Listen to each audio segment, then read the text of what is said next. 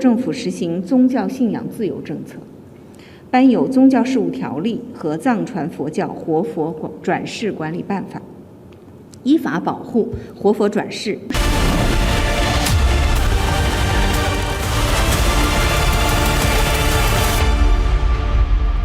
इसको घर पे लगाओगे तो शादी का तो पता नहीं, पर घर पक्का नहीं टूटेगा।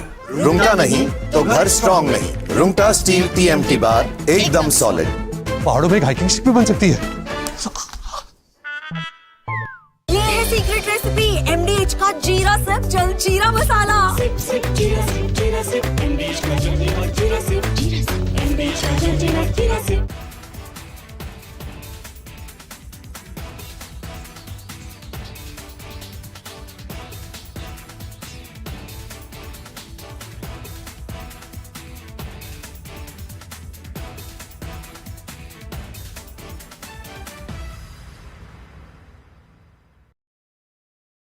To Donald Trump in first attempt, when the first part of his presidency in 2017, he has come out with the tax breaks. And he has announced that he wants to boost the American economy. And he has given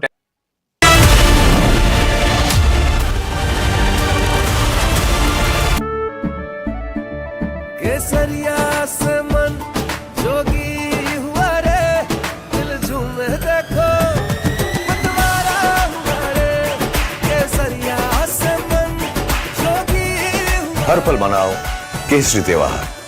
विमल, बोलो जुबान केसरी। दादी के हाथों का जादू और खुशबू से महकता घर, माँ की मुस्कुराहट और खाने की सुगंध। MDH गरम मसाला, क्योंकि हर रिश्ता है स्वाद से जुड़ा।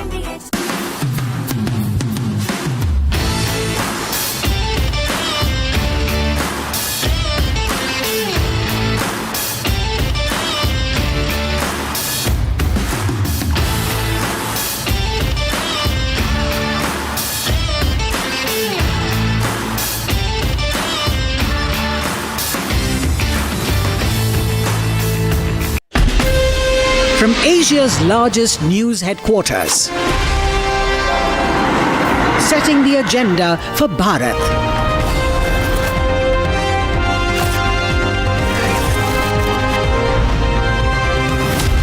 You're watching Republic.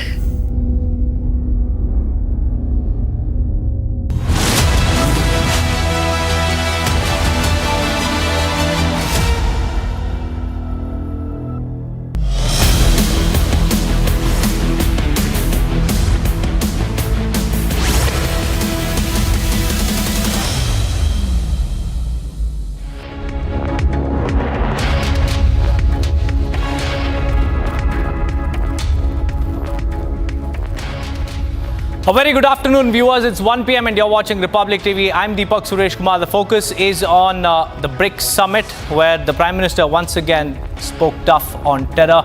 Meanwhile, Donald Trump has waged a war on BRICS, saying that all those who align with non-American, anti-American nations will be slapped with 10% tariffs. We'll get you all that and much more after a quick check on the headlines.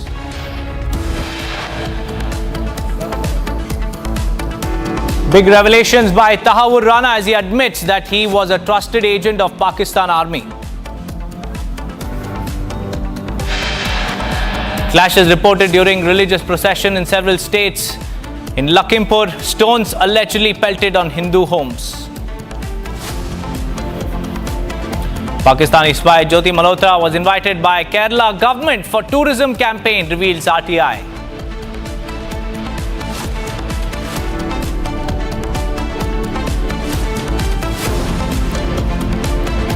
China issues a message for India, says reincarnation of Dalai Lama inherently an internal affair.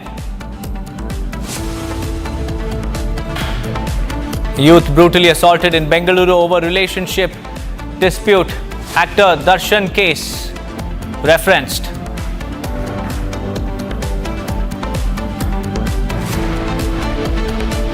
Actor Mahesh Babu gets legal notice for endorsing alleged real estate scam worth 34 lakh rupees and misleading buyers.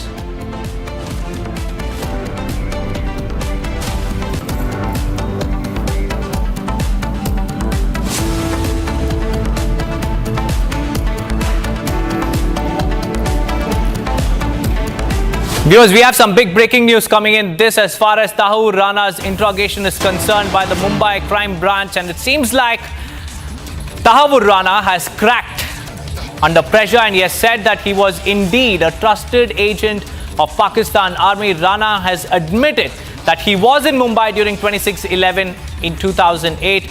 Rana also accepted that he visited Chhatrapati Shivaji Maharaj terminus at the time of the terror attacks in Mumbai. Rana also said that 26/11 was carried out in collaboration with ISI. So this essentially means that Pakistan's public denial of its role in the Mumbai terror attacks has fallen flat. It has time and again denied, but Tahawwur Rana here has finally cracked. It's a sensational confession to the Mumbai crime branch. Rana has admitted he was a trusted agent of the Pakistan Army. He was right there in Mumbai when the blood-soaked carnage unfolded, and he visited Chhatrapati Shivaji terminus, one of the primary attack sites. And more shockingly, he's now exposed that 26/11 attacks were not just a Lashkar plot, they were a direct collaboration with Pakistan's ISI. So the cover is finally blown. The dots connect and Pakistan's hand is out in the open. But how deep does this nexus go is the big question. And will Pakistan continue to deny despite Rana's explosive, sensational admissions? Will Pakistan continue to deny? Akhil is joining us live. Akhil, a very good afternoon to you, Akhil. Tahawwur Rana has cracked under pressure. He has admitted to the role of ISI in Mumbai terror attacks. Tell us more about what you're tracking. Well, Deepak, in case if you see right now, he has confessed this during the interrogation by the Mumbai Police Crime Branch team. Earlier, what we have seen that the NIA has also interrogated Tahawwur Rana in connection with the case.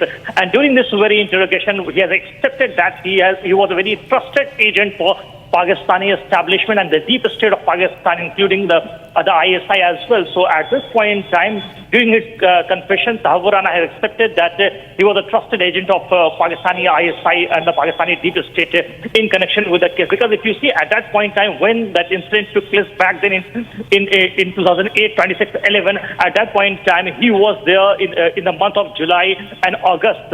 And he recceived several places. And prior to visiting to Mumbai, he also visited Agra and Trivandrum. So that's a very big concern initially when the NIA team was investigating the case, and in that case it was not very clear that what all those places were visited by Tahawwur Rana, because if you see, if just go by the charge sheet filed by the NIA in connection with the case, what we have seen that Tahawwur Rana is the prime accused number 2. In this case, David Coleman Headley was the prime accused number 1. So right now the NIA team has established, because the NIA has got the established links. Apart from that, they have also got the email, the confession emails in which the communication was transpired, what actually was communicated between Tahawwur Rana and David Coleman Headley at that point in time. So those details were with the NIA team, and right now what we are seeing that during the interrogation by the Mumbai Police Crime Branch team, Tahawwur Rana has accepted that he was a trusted agent for the ISI active.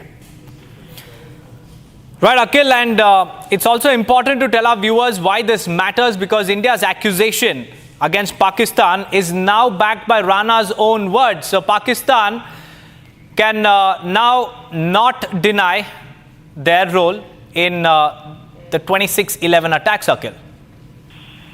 Well, absolutely. If you see, Pakistan has been constantly saying that he has the Pakistani got nothing to do with Tahawwur Rana. But what we have seen in 9/11 case, if you just see, the dreaded terrorist was Osama bin Laden was found in Pakistan as well. If you see in this very case, Tahawwur Rana has got Pakistani links, and he has got his origin from Pakistan, and then he basically got the Canadian citizenship. If you talk about David Coleman Headley, he is also of Pakistani origin, and then he got American citizenship. So right now, what is happening that the NIA team and the Mumbai Police Crime Branch team is investigating the entire matter, and they have got the details from the horse's mouth, because these these were the two key players in this entire case, because they were the key players who were part of this entire nefarious plot, in which what we have seen that over 165 people lost their lives in the deadly terror attack on 26/11. Also, Akhil, now Rana's confession could definitely, and it will, trigger a global diplomatic heat against it like never before, because all these days Pakistan had been publicly denying any role in the 26/11 attacks, but Rana's statement, Rana's admission has now exposed Pakistan's hidden hands. Well, absolutely, Deepak. If you see, initially what we have seen that the NIA team has interrogated on the line of that what was the role Tahawwur Rana played during the time of 26/11 incident, and after that what we have seen that the NIA also questioned his link with another terror group which was part of this entire case, which includes the Lashkar-e-Taiba as well.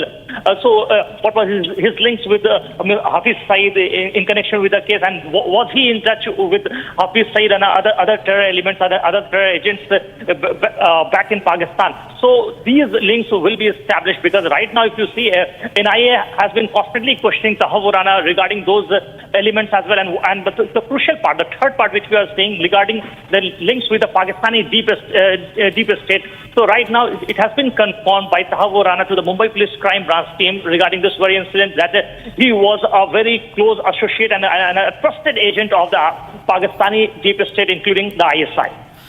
Right, Akhil, stay on with me, because we also have our executive editor Shravan Sen also joining us live from the newsroom. Shravan, this clearly goes on to show that Pakistan was involved from day one, and now Pakistan could be named as the main mastermind of the 26/11 attacks.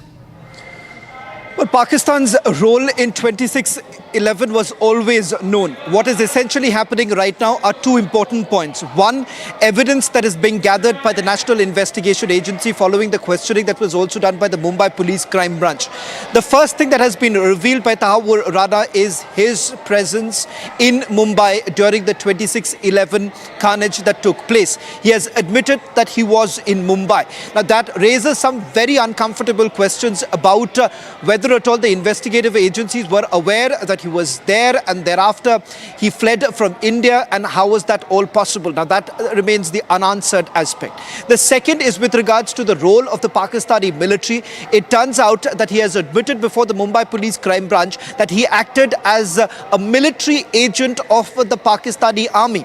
In fact, he had opened up an immigration service in Mumbai, and using that, it acted as a cover for David Coleman Headley, who also happens to be the other mastermind of the 26/11 attacks. Remember, it was David Coleman Headley who had carried out the reconnaissance at various locations, not just in Mumbai, but cities like Pune, and information about vital installations that were collected by David Coleman Headley was thereafter given to Tahawwur Rana, who subsequently had given all the information to Lashkar-e-Taiba as well as the Pakistani military. The design of 26/11 was actually something that was crafted by none other than the Pakistani army. Today, Tahawwur Rana, who was extradited to India on 4th of April, has basically admitted to all of what we are witnessing right now. In the next few days, we are given to understand, perhaps in a few weeks from now, the first charge sheet against Tahawwur Rana would also be filed by the National Investigation Agency.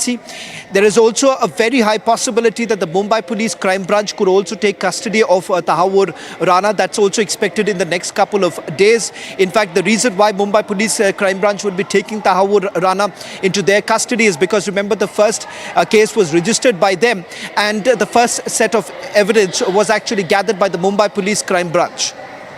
Also, Shravan, now will the US hand over more classified files on Rana to India, because more handlers, more sleeper cells and more confessions are on its way?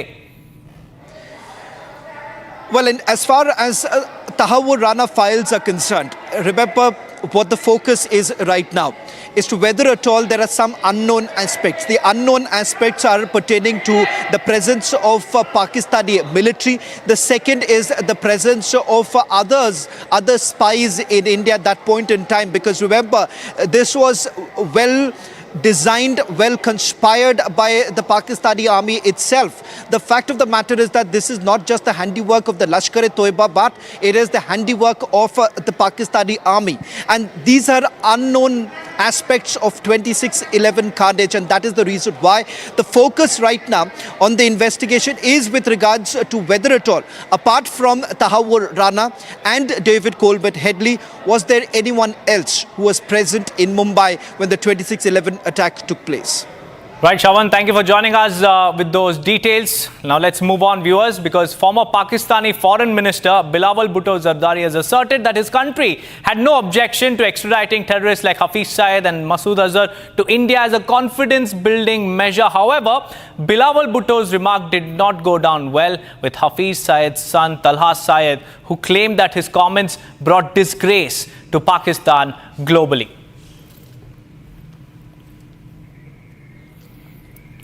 Well, it is a very, very big statement coming in from Bilawal Bhutto Zardari, and this has put Hafiz Syed and his son Talha Syed in a very, very uncomfortable position. In fact, let me read out what Bilawal Bhutto exactly said. He said that it's part of a comprehensive dialogue with Pakistan, and terrorism is one of the issues that we discussed. This is what Bilawal Bhutto has said, and along with that, he has also added that as confidence-building measure, he won't oppose the extradition of Hafiz Syed and Masood Azhar. These are global dreaded terrorists who are seeking shelter in Pakistan, who are operating from Pakistan soil, and now we have Bilawal Bhutto, who has said that Pakistan is ready to extradite Hafiz Syed and Masood Azhar as a confidence-building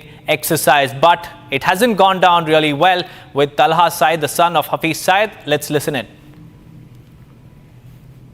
international news channel को interview देते हुए बिलावल ने जो बातें की, भारतीय सहाफ़ी के सवालात के जो जवाबात दिए, हकीकत में वो जवाब बनते नहीं थे, जिससे हम सब की पूरी पाकिस्तानी कौम की दिल आज़ारी हुई है। इस पर हम उसके इस बयानात की भरपूर मज़म्मत करते हैं। मेरे वालिद मोहतरम हाफिज़ मोहम्मद सईद हफ़िज़हुल्लाह का किरदार पाकिस्तान की खिदमत, हिफाजत और दिफा के हवाले से हमेशा रहा है। Well, that was Talha Syed, who has expressed his displeasure over Bilawal Bhutto's remarks, and this is an unapologetic stand because Pakistan's former foreign minister Bilawal Bhutto Zardari has now said that Pakistan is ready to extradite and it won't oppose the extradition of Hafiz Syed and Masood Azhar, two of the most wanted terrorists. We also have Major General G.D. Bakshi joining us on the phone line. A very good afternoon to you, Major General.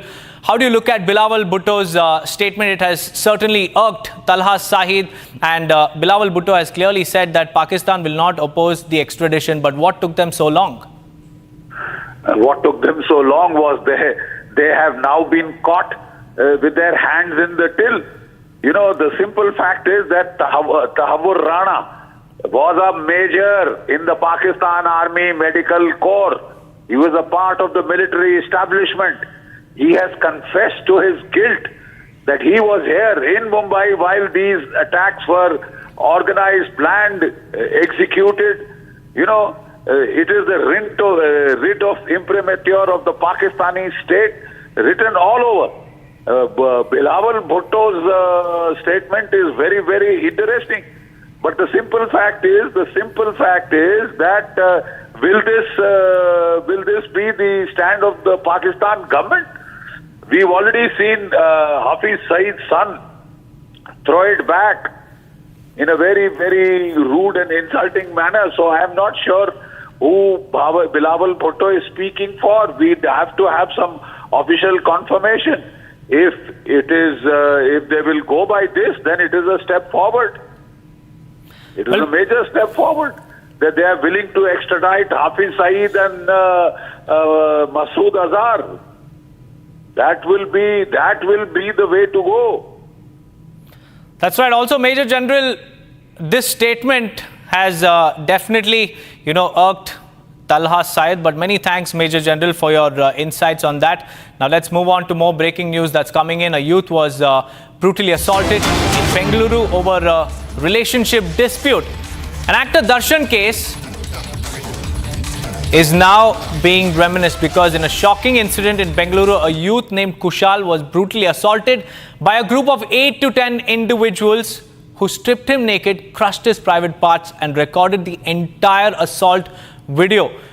Something very, very similar to what happened in actor Darshan's case, where Renuka was also treated, assaulted and brutalized in a similar manner. And this incident reportedly stemmed from a relationship dispute. Kushal was previously in a 2-year relationship with a girl during his college days, which ended a few months ago, and the girl later became close to another boy, which Kushal allegedly could not accept. He could not fathom this particular fact, and he is said to have sent obscene messages to her, following which the girl, along with her newfound boyfriend and friends, plotted a revenge assault, and the group lured Kushal under the pretext of resolving the issue.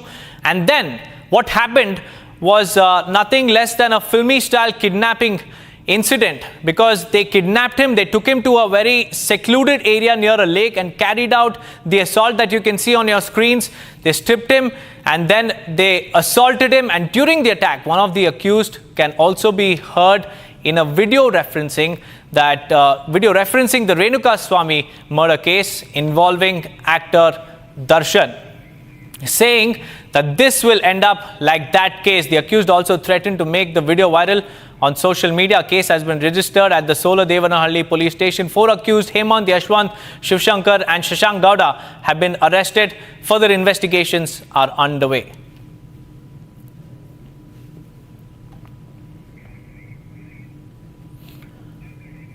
Moving on, viewers, a massive controversy has erupted over Udaipur Files, a film based on the brutal murder of Udaipur tailor Kanhaiya Lal in June 2022. And the tailor was beheaded in broad daylight for sharing a social media post in support of the then BJP leader Nupur Sharma. And Jamiat Ulema Hind has moved the Delhi, Maharashtra and Gujarat High Courts demanding a ban on the film.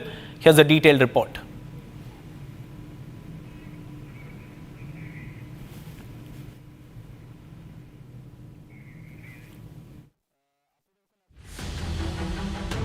Upcoming film Udaipur Files has sparked a massive controversy. Jamiat Ulema Hind, the body of Islamic clerics, moved Delhi, Maharashtra and Gujarat High Courts seeking a ban on the film's release. Arshad Madni, the principal of the Darul Uloom Deoband, has opposed the film. The film is based on the killing of Udaipur tailor Kanhaiya Lal in June 2022. The elderly tailor was beheaded in broad daylight. One of the assailants, identified as Riaz, attacked Kanhaiya Lal with a sharp weapon, while the other recorded the crime on his mobile phone. According to the PIL filed by the body of clerics, the film can spread communal hatred. Meanwhile, Kanhaiya Lal's family, along with the film's producer, reached Patna Sanatan Mahkum, seeking the support of Hindu leader Acharya Dhirendra Shastri against a fatwa issued by the Jamiat. हम पटना आए हुए हैं धीरेन्द्र शास्त्री जी के कार्यक्रम में, तो क्या मैं ये जानना चाहूंगा कि जिस तरीके से इन आतंकवादियों के साथ इनके मौलाना वगैरह सब कुछ खड़े हो जाते हैं, इनका सपोर्ट करते हैं, कहीं ना कहीं कमलेश तिवारी के केस में भी देवबंद वाले ही इनके वकील हैं, तो जो देश के जो संत लोग हैं, क्या ये हमारा साथ देंगे और क्या उदयपुर फाइल्स का सपोर्ट करेंगे? The Vishwa Hindu Parishad, meanwhile, has come out in support of the film, labeling the Jamiat's pushback hypocrisy. As the controversy takes center stage, it's now up to the courts to decide the fate of the film.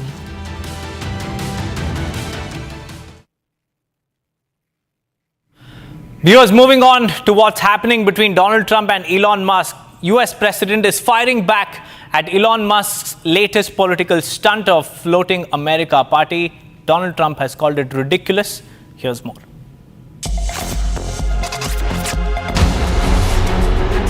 US President Donald Trump has slammed Elon Musk's new political venture, the America Party, calling it ridiculous and warning it threatens GOP unity and the traditional two-party system.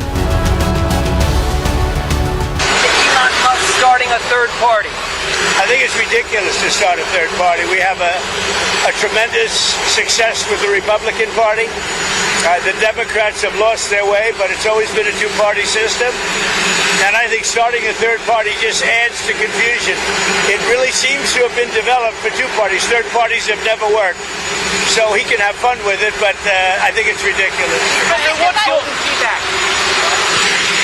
Golden key back from Elon. Go ahead. What's your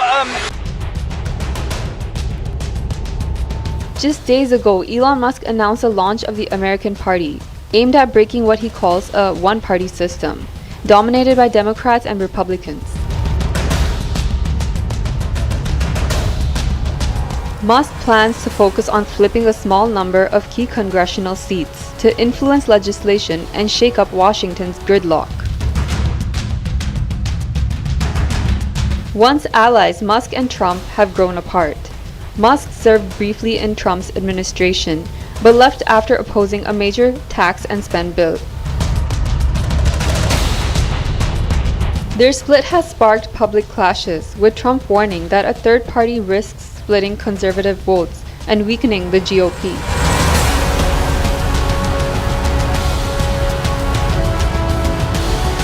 The big question now: can Musk's America Party disrupt the entrenched two-party system, or will it further divide an already fractured political landscape?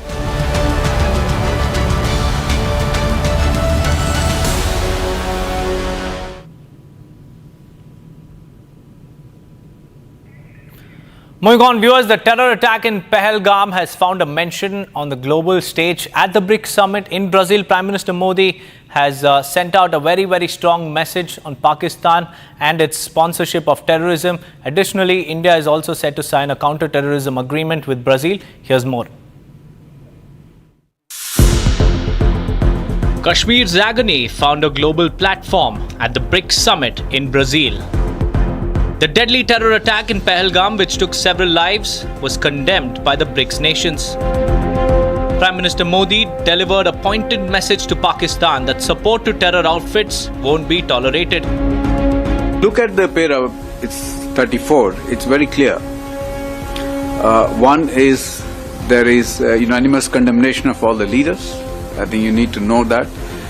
And it also says that condemnation in all its manifestations, and including those who abet, who finance, and either openly, covertly, or overtly, in both ways, it has been condemned. There is also reference to the cross-border movement of terrorists. It's also coming out very clearly, and the listing of terrorist groups. Then there is also a strong support for comprehensive convention on against international terrorism, which was India's formulation, India's initiative in the UN for a long time, as you know that. So the message is very clear for anyone who understands the dangers of terrorism and how it can be, how it needs to be condemned, tackled not by just us. You know, there is a solidarity. There is a universal condemnation, which means all the countries are against it in any form. So that message is very clear to our neighbors. And it didn't just end there. India's foreign policy stance was spelled out loud and clear. Prime Minister Modi is all set to sign a memorandum of understanding with Brazil on counter-terrorism cooperation. After the talks, we are hoping to sign 4 agreements or /MOUs between the two countries, namely on renewable energy, counter-terrorism, agricultural research cooperation between ICAR, which is Indian Council for Agricultural Research, and Embrapa of Brazil, and also exchange and mutual protection of confidential information. These agreements have been finalized. As global leaders huddled to discuss future roadmaps, India chose to talk tough on terror and made sure that the world listened. With that, viewers, it's time for a quick break. On the other side, we'll tell you about how Pakistani spy Jyoti Malhotra was invited by Kerala government for tourism campaign, and this has been revealed in an RTI. Along with that, we'll also tell you about China's message for India.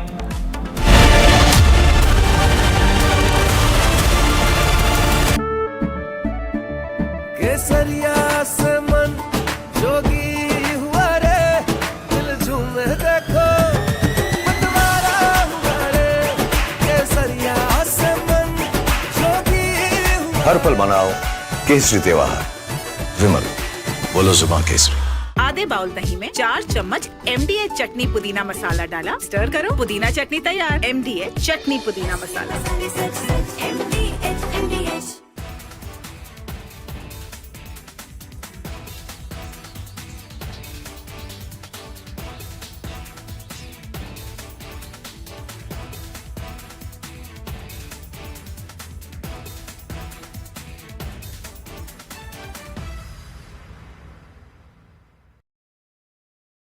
Donald Trump in first attempt, when the first part of his presidency in 2017, he has come out with the tax breaks.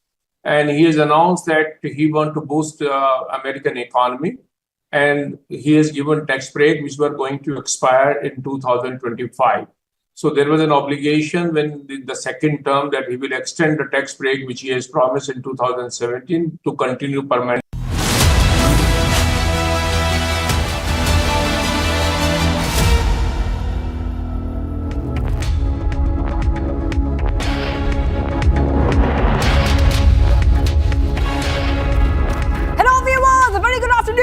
We are live and breaking. I'm Shivangi Shukla, getting you the latest coming in. A short while back, Donald Trump made a statement, 10% tariff warning, saying that he will go ahead and slap those tariffs on anyone, especially the BRICS, who is making out and coming out with policies which are anti-American. That is right, viewers. Back-to-back updates coming in, but as usual, the headlines first. Let's get started.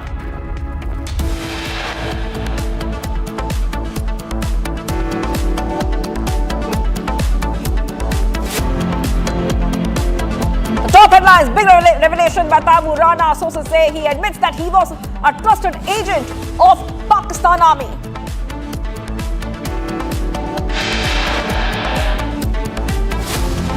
Clash is reported during religious procession in several states. Yesterday in Lakhimpur, stones allegedly pelted on Hindu homes. Pakistani spy Jyoti Malhotra was invited by Kerala government for tourism campaign, reveals an RTI. China shows message for India, says reincarnation of Dalai Lama inherently an internal affair.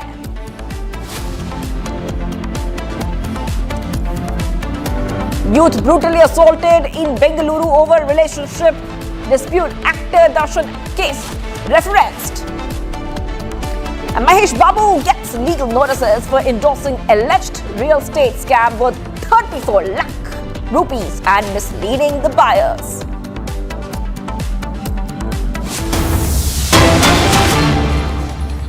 Alright, getting some big breaking news coming in. Tension gripped the Nayatola Mahavir Mandir Chowk area under the Nagar Thana of Katihar, Bihar, after miscreants involved in a Muharram procession have allegedly pelted stones at local residents and the temple, triggering unrest, viewers. In response, District Officer Manish Kumar Meena has ordered strict action against those responsible and assured that no one guilty will be spared. A former Deputy CM and Shah Nagar MLA Tarkeshwar Prasad also appealed to the public to maintain the peace and order, promising firm action against the miscreants to restore normalcy in the area.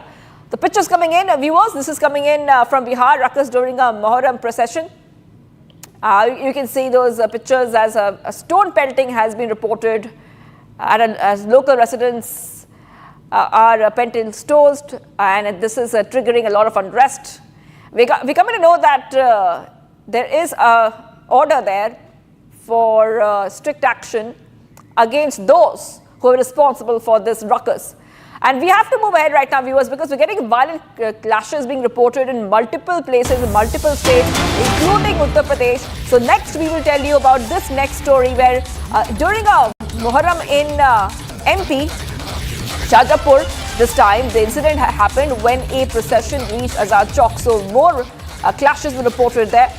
There was allegedly a dispute that took place, which eventually turned into a fight. Now, the police deployed on the spot, took immediate action and brought the situation under control. So this is Shahjahanpur, and these are violent clashes being reported in Muharram in Shahjahanpur and MP. Those pictures are coming in. Incident is reported once again during a procession, and this procession reached Azad Chowk. Then you can see those pictures coming in. There was allegedly a dispute that took place, which eventually turned into a fight. Okay, the police have been deployed. Satya Vijay is joining us. Satya Vijay, police deployed on the spot, took immediate action and brought the situation under control. If you could take our viewers what exactly happened and who started it, what the situation is right now, and what do the police suspect, what led to this clash?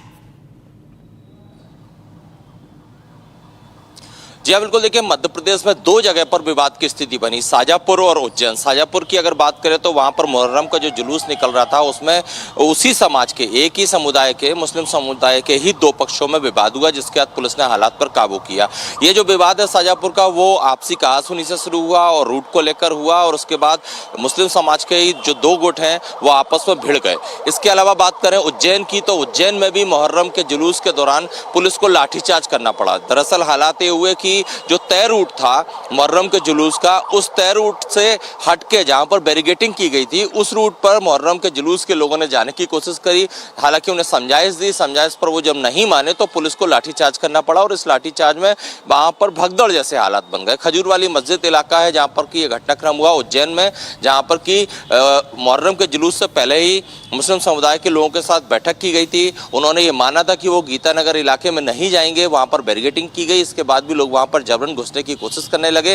हालांकि उनका ये कहना है, मुस्लिम समाज के लोगों का ये कहना है कि वहां पर इमाम बाड़ा है और वहां पर जाना जरूरी होता है, लेकिन जब पहले से ही तय हो चुका था कि उस रूट पर नहीं जाना है, इसीलिए पुलिस ने वहां पर बैरिकेडिंग की थी। That is right. Thank you for joining us, Satya Vijay. Satya Vijay joining us live as we keep getting our viewers more updates. We really have to move ahead. Thanks, Satya Vijay. I have to tell our viewers about the next story we're getting, and this is stone pelting once again reported during Muharram in UP this time in Lakhimpur. The locals allege that the group specifically targeted some houses and started hurling the stones. Now, the police is investigating this case very, very closely.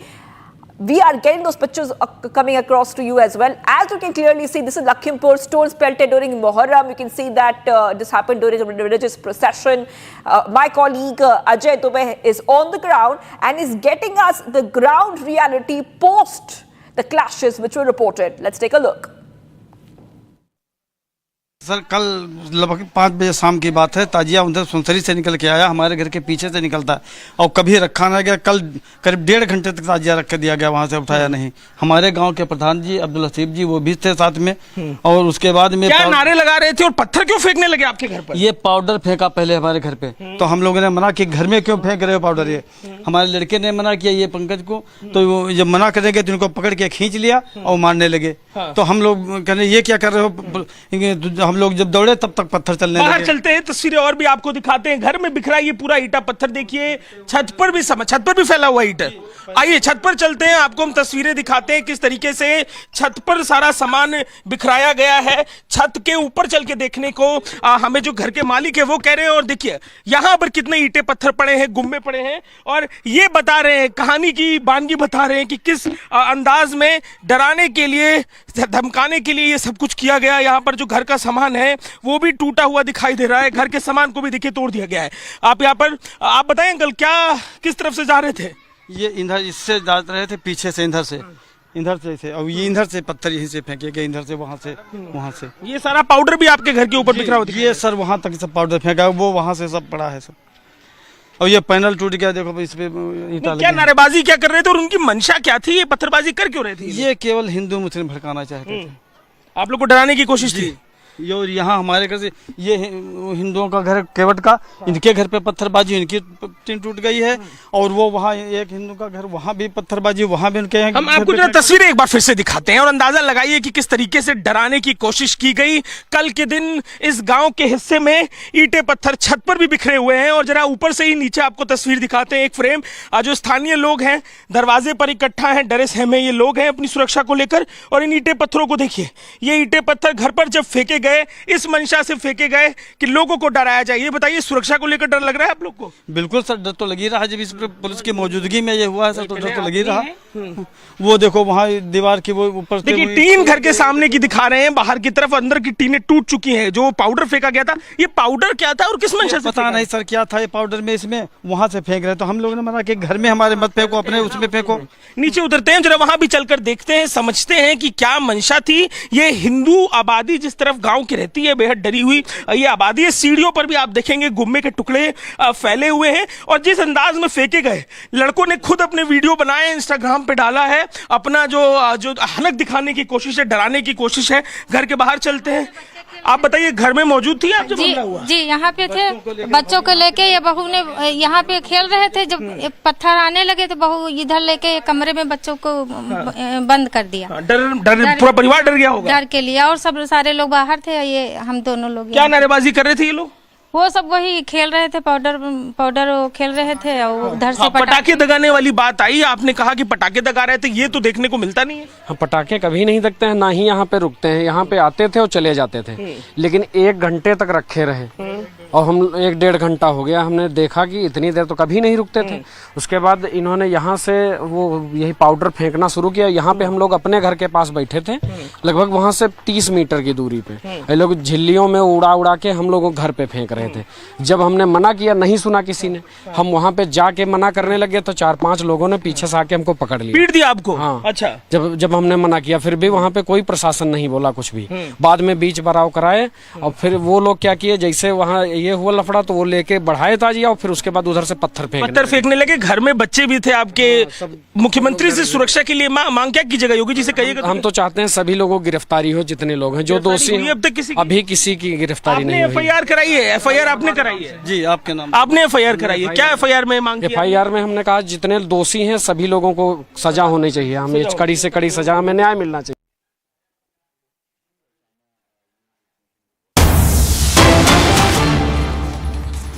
Huge update coming in. It's a big success, viewers. Major success for security forces when a top Maoist commander was gunned down in an encounter in National Park area, Bijapur district. He carried a reward of 8 lakh rupees as bounty. Rifles, explosives and Maoist-related materials were all recovered from the spot. Okay, picture coming in right now, viewers. Top Maoist commander killed. Left-hand side, right-hand side, arms and ammunition which has been recovered.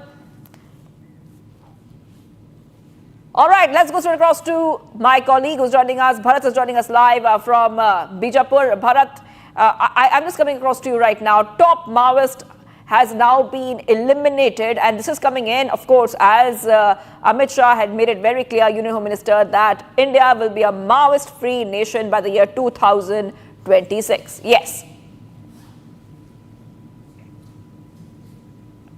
देखिए, मैं आपको बता दूं, जिस तरीके से बीजापुर जिले के अंतर्गत इंद्रावती एरिया जो इलाका पड़ता है, जो उस इलाके पे माओवादियों की सूचना के तर्ज पे पुलिस के जवानों के द्वारा उस इलाके पे एंटी नक्सल ऑपरेशन पे निकले थे। लगातार जो ऑपरेशन है वो चल रही थी। इस ऑपरेशन में जो माओवादी हैं जिस इलाके पे तैनात थे, वो पूरा इलाका एक तरीके से नक्सलियों का आरामदायक इलाका भी कहा जाता है। जिस तरीके से देश के गृह मंत्री अमित शाह ने जो डेडलाइन तय किया है 31 मार्च यानी 2026 तक माओवाद को समाप्त कर देंगे, चाहे आंधी आए, चाहे तूफान आए, चाहे बारिश हो या आंधी नाले उफान पर भी होने से भी जो जवान है उनकी जो बुझावा की ताकत है वो उस इलाके पे भी जाएंगे जिस इलाके पे पहुंचना पॉसिबल नहीं होता है। ऐसे में जिसके तर्ज पे ही लगातार बारिश हो रही है, इन बारिश के बावजूद सुरक्षा बल के जो जवान है, STF, DRG और संयुक्त जो बीजापुर की जो बल है वो उस इलाके पे निकले थे जिस इलाके पे माओवादियों की मौजूदगी थी, यानी उनकी आमद थी। जिस तरीके से उस इलाके पे निकले, लगातार जो माओवादी हैं पुलिस को देखते ही फायरिंग करने की कोशिश कर रहे थे। बताया ये जा रहा था कि छोटे मोटे नक्सली नहीं, बड़े कैडर के नक्सली, यानी PLG बटालियन नंबर 1 की जो कंपनी होती है उसकी बटालियन के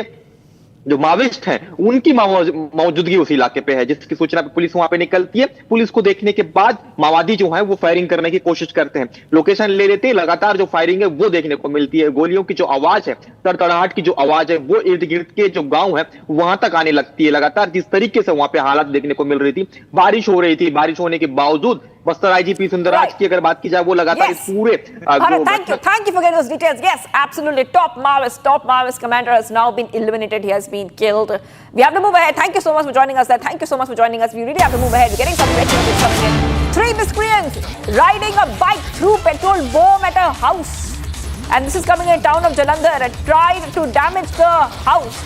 Footage is on your screen. What do you see on your screen? Now you can see how these unknown youths are coming on a motorcycle and they are throwing these bottles filled with petrol and then going ahead and running away.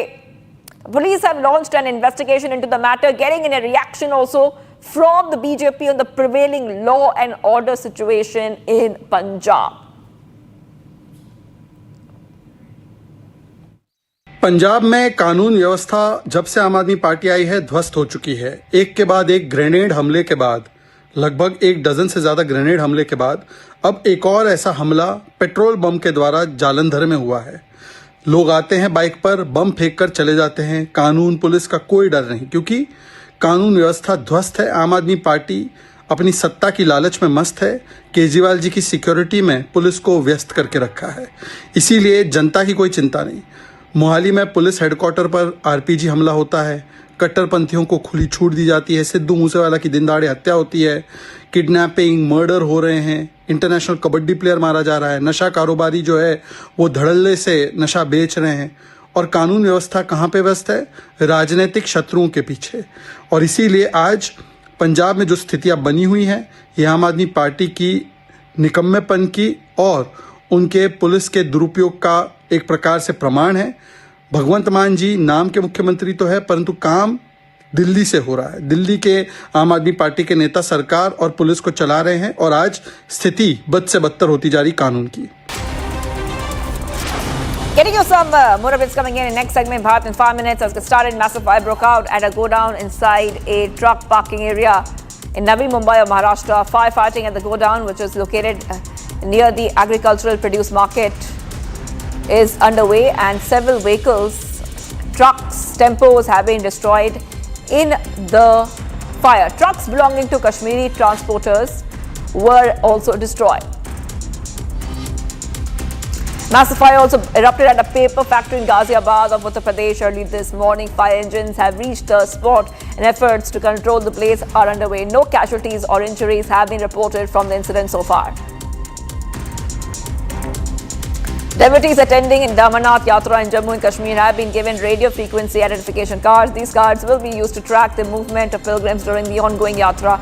Ramban District Informatics Center has set up many card distribution counters manned by trained computer operators at Yatri Niwas and Langar sites. हमारे ID already Chandigarh से बन चुके थे। यहाँ हम लोग RFID अपनी बनवाने के लिए आए हैं और इसका हमें बहुत बड़ा बेनिफिट है। बहुत अच्छी तरीके से they are helping us and इसके हमारी कहीं भी लोकेशन है हम लोग उस आरएफआईडी कार्ड के थ्रू लोकेट कर सकते हैं। ये बहुत अच्छा कदम उठाया है सरकार ने हमारी सेफ्टी के लिए। A woman and 2 youngsters were killed in a clash and firing between the two groups in Bihar in a village. In the Dumravan village, a fight broke out among the children of 2 neighboring families which turned violent when both sides started firing. 22-year-old Anu Kumari and 24-year-old Himanshu Kumar sustained gunshot wounds to their heads and were rushed to the Model Hospital in Bihar. And then the doctors declared them dead on arrival. Victims' families then staged a protest at the hospital gate. DSP Ramdullah Prasad stated that 5 to 6 people have been arrested. Raids are currently being conducted to nab the others. Devotees in large numbers have gathered to witness the consecration ceremony taking place in Tamil Nadu, where we see that the consecration ceremony began with the puja, which took place on July 1st in the temple. The event today has happened between 6:15 to 6:50 a.m. The previous ceremony was held 16 years ago in 2009.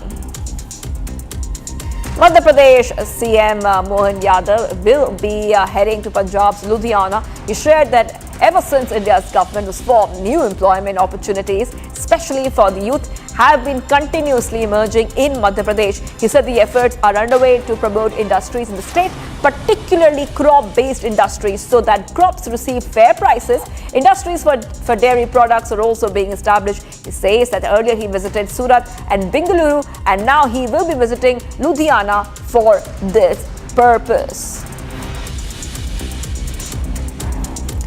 Many areas of Uttarakhand are experiencing torrential rainfall, due to which the Indian Met Department has issued an alert in state for the next 3 days. Heavy rainfall in Rudraprayag district and other areas of Uttarakhand have increased the water flow in the river. The river is still flowing below the danger mark. A motor bridge has also been washed out in Rudraprayag, due to which many dozen of villages have been completely cut off. Earlier in the week, Yamunotri National Highway was blocked at 2 points. Uttarkashi police have shared it will take time to restore the route. 17 villagers from Chhattisgarh's village were trapped in the floods. They had gone to the area to do agricultural work. All 17 villagers have now been rescued. A rescue operation was conducted by a joint team throughout the night under the direction of Collector Ajit Vasant. The team of the Revenue Department, Pali Police Station, Disaster Management, Nagar Sena and the State Disaster Team conducted a joint rescue operation.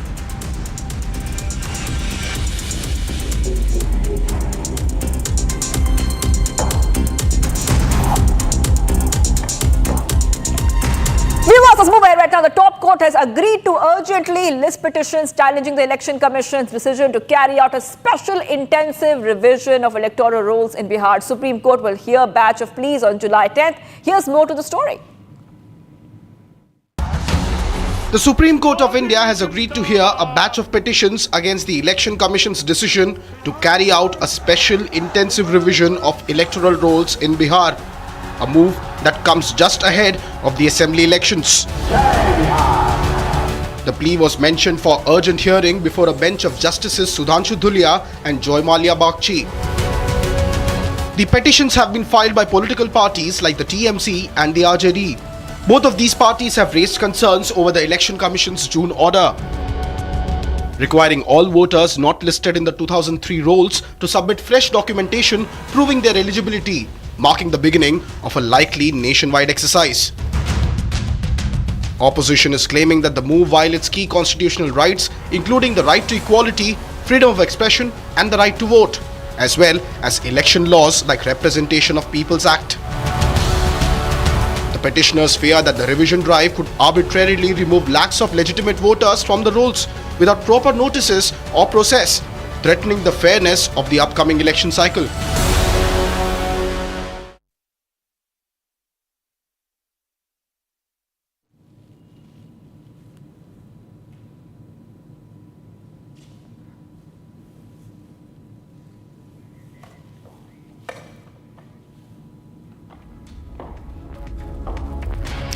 Let's move ahead right now. Massive controversy has erupted over Udaipur files. This is a film based on the brutal murder of Udaipur tailor Kanhaiya Lal. Okay, let's move ahead right now. We also have other stories we're tracking at this point of time. We'll talk about the BRICS right now. That is right. The Prime Minister Modi has made a very important statement at the BRICS. A terror attack in Pahalgam has found mention on the world stage. At the BRICS summit in Brazil, Prime Minister Modi sent out a strong message to Pakistan on terrorism and said India is all set to sign a counter-terrorism agreement with Brazil. Here's more. Take a look.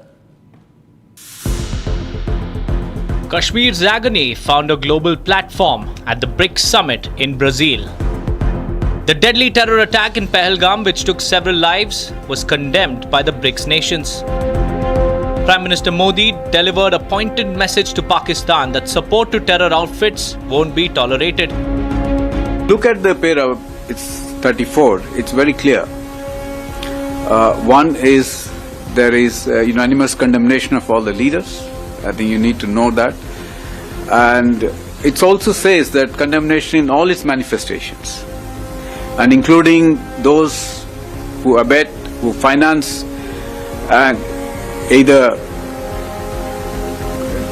openly, covertly, or overtly. In both ways, it has been condemned. There is also reference to the cross-border movement of terrorists. It's also coming out very clearly, and the listing of terrorist groups. Then there is also a strong support for comprehensive convention on against international terrorism, which was India's formulation, India's initiative in the UN for a long time, as you know that. So the message is very clear for anyone who understands the dangers of terrorism and how it can be, how it needs to be condemned, tackled not by just us. You know, there is a solidarity, there is a universal condemnation, which means all the countries are against it in any form. So that message is very clear to our neighbors. And it didn't just end there. India's foreign policy stance was spelled out loud and clear. Prime Minister Modi is all set to sign a memorandum of understanding with Brazil on counter-terrorism cooperation. After the talks, we are hoping to sign 4 agreements or /MOUs between the two countries, namely on renewable energy, counter-terrorism, agricultural research cooperation between ICAR, which is Indian Council for Agricultural Research, and Embrapa of Brazil, and also exchange and mutual protection of confidential information. These agreements have been finalized.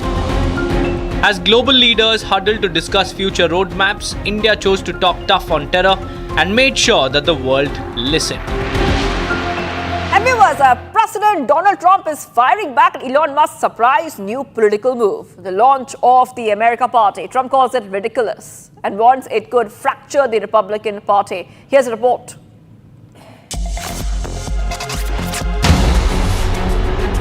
US President Donald Trump has slammed Elon Musk's new political venture, the America Party, calling it ridiculous and warning it threatens GOP unity and the traditional two-party system. Elon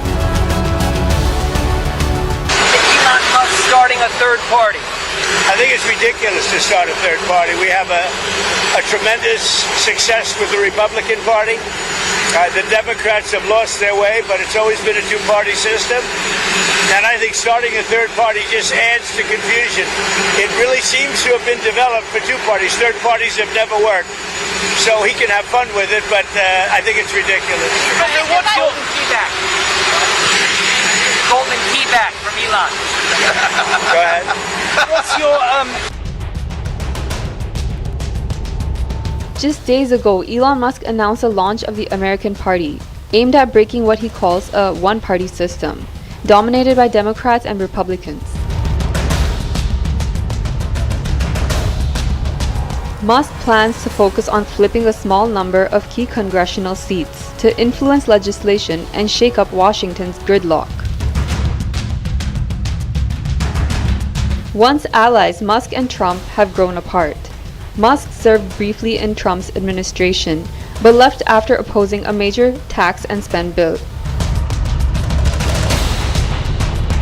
Their split has sparked public clashes, with Trump warning that a third party risks splitting conservative votes and weakening the GOP.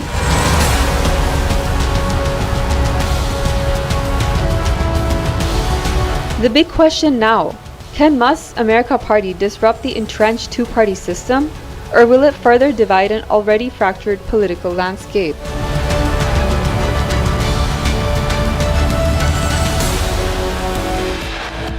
And viewers, sports were coming right up.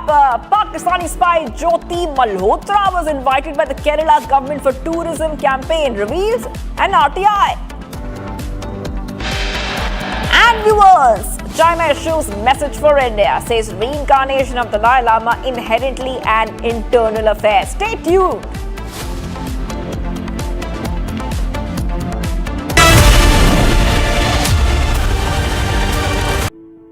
In the India Today Best Universities Survey, India's #1 ranked universities in various streams are JNU Delhi, Amity University, AIIMS Delhi, IIT Delhi, and National Law School, Bengaluru.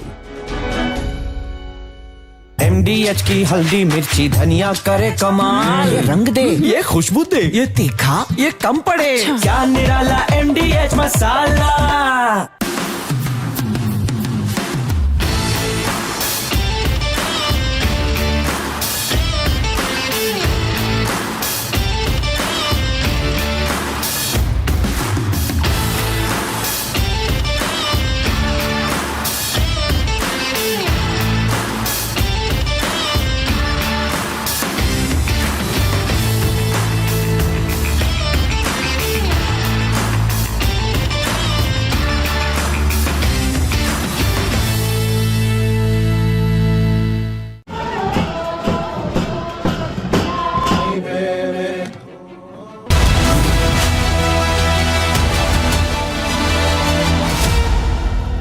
इसको घर पे लगाओगे तो शादी का तो पता नहीं, पर घर पक्का नहीं टूटेगा। रुंगटा नहीं तो घर स्ट्रॉन्ग नहीं। रुंगटा स्टील TMT बार एकदम सॉलिड।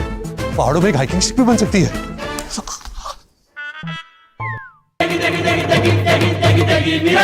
MDH की देगी मिर्च, देगी मिर्च का तड़का, अंग अंग फड़का। MDH की देगी मिर्च।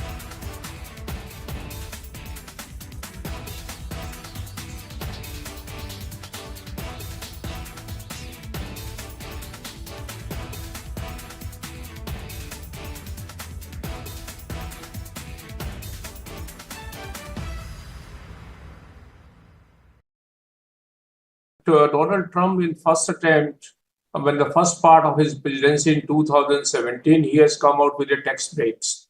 And he has announced that he wants to boost the American economy. And he has given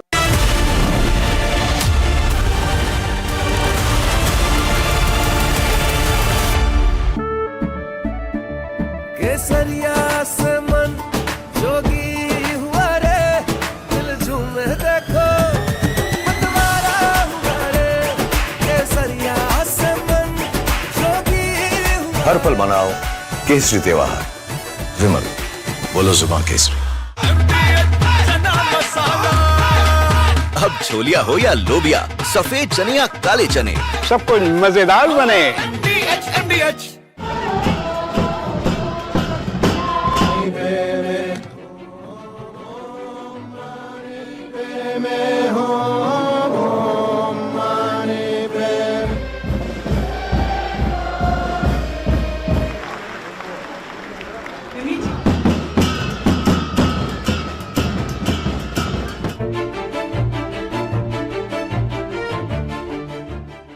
中国政府实行宗教信仰自由政策，颁有宗教事务条例和藏传佛教活佛转世管理办法，依法。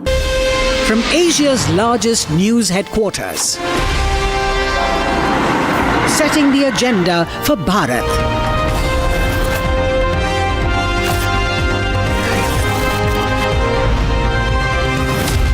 You're watching Republic.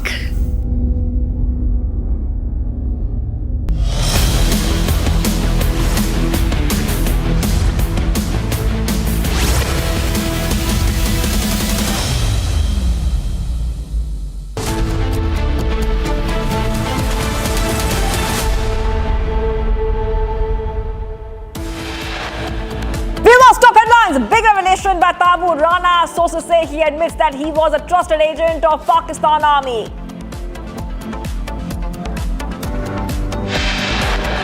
Clashes reported during religious procession in several states yesterday in Lakhimpur. Stones allegedly pelted on Hindu houses. A Pakistani spy, Jyoti Malhotra, was invited by Kerala government for tourism campaign, reveals RTI.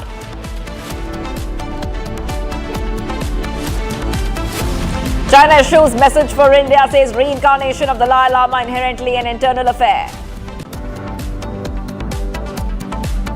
Youth brutally assaulted in Bengaluru over relationship dispute, actor Darshan case reference. Mahesh Babu gets legal notice for endorsing alleged real estate scam worth 34 lakh rupees and misleading buyers.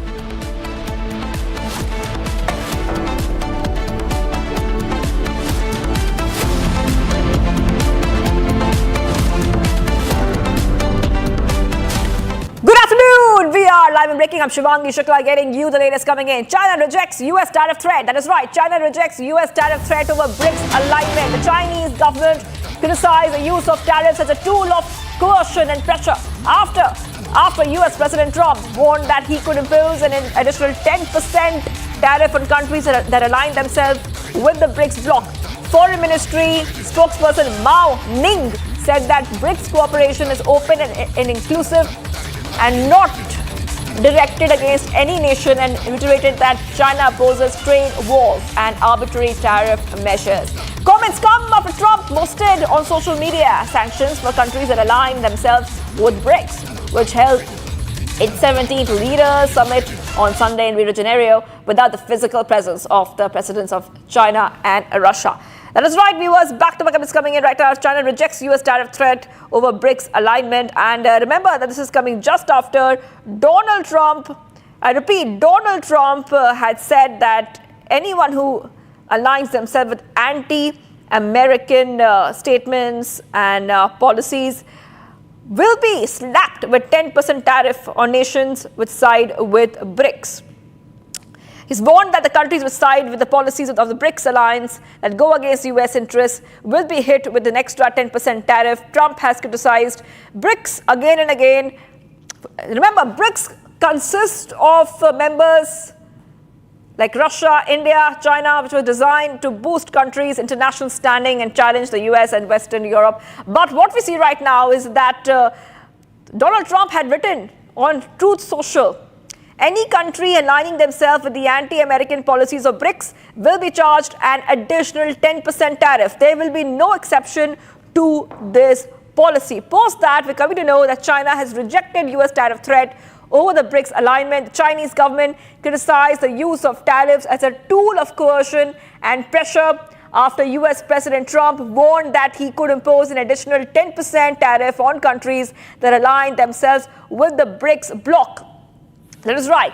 Back-to-back is coming in right now on Republic TV. And this is coming in, viewers. As we see that already a deadline for countries to agree a tariff deal with the US has been set for 9 July, but US officials now say they will begin on 1st of August. Back-to-back is coming in right now, viewers, where we see that Trump says very, very clearly that he will slap 10% tariff on nations that side with the BRICS. I'm being joined by a senior executive editor, Abhishek Kapoor, on this. Abhishek, what do you really make out of this statement coming in from Trump and China's reaction? China has rejected the statement of Trump. Okay, we'll go to Abhishek in a short while from now. We'll try to go to Abhishek, but we see that now the other countries are reacting to Donald Trump's latest tariff threat, where China has rejected US tariff threat over the BRICS alignment. The Chinese government criticized the use of tariffs as a tool of coercion and pressure after US President Donald Trump warned that he could impose an additional 10% tariffs on countries that align themselves with the BRICS bloc. Kruthat is joining us live from our Republic newsroom. Good afternoon to you, Kruthat. We have seen Donald Trump make one statement after the other when it comes to tariff and tariff war. But this time he has gone ahead and made a statement on slapping 10% tariff on nations which side with the BRICS bloc. But China is rejecting it.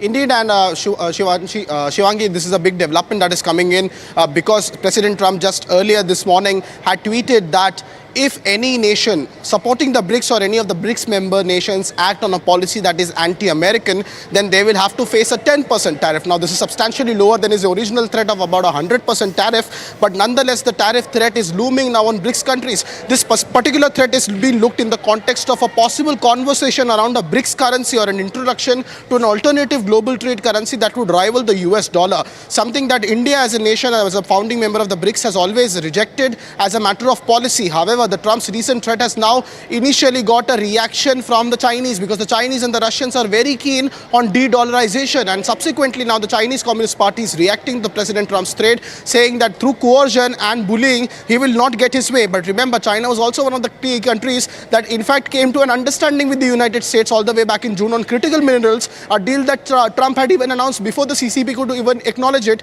and later on subsequently before Operation Rising Lion, Trump even accused the China of violating the deal that they had cracked in Geneva. So the back and forth between the US and China is continuing. Obviously there is no complete trade deal that has been coming into picture. It's only 2 days now, 48 hours remain on the July 9 deadline that was self-imposed by President Donald Trump, and yet no significant deals apart from the United Kingdom and Vietnam in hand. There is also pressure on whether the United States is also going to send letters to over 170 nations of the world, giving them a blanket tariff rate that they are going to unilaterally decide and start imposing after the 90-period hiatus or the relaxation period that Trump had self-granted after pressure from his own economy subsequently. So there is a huge political development happening, a fight emerging between the BRICS nations and China retaliating against the United States threat of imposing 10% tariff. But the day 2 of the BRICS summit will continue in Rio de Janeiro today, where Prime Minister Narendra Modi is of course in attendance. India's reaction to this still awaited.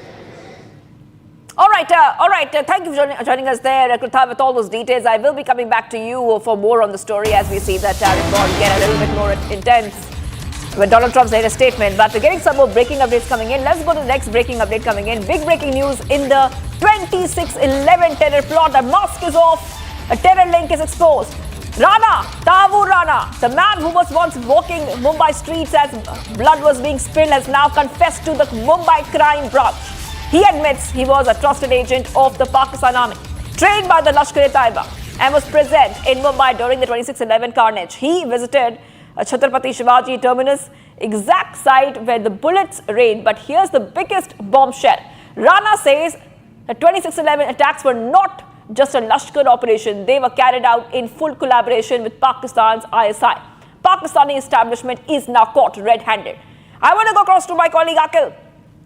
Akil, the ISI, Pakistan Army and Lashkar were working hand in hand, hand in glove to unleash the terror on Indian soil. And these confessions from Rana are quite shocking. But India is not surprised. India has been suspecting this all along.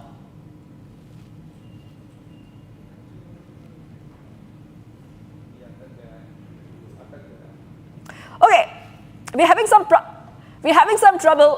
trouble getting to Akil. We will just go across to Akil. We'll go to Akil in a short while from now. And we have a guest. We have a guest joining us right now on Republic TV. With us, we have Major General G.D. Bakshi, defense expert, joining us, and Major General K.K. Sinha also joining us. I just want to go across to Major General G.D. Bakshi. Major General, very clearly, Rana admits role, and he's saying I was Pakistan's trusted man. Now, you know, this is something we have been telling, India has been telling the entire world this. And once Rana was extradited, he has finally confessed. Major General. You know, we all expected that Rana would sing like a canary when in Indian custody. And he has. He has spilled all the beans. The simple fact is this man was a major in the Pakistan Army Medical Corps. Then he resigned and left, opened his travel agency in, immigration agency in the United States. And there he teamed up with David Coleman Headley. He has spilled the beans as to how Headley was trained by the Lashkar-e-Taiba. That how he was an agent for Pakistan and how he was in Mumbai during 26/11, how he helped plan it in detail and get it executed. He is one of the masterminds of this terror plot, and he has been brought to justice. And like I said, he is implicating the higher-ups in Pakistan, left, right, and center. How can the Pakistani state deny its connections with Tahawwur Rana, a former major in their army, right? They have been lying through their teeth all along, and now they are caught. And we have the famous now quote from Bilawal Bhutto, who says that they have no objections to extraditing, Hafiz Saeed and Masood Azhar. Now, I don't know on whose behalf he has made that statement, because it has been hotly contested by the son of Hafiz Saeed. And last time also we had seen how after 26/11, we had given them kilotons of evidence in the form of dossiers. They had thrown them in the trash can. The courts, Pakistani courts, had refused to take them on record and said they are fiction. So what cooperation can you expect from a state which is a known sponsor of terrorism, whose central tenet of the policy is to use terrorism as a tool of statecraft? They have been doing it all along. Their terrorist minions are expendable. They couldn't give a tuppence for them. The real terrorists are the Pakistan army, the Pakistan ISI. And I think we should now graduate to hitting them directly. Right, Major General G.D. Bakshi. We also have Major General K.K. Sinha. So as General Bakshi said, that it's something that we all knew all along. Even in 26/11 probe, we saw that it was proven very well that that Kasab was from Pakistan, and despite that, we see there was we've not seen this unequivocal support for India. We've not seen this, the world coming together against Pakistan. This time, do you feel, now that this man called Tahawwur Rana has said that it was not just a Lashkar operation, but there was ISI also involved, the Pak army was involved. So what implication could it have now in today's time? Good afternoon and Jai Hind General Bakshi here, our veteran. Look, Swami, what much has been brought out that is spilling the bin, that Tahawwur Rana, who's a Pak-born Canadian nationalist, he has crossed over to the United States of America, and there also he opened that. That is there, and he has been extradited to India on 10th April 2025. And see, 22nd April, when Pahalgam happens, because it's got linkages. And in Pahalgam, and then we have got, Operation Sindoor, which we have launched on 7th of May. Now, coming to, Tahawwur Rana and Devon Headley, Colin Headley, their connections and the connection with the ISI. They are the childhood friend, and including the Field Marshal, now the Field Marshal of Pakistan, they are the, same school and the college they belong. Even this guy who's the Field Marshal now. And he is the former, Pak military doctor from Pak military, the medical corps. See what has been revealed. What are the charges when we have put? Conspiring with the LET, linked with ISI operative Major Iqbal. That is very important. Linked with ISI, and he has, spilled the bin, this particular part, which is that he had the linkages with ISI. He has been trained at Markaz Toiba at Muridke, which was destroyed on 7th of May during Operation Sindoor. This is the center of LET, and there he, along with David Colin Headley, they were trained over there. So it is in our dossier. It is now what we are saying, and now he is confessing that. He has confessed not under the duress. He has confessed it in front of the legal system in India. He has been trained along with David Colin Headley, that he is accepted. And the involvement of Major Iqbal, who was the operative during 26/11, from Pakistan, that has come. And terrorism and murder, the charges are that. The third charge which he has got. So when you connect the dots, and what General Bakshi was saying, that we know, the world knows about it. Right, you are asking what will happen now. You have used you have given the example of Kasab, where is the Pakistan. See, after that, three more things have happened. In the SCO meeting, our Raksha Mantri has gone over there. He has refused to sign the joint statement because they have not included the name of Pakistan. Then, Quad meeting in the United States of America, our foreign minister was there. The joint statement has not included the name of Pakistan. They have not refused. They have condemned what happened in Pahalgam, but they have not used. Right, sir. Same, BRICS, we have able to get it. So the things, what I am trying to bring it out, even in globally, and especially the major player is dilly-dallying. They are not naming Pakistan. But now we have put the evidence in front of the whole globe. Absolutely. And worldwide, this is going. So it is a great achievement that we have done, and it is legally done. Right, General Sinha. Yes, Pakistan has all the reasons to tremble, sir. Absolutely. Right, yes, General Sinha, absolutely. Well, Pakistan has all the reasons to tremble, and even more now, and everything is on record. We will, of course, continue to keep a close eye on developments on the same. General KK Sinha, thank you so much for joining us on Republic TV with your thoughts on this. Viewers, in fact, we will just shift our focus to more news. How Pakistan, in fact, has again been caught in this infighting battle. Viewers, former Foreign Minister Bilawal Bhutto Sardari has stunned his own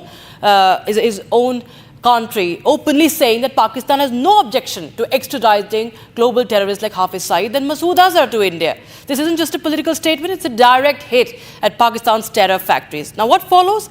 A meltdown from Hafiz Saeed's camp. His son, Talha Saeed, now publicly accuses Bilawal of disgracing Pakistan on the world stage. Pakistan's terror sympathizers are rattled, their safe havens are being questioned now. International news channel को interview देते हुए बिलावल ने जो बातें की, भारतीय सहाफ़ी के सवालात के जो जवाबात दिए, हकीकत में वो जवाब बनते नहीं थे, जिससे हम सब की पूरी पाकिस्तानी कौम की दिल आज़ारी हुई है। इस पर हम उसके इस बयानात की भरपूर मदम्मत करते हैं। मेरे वालिद मोहतरम हाफिज़ मोहम्मद सईद हफ़िज़हुल्लाह का किरदार पाकिस्तान की खिदमत, हिफाजत और दिफा के हवाले से हमेशा रहा है। All right, Major General D.D. Bakshi continues to be with us. General Bakshi, well, we have heard Bilawal Bhutto making that sort of conditional, offer, and then you have the backlash from Hafiz Saeed's camps. But first, I want to understand from you, what is really behind Bilawal Bhutto's sudden offer? Because Pakistan also realizes that it has been caught by the juggler. The simple fact is the Indus Water Treaty will be held in abeyance till Pakistan behaves. And Pakistan has no option but to come around. And maybe this is the first sign of them coming around and trying to mend fences with India. Because they know that hostility with India will lead to the destruction of the Pakistani state. Right? The only point to be considered is who is Bilawal Bhutto speaking on behalf of. He is not a minister. He used to be the foreign minister earlier, but now he holds no official position in the Pakistan government. So is he speaking on behalf of the present Pakistan government, or is it a personal view? And if it is just a personal view, I don't know what it is worth, because it has been hotly contested. Extradition of these two terror functionaries, top functionaries, Hafiz Saeed and Masood Azhar, will be contested in the courts, and it could take years and years and years. So I don't know what this offer is worth, but it is a welcome change at least to hear some sober noises coming out of Pakistan. Right, sir. General Bakshi, thank you so much for joining us with your thoughts, your insights on that story. We will now shift our focus to some more news from across the country. This is Bharat in 5 minutes. A massive fire broke out at the go-down side at truck parking area in Navi Mumbai of Maharashtra. Firefighting at the go-down, which is located near the Agricultural Produce Market Committee market, is underway. Several vehicles, mostly trucks and tempos, have been destroyed. Trucks belonging to Kashmiri transporters also destroyed. A massive fire also erupted at a paper factory in Ghaziabad of Uttar Pradesh early this morning. Fire engines have reached the spot. Efforts to control the blaze underway. No casualties and injuries have been reported from the incident so far. A massive devotees attending the Amarnath Yatra in Jammu and Kashmir have been given radio frequency identification cards. These cards will be used to track the movement of pilgrims during the ongoing Yatra. Raman District Informatics Centre has set up several card distribution counters manned by trained computer operators at Yatri Nivas and Langar sites. हमारे ID already Chandigarh से बन चुके थे। यहाँ हम लोग RFID अपनी बनवाने के लिए आए हैं और इससे हमें बहुत बड़ा बेनिफिट है, बहुत अच्छी तरीके से they are helping us and इसके हमारी कहीं भी लोकेशन है हम लोग उस RFID कार्ड के थ्रू लोकेट कर सकते हैं। ये बहुत अच्छा कदम उठाया है सरकार ने हमारी सेफ्टी के लिए। A woman and two youngsters were killed in a clash and firing between two groups in Dumrawan village in Bihar. A fire broke out among the children of two neighbouring families, which turned violent when both sides started firing. 22-year-old Anu Kumari and 24-year-old Himanshu Kumar sustained gunshot wounds to their heads and were rushed to Model Hospital in Bihar Sharif. The doctors declared them dead on arrival. Victims' families then staged a protest at the hospital gate. DSP Ramdullah Prasad says that 5 to 6 people have been arrested. Raids are being currently conducted to nab others. Devotees in large numbers have gathered to witness the consecration ceremony called the Kumbhabhishekam, taking place in Tiruchendur of Tamil Nadu. The consecration ceremony began with a puja which took place on the 1st of July in the temple. The event took place at 6:15 a.m. and 6:50 a.m. The previous Kumbhabhishekam was held 16 years ago in 2009. Madhya Pradesh Chief Minister Mohan Yadav will be heading to Punjab's Ludhiana today. He shared that ever since India's government was formed, Alliance's government was formed, new employment opportunities, especially for the youth, have been continuously emerging in Madhya Pradesh. The government of BJP, he says, that is. He said that efforts are underway to promote industries in the state, particularly crop-based industries, so that crops receive fair prices. Many areas of Uttarakhand are experiencing torrential rainfall due to which Indian Met Department has issued an alert in the state for the next 3 days. Heavy rainfall in Rudraprayag and adjacent areas of Uttarakhand has increased the water flow in the Alaknanda river. The river is still flowing below the danger mark. Motor bridge on the Barsir-Bandhanital motor road in Rudraprayag has been washed out, due to which many a dozen villages in Bangar area have been completely cut off. Earlier in the week, the Yamunotri National Highway was blocked at 2 points. Uttarkashi police shared that it will take time to restore the route. 17 villagers from Chhattisgarh's Thukupatra village were trapped in floods. They had gone to the area to do agriculture work. All 17 villagers have now been rescued. A rescue operation was conducted by a joint team throughout the night under the direction of Collector Ajit Vasant. The team of the Revenue Department, Pali Police Station, District Disaster Management and the State Disaster Team conducted a joint rescue operation.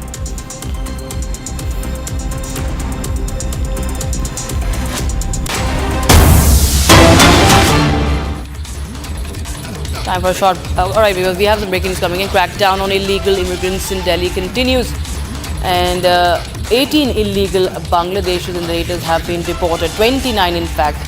29 illegal immigrants, that includes 18 Bangladeshis, have been deported. So the crackdown against the illegal immigrants in the national capital continues. Dwarka District Police have apprehended and deported 29 foreign nationals. That includes 18 Bangladeshis residing illegally in India.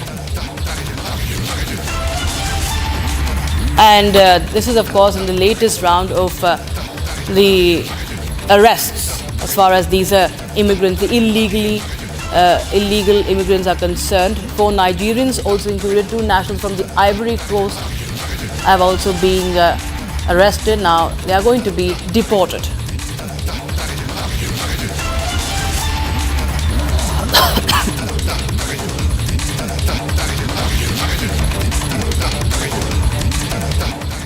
Alright, we will shift our focus to other stories that we're tracking. Many areas of Uttarakhand are experiencing torrential rainfall. The Indian Met Department has issued an alert of heavy rainfall in Uttarakhand for the next 3 days.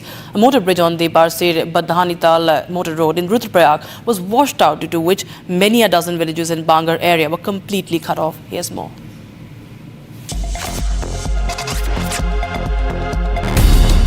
Uttarakhand has been hit by torrential rainfall.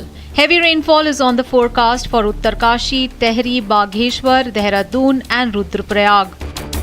The India Meteorological Department has issued an alert of heavy rainfall in Uttarakhand for the next 4 days on Sunday. Earlier in the week, the Yamunotri National Highway was blocked at 2 points between Silai Band and Ojri, severely affecting local travel and pilgrimage traffic. According to Uttarkashi police, it will take time to restore the route. Uttarakhand Chief Minister Pushkar Singh Dhami has conducted an aerial survey of the disaster-affected area. Travel has also been affected in Rudraprayag due to a motor bridge on the Barsir-Badhani-Tal motor road being washed out. Rainfall is also being experienced in other parts of India, including Delhi. A red alert has been issued in Pune. Fishermen have also been advised not to venture into the sea along and off the coasts of Konkan, Goa, Gujarat and North Karnataka. A short break, viewers, but we get you the latest on Pakistani spy Jyoti Malhotra. Now, what we know is that she was invited by the Kerala government for tourism campaigns revealed by an RTI. Also, China issues message for India, says reincarnation of the Dalai Lama inherently an internal affair.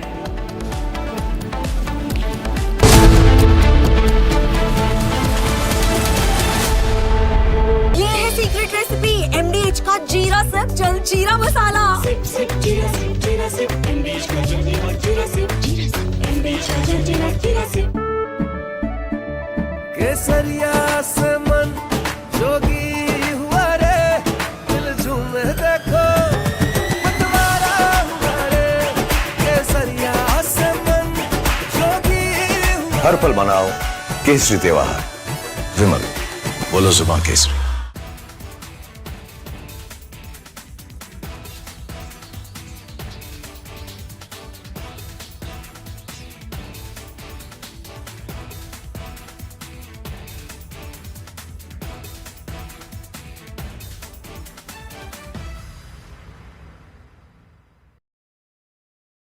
Donald Trump in first attempt, when the first part of his presidency in 2017, he has come out with the tax breaks.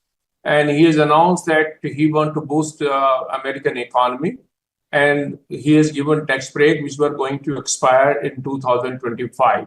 So there was an obligation when the second term that he will extend the tax break which he has promised in 2017 to continue permanently. And that's the big beautiful bill is that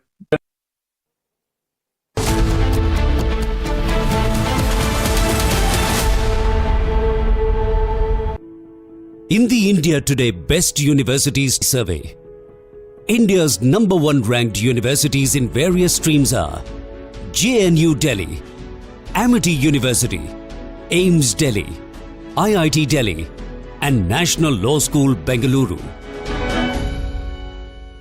दादी के हाथों का जादू और खुशबू से महकता घर, माँ की मुस्कुराहट और खाने की सुगंध। MDH गरम मसाला, क्योंकि हर रिश्ता है स्वाद से जुड़ा।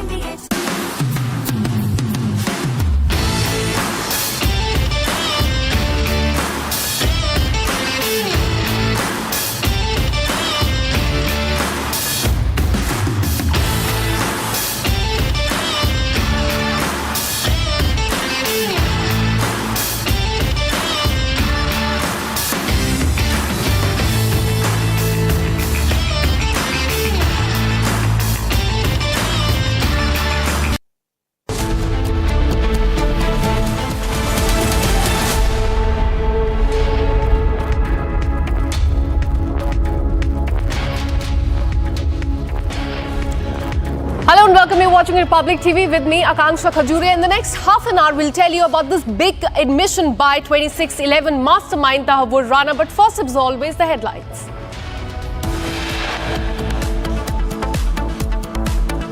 Big revelation by Tahawwur Rana. Sources say that he admits that he was a trusted agent of the Pakistani army.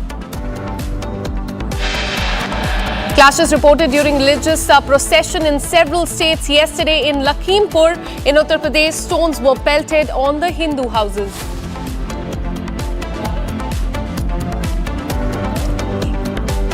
China responds to Trump's tariff threat, calls it a measure of coercion.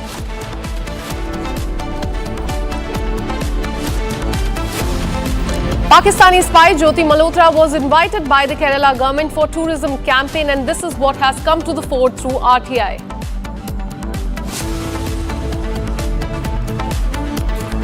China has issued a message for India, says reincarnation of Dalai Lama inherently an internal affair.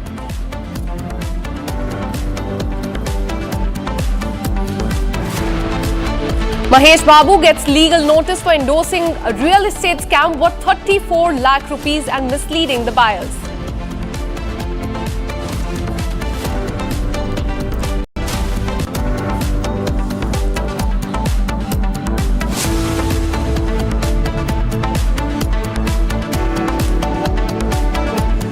In fact, we have breaking news coming in from Maharashtra. Shiv Sena leader Sanjay Nirupam has slammed MNS after a video of a leader, son hurling abuse at Marathi-speaking women has gone viral on social media. He says that the real face of those who claim to protect Marathi pride is now exposed. So in the visuals, you can see that this is a video that has gone viral on social media of a MNS leader's son hurling abuses at Marathi-speaking women. And this video has garnered a sharp criticism from the Shiv Sena leader. Sanjay Nirupam has said that this in fact shows the real face of those who claim to protect the Marathi pride.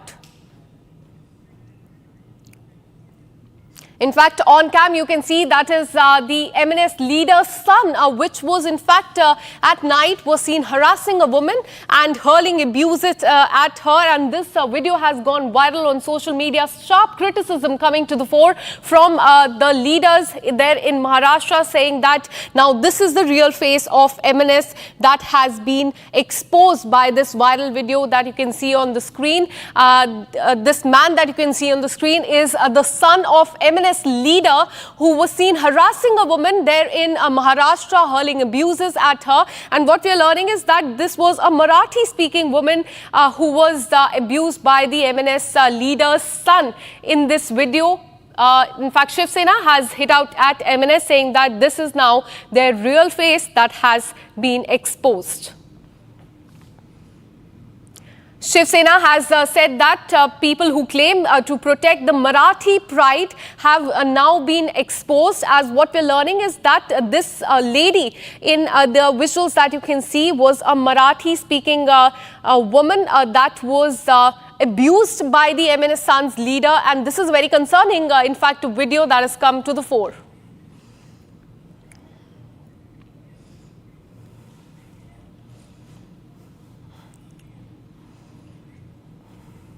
Now shifting our focus in a major success for the security forces, Sodi Khanna, top Maoist commander, was gunned down in an encounter in the National Park area of the Bijapur district. What we're learning is that he carried a reward of 8 lakh rupees on his head.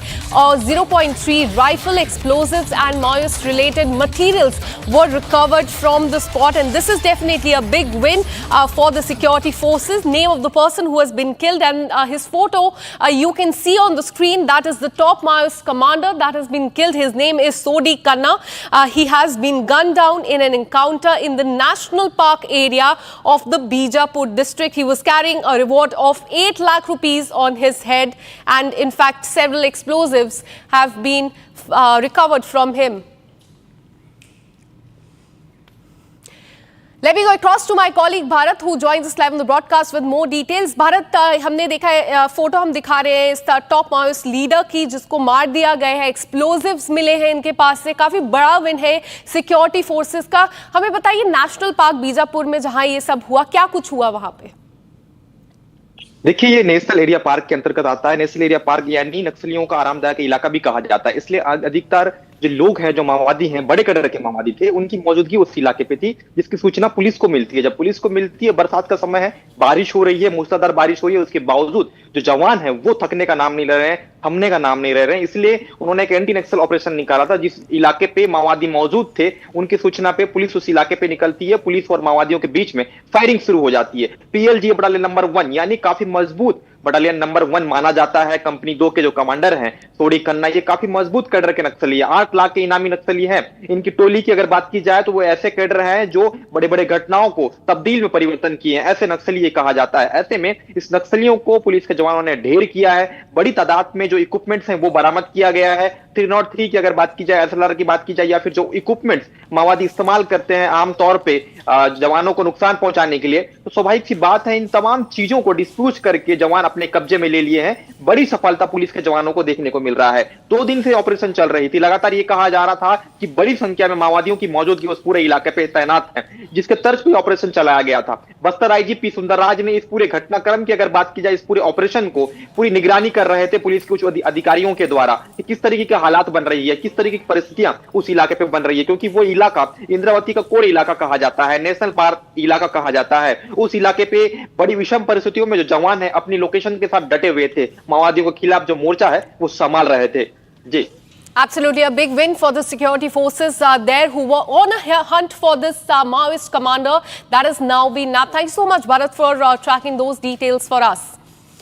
Now, shifting our focus to the state of Madhya Pradesh, violent clashes were reported during Muharram procession in Shahjahanpur is what we're learning, and the incident happened when a procession reached the Azad Chowk.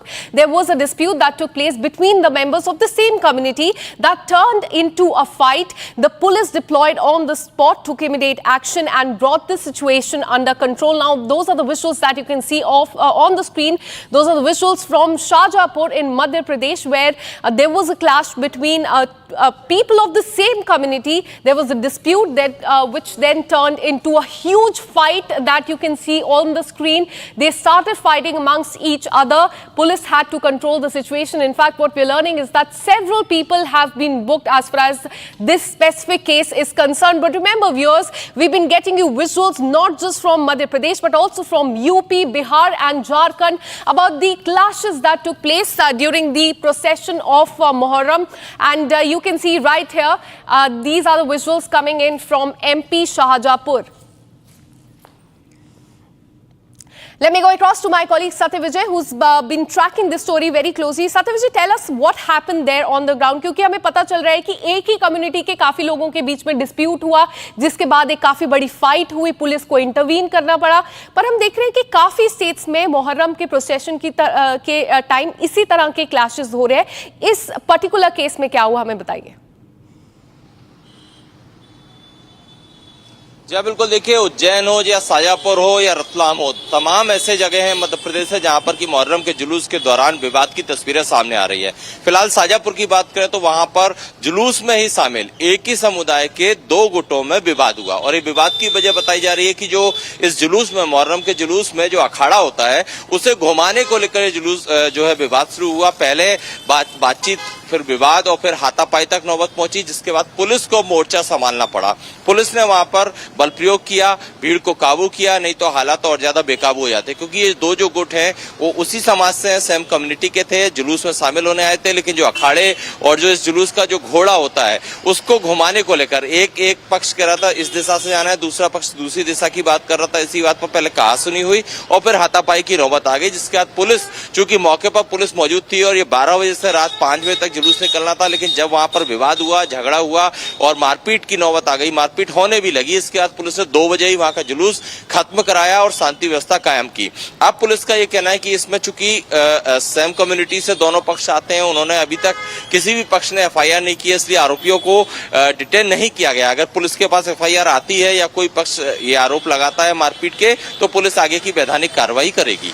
Absolutely. In Madhya Pradesh, violent clashes were not witnessed just in Shahjahanpur, as my colleague was pointed out, but also in Ujjain. Keep tracking those details. We'll keep coming back to you for more on this. Now, shifting our focus to the state of Uttar Pradesh, as we've been telling you, not just in MP, but in UP, Bihar, Jharkhand, there have been clashes as far as the Muharram processions are concerned. Now, in Lakhimpur, what we're learning is that the clashes turned violent, and the locals and the eyewitnesses are saying that specific homes were targeted and stones were pelted on them. Well, there in the screen now you can see that is Lakhimpur in Uttar Pradesh, a very sensitive area where the mob targeted homes with in fact stones, and locals have in fact stated that this is the first time that such an incident has happened there. Sir, कल लगभग 5 बजे शाम की बात है। ताजिया उधर सुनसरी से निकल के आया, हमारे घर के पीछे से निकलता है और कभी रखा ना गया। कल करीब 1.5 घंटे तक ताजिया रख के दिया गया, वहाँ से उठाया नहीं। हमारे गांव के प्रधान जी अब्दुल हसीब जी वो भी थे साथ में, और उसके बाद में क्या नारे लगा रहे थे और पत्थर क्यों फेंकने लगे आपके घर पर? ये पाउडर फेंका पहले हमारे घर पे, तो हम लोगों ने मना कि घर में क्यों फेंक रहे हो पाउडर। ये हमारे लड़के ने मना किया, ये पंकज को, तो जब मना करेंगे तो इनको पकड़ के खींच लिया और मारने लगे। तो हम लोग कह रहे ये क्या कर रहे हो, हम लोग जब दौड़े तब तक पत्थर चलने लगे। बाहर चलते हैं, तस्वीरें और भी आपको दिखाते हैं। घर में बिखरा ये पूरा ईटा पत्थर देखिए, छत पर भी फैला हुआ ईटा। आइए छत पर चलते हैं, आपको हम तस्वीरें दिखाते हैं किस तरीके से छत पर सारा सामान बिखराया गया है। छत के ऊपर चल के देखने को हमें जो घर के मालिक है वो कह रहे हैं, और देखिए यहाँ पर कितने ईंटे पत्थर पड़े हैं, गुम्बे पड़े हैं, और ये बता रहे हैं, कहानी की बानगी बता रहे हैं कि किस अंदाज में डराने के लिए, धमकाने के लिए ये सब कुछ किया गया। यहाँ पर जो घर का सामान है वो भी टूटा हुआ दिखाई दे रहा है, घर के सामान को भी देखिए तोड़ दिया गया है। आप यहाँ पर आप बताएं अंकल, क्या किस तरफ से जा रहे थे? ये इधर इससे जा रहे थे, पीछे से इधर से और ये इधर से पत्थर यहीं से फेंके गए, इधर से वहाँ से। ये सारा पाउडर भी आपके घर के ऊपर बिखरा हुआ? ये सर वहाँ तक सब पाउडर फेंका, वो वहाँ से सब पड़ा है सब। और ये पैनल टूट गया, देखो इस पे ईंटा लगा। क्या नारेबाजी क्या कर रहे थे और उनकी मंशा क्या थी? ये पत्थरबाजी कर क्यों रहे थे? ये केवल हिंदू मुस्लिम भड़काना चाहते थे। आप लोग को डराने की कोशिश थी? ये यहाँ हमारे घर से, ये हिंदुओं का घर केवट का, इनके घर पे पत्थरबाजी, इनकी टीन टूट गई है। और वो वहाँ एक हिंदू का घर, वहाँ भी पत्थरबाजी, वहाँ भी उनके। हम आपको जरा तस्वीरें एक बार फिर से दिखाते हैं और अंदाजा लगाइए कि किस तरीके से डराने की कोशिश की गई। कल के दिन इस गांव के हिस्से में ईंटें पत्थर छत पर भी बिखरे हुए हैं। और जरा ऊपर से ही नीचे आपको तस्वीर दिखाते हैं, एक फ्रेम। जो स्थानीय लोग हैं दरवाजे पर इकट्ठा हैं, डरे सहमे ये लोग हैं अपनी सुरक्षा को लेकर। और इन ईंटें पत्थरों को देखिए, ये ईंटें पत्थर घर पर जब फेंके गए, इस मंशा से फेंके गए कि लोगों को डराया जाए। ये बताइए, सुरक्षा को लेकर डर लग रहा है आप लोग को? बिल्कुल सर, डर तो लगी रहा है। जब इस पुलिस की मौजूदगी में ये हुआ है सर, तो डर तो लगी रहा। वो देखो वहाँ दीवार की वो ऊपर देखिए, टीन घर के सामने की दिखा रहे हैं, बाहर की तरफ अंदर की टीनें टूट चुकी हैं। जो पाउडर फेंका गया था, ये पाउडर क्या था और किस मंशा से? पता नहीं सर क्या था ये पाउडर में, इसमें वहाँ से फेंक रहे। तो हम लोगों ने मना कि घर में हमारे मत फेंको, अपने उसमें फेंको। नीचे उतरते हैं, जरा वहां भी चलकर देखते हैं, समझते हैं कि क्या मंशा थी। ये हिंदू आबादी जिस तरफ गांव की रहती है, बेहद डरी हुई ये आबादी है। सीढ़ियों पर भी आप देखेंगे गुम्मे के टुकड़े फैले हुए हैं। और जिस अंदाज में फेंके गए, लड़कों ने खुद अपने वीडियो बनाए, इंस्टाग्राम पे डाला है। अपना जो हनक दिखाने की कोशिश है, डराने की कोशिश है। घर के बाहर चलते हैं। आप बताइए, घर में मौजूद थी आप जब हमला हुआ? जी, यहाँ पे थे, बच्चों को लेके। ये बहू ने यहाँ पे खेल रहे थे, जब पत्थर आने लगे तो बहू इधर लेके कमरे में बच्चों को बंद कर दिया। डर पूरा परिवार डर गया होगा? डर के लिए। और सब सारे लोग बाहर थे, ये हम दोनों लोग। क्या नारेबाजी कर रहे थे ये लोग?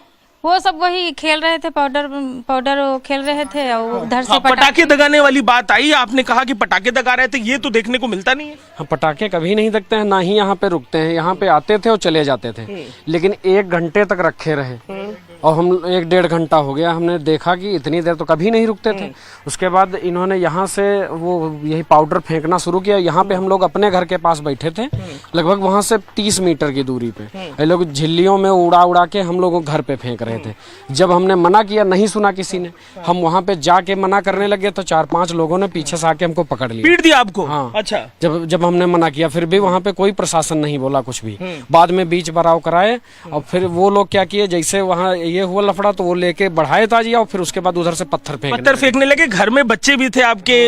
मुख्यमंत्री से सुरक्षा के लिए मांग क्या कीजिएगा? योगी जी से कहिएगा। हम तो चाहते हैं सभी लोगों की गिरफ्तारी हो, जितने लोग हैं जो दोषी हैं। अभी किसी की गिरफ्तारी नहीं हुई। FIR कराई है? FIR आपने कराई है? जी, आपके नाम आपने FIR कराई है? क्या FIR में मांग की? FIR में हमने कहा जितने दोषी हैं सभी लोगों को सजा होनी चाहिए। हमें कड़ी से कड़ी सजा, हमें न्याय मिलना चाहिए। Now let's have a look at the top national stories in under 1 minute. Bharat 1 Minute brought to you by Canara Bank. Together we can. AIMIM Chief Owaisi has questioned Election Commission's special intensive revision exercise ahead of the Bihar Assembly elections. Owaisi has questioned the timing of Election Commission and said that time must be given before conducting this revision. Meanwhile, TMC MP Mahua Moitra, RJD MP Manoj Jha have moved the top court to challenge the Election Commission's move. The top court is all set to hear this plea on July 10th. आप इतने कम time में exercise कैसे कर पाएंगे? बहुत time कम है। SIR में भाई जो लोग जो अपना एड्रेस चेंज कर लिए, उनको क्यों आप पूछ रहे हैं बर्थ सर्टिफिकेट? बीजेपी RSS बार बार ये भरम, ये झूठ फैलाती है कि यहाँ पर बांग्लादेश के लोग आ गए हैं। कहाँ है बताओ हमको। And in Punjab, 3 miscreants riding a bike through petrol pump at a house in Adampur town of Jalandhar and damaged the house as well. Footage now access shows that how 3 unknown youth came on a motorcycle and fled after throwing bottles filled with petrol. Police has now launched an investigation into this matter, getting a reaction from the Bharatiya Janata Party on the prevailing law and order situation in Punjab.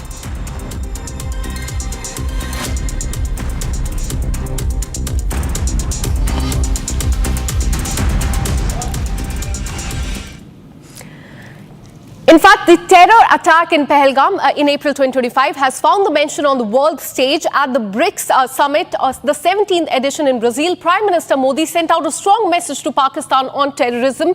And additionally, India is all set to sign a counter-terrorism agreement with Brazil. Here's more. Kashmir's agony found a global platform at the BRICS summit in Brazil.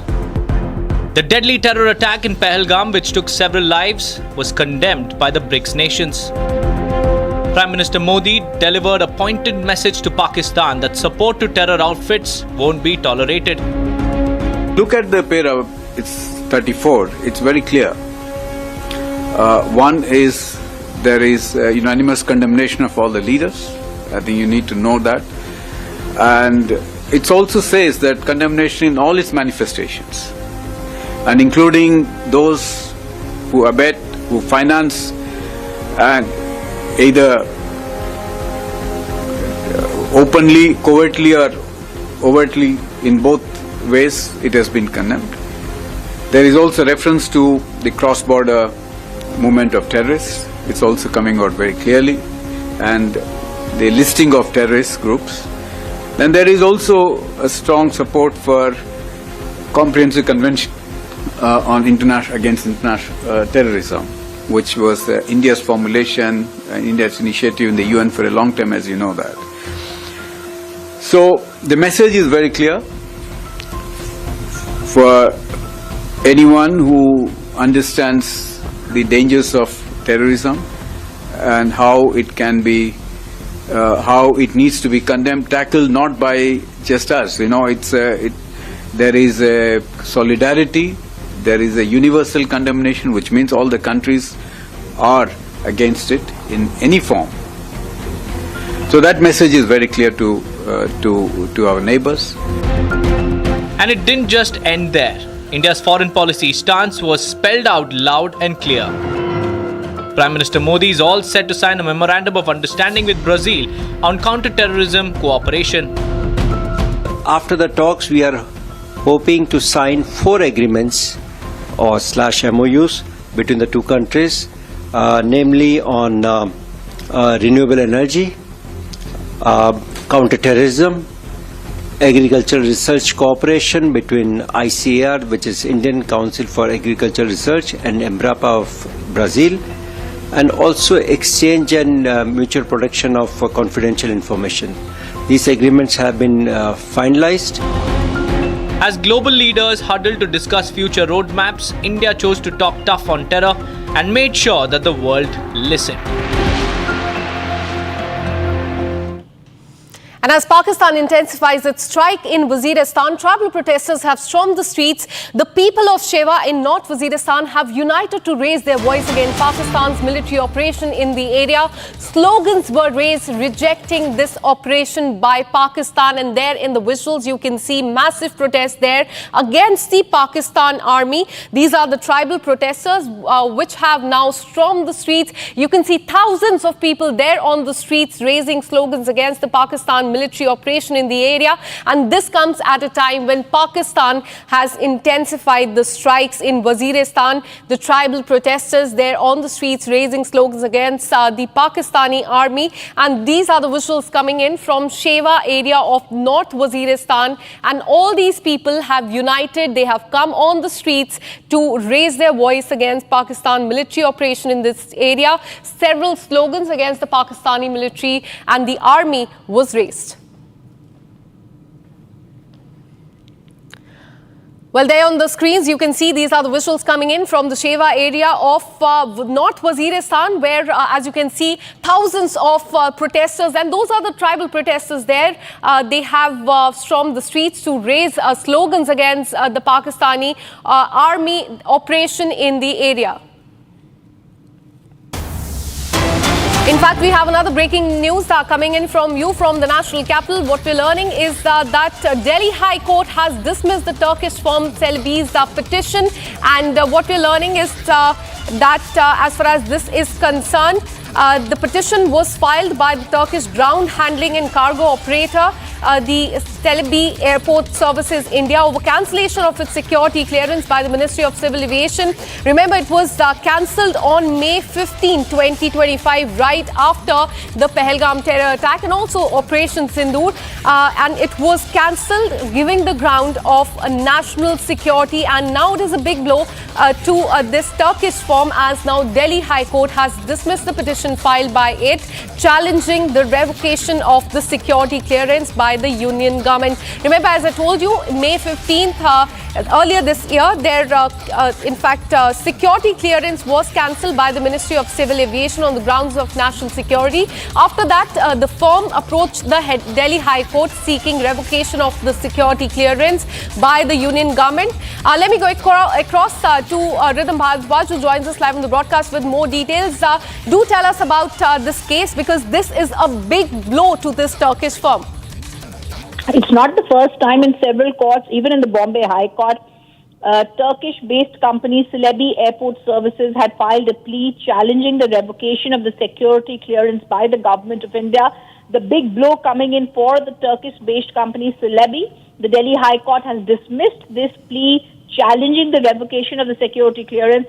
We saw in the court had earlier also stated that they are going to be seeing what happens. They moved the Madras High Court, they had moved the Bombay High Court, and now in Delhi, after this big move where they challenged everything before them, the court has said in 10-15 minutes, Justice Datta says, I shall be uploading the judgment also. Now, this is a big blow to them. We remember senior advocate Mukul Rohatgi appeared for them before the court in Delhi and had given out long arguments as to how this had happened and the security clearances had been taken from them by them earlier. But this news came after the Pahalgam attack in April 22. Very, very clear directions had been given to them and to the government when the Delhi High Court was to deliver this verdict. I also want to tell our viewers, Justice Sachin Datta on 23rd of May had reserved this verdict. Celebi is a company that used to oversee the ground handling and cargo terminal functions at various airports. But I want to tell our viewers, appearing for the central government, the Solicitor General, Mr. Tushar Mehta, had said that unprecedented threat was there in aviation security. Senior counsel Mukul Rohatgi, who appeared for Celebi, had said the centre's move was against principles of natural justice and against airport security rules. He said the DGCA security have ought to given the petitioners a hearing. However, remember on the 19th of May, the centre had said the decision to revoke the clearance was taken in national security in light of the inputs that continuing the security and the services of the Celebi company would be hazardous in the current scenario. Celebi operated in the Indian aviation sector for 15 years.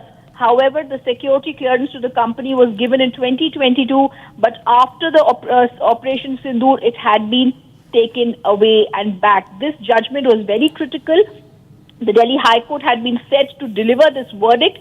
They have delivered a big blow to Celebi, and I'm also sure this will be acting as a ripple effect because Celebi has also filed petitions in the Bombay High Court and the Madras High Court, challenging the security clearance that has been cancelled by the union government on the 7th of July.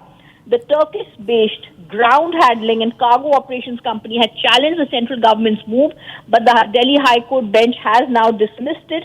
And I also remember in the hearing, Celebi argued that the company's security clearance was decision to scrap this was after Pahalgam, the central government had said, and it also had given out great details before the court, but Solicitor General had said that the centre has plenary powers, absolute powers when it comes to protecting the country's national security. We all remember Turkey had sided with Pakistan, and that being the basis, the court had been told the decision came among the growing demand for boycotting the firm headquartered in Istanbul in Turkey, the country that sided with Pakistan during the escalated tensions with India during Operation Sindoor. After that furor, Celebi had refuted claims of a link to the Turkish president, but they have now got this big blow from the Delhi High Court, which has said that whatever challenges before them, they will have to now stop all practices. Absolutely. Big blow to the Turkish firm. Their security clearance will remain suspended as of now. Thank you so much for all the details. We'll keep coming back to you for more on this. And with this, we're taking a very short break. We'll be right back with much more details on the stories that we are tracking very closely for you. Coming up next on the other side, we'll tell you about how Pakistani spy Jyoti Malhotra was invited by Kerala government for tourism campaign, and this is what has come to the fore through RTI. We'll tell you about the message that China has issued for India, saying reincarnation of the Dalai Lama is inherently an internal affair. This and much more on the other side. Stay with us.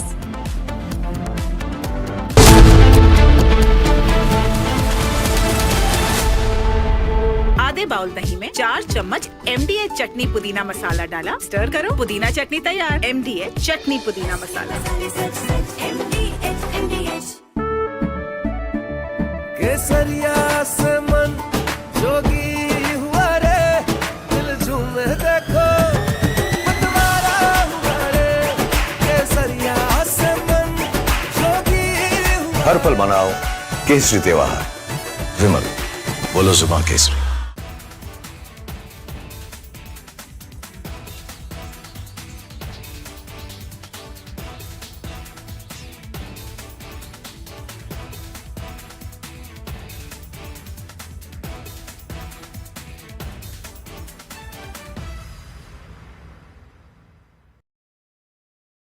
Donald Trump in first attempt, when the first part of his presidency in 2017, he has come out with the tax breaks. And he has announced that he wants to boost the American economy.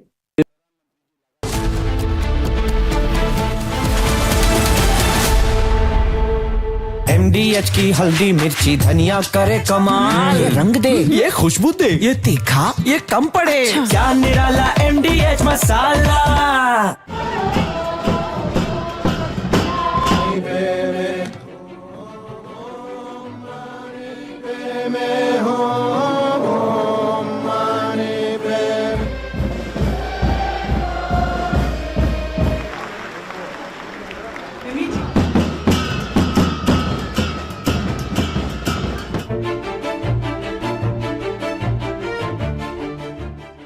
中国政府实行宗教信仰自由政策，颁有宗教事务条例和藏传佛教活佛转世管理办法，依法保护活佛转世这一传承方式。 From Asia's largest news headquarters, setting the agenda for Bharat.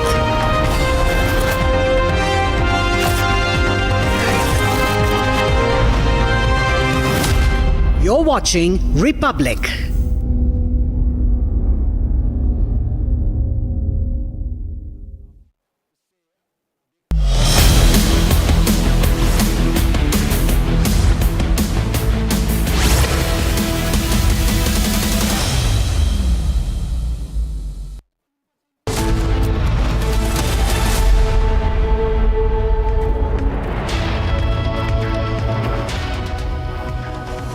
A very good afternoon, viewers. It's 3 p.m. and you're watching Republic TV. I'm Deepak Suresh Kumar, and Rana's explosive admissions have now exposed Pakistan's hidden hands in the 26/11 attacks. We'll get you all that and much more after a quick check on the headlines.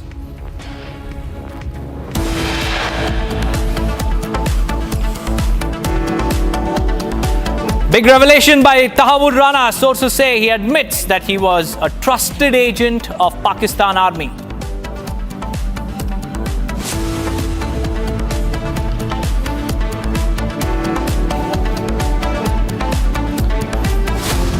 Delhi High Court dismisses petition filed by Turkey-based ground handling company Celebi Aviation challenging the revocation of its security clearance.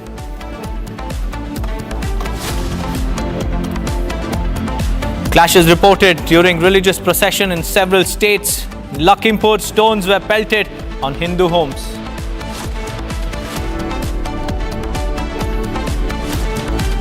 Pakistani spy Jyoti Malhotra was invited by Kerala government for tourism campaign, reveals RTI. China issues a message for India, says reincarnation of Dalai Lama inherently an internal affair.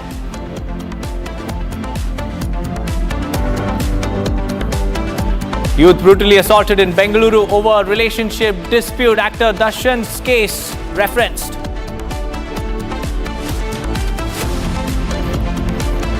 Tollywood actor Mahesh Babu gets legal notice for endorsing alleged real estate scam worth 34 lakh rupees and misleading the buyers.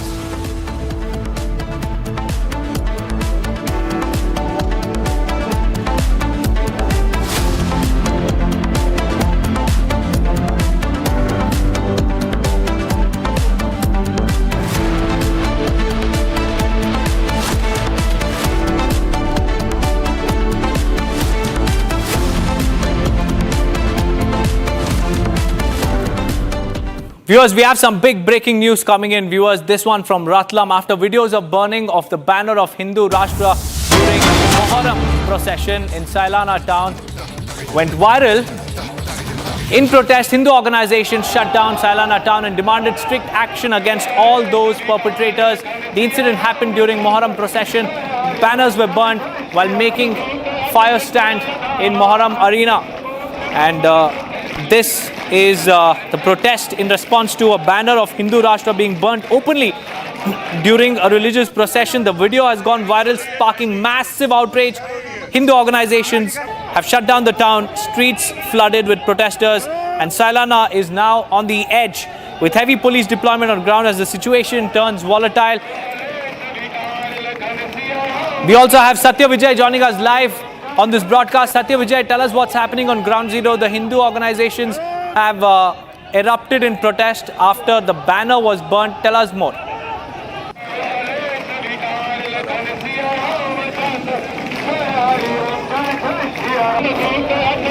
Well, we'll get Satya Vijay back with us, but these are the pictures of the Hindu group staging a protest after a banner of Hindu Rashtra was burnt openly during a religious procession. And the video, this particular video, has gone viral and has also sparked massive outrage, with Hindu organizations now shutting down the town, protesting on the streets, and Sailana is witnessing heavy police deployment on ground as the situation is now spiraling into complete chaos.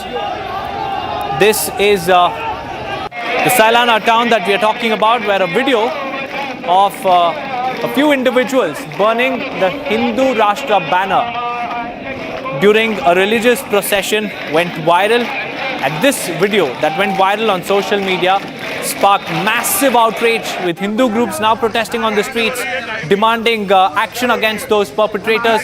Satya Vijay is joining us live. Satya Vijay, what's happening on ground zero? Hindu groups have started protesting against that viral video. Tell us what is happening on ground zero as far as the protest is concerned. जी हाँ, बिल्कुल। देखिए, मध्य प्रदेश में मुहर्रम के जुलूस के दौरान अलग अलग तस्वीरें सामने आ रही हैं, विवादित तस्वीरें सामने आ रही हैं। उज्जैन में हमने दिखाया कि किस तरह निर्धारित रूट से अलग हटकर घुसने की कोशिश की मुहर्रम के जुलूस के दौरान। उसके बाद शाजापुर और अब रतलाम के सैलाना से जो तस्वीर आई है वो काफ़ी गंभीर मामला है। वीडियो वायरल हुआ है साफ तौर पर मुहर्रम के जुलूस के दौरान। वहाँ पर जो कि एक हिंदू राष्ट्र का बैनर लगा हुआ था और इसी जुलूस में शामिल लोग जो कि अखाड़े करते हैं, जो कि स्टंट दिखाते हैं, उन्होंने जानबूझकर जो आग का गोला है वो छोड़ा, जिसकी वजह से हिंदू राष्ट्र का जो बैनर था वो जल गया, वो झुलस गया। और इसी के बाद आज रतलाम के सैलाना में लोगों का विरोध देखने को मिला। लोग एकजुट हुए, लोगों ने सड़कों पर जाम किया, हनुमान चालीसा पढ़ते हुए विरोध प्रदर्शन किया। और इन लोगों की साफ तौर पर मांग ये है कि जिसने भी इस हिंदू राष्ट्र के बैनर को जलाने की कोशिश की है, मुहर्रम के जुलूस में शामिल जो भी लोग थे जिन्होंने ये करतूत की है, हिंदू राष्ट्र का जो बैनर है उसे आग के हवाले करने की कोशिश की है, उनके खिलाफ सख्त एक्शन हो। इसीलिए तमाम लोग वहाँ पर जुटे, चक्का जाम किया और हनुमान चालीसा पढ़ते हुए अपना विरोध दर्ज कराया। और उनकी मांग है पुलिस प्रशासन से जल्द से जल्द जो आरोपी हैं जिन्होंने इस करतूत को अंजाम दिया है उनके खिलाफ कठोर कार्रवाई की जाए, वरना और बड़ा विरोध प्रदर्शन देखने को वहां मिलेगा। Right, Satya Vijay, as far as the crackdown is concerned, have any individuals been arrested?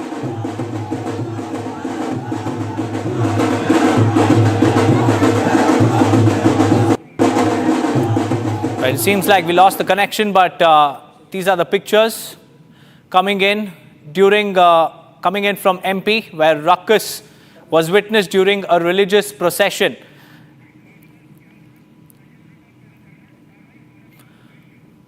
Now, shifting our focus to Maharashtra, viewers, Shiv Sena leader Sanjay Nirupam has slammed MNS after a video of a leader's son hurling abuses at a Marathi-speaking woman went viral on social media.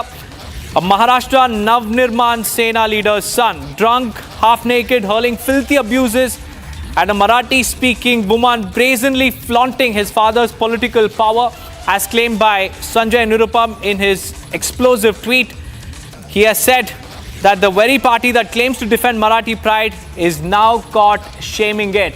These are the pictures. This is the video.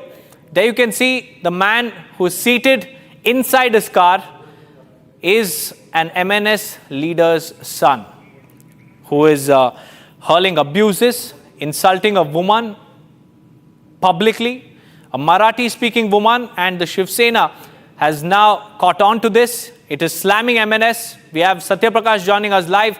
Satya Prakash, tell us more about this video that has gone viral. An MNS leader's son is caught hurling abuses at a Marathi-speaking woman, and that too in an intoxicated state. देखिए दीपक, ये जो video है जावेद शेख है जो कि मनसे के नेता हैं, उनके बेटे राहिल शेख का है वीडियो। और ये वीडियो में साफ तौर से दिख रहा है किस तरह से जो राजश्री मोरे हैं जो कि मराठी हैं और यहीं रहती हैं, और जो विवाद हुआ कि कहीं न कहीं जो राहिल शेख है वो कार को टक्कर मारते हैं। इसके बाद जो राजश्री है कहीं राजश्री के साथ काफ़ी देर तक वाद विवाद होता है और सारा वीडियो जो है राजश्री ने रिकॉर्ड कर लिया है। और वीडियो में साफ तौर से दिख रहा है किस तरह से जावेद शेख जो कि उनका बेटा राहिल शेख किस तरह से धौंस दिखा रहा है, अपने बाप के ऊपर कह रहा है कि जाके पुलिस स्टेशन कंप्लेन कर दो, जो भी करना कर लो। कहीं न कहीं जिस तरह से ये मनसे के नेता जावेद शेख का बेटे का ये जिस तरह से कारनामा सामने आया है, जिस तरह वीडियो सामने आया है, कहीं लोग सवाल खड़े कर रहे हैं कि जो मराठी और हिंदी भाषी का लोग विवाद चला, तो कहीं मराठी जो मुलगी है उसके साथ ही मराठी के लोग इस तरह से कर रहे हैं। कहीं नेता होने का ताकत दिखाया जा रहा है। और बार बार इस वीडियो में साफ तौर से दिख रहा है किस तरह से राहिल धमका रहा है। फिलहाल पुलिस ने मामला दर्ज कर लिया है और मामले की जांच चल रही है। वहीं राजश्री ने वीडियो को ट्वीट किया है और सवाल खड़ा किया है कि मराठी जो मुलगी है, मराठी बेटी के साथ इस तरह से मराठी लोग कर रहे हैं, और मराठी नेता जो मराठी होने का दावा करते हैं, बड़े नेता माने जाते हैं, उनके नेता इस तरह से कर रहे हैं मराठी लोगों के साथ। जी Satya Prakash, also tell us whether any action has been taken against this leader's son, because this is really shocking. He's flaunting his father's credentials, saying that I'm an MNS leader's son. Do whatever you want. He's hurling abuses in a half-naked state. Tell us more, Satya Vidya, as far as any crackdown, any detention, what has happened? देखिए दीपक, फिलहाल police जांच कर रही है क्योंकि video सामने आया। इसके बाद कहीं कहीं जो पॉलिटिकल पार्टियां कहीं लगातार सवाल खड़े कर रही कि आखिर कैसे ही जावेद शेख जो कि मनसे के नेता हैं और उनका बेटा राहिल शेख जिस तरह से कहीं ये बदतमीजी किया है महिला के साथ, उसके बाद कहीं के लोग मनसे पार्टी पर सवाल खड़ा कर रहे हैं कि मराठी को लेकर जिस तरह से विवाद है महाराष्ट्र में हिंदी और मराठी को लेकर, और मराठी मुलगी मतलब मराठी बेटी के साथ इस तरह से बिहेव किया जा रहा है, तो कहीं के लोग सवाल खड़े कर रहे हैं। फिलहाल पुलिस कहना है कि इस मामले को लेकर जांच कर रहे हैं और जिस तरह से वीडियो आ रहा है, वीडियो को पूरी तरह से जांच किया जा रहा है। और जिस तरह से गाली दे रहा है राहिल, तो कहीं न कहीं जो दूसरी पॉलिटिकल, चाहे बीजेपी हो चाहे शिवसेना शिंदे गुट हो, सभी लोग सवाल खड़े कर रहे हैं कि एक मराठी नेता का बेटा इस तरह से मराठी लड़की के साथ बदतमीजी करते हुए वीडियो जो सामने आया, कहीं न कहीं कड़ी कार्रवाई होनी चाहिए। दीपक। Right, Satya Prakash, thank you for joining us with those insights. In fact, this is the video of an MNS leader's son harassing a Marathi-speaking woman, and Sanjay Nirupam has asked a very, very tough question. Is MNS soft on Muslim appeasement while targeting Hindus? And this is a massive political storm that's brewing. And this is the very party that claims to defend Marathi pride is now caught shaming it, viewers, and that too in public glare. Look at the MNS leader's son, half naked, abusing a Marathi-speaking woman and also flaunting his father's credentials. This is a Mumbai VVIP brat caught on cam, shaming the very language that his father's party, claims to protect. And the video has gone viral. The investigation is currently underway, but so far, no statement has come in from the MNS.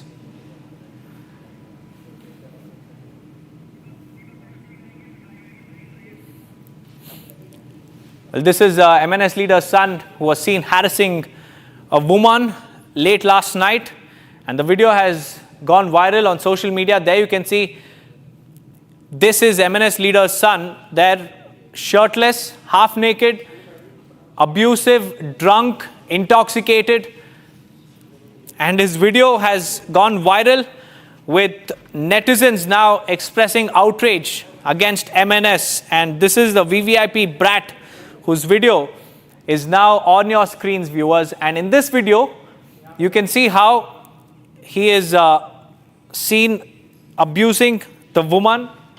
And this is a verbal altercation that has gone viral.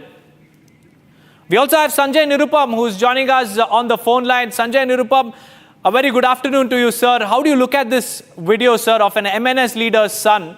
You know, MNS, which often claims that it is protecting Marathi pride, now shaming it. The video is out. Your response, sir? बेहद objectionable video है और जिस तरीके से उस video में दिखाया जाता है कि मनसे के कोई तो एक उपाध्यक्ष हैं, उनका बेटा दारू पी के नशे में धुत अधनंगा पड़ा हुआ है और वो एक मराठी लड़की की गाड़ी से पहले टक्कर मारता है और उसके बाद उसको गालियां देता है और बाद में अपने बाप के नाम को फ्लॉन्ट करता है।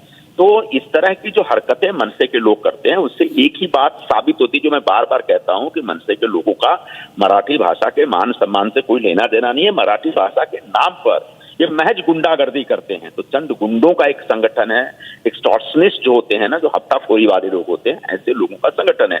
उस महिला ने उस वीडियो में ये भी बताया है कि उसने थोड़े कुछ नॉन महाराष्ट्रियन लोगों को सपोर्ट कर दिया था, इसकी वजह से मनसे के लोग 200 लोग उसके ऑफिस को लेकर घेर गए थे और उसके ऑफिस पे आ गए थे।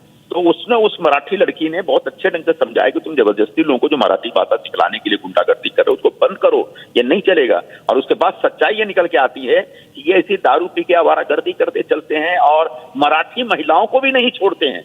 तो ये जब मराठी महिलाओं को नहीं छोड़ते हैं तो अब इनसे क्या उम्मीद की जा सकती है? कौन से ये नॉन महाराष्ट्र लोगों को क्या सिखलाने जा रहे हैं? कौन से मराठी सिखलाने की जिद कर रहे हैं? तो ऐसे लोगों को नहीं बख्शा जाएगा। मुंबई और महाराष्ट्र की सड़कों पे जो गुंडागर्दी चल रही है, इस गुंडागर्दी को बर्दाश्त नहीं किया जा सकता। मुख्यमंत्री जी ने साफ साफ घोषणा कर दी है और एक संदेश है पुलिस वालों के लिए कि भाषा के नाम पर गुंडागर्दी कतई बर्दाश्त नहीं होगी और ये गुंडागर्दी जो करेगा उसके खिलाफ कानूनन सख्त कार्रवाई की जाएगी और की जा रही है। मेरा रोड में भी उनके खिलाफ कार्रवाई की गई और इनके ये जो सज्जन है इनके खिलाफ भी बहुत बढ़िया से कार्रवाई होगी अभी।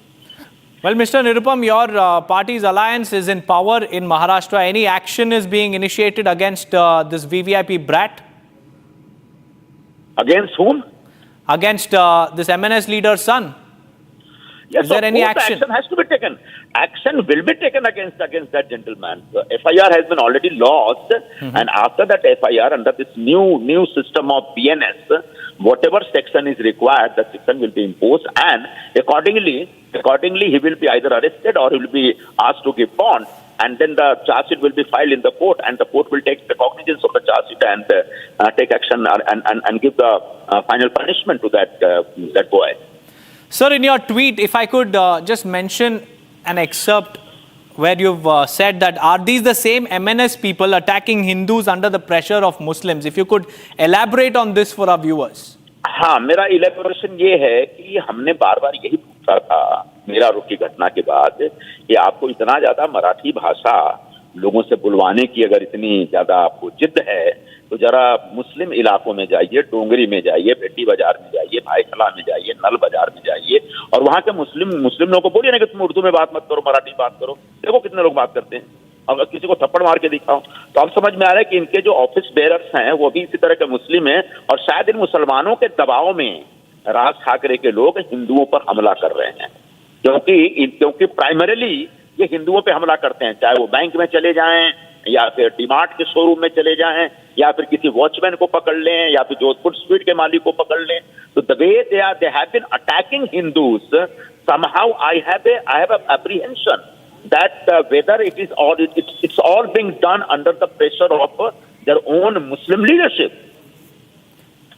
Right, Mr. Nirupam, thank you for joining us with those insights. Well, that was Shiv Sena leader Sanjay Nirupam, who had posted that tweet with this video calling out the MNS and calling out the VVIP entitlement of this Mumbai brat who was seen half naked, intoxicated, abusive, and his video has gone viral, and he has said, Sanjay Nirupam has said that action will be taken because an FIR has already been launched.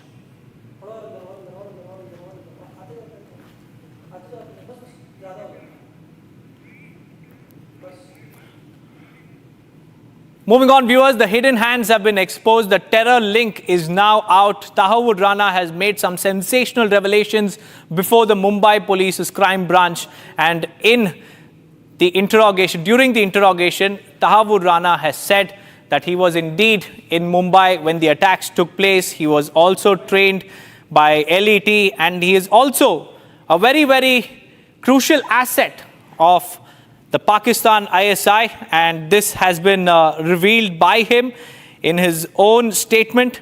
He has told the Mumbai Police Crime Branch about his ties with ISI, with Pakistan, and also about how he was also present in 2008 in Mumbai when the attacks took place. We have Major Samarpal Tur also joining us live.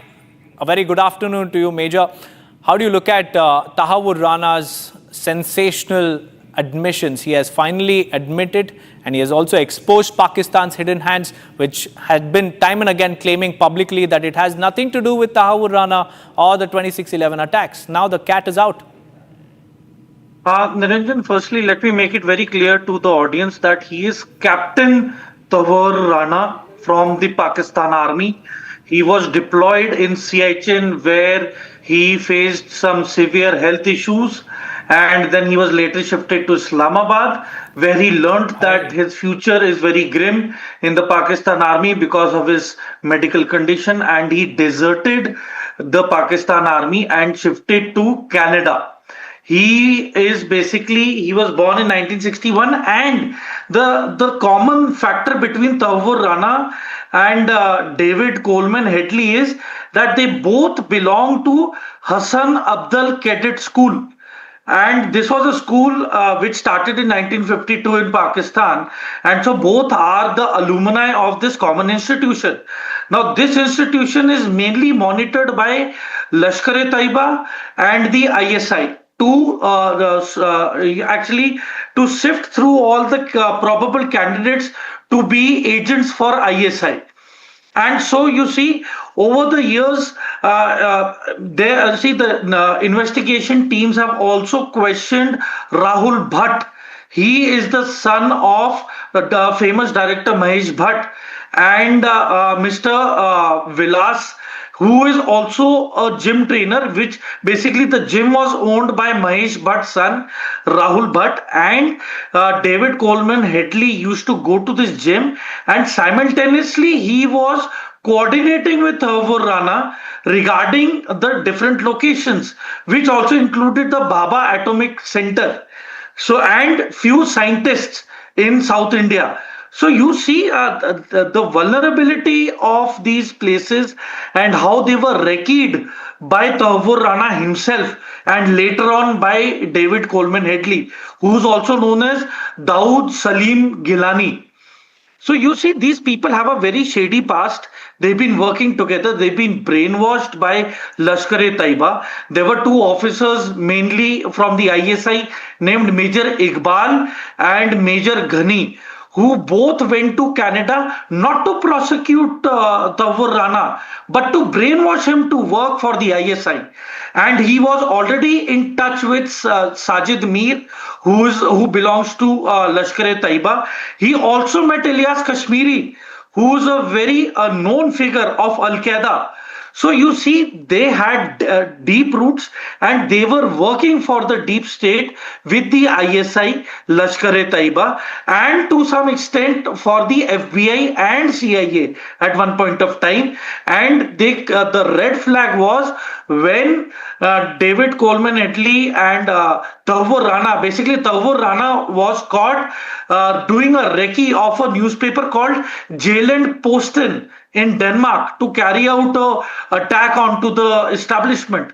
So that is one of the reasons why he was caught, and probably in coming days there will be names of ISI officials along with Lashkar-e-Taiba operatives who will be disclosed eventually to the Indian authorities and is going to help benefit FBI and the CIA to nab these terrorists who are already operating in Canada and in USA. That's right, Major, and this is a transnational syndicate from US, Pakistan, Dubai, and also how Tahawwur Rana was operating in Mumbai when the attacks took place. But stay on with us, Major, because we also have more breaking news coming in, because former Foreign Minister of Pakistan, Bilawal Bhutto, has stunned his own nation. He has said that Pakistan has no objection in extraditing global terrorists like Hafiz Syed and Masood Azhar to India. And this isn't just a political statement, it's a direct hit at Pakistan's terror factories. And what follows is a meltdown from Hafiz Syed's camp. His son, Talha Syed, now has publicly accused Bilawal of disgracing Pakistan on the world stage. Pakistan's terror sympathizers are rattled. Their safe havens are being questioned. Let's first listen in to Talha Syed and then we'll go back to Major Samarpal Toor. International news channel को interview देते हुए बिलावल ने जो बातें की, भारतीय सहाफ़ी के सवालात के जो जवाबात दिए, हकीकत में वो जवाब बनते नहीं थे, जिससे हम सब की पूरी पाकिस्तानी कौम की दिल आज़ारी हुई है। इस पर हम उसके इस बयानात की भरपूर मजम्मत करते हैं। मेरे वालिद मोहतरम हाफिज़ मोहम्मद सईद हफ़िज़हुल्लाह का किरदार पाकिस्तान की खिदमत, हिफाजत और दिफा के हवाले से हमेशा रहा है।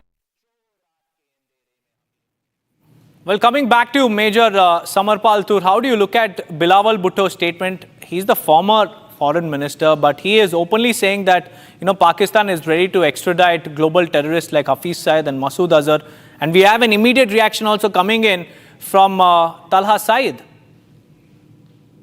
You see, Niranjan, basically the world is called off Pakistan's bluff that it had been ranting over the years that it is fighting against terrorism. It is totally the opposite. They've been helping the terrorists. They've been providing them safe havens. One of the big disclosures happened when Osama bin Laden was killed, the most dreaded terrorist in the whole world. That is where the UK and the Americans realized that the blood of their soldiers is on the hands of Pakistan government and the ISI as well. They have been deceived and betrayed. And you see, it is high time that the recent BRICS summit, many of the countries condemn the Pahalgam attack as well. And there have been many countries who've been calling out indirectly to Pakistan. And in fact, you see the telltale signs of Microsoft pulling out of Pakistan after 25 years are basically a sign that the Western companies or whoever is contributing to Pakistan is now withdrawing from the failed state because it is a dead investment. China has already put in a lot of pressure on the Pakistanis to purchase their military arsenal. So it is basically Pakistan is now at a juncture where it is directionless. There are speculations that there might be a military coup in the coming weeks. So a lot of things are brewing in Pakistan, and at an international stage, they are not being looked up upon. They've been looked down, and I think it is because of this pressure that Bilawal Bhutto has ultimately succumbed to the pressure and has given this statement. And this is only going to get a lot of internal chaos on the boil, and there is going to be a lot of trouble and security issues for Bilawal Bhutto himself after he's given this statement. That's right. Niranjan. And Major, it wasn't too long ago, in 2007 as well, Benazir Bhutto was also a terror victim, and it took him quite some time to come out and make such a statement. I mean, Niranjan, to safeguard his political image, he should have done it straight away. But I think due to the pressure of Operation Sindoor, and he wanted some political mileage, as he was not seen as a very powerful candidate. So during Op Sindoor, the speeches that he delivered and whatever he was ranting against India was in favor of what the people of Pakistan wanted at that moment of time. So I think it was just a matter of haste and being an opportunist that he gave those statements. But probably now, better late than never that he has given this statement. And I'm sure that this is going to create a lot of discord amongst the intelligence agencies and a lot of apprehension amongst the Lashkar-e-Taiba top brass. And there will be security issues of a clear and present danger for Bilawal Bhutto after he's given this statement. And I think in the coming 2 weeks, a lot of developments in terms of geopolitics regarding Pakistan are going to pan out. A lot of speculations are being there in terms of Pakistan also giving its air bases to be used against Iran. So the relationship between Pakistan Major, and Iran now every statement, every step and every move of Bilawal Bhutto will be monitored very, very closely by LET. And this is a big statement coming in from the former foreign minister. With that, viewers, we'll slip into a very short break. On the other side, we'll get you the top stories from Delhi High Court as it has dismissed the petition filed by Turkey-based ground handling company Celebi Aviation challenging the revocation of its security clearance. Along with that, we'll also tell you about the clashes that were reported during religious processions across several states. Yesterday in Lakhimpur, stones were also pelted on Hindu homes. Stay tuned.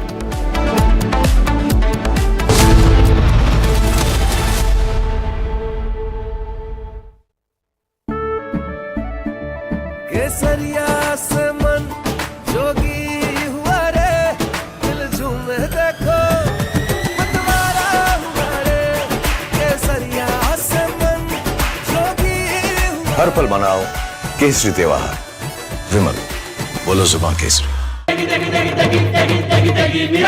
MDH की देगी मिर्च का तड़का अंग अंग फड़का MDH की देगी मिर्च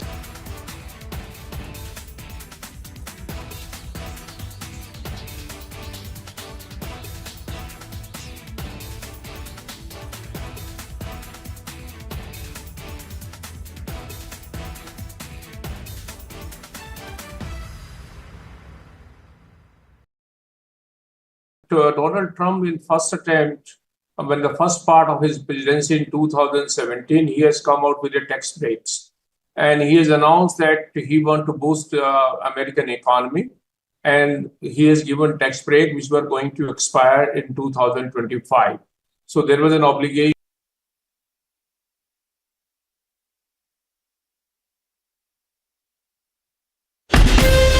From Asia's largest news headquarters,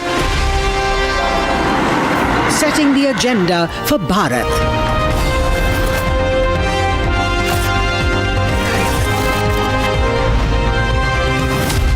You're watching Republic.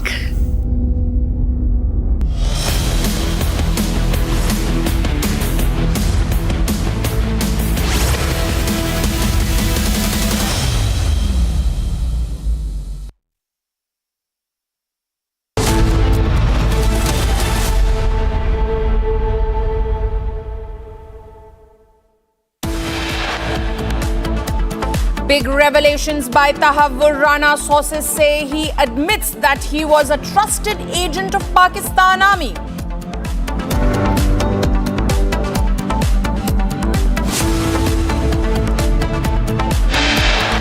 Delhi High Court dismisses the petition filed by Turkey-based ground handling company Celebi Aviation challenging the revocation of its security clearance. VVIP shocker caught on camera. MNS leader's son harasses a woman.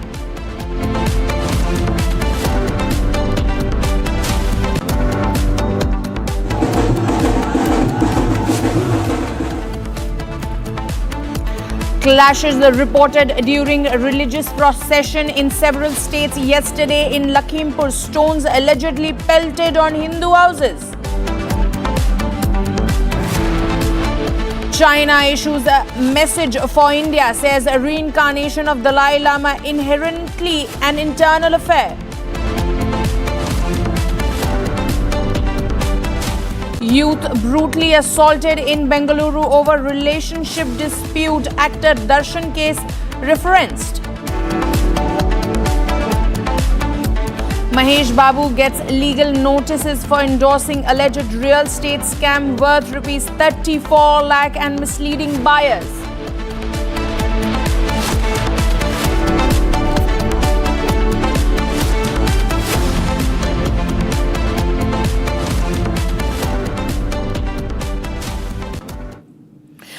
We'll start this edition with this news coming in from Maharashtra, where Shiv Sena leader Sanjay Nirupam has slammed MNS after a video of a leader's son hurling abuses at Marathi-speaking women has gone viral. He says the real face of those who claim to protect Marathi pride is exposed. As you can see on this video on your screens, viewers, Sanjay Nirupam had shared this video on his X profile, where he has made this comment that those who call themselves protector of the Marathi pride stands exposed, as this is a son of an MNS leader, and his vulgarity has been exposed by Sanjay Nirupam, who tweeted this particular post on his X handle.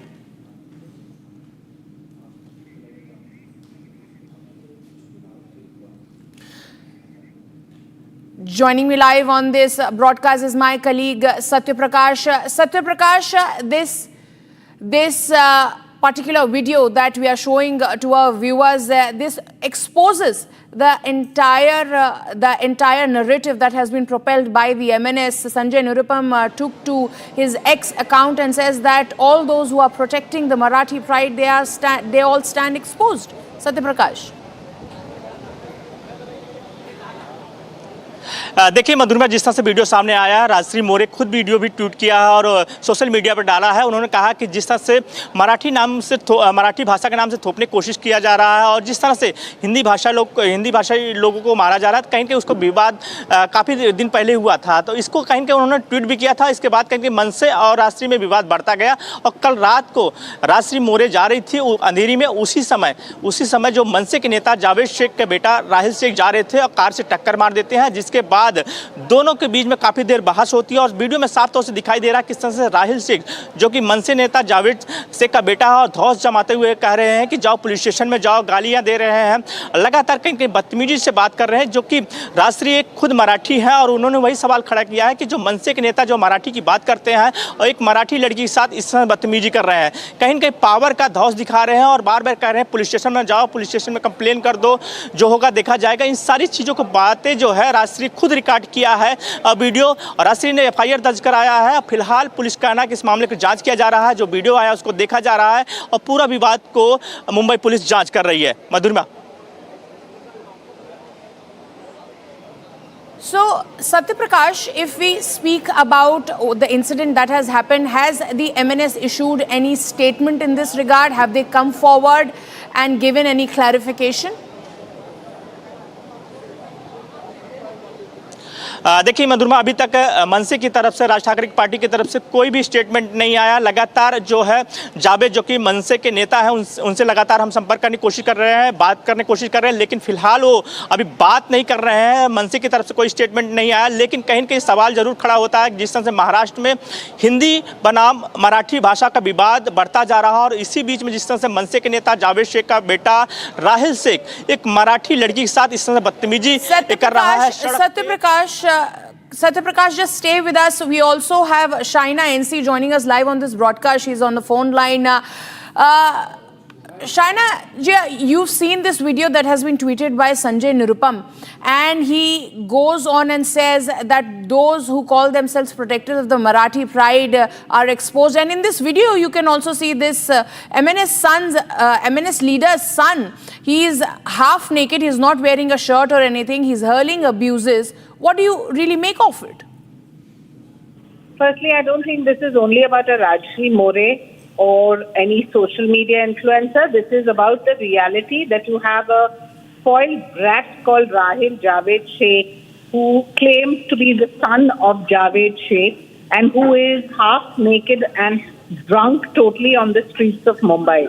I'm glad that our Mumbai police is extremely proactive, as is our government. Our Home Minister, who is our Chief Minister, Devendra Fadnavis, has ensured that this FIR is registered at Amboli Police Station. and the incidents that involve not just misbehavior but also a car collision is all evident on video. So if the Rahil Javed Sheikhs and their varieties think they can continue to be half naked and drunk and that the police will not act, they're wrong. This is the state of Maharashtra, and we pride ourselves as Mumbaikars for standing up for our asmita, which has always been that of Sanskriti and Sabhyata. Absolutely. I would also like to ask you as to, I would say that irony has run its course. MNS, who's very vocal, every leader is eager to speak. Everybody is tight-lipped now. Yeah, but this is not just about, this particular case. Anybody who takes law into their hands, and in this case, it's a case of drunken driving. It's a case of, ramming into somebody else's car, hurling abuses. This is not what Mumbai will ever accept. And we have pride that our Mumbai police take, register complaints with the correct sections at the earliest. And look at the audacity of this man to shout away and say that my father is the leader, Javed Sheikh of MNS. I mean, is that your aggression and abusive language? Is that what your party and you are taught? I think this needs to be dealt with severely, and that's what will happen. And in the days to come, whether it's a Rajshri More or a common citizen running through a bus or a train and is hurled at like this, the police and the law will take its course. Absolutely. One last question to you, that the video is on his screen and you have elaborated it very amicably as to how he's hurling abuses. There is a case of drunken driving. This is not the Marathi pride that MNS is really propelling. Shouldn't they come forward and take responsibility for it? I'm sure they will. It's their prerogative if they choose to or not. But Mumbai is watching, Maharashtra is watching. And whether it's misbehavior or drunken driving or being half naked in public space and abusing, women in public life or public space for that matter, these are all serious charges. And if they believe this is Marathi Asmita and Marathi pride, then I think it's a very sad situation, because we have pride in our Mumbai police and in our Chief Minister, who is only going to take the corrective measures to ensure perpetrators of crime are booked. Absolutely. Thank you so much, Raina NC, for joining us live. Let me go across to my colleague Satya Prakash, who continues to stay with us. Satya Prakash, we're learning that the MLA's son, MNS's leader's son, has been detained by the Maharashtra police. What more can you share on this? Satya Prakash. देखिए Madhurama, police का कहना है कि हम इस मामले Mumbai police का कहना है कि इस मामले को लेकर जांच कर रहे हैं और जो भी दोषी होगा उसको छोड़ा नहीं जाएगा। जो एफआईआर दर्ज हुआ उसके देकर वीडियो देखा जा रहा है, जिस तरह से मनसे के नेता का बेटा जो राहिल शेख है, जावेद शेख का बेटा है, जिस तरह से बदतमीजी कर रहा है और सड़क पर कर रहा है। और ये जो घटना है कल बीती रात की है, और जिस तरह से राजश्री मोरे के ऊपर कहीं न कहीं टिप्पणी कर रहा है, उसके बाद कहीं न कहीं विवाद बढ़ता गया है। और फिलहाल मुंबई पुलिस का कहना है कि जो भी दोषी होगा उसको बख्शा नहीं जाएगा। जी, Absolutely, Satya Prakash. Satya Prakash, also talk to us about, give us a quick recap as to when this entire incident took place, what is really happening in this video, how this person who's half naked from the top, he's not wearing any shirt, what is happening, what really transpired that he came out of the car, he starts abusing this Marathi woman, and then this video goes viral. What really happened, if you could explain the series of the event? देखिए मधुरमा, बीती रात की घटना है जब राजश्री अंधेरी इलाके में जा रही थी। उस समय जो है जावेद शेख का बेटा, जो कि मनसे के नेता है, उनका बेटा जा रहा था और जो राजश्री की कार को टक्कर मारता है। इसके बाद दोनों के बीच में बहस होती है, लेकिन वीडियो में साफ तौर से दिख रहा है किस तरह से राहिल शेख बिहेवियर कर रहा है राजश्री के साथ, जिस तरह से गालियाँ दे रहा है और सीधे सीधे धौस दिखा रहा है कि हमारे पिता जो है मनसे के नेता है। तो कहीं ना कहीं वो अपनी ताकत दिखाने की कोशिश कर रहा है और बार बार कहीं कहीं ड्रंक किया हुआ है। साफ तौर से वीडियो में दिख रहा है किस तरह से शराब के नशे में हो, जिस तरह से बार बार धमकाने की कोशिश कर रहा है और सीधे कह रहा है कि पुलिस स्टेशन में जाओ, जो करना है कर लो। कहीं ना कहीं ये वीडियो सारा ही जो है राजश्री मोरे खुद रिकॉर्ड किया है। राजश्री मोरे का 2 दिन पहले एक विवाद हुआ था मनसे के नेताओं के बीच में, क्योंकि राजश्री मोरे ने एक वीडियो ट्वीट किया था कि जो जिस तरह से मराठी के नाम से हिंदी भाषियों को मारा जा रहा है, अगर हिंदी भाषी छोड़ देंगे तो मुंबई में कोई नहीं बचेगा। तो इसके बाद कहीं के जो विवाद बढ़ा था, इसके बाद विवाद वो खत्म हो गया था। लेकिन जिस तरह से देर शाम को जिस तरह से राहिल ने टक्कर मारी कार को, राजश्री के कार को, उसके बाद कहीं विवाद बढ़ा और ये विवाद काफ़ी लंबा देर तक चला। इसके बाद पुलिस स्टेशन मामला गया है और FIR दर्ज हो गया है। पुलिस कह रही है कि हम जल्द कार्रवाई करेंगे, पूरे मामले की जांच कर रहे हैं।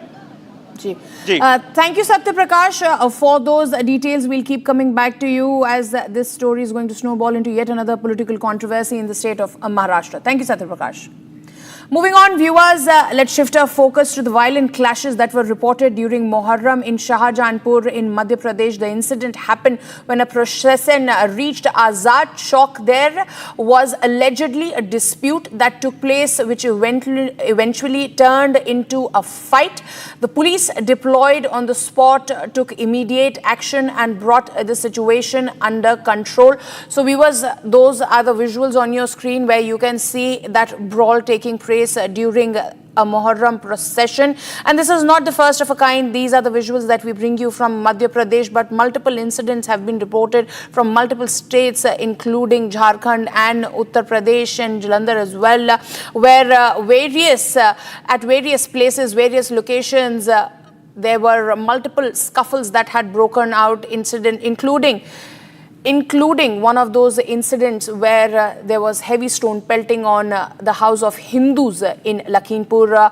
But let's keep our focus to Madhya Pradesh. Joining us live on this broadcast is my colleague Satya Vijay. Satya Vijay, we see these visuals coming in. Please tell us what really happened that this scuffle was caused. How did the police take control of the situation, and what is it like on the ground right now? जी बिल्कुल, देखिए मुहर्रम के जुलूस के दौरान मध्य प्रदेश में भी 3 अलग अलग तस्वीरें सामने आई। शाजापुर की बात करें तो शाजापुर में इसी कम्युनिटी के, मुस्लिम कम्युनिटी के ही 2 गुट आपस में भिड़ गए। दरअसल मामला ये था कि जो इनके अखाड़े होते हैं, मुहर्रम जुलूस के दौरान जो अखाड़ा होता है उसके मूवमेंट को लेकर 2 गुटों में पहले विवाद हुआ, बातचीत बहस में बदली और फिर इनमें हाथापाई शुरू हो गई, मारपीट शुरू हो गई। अच्छी बात यह कि मौके पर पुलिस तैनात थी, चूंकि रात के 12 बजे से सुबह 5 बजे तक का ये मुहर्रम का जुलूस था। इस दौरान भारी संख्या में पुलिस बल वहां पर मौजूद था और पुलिस की सतर्कता से ही वहां पर स्थिति कंट्रोल में आई, क्योंकि सेम कम्युनिटी के ये लोग थे, मुस्लिम समुदाय से ही आते हैं और आपस में इनमें विवाद शुरू हुआ। अखाड़े को लेकर ये विवाद इतना बड़ा कि ये लोग मारपीट पर उतारू हो गए। कहने को मुहर्रम का ये जुलूस होता है, मातमी जुलूस होता है, लेकिन यहाँ मातम की जगह पर यहाँ पर विवाद, तमाशा, मारपीट, हंगामा देखने को मिला। और इसी तरह की कुछ तस्वीरें मध्य प्रदेश के उज्जैन से और रतलाम से भी सामने आई है, जहाँ पर भी कह सकते हैं मुहर्रम के जुलूस के दौरान हंगामा हुआ, बवाल हुआ, पुलिस को बल प्रयोग करना पड़ा। तो सबसे कहना चाहिए कि वेरियस पूरे देश भर में तो मुहर्रम जुलूस के दौरान तस्वीरें सामने आ रही हैं विवाद की, लेकिन मध्य प्रदेश में 3 जिले हैं, शाजापुर सबसे जहां पर की विवाद हुआ, उज्जैन जहां से कि मुख्यमंत्री मोहन यादव खुद आते हैं, यहां पर बैरिकेडिंग तोड़कर जो दिशा निर्धारित नहीं थी उस दिशा में लोग घुसे और जिसके बाद पुलिस को लाठीचार्ज करना पड़ा। तीसरी तस्वीर रतलाम की है, जहां पर कि हिंदू राष्ट्र के बैनर को जलाने की कोशिश की मुहर्रम के जुलूस में शामिल लोगों ने। लेकिन शाजापुर की तस्वीर हमने दिखा रहे हैं, जिसमें कि आपने देखा होगा कि किस तरह से ये सेम कम्युनिटी के लोग आपस में ही लड़ते नजर आ रहे हैं और पुलिस ने हालात को पूरी तरह से कंट्रोल में किया। Thank you, Satya Prakash, for those details. Viewers, let's shift our focus to the state of Uttar Pradesh, where stone pelting was reported during Muharram in Uttar Pradesh, Lakhimpur. Locals allege that a group specifically targeted some of the houses and started hurling stones. Here's a report.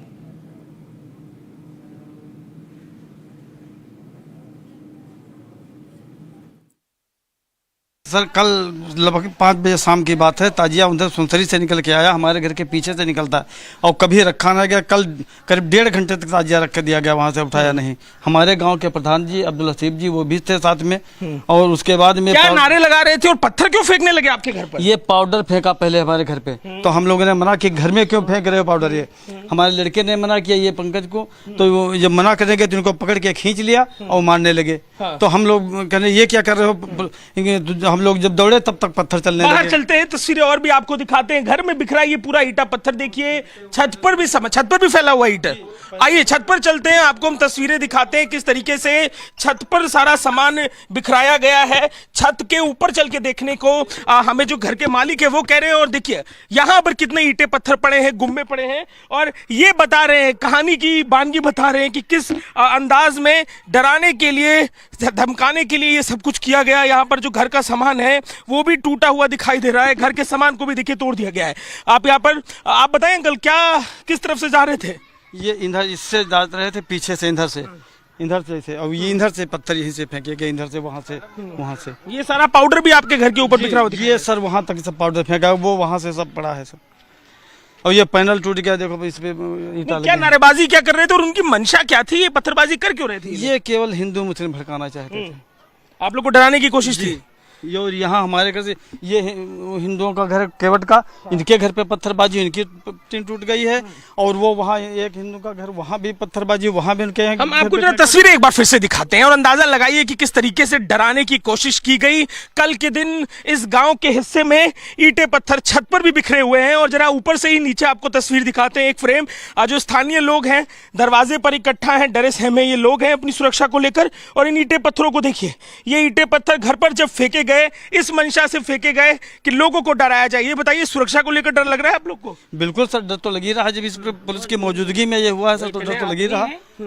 वो देखो वहाँ दीवार की वो ऊपर देखिए, tin घर के सामने की दिखा रहे हैं, बाहर की तरफ अंदर की टीनें टूट चुकी हैं। जो पाउडर फेंका गया था, ये पाउडर क्या था और किस मंशा से? पता नहीं सर क्या था ये पाउडर में, इसमें वहाँ से फेंक रहे। तो हम लोगों ने मना कि घर में हमारे मत फेंको, अपने उसमें फेंको। नीचे उतरते हैं, जरा वहां भी चलकर देखते हैं, समझते हैं कि क्या मंशा थी। ये हिंदू आबादी जिस तरफ गांव की रहती है, बेहद डरी हुई ये आबादी है। सीढ़ियों पर भी आप देखेंगे गुम्मे के टुकड़े फैले हुए हैं, और जिस अंदाज में फेंके गए, लड़कों ने खुद अपने वीडियो बनाए, इंस्टाग्राम पे डाला है। अपना जो हालत दिखाने की कोशिश है, डराने की कोशिश है। घर के बाहर चलते हैं, आप बताइए, घर में मौजूद थी आप जब हमला हुआ? जी, यहाँ पे थे, बच्चों को लेके। ये बहू ने यहाँ पे खेल रहे थे, जब पत्थर आने लगे तो बहू इधर लेके कमरे में बच्चों को बंद कर दिया। डर पूरा परिवार डर गया होगा डर के लिए, और सब सारे लोग बाहर थे, ये हम दोनों लोग। क्या नारेबाजी कर रहे थे ये लोग? वो सब वही खेल रहे थे, पाउडर खेल रहे थे, और उधर से पटाखे दगाने वाली बात आई। आपने कहा कि पटाखे दगा रहे थे, ये तो देखने को मिलता नहीं है। हाँ, पटाखे कभी नहीं दगते हैं, ना ही यहाँ पे रुकते हैं। यहाँ पे आते थे और चले जाते थे, लेकिन 1 घंटे तक रखे रहे, और हम 1-1.5 घंटा हो गया, हमने देखा कि इतनी देर तो कभी नहीं रुकते थे। उसके बाद इन्होंने यहाँ से वो यही पाउडर फेंकना शुरू किया। यहाँ पे हम लोग अपने घर के पास बैठे थे, लगभग वहाँ से 30 मीटर की दूरी पे। ये लोग झिल्लियों में उड़ा के हम लोगों घर पे फेंक रहे थे। जब हमने मना किया, नहीं सुना किसी ने, हम वहाँ पे जाके मना करने लगे तो 4-5 लोगों ने पीछे से आके हमको पकड़ लिया, पीट दिया आपको? हाँ। अच्छा। जब हमने मना किया, फिर भी वहाँ पे कोई प्रशासन नहीं बोला कुछ भी। बाद में बीच बराव कराए, और फिर वो लोग क्या किए, जैसे वहाँ ये हुआ लफड़ा तो वो लेके बढ़ाए ताजिया, और फिर उसके बाद उधर से पत्थर फेंकने लगे। घर में बच्चे भी थे आपके। मुख्यमंत्री से सुरक्षा के लिए मांग क्या कीजिएगा? योगी जी से कहिएगा। हम तो चाहते हैं सभी लोगों की गिरफ्तारी हो, जितने लोग हैं जो दोषी हैं। अब तक अभी किसी की गिरफ्तारी नहीं हुई। FIR कराई है? FIR आपने कराई है? जी, आपके नाम आपने FIR कराई है? क्या FIR में मांग? FIR में हमने कहा जितने दोषी हैं सभी लोगों को सजा होनी चाहिए, हमें कड़ी से कड़ी सजा, हमें न्याय मिलना चाहिए। Big revelation by Tahawwur Rana. Sources say he admits that he was a trusted agent of Pakistan Army. Delhi High Court dismisses the petition filed by Turkey-based ground handling company Celebi Aviation, challenging the revocation of its security clearance. We'll bring you more on that right after a very short break.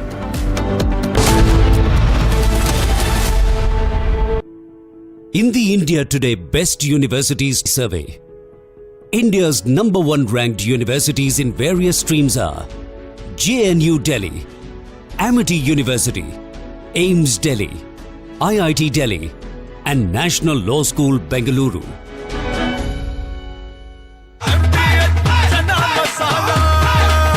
अब छोलिया हो या लोबिया, सफेद चने या काले चने, सबको मजेदार बने।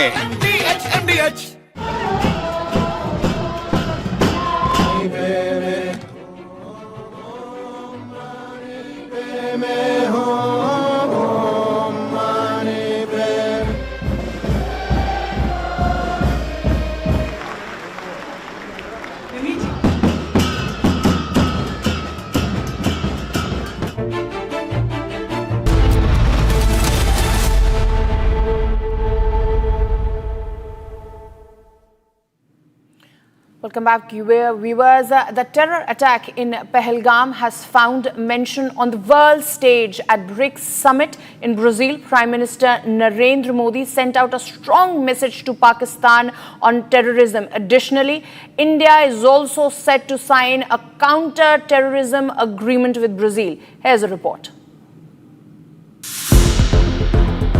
Kashmir's agony found a global platform at the BRICS summit in Brazil. The deadly terror attack in Pahalgam, which took several lives, was condemned by the BRICS nations. Prime Minister Modi delivered a pointed message to Pakistan that support to terror outfits won't be tolerated. Look at the para, it's 34, it's very clear. One is, there is unanimous condemnation of all the leaders. I think you need to know that. And it also says that condemnation in all its manifestations, and including those who abet, who finance, and either openly, covertly or overtly, in both ways, it has been condemned. There is also reference to the cross-border movement of terrorists. It's also coming out very clearly. And the listing of terrorist groups.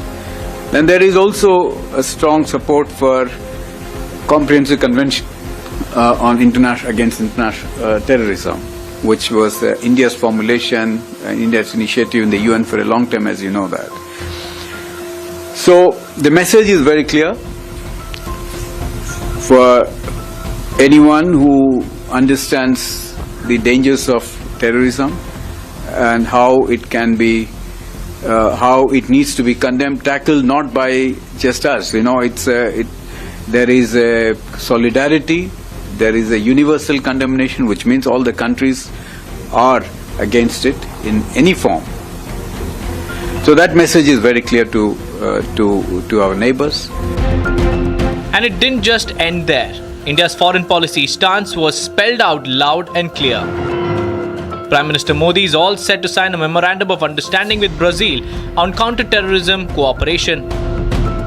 After the talks, we are hoping to sign 4 agreements or /MOUs between the two countries, namely on renewable energy, counter-terrorism, agricultural research cooperation between ICAR, which is Indian Council for Agricultural Research, and EMBRAPA of Brazil, and also exchange and mutual protection of confidential information. These agreements have been finalized. As global leaders huddled to discuss future roadmaps, India chose to talk tough on terror and made sure that the world listened.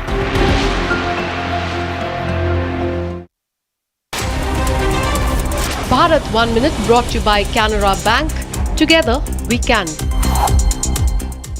AIMIM Chief Asasuddin Owaisi has questioned EC's special intensive revision exercise ahead of Bihar Assembly elections. Owaisi questioned the timing of the Election Commission and said that the time must be given before conducting the revision. TMC MP Mahua Mitra, RJD MP Manoj Jha have moved the top court to challenge EC's move. The top court will hear the petition on July 10th. आप इतने कम time में exercise कैसे कर पाएंगे? बहुत time कम है। SIR में भाई जो लोग जो अपना एड्रेस चेंज कर लिए, उनको क्यों आप पूछ रहे हैं बर्थ सर्टिफिकेट? बीजेपी RSS बार बार ये भरम, ये झूठ फैलाती है कि यहाँ पर बांग्लादेश के लोग आ गए हैं। कहाँ है बताओ हमको? 3 miscreants riding a bike through petrol bomb at a house near Adampur town of Jalandhar tried to damage the house. Footage now accessed shows how 3 unknown youth came on a motorcycle, fled after throwing bottles filled with petrol. Police has launched an investigation into the matter, getting a reaction from BJP on this.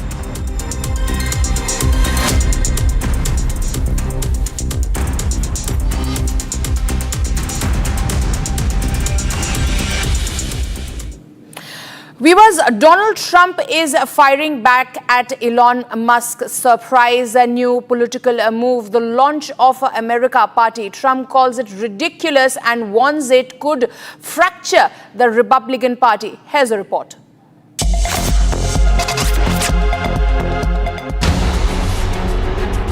US President Donald Trump has slammed Elon Musk's new political venture, the America Party, calling it ridiculous and warning it threatens GOP unity and the traditional two-party system. Elon Musk starting a third party. I think it's ridiculous to start a third party. We have a tremendous success with the Republican Party. The Democrats have lost their way, but it's always been a two-party system. And I think starting a third party just adds to confusion. It really seems to have been developed for two parties. Third parties have never worked. So he can have fun with it, but I think it's ridiculous. What's golden key back? Golden key back from Elon. Go ahead. What's your Just days ago, Elon Musk announced the launch of the American Party, aimed at breaking what he calls a one-party system, dominated by Democrats and Republicans. Musk plans to focus on flipping a small number of key congressional seats to influence legislation and shake up Washington's gridlock. Once allies, Musk and Trump have grown apart. Musk served briefly in Trump's administration, but left after opposing a major tax and spend bill. Their split has sparked public clashes, with Trump warning that a third party risks splitting conservative votes and weakening the GOP.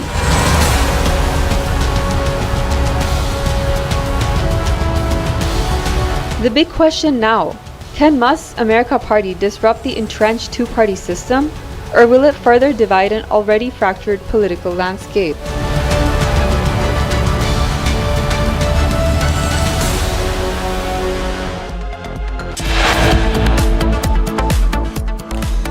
China issues a message for India, says reincarnation of Dalai Lama inherently an internal affair.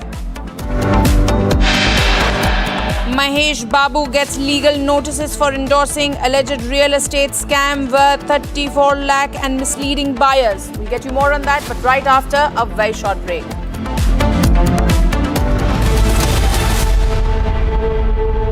ये है secret recipe MDH का जीरा SIP जल जीरा मसाला। SIP SIP जीरा SIP MDH का जल जीरा सिप MDH का जल जीरा सिप। केसरिया से मन जोगी हुआ रे, दिल झूमे देखो मतवारा हुआ रे। केसरिया से मन जोगी हुआ। हर पल मनाओ केसरी त्योहार। विमल, बोलो जुबान केसरी।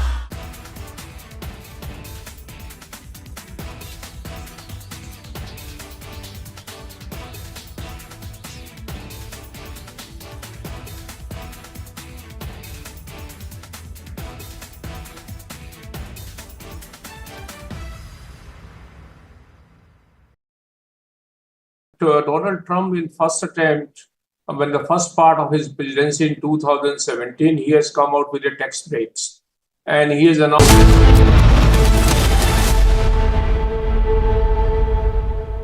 दादी के हाथों का जादू और खुशबू से महकता घर, माँ की मुस्कुराहट और खाने की सुगंध। MDH गरम मसाला, क्योंकि हर रिश्ता है स्वाद से जुड़ा।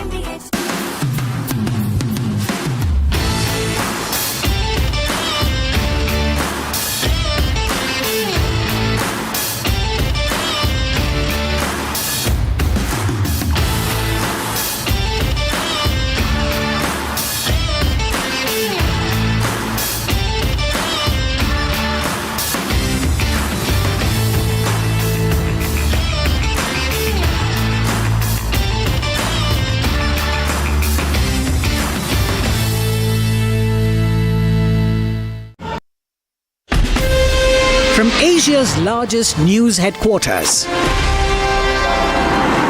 setting the agenda for Bharat.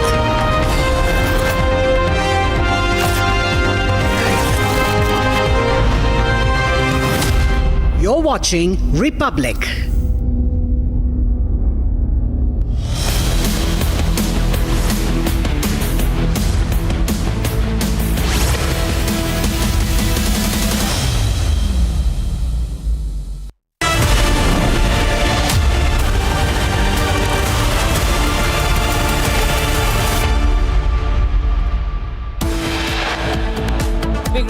Tahawwur Rana. Sources say he admits that he was a trusted agent of the Pakistani army. Delhi High Court dismisses the petition filed by Turkey-based ground handling company Celebi Aviation, challenging the revocation of its security clearance. VVIP shocker caught on camera. MNS leader's son harasses woman caught on camera.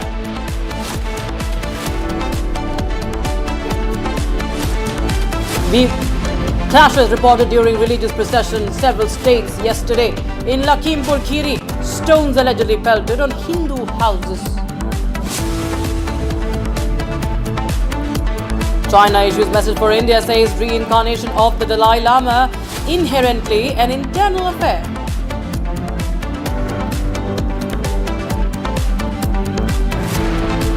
Youth brutally assaulted in Bengaluru over relationship dispute, actor Darshan case referenced. And Mahesh Babu gets legal notices for endorsing alleged real estate scam worth 34 lakh rupees and misleading buyers.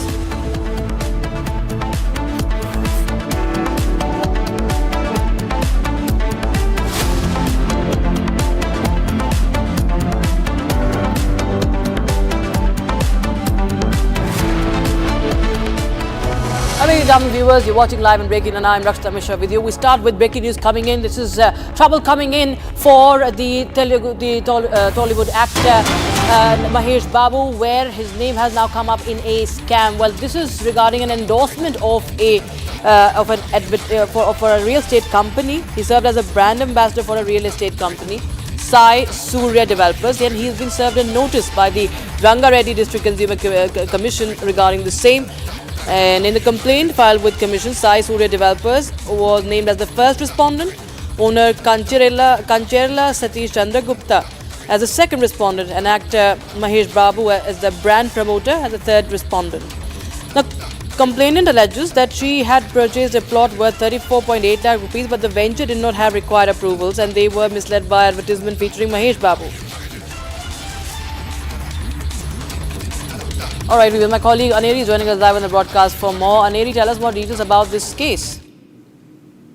Well, what we know, Rakshita, is that now the Rangareddy District Consumer Commission has issued notice to Telangana, to Tollywood actor Mahesh Babu, and this comes in the backdrop of a complaint which has been filed by a doctor, where she has stated that there was an alleged plot of near about 34 lakhs where she had purchased a plot, and Mahesh Babu, the actor, was said to be the brand ambassador for this very real estate company, and he was promoting this real estate company. Well, he has been the third respondent in this complaint which has been filed. First one is the company and then the owner of the company, and now Mahesh Babu is said to be the third respondent in this very complaint. And now the next hearing will take place in this matter on next month on the 7th, where we will be seeing what will. However, the Mahesh Babu is yet to respond on this legal notice which has been served to him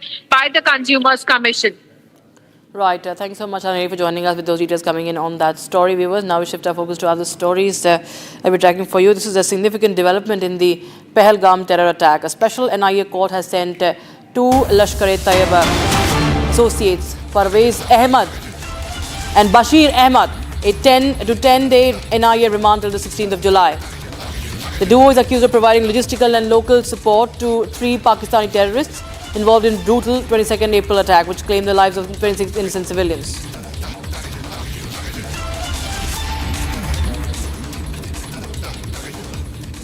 So, a significant development in the Pahalgam terror attack, viewers. NIA has sent these terror aides. They have taken them into custody. Parvez Ahmed, Bashir Ahmed. Gursimran Singh joins us live on the broadcast. For more, Gursimran, we've seen this crackdown on the entire network of the OGWs. But Parvez Ahmed and Bashir Ahmed have been important terror associates for the Lashkar-e-Taiba. Gursimran, tell us more about their role and the latest from the investigation. Sri Rakshita, today the NIA presented both these accused Parvez and Bashir Ahmed before the special NIA court in Jammu, wherein they have now been sent to the 10-day remand of the National Investigation Agency. This is for the third time post their arrest that was made by the agency on 22nd of June that they have been sent to the NIA custody. NIA in the court told that NIA has received some of the key clues and evidences regarding this case from them because they were the ones who harbored these terrorists in the Dhok that was very close to the site of incident in the Pahalgam where the terrorists carried out attack. They even have identified the Pakistani terrorists and have said that all three terrorists were from Lashkar-e-Toiba. All three were Pakistani who carried out this attack. They have got some money from the terrorists as well. That is what has emerged during the investigation by the National Investigation Agency, and based on the investigation that has been carried out so far by the agency put out the facts before the NIA court in Jammu, after which they have been sent to the 10 days remand of the NIA till 16th of July. Now on 16th of July they will be presented again before the NIA court in Jammu, but we are being told that in a couple of days time they will be flown to the Kashmir Valley because NIA wants to have multiple scene recreations at the site of incident so that they can actually get an idea that what were the flow of the events that followed that very day when the terrorists carried out the brutal killing of 26 civilians, including 25 travelers who have come from different parts of the country to Kashmir Valley. Right, Simran Singh, thank you so much for joining us with those details coming in on that story. We shift our focus to some more breaking news coming in now. Of course, the crackdown against those Pakistani spies is also taking up. And now, the latest, it's revealed that Jyoti Malhotra, the travel blogger from Haryana Sirsa, arrested on espionage charges, was the Kerala government's guest in a campaign to promote tourism in Kerala. She visited this southern state during its influencer outreach initiative. Now, according to a report, a query under the right to information has revealed that the Kerala government funded the trip of 41 influencers chosen to promote this southern state as a global tourist destination. And now the BJP has hit back at the Kerala government on this. Listen in.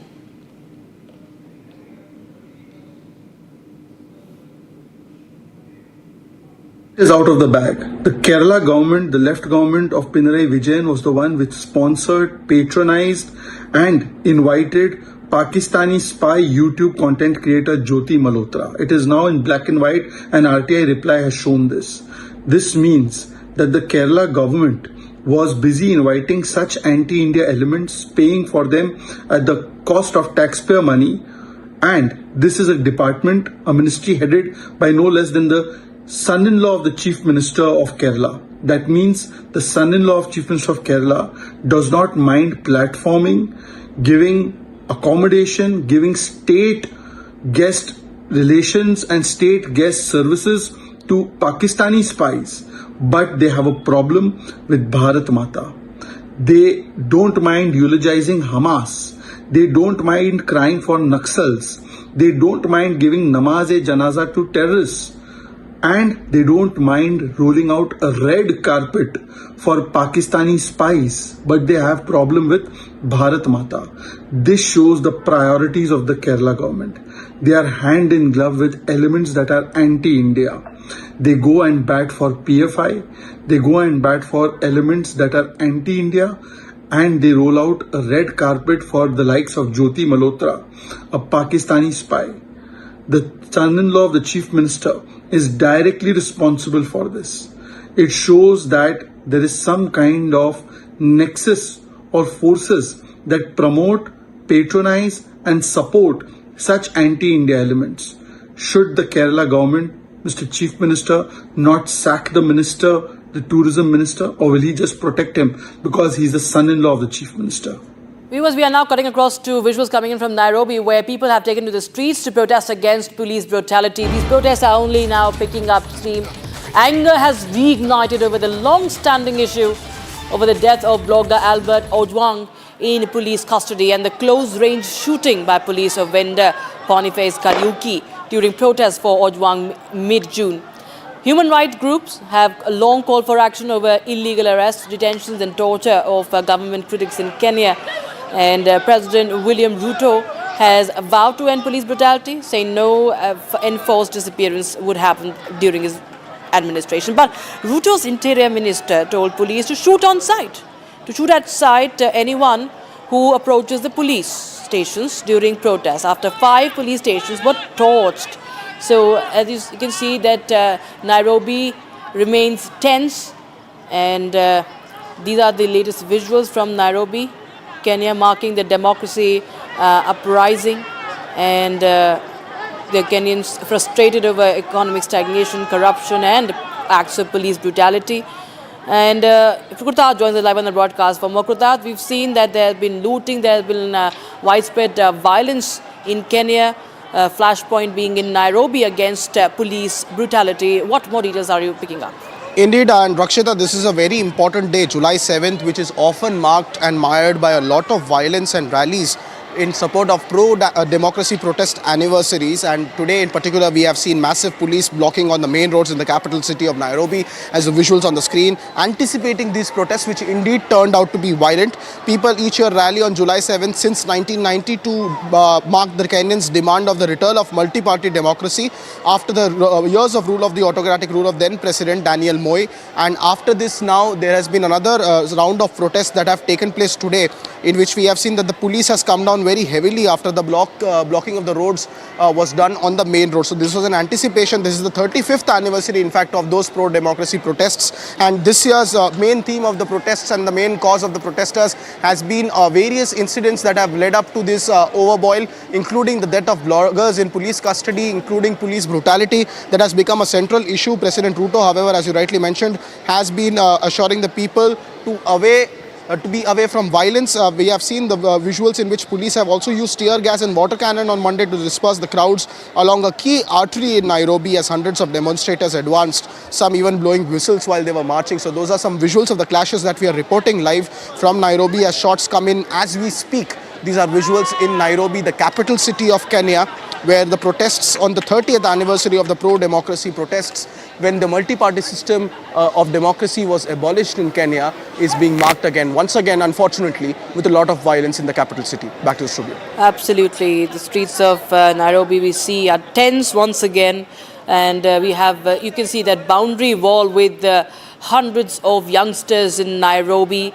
There you have live visuals coming in from Nairobi of Kenya, and the youngsters frustrated by the economic policies, by what has been happening in police custodies. We see that these youngsters have taken to the streets 24/7. We see what has been happening, the vandalism. Roads have been blocked. And this is the Kenyan capital, Nairobi, viewers, as the protesters take to the streets. Tear gas, you can see the smoke. You can see that tear gas by being used by the administration to disperse the protesters.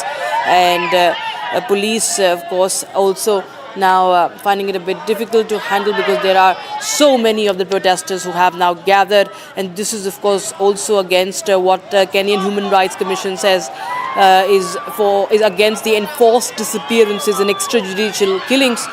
And many of these, there were many of the police stations, remember, that were torched by these by the protesters. And the rising economic expectations and the police brutality have created anger in Kenya, and we've seen how the response has been, it's going violent in Kenya, and there are many people. In fact, this is happening since 2024. Krutath, you know, this is happening since 2024, a year ago, and several people also died. And what happened? And many of them were detained illegally. And now we see that these protests are now being reignited, despite we see assurances from the president. There's nothing changed, it seems. Krutath.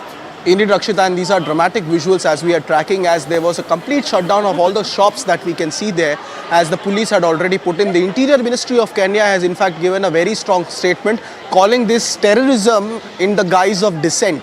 So very strong statement coming in from the Kenyan leadership there, which many reporters from the West Asia coverage are also claiming to be a massive civic apathy of the government against the rights and the causes of concern of the protesters gathered over there. We are also getting information that the government of Kenya has also given a shoot at sight order to their policemen in order to bring the situation under control. We see arson is also being one of the major causes of concern. Some plumes of smoke rising over there, along with mass gatherings on the main arterial roads. These are visuals coming in live, ladies and gentlemen, from the capital city of Kenya, that is Nairobi, which is marking the 35th anniversary of the protests that have happened in East African nations for the past 35 years, at least since 1990, when the multi-party democracy system of Kenya was abolished after a long rule of a prime minister. And subsequently, this day has been marked overall as a day of dissent against the government over the period of many years.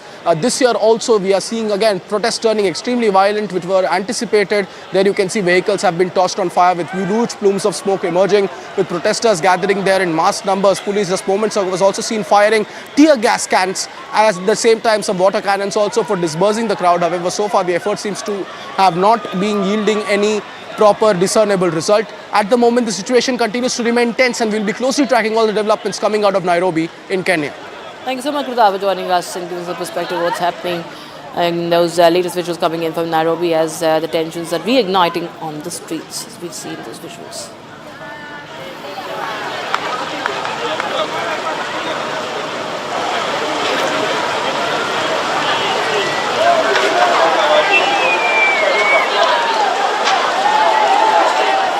Focus now. We move on to other story that we're tracking from back home in India. Now, Shiv Sena leader Sanjay Nirupam has slammed the MNS after a video of a MNS leader's son hurling abuses at a Marathi woman has gone viral. He says the real face of those who claim to protect Marathi pride has been exposed. This is a visual, viewers, that has been going viral. This MNS leader's son, who is half naked and has been hurling abuses at this woman, was seen harassing her, and it has been all caught on camera. And he boasts about his father being the vice president of the state party, state unit. And MNS leader Sanjay Nirupam, the Shiv Sena leader, has slammed MNS leader.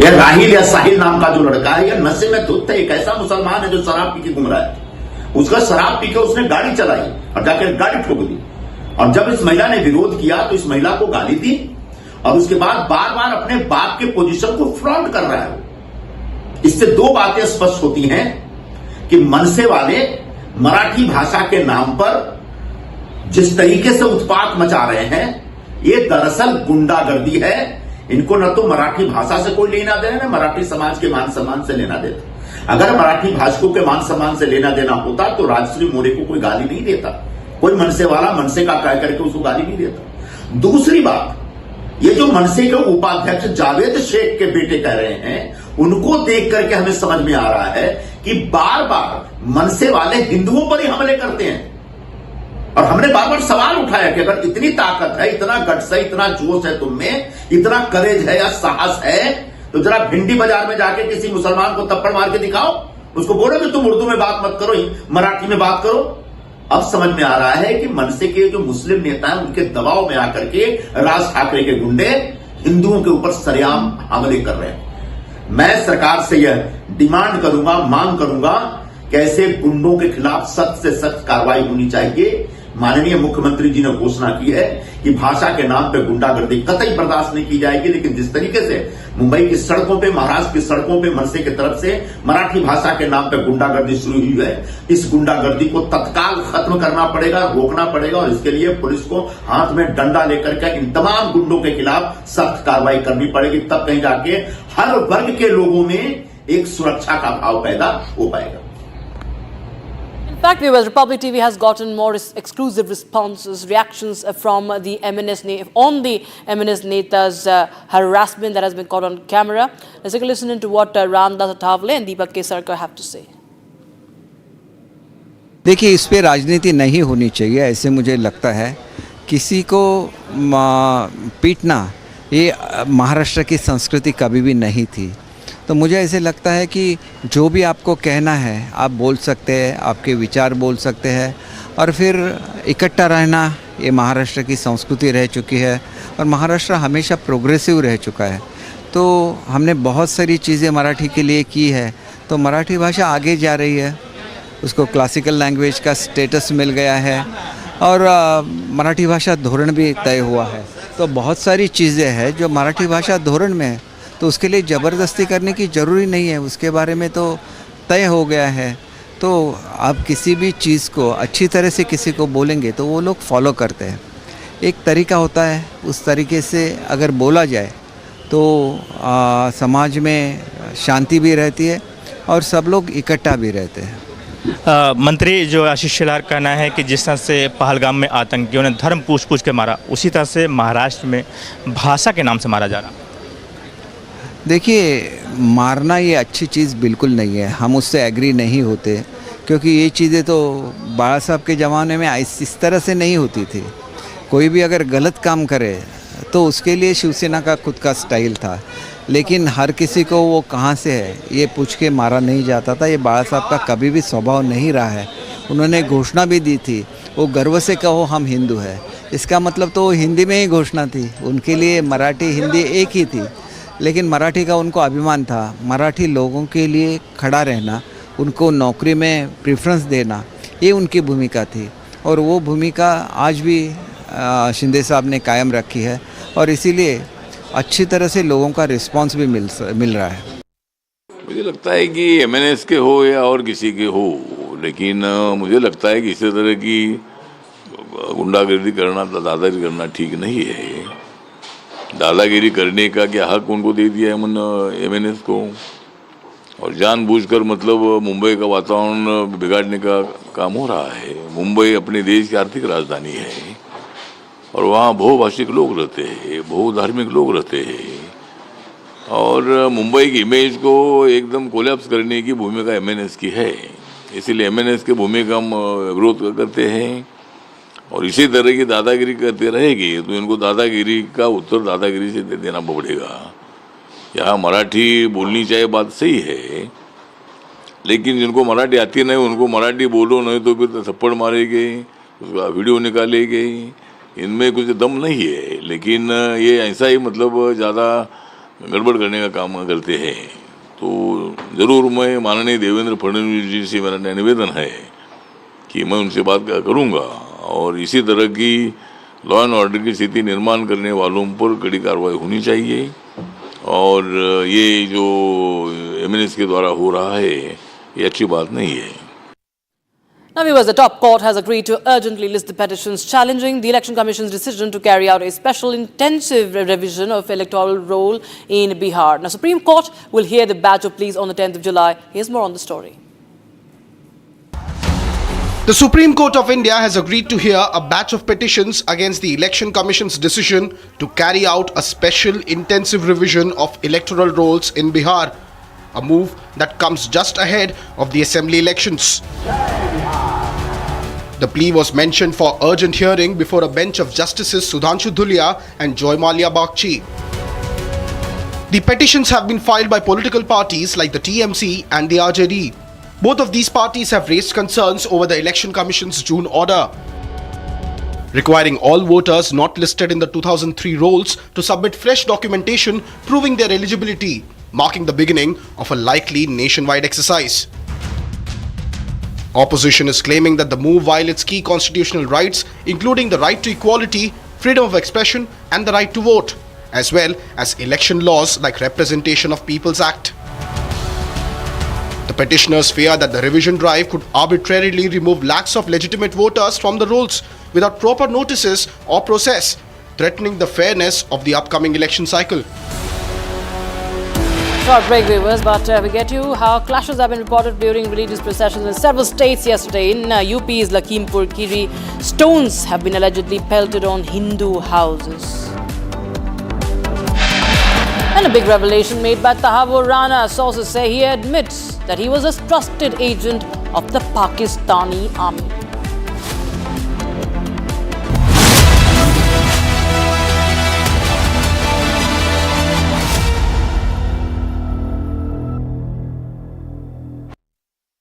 आधे bowl दही में 4 चम्मच MDH चटनी पुदीना मसाला डाला, stir करो, पुदीना चटनी तैयार। MDH चटनी पुदीना मसाला।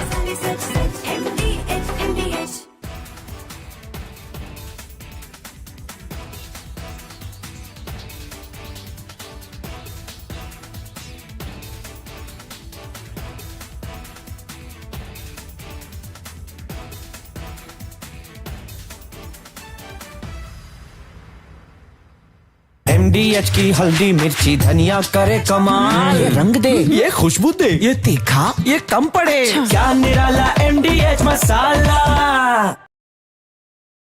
Donald Trump in first attempt, when the first part of his presidency in 2017, he has come out with the tax breaks. And he has announced that he wants to boost the American economy. And he has given tax break, which were going to expire in 2025. So there was an obligation when the second term that he will extend the tax break, which he has promised in 2017, to continue permanently. And that's the big, beautiful bill is a drastic reduction in the tax liability of the US taxpayers. So that's why it's a big bill, a big, beautiful bill. And at the same time, it marks a lot of expenditure for defense, etc. So that's why Mr. Donald Trump is saying it's a big, it's a beautiful, and it's a bill so that all America will become great again.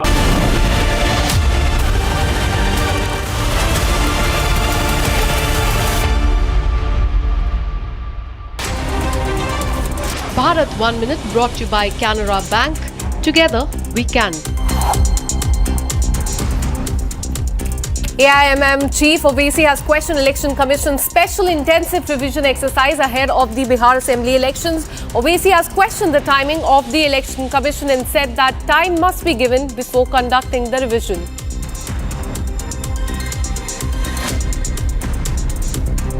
आप इतने कम time में exercise कैसे कर पाएंगे? बहुत time कम है। SIR में भाई जो लोग जो अपना एड्रेस चेंज कर लिए उनको क्यों आप पूछ रहे हैं बर्थ सर्टिफिकेट? बीजेपी RSS बार बार ये भरम, ये झूठ फैलाती है कि यहाँ पर बांग्लादेश के लोग आ गए हैं। कहाँ है बताओ हमको। In Punjab, 3 miscreants riding a bike threw petrol bomb at a house in Adampur town of Jalandhar and tried to damage the house as well. Footage has now come to the fore that shows how 3 unknown youth came on a motorcycle and fled after throwing bottles filled with petrol. Police has now launched an investigation in this matter, getting in a reaction from the Bharatiya Janata Party too. Situation remains tense in Bihar's Katihar district. Miscreants involved in Muharram Tazia procession pelted stones on the local people and also a temple in that locality. The district administration has ordered action against the miscreants who created ruckus in a Nagar Thana area. Former Deputy Chief Minister and MLA has appealed to the people to maintain peace and order. And with this, we're taking a very short break. Coming up on the other side, China has issued a message for India saying that reincarnation of Dalai Lama inherently an internal affair. Youth brutally assaulted in Karnataka over relationship dispute, actor Darshan case reference. This and much more on the other side. Stay with us.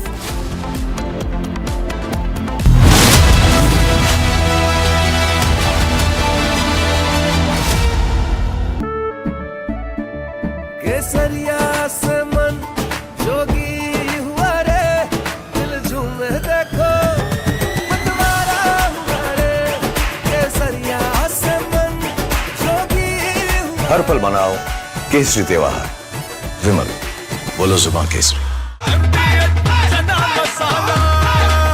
अब छोलिया हो या लोबिया, सफेद चने या काले चने, सब कुछ मजेदार बने। MDH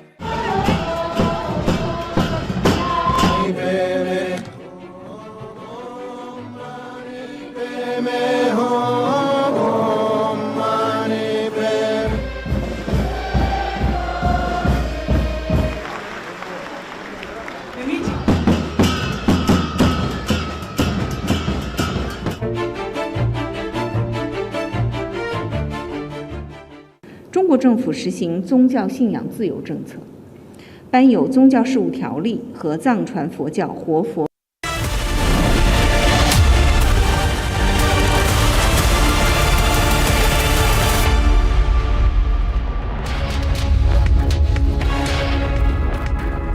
A very good evening, hello and welcome. You're watching Republic TV with me, Akanksha Khajuria. During the next half an hour, we'll get you details about what Tahawwur Rana, the mastermind of 2611, in fact said. It's a big admission and you should hear that. But first up, as always, the headlines.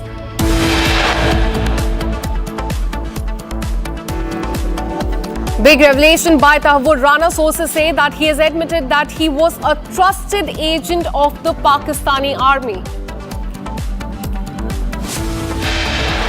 Delhi High Court has dismissed the petition filed by Turkish firm ground handling company Celebi Aviation challenging the revocation of its security clearance.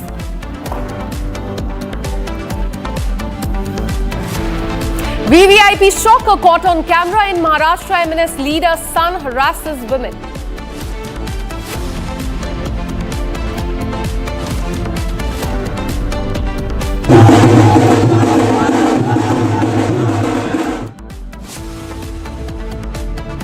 Clashes erupted during religious procession in several states across the country yesterday in Lakhimpur and Bihar, UP, MP and Jharkhand.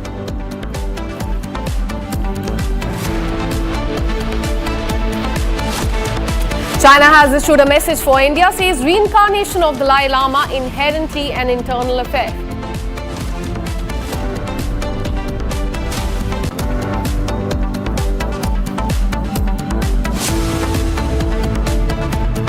Youth brutally assaulted in Karnataka and Bangalore over relationship dispute. Actor Darshan case referenced.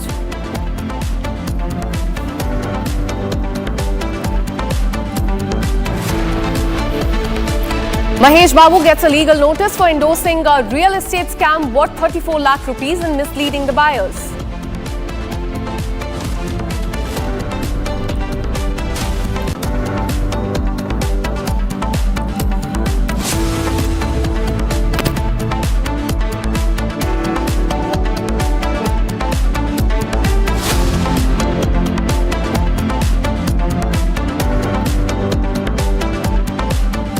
What tensions grip the Naya Taula Mahavir Mandir Chowk area under the Nagar Thana of Katihar in Bihar after miscreants involved in the Muharram Tazia procession pelted stones at the local residents and the temple as when triggering unrest in that area. Now, in a response, District Officer Manish Kumar Meena has ordered strict action against those responsible and assured that no one guilty will be spared. Former Deputy Chief Minister and Shahnagar MLA has also appealed to people to maintain peace and order in that area, promising firm action against the miscreants to restore the normalcy in that area. There on the screen, you can see visuals coming in from Bihar and also Ujjain, because as far as the Muharram procession is concerned, there have been chaos and ruckus not just in one state but in UP, MP, Bihar, Jharkhand.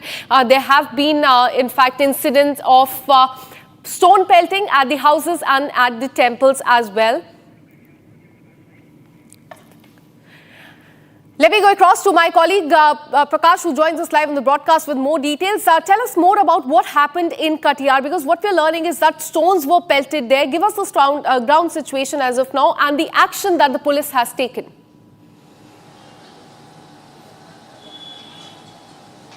Well, widespread violence was reported on the occasion of Muharram in different parts of Bihar, and on the screen we are showing you visuals of Katihar district, where in and around the temple premises stones were pelted during the Tajia procession of the minorities, what we call the Tajia procession.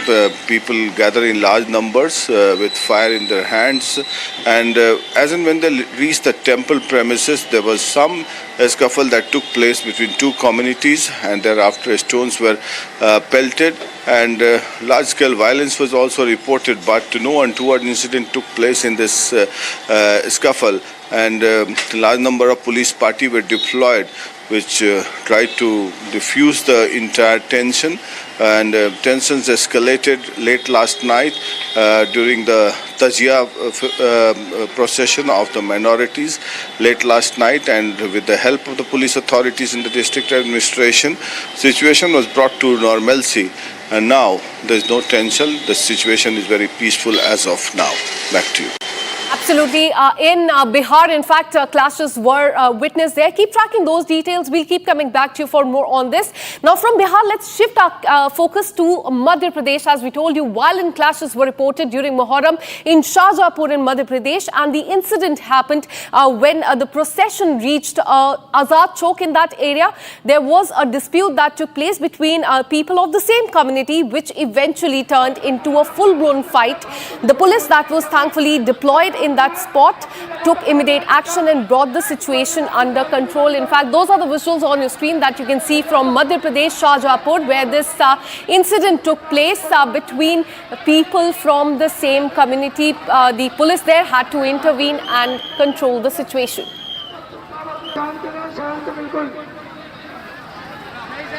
Well, as you can see in the visuals, police there on the ground when this incident took place. What we're learning is that this Muharram procession was passing through Azad Chowk when there was a dispute between the two people from the same community, and that led to a big fight. And there you can see on the screen that was the exact moment when that fight started between the two people of the same community. That led to a full-blown fight between these people, and thankfully the police was present at the spot there, and they controlled the situation and brought the law and order situation under control. Let me go across to my colleague Satya Vijay, who continues to track the story very closely. Satya Vijay, in Madhya Pradesh, not just in this Shahjahanpur area, but also in Ujjain, we saw, in fact, the clashes during Muharram procession. Give us details about the crackdown by police as far as the miscreants are concerned in this specific Shahjahanpur case. जी हाँ, बिल्कुल। देखिए, मध्य प्रदेश के शाहजहाँपुर और उज्जैन दो जगह पर एक ही तरह का विवाद सामने आया है। जहाँ पर शाहजहाँपुर की बात करें तो सेम कम्युनिटी के लोग, मतलब मुस्लिम कम्युनिटी के लोग ही आपस में विवाद करते दिखे। पहले ये विवाद बहस में तब्दील हुआ और उसके बाद मारपीट होने लगी। अच्छी बात है कि पुलिस मौके पर थी, जिसने कि विवाद को शांत कराया, स्थिति को कंट्रोल किया।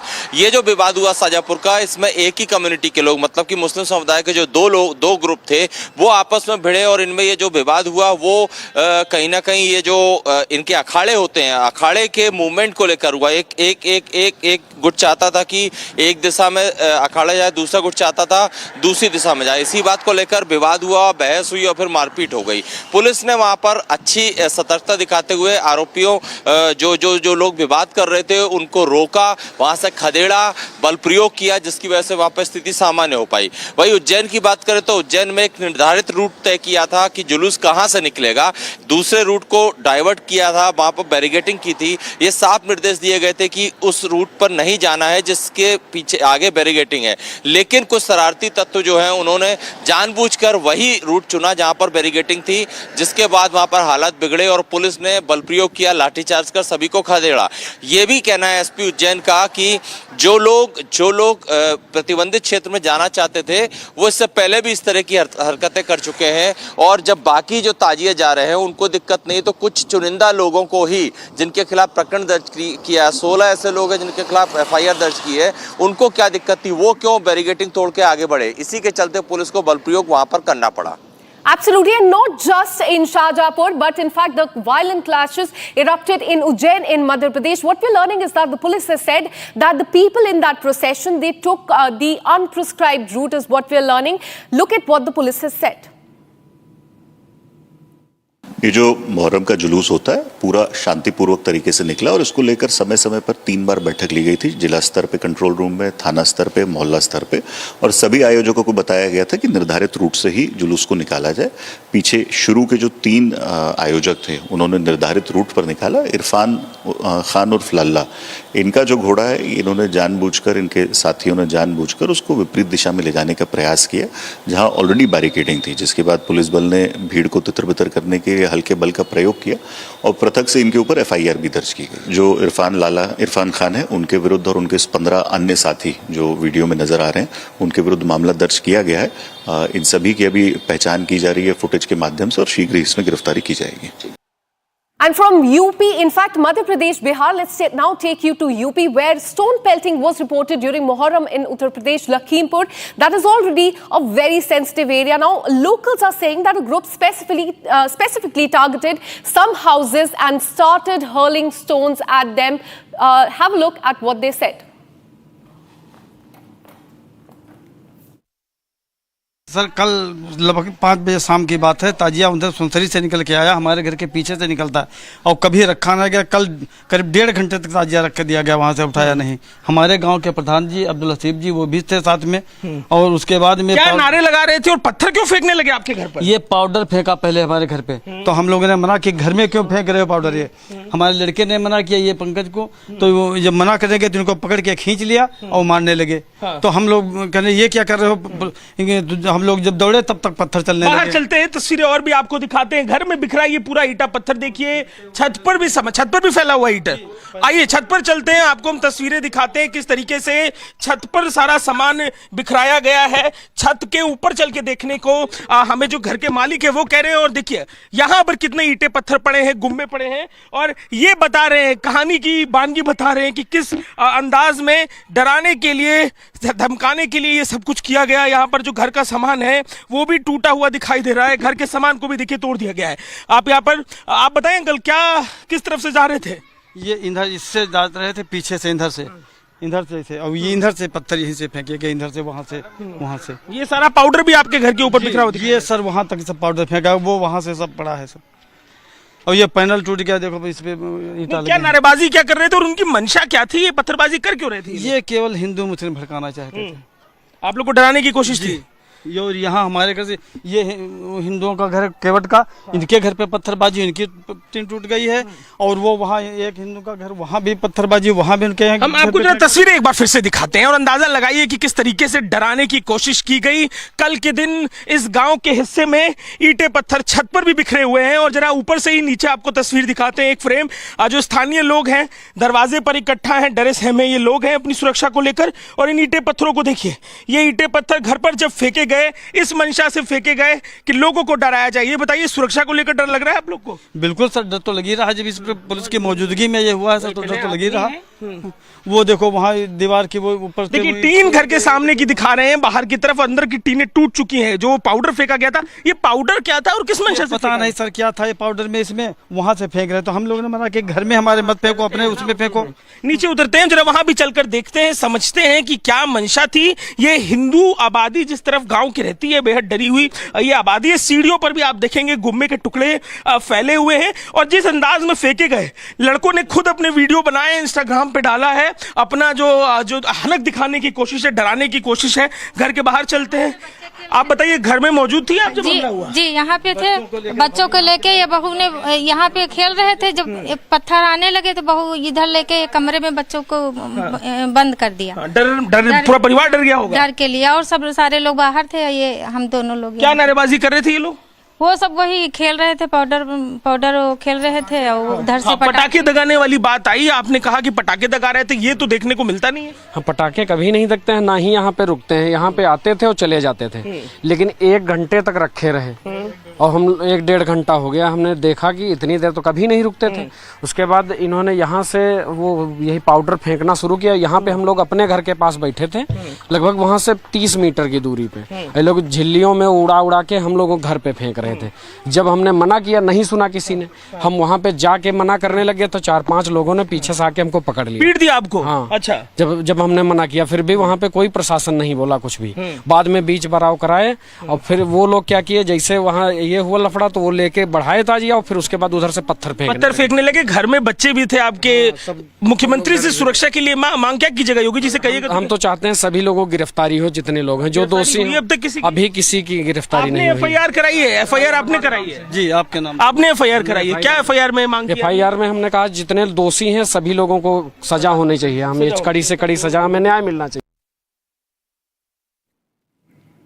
In fact, we have breaking news coming in as far as the Muharram processions are concerned, and this is one coming in from the state of Madhya Pradesh. What we are learning is that during a Muharram procession in Ratlam, youth used petrol to set afire a saffron banner with words Hindu Rashtra written on it. And as you can see in the video, the situation is tense there on the ground in Ratlam in Madhya Pradesh. A video of the incident has gone viral on social media, sparking immediate tensions in that area. The Hindu organizations have taken to the street. They have, in fact, demanded from the police action under National Security Act, shutting down of the markets, and authorities have also deployed heavy security there on the ground and has started investigation in that case.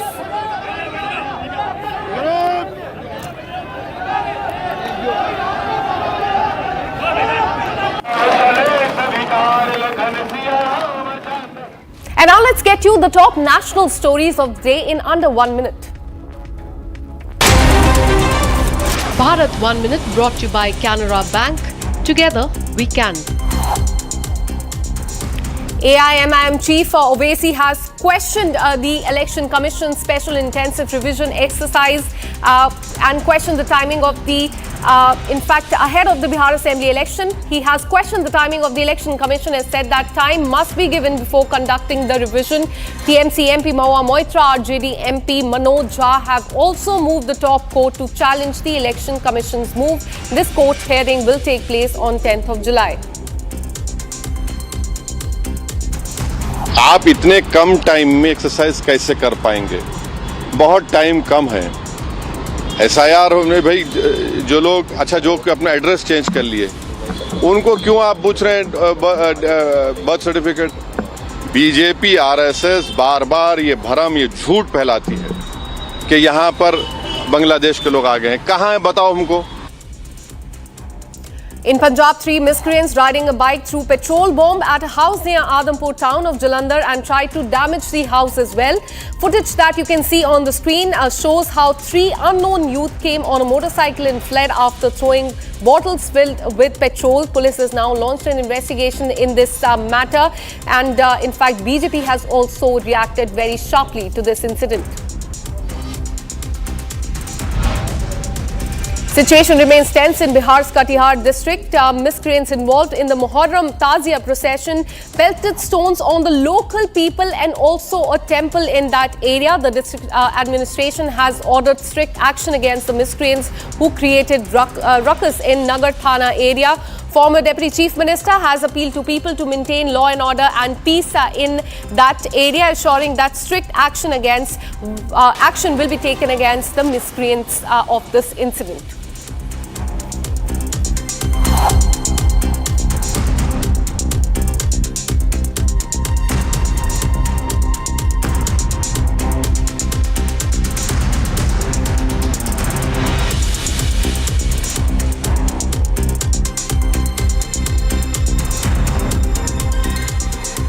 Well, last week, Dalai Lama charted out an elaborate plan as far as his succession is concerned. Now, China's ambassador to India has said that China's position that Dalai Lama's incarnation is concerned. He has given a statement on that, claiming that that is an internal affair of China. It's a statement that is coming from the ambassador of China to India. In fact, he dismissed recent comments by Dalai Lama as far as the next reincarnation is concerned. Remember, Dalai Lama had mentioned that it could be a boy, it could be a girl, and that would be decided by the trust founded by him and not by China whatsoever. But China has sharply reacted to this, saying that this is their internal matter.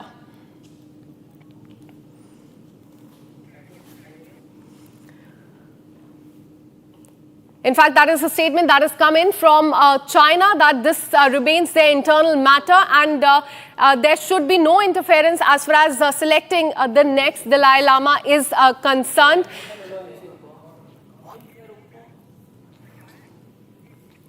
Let me go across to our guest, Acharya Yeshi Phuntsok, who's the former Deputy Speaker for the Tibetan Parliament in exile, and also Tenzin Lekshe, who's the official spokesperson of the Central Tibetan Administration.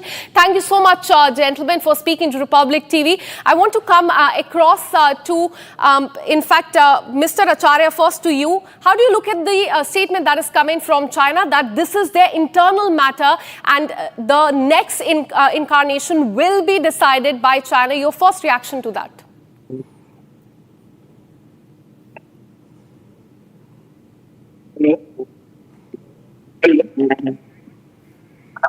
Am I audible to you, Mr. Acharya? I'm hearing from your voice, but China is showing some other things. Hello? All right, we'll try and reconnect that line with Mr. Acharya. Let me go across to Tenzin Lekshe. Sir, how do you see this statement that is coming from China, that it is their internal matter? On the other hand, Dalai Lama has charted out an elaborate plan as far as the succession is concerned. Your first reaction to this? See, China has nothing to do with the reincarnation of His Holiness Dalai Lama. In fact, it is the internal matter of His Holiness himself, not the Chinese. Right. So therefore, I think the China needs to shun the business of this reincarnation issue, which they've been trolling around. One thing it is very important for us to know is that we are talking about His Holiness Dalai Lama's reincarnation, and His Holiness is the sole legitimate, right, authority on the reincarnation of the Dalai Lama, nobody else. And therefore, His Holiness in the 2nd July statement has categorically mentioned that he will entrust Gandhi Important Trust, the office of His Holiness Dalai Lama, to take the responsibility, right? So that doesn't include China. So China do not have any role to play in this business, in this role, because this is the religious tradition unique to the Tibetan Buddhist tradition. And for China, they are not within the Buddhist traditions. The Chinese regime, they don't believe in religion.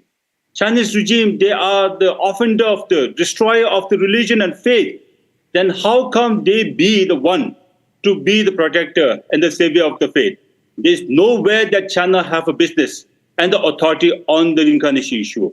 It's purely a spiritual matter. It's purely a Buddhist tradition which China do not belong. Absolutely. And after this announcement was made, in fact, there was a celebration by the Tibetan leaders and those activists and people there in Dharamshala as well. We saw celebrations yesterday on the 90th birthday of Dalai Lama as well. Let me now go across to Acharya Yeshi Phuntsok, who's been the former Deputy Speaker for the Tibetan Parliament in exile. Thank you so much for speaking to Republic TV. Your first reaction to the statement that is coming from China, that this is their internal matter. India should not intervene as far as the next incarnation is concerned. How would you react to this?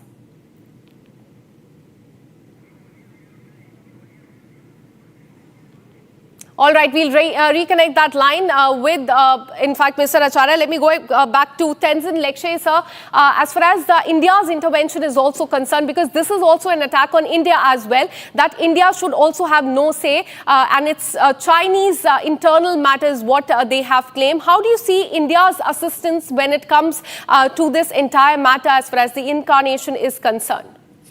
See, India has made a very clear position by saying that this is the religious tradition, right, as per the religious tradition, because it is the matter of His Holiness.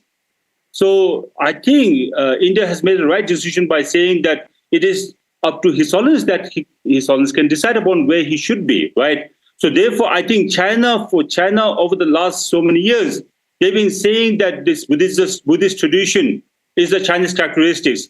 They said that this Buddhist tradition of this reincarnation should be from their side, should be controlled by them. It is nowhere in the history that China has a control. China has an authority on the reincarnation. Right? So therefore, let me reiterate again, China has no business and no authority on the reincarnation of His Holiness Dalai Lama. Right? They can bark all the time, but this is not the thing that China should interfere. It's not right traditionally. Historically, also, they don't have any record where they can say that they have the legitimate authority on the reincarnation of His Holiness the Dalai Lama. Nowhere they don't have the authority, right? So therefore, I think it is important for China to rethink and change their position by saying that the aspirations of Tibetan people should be deserved, should be fulfilled. That's what I think His Holiness has said many times. Quite clear when Dalai Lama charted out the succession plan. He had categorically mentioned that it is, in fact, the decision by the trust that he had founded in 2015, and China will have no say whatsoever. But in the last 3 or 4 days, we've been seeing back-to-back statements that have been coming from China as far as the succession plan is concerned. But as far as, in fact, how would you see, because since the last 3 days, these reactions have been coming in from China. It appears that China is very desperate when it comes to reincarnation and its selection. Mr. Tenzin. See, China always acts out of desperations. Whenever it comes to the matter of Tibetan people and His Holiness, right, they were always wrong. They were always wrong. Right? They claimed that Tibet was part of China since time immemorial. They were wrong. They claimed that Tibetan Buddhists are of Chinese characteristics. They were wrong. They claimed that His Holiness reincarnation should be born in Tibet, should be used through the golden urns, should be legitimized and authorized by the Chinese government. Nowhere, right? His Holiness will be born in Tibet. As His Holiness said many times, that if the Tibetan situation remains unchanged, he'll be born in a free world. Many times. Then right now at this present juncture, Tibet is more than ever critical. So how can His Holiness be born in Tibet? But second thing, absolutely. Was a this is of what in fact Dalai Lama had also stated. So stay on with us. In fact, we are joined by Acharya Yeshi Phuntsok, who's been the former Deputy Speaker for the Tibetan Parliament in exile. So thank you so much for speaking to Republic TV. I wanted to ask you your first reaction to the statements, back-to-back statements that are coming in from China as far as the reincarnation is concerned. They're saying it's their internal matter. China have no any powers and rights regarding the Tibetan Buddhist, the traditional, and particularly the reincarnation of the His Holiness Dalai Lama, and then the others or various lamas and Chulkus. That is only the authorities and powers of the Tibetan Buddhist. It's the own tradition and authorities without any interference. China has no right, no power. So therefore, they always comes their reaction, but we never met any importance of the Chinese government. Authoritarians, they are unknown about any Buddhist single word about the Buddhism. What they can to do something about the reincarnations of the His Holiness Dalai Lama and the other Tibetan traditions and culture. That is the I have mentioned several times in this various platforms. Absolutely. China can say all it wants that it's their internal matter, but the fact remains that it will be chosen by the trust that has been founded by the Dalai Lama. Thank you so much, gentlemen, for speaking to Republic TV. And with this, we're taking a very short break. Coming up on the other side, China has issued a message to India, as we told you, saying that reincarnation of the Dalai Lama is inherently their internal matter. And concerning news coming in from Karnataka, a youth brutally assaulted in Bangalore over relationship dispute. Actor Darshan case reference in this case as well. This and much more on the other side. Stay with us.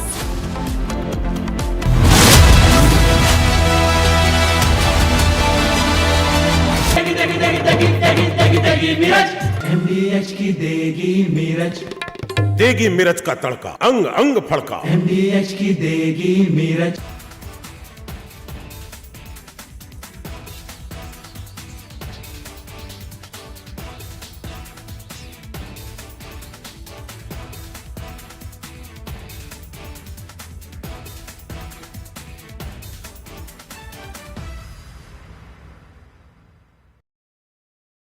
Donald Trump in first attempt, when the first part of his presidency in 2017, he has come out with the tax breaks. And he has announced that he wants to boost the American economy. And he has given tax break, which were going to expire in 2025. So there was an obligation when the second term that he will extend the tax break, which he has promised in 2017, to continue permanently. And that's the big, beautiful bill is that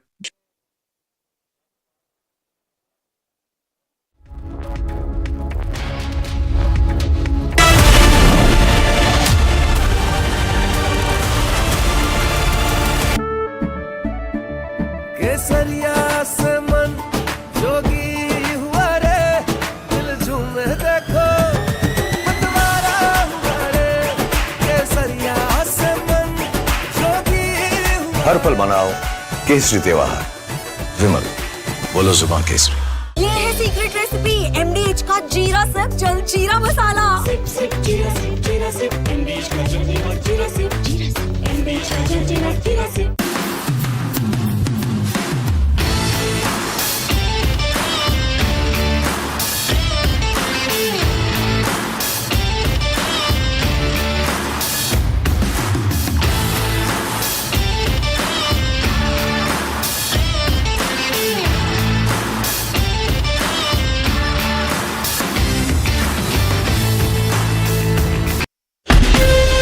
From Asia's largest news headquarters, setting the agenda for Bharat.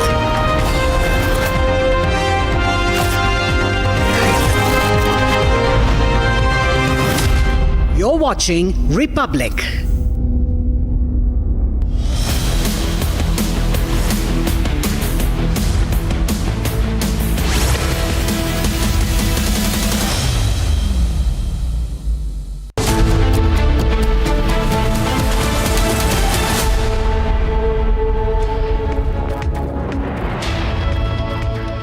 Welcome to this Monday 5 p.m. live and breaking, and it seems the bird is singing like a canary, and that's Tahawwur Rana. He's been speaking about his deeper Pakistan army connections while being grilled by Indian agencies, and that's some evidence that's really building up to that extradition which Bilawal Bhutto has promised of Hafiz Saeed. Would it happen? That's our focus this evening. Let's begin with the headlines. VVIP shocker caught on camera. MNS leader's son harasses woman.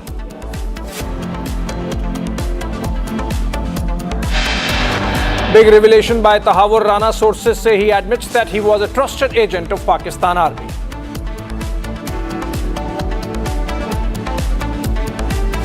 Clashes reported during religious procession in several states yesterday.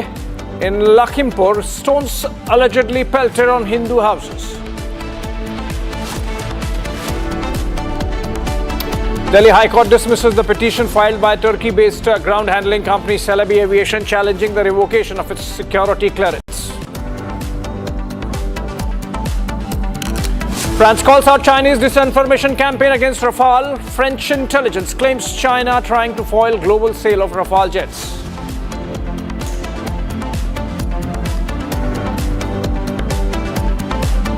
China clearly upping the ante on Tibetan Buddhists worldwide, says reincarnation of Dalai Lama inherently an internal affair.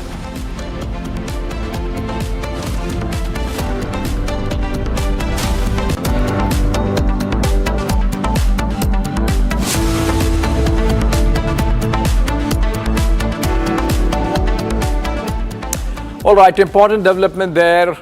Former Foreign Minister of Pakistan, Bilawal Bhutto Zardari, has stunned his own country and perhaps even more Lashkar-e-Taiba by openly saying that Pakistan has no objection to extraditing global terrorists like Hafiz Saeed and Masood Azhar to India. This isn't just a political statement, it's a direct hit at Pakistan's terror factories. And what follows? He was speaking to Al Jazeera, where he has made this statement. There is already a meltdown from Hafiz Saeed's camp. His son Tala Saeed, for example, has now publicly accused Bilawal of disgracing Pakistan on the world stage. Pakistan's terror sympathizers are rattled. their safe havens are being questioned. And it seems Bilawal is going to face some heat. Let's listen to what Tala Saeed has said in hitting back to Bilawal Bhutto Zardari, and then we come back. International news channel को interview देते हुए बिलावल ने जो बातें की, भारतीय सहाफ़ी के सवालात के जो जवाबात दिए, हकीकत में वो जवाब बनते नहीं थे, जिससे हम सब की पूरी पाकिस्तानी कौम की दिल आज़ारी हुई है। इस पर हम उसके इस बयानात की भरपूर मजम्मत करते हैं। मेरे वालिद मोहतरम हाफिज़ मोहम्मद सईद हफ़िज़हुल्लाह का किरदार पाकिस्तान की खिदमत, हिफाजत और दिफा के हवाले से हमेशा रहा है। इंटरनेशनल न्यूज़ चैनल को इंटरव्यू देते हुए बिलावल ने जो बातें की, भारतीय सहाफ़ी के सवालात के जो जवाबात दिए, हकीकत में वो जवाब बनते नहीं थे, जिससे हम सब की पूरी पाकिस्तानी कौम की दिल आज़ारी हुई है। इस पर हम उसके इस बयानात की भरपूर मजम्मत करते हैं। मेरे वालिद मोहतरम हाफिज़ मोहम्मद सईद हफ़िज़हुल्लाह का किरदार पाकिस्तान की खिदमत, हिफाजत और दिफा के हवाले से हमेशा रहा है। All right, that was Tala Saeed, the son of Hafiz Muhammad Saeed, saying that his father is actually a defender of the faith and the defender of Pakistan, and that this kind of comment coming in from Bilawal Bhutto Zardari in his interview to a foreign media platform is uncalled for, and it's condemned. We don't know as yet whether Lashkar-e-Taiba is going to escalate, because remember, they are a militant terrorist organization, proscribed terrorist organization, and the fact that along with Masood Azhar, both Hafiz Saeed and him happen to be proscribed UN designated terrorists, and despite that, Bilawal Bhutto Zardari, if you read between the lines, is actually admitting that maybe they are involved in something. If you give evidence, maybe we can extradite them, and that's an important development, because we are also seeing parallelly interrogation of Tahawwur Rana going on by Indian agencies, and first by the NIA and then by the Mumbai crime branch, and all the information that he's been sharing with these agencies during his interrogation, the umbilical link of the 26/11 terror attack in Mumbai in 2008 and the likes of Hafiz Saeed is becoming even more clear. And so if Bilawal Bhutto Zardari says that based on evidence the likes of Hafiz and Masood Azhar can be extradited, then obviously the evidence is there. Not that this is for the first time, but if more was needed, it's coming in literally live as we speak, the interrogation. Okay, we have in fact a guest to better help us better understand what this means. Colonel R.S.N. Singh, someone who has been associated with our intelligence agencies earlier. Very good afternoon to you, Mr. Singh. You heard what Tala Rashid said in response to what Bilawal Bhutto Zardari has mentioned. First, let's understand, is Bilawal Bhutto Zardari serious? What's happened? Why is he so easily agreeing to extradite the likes of Hafiz Saeed and Masood Azhar? Is it a signaling from Pakistani state, or is just Bilawal Bhutto Zardari playing to the gallery? No. I think it has got to do with the internal political dynamics of Pakistan. This is after Trump made it known to the world that he controls the Pakistan military and nobody else in the world, not even the president or the prime minister. So, and he's the man who is doing all these dealings with regards to strategic and critical minerals, that are there in Pakistan, especially in the Balochistan province. And that is what he seems to have delivered during that lunch with Trump. And, they say that there are no free lunches in diplomacy. So he has promised those minerals, in return for that afternoon lunch in the White House. Now, what is also the grapevine, says there is rumors are thick that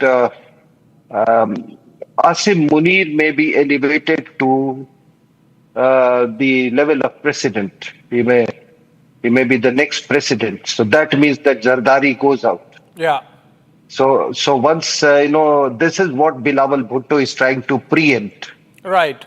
Because now with this remarks and comments, if the Pakistan persists in making him the president, then it will have international fallouts. All right.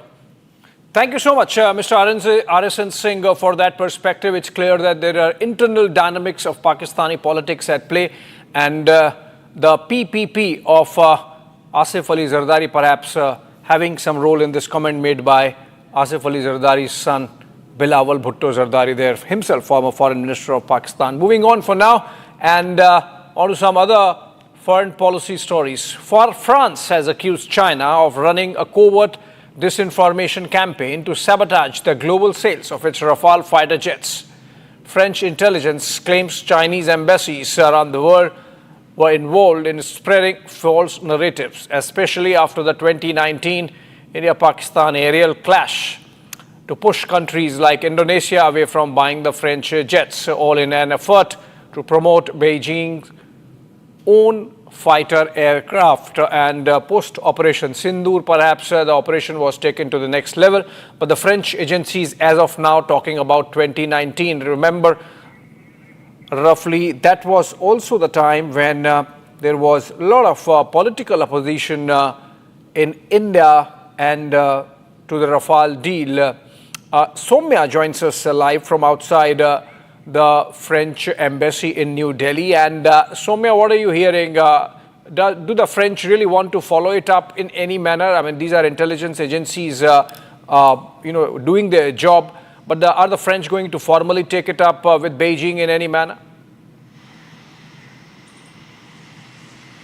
Well, see, at the moment, sources within the embassies have confirmed certain facts with regards to how this disinformation campaign was picked up by Pakistan in coordination with China. So all of this started from the night of 7th May when Operation Sindoor had taken place, and this claim that was made by Pakistan that 3 Rafale jets were shot among the 5 they claim that Indian fighter jets were shot.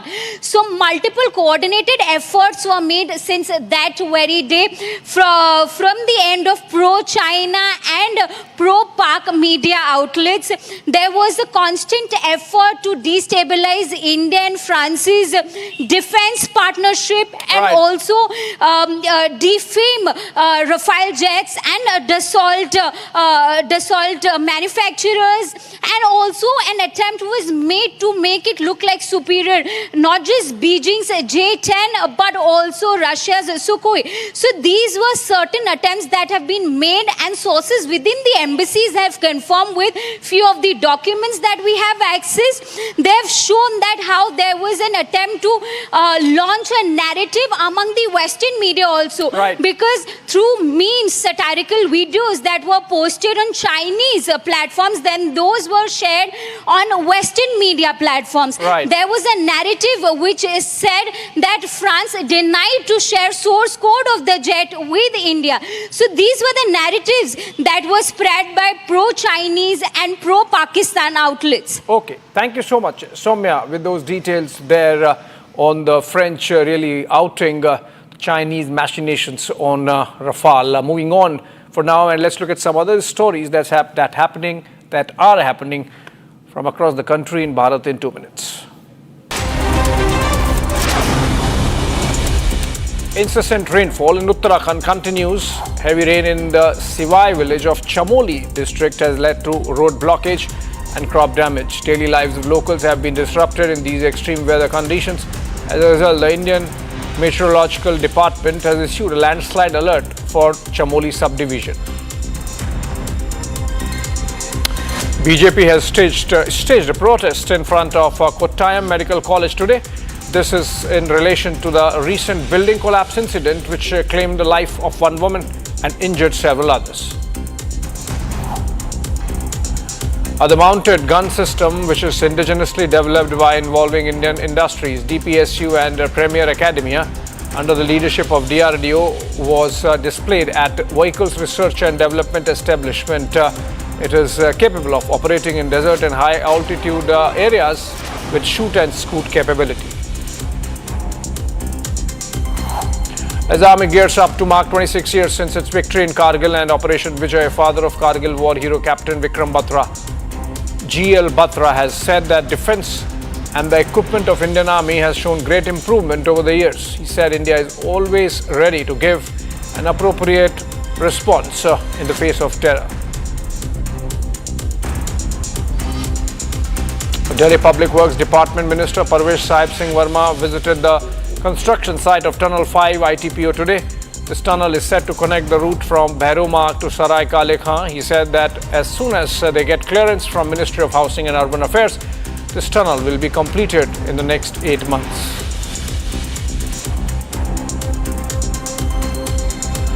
Japan Coast Guard ship Itsukushima has arrived at Chennai port as part of its global ocean voyage training. This visit underscores the deep and enduring bond between Indian Coast Guard and the Japan counterpart, further strengthening the strategic partnership in the vital Indo-Pacific region and enhancing interoperability between the two renowned maritime forces.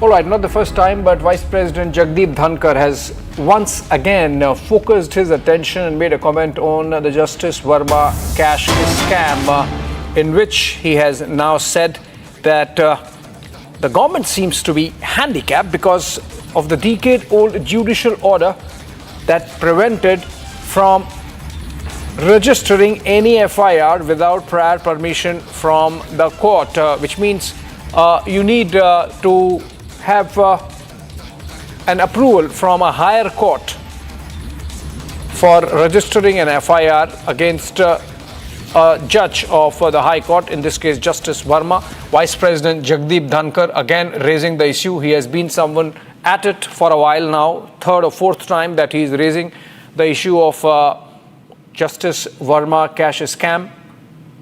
These are pictures from earlier of when the burnt cash remains were found from his outhouse. Justice Verma since transferred, and inquiry report finding him culpable, but of course he has dissented. He has rejected those findings and calls them not following principles of natural justice. Okay, we have in fact the soundbite of Vice President. Let's listen to him. Incident took place, boys and girls, on night intervening 14th and 15th March. We did not come to know about it. It was only on 21st March this year, after about 7 days, we came to know about this ghastly crime. Now question arises, did anyone know about it earlier? Yes, it was a fire incident. The firefighting mechanism was there. Those involved with the system knew about it. Why it was not shared? I am a concerned man. Whether this is an incident in isolation or there are other similar incidents, that is something which we have to deal with. I therefore strongly feel, and I have said it on multiple occasions, proceeding with the constitutional mechanism of dealing with the judge in terms of constitutional provision is one way out. But that is not a solution, because we claim to be a democracy, which we are. The world looks at us as a mature democracy where there has to be rule of law, equality before law, which means every crime must be investigated. If the money is so huge in volume, we have to find out, is it tainted money? What is the source of this money? How was it stacked in the residence, official residence of a judge? It belonged to whom? Several penal provisions are violated in the process. I do hope an FIR will be registered. We must go to the root of the matter, because for the democracy it matters that our judiciary, in whom the faith is unshakable, its very foundations have been shaken. The citadel is tottering because of this incident. Some fundamental questions raised there by Vice President Jagdeep Dhankar. Hopefully, the investigations would move in that direction. Moving on to another story for now.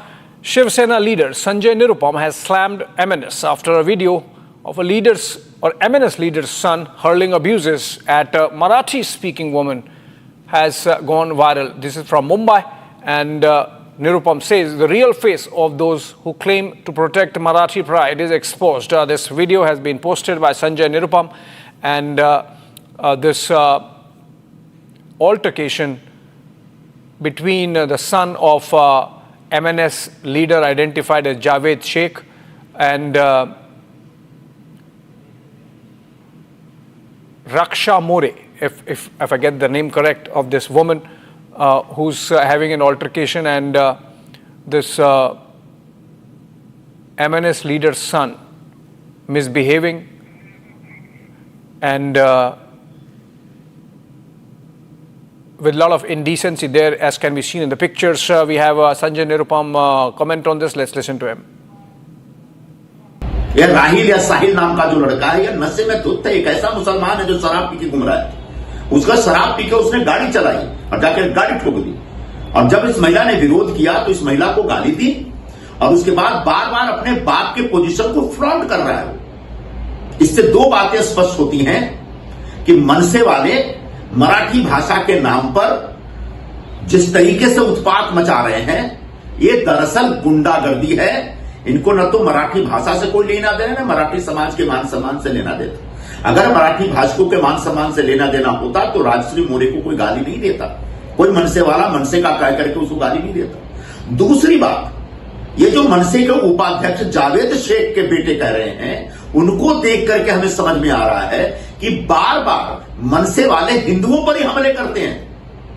और हमने बार बार सवाल उठाया कि अगर इतनी ताकत है, इतना गट्स है, इतना जोश है तुम में, इतना करेज है या साहस है, तो जरा भिंडी बाजार में जाके किसी मुसलमान को थप्पड़ मार के दिखाओ, उसको बोलो कि तुम उर्दू में बात मत करो, मराठी में बात करो।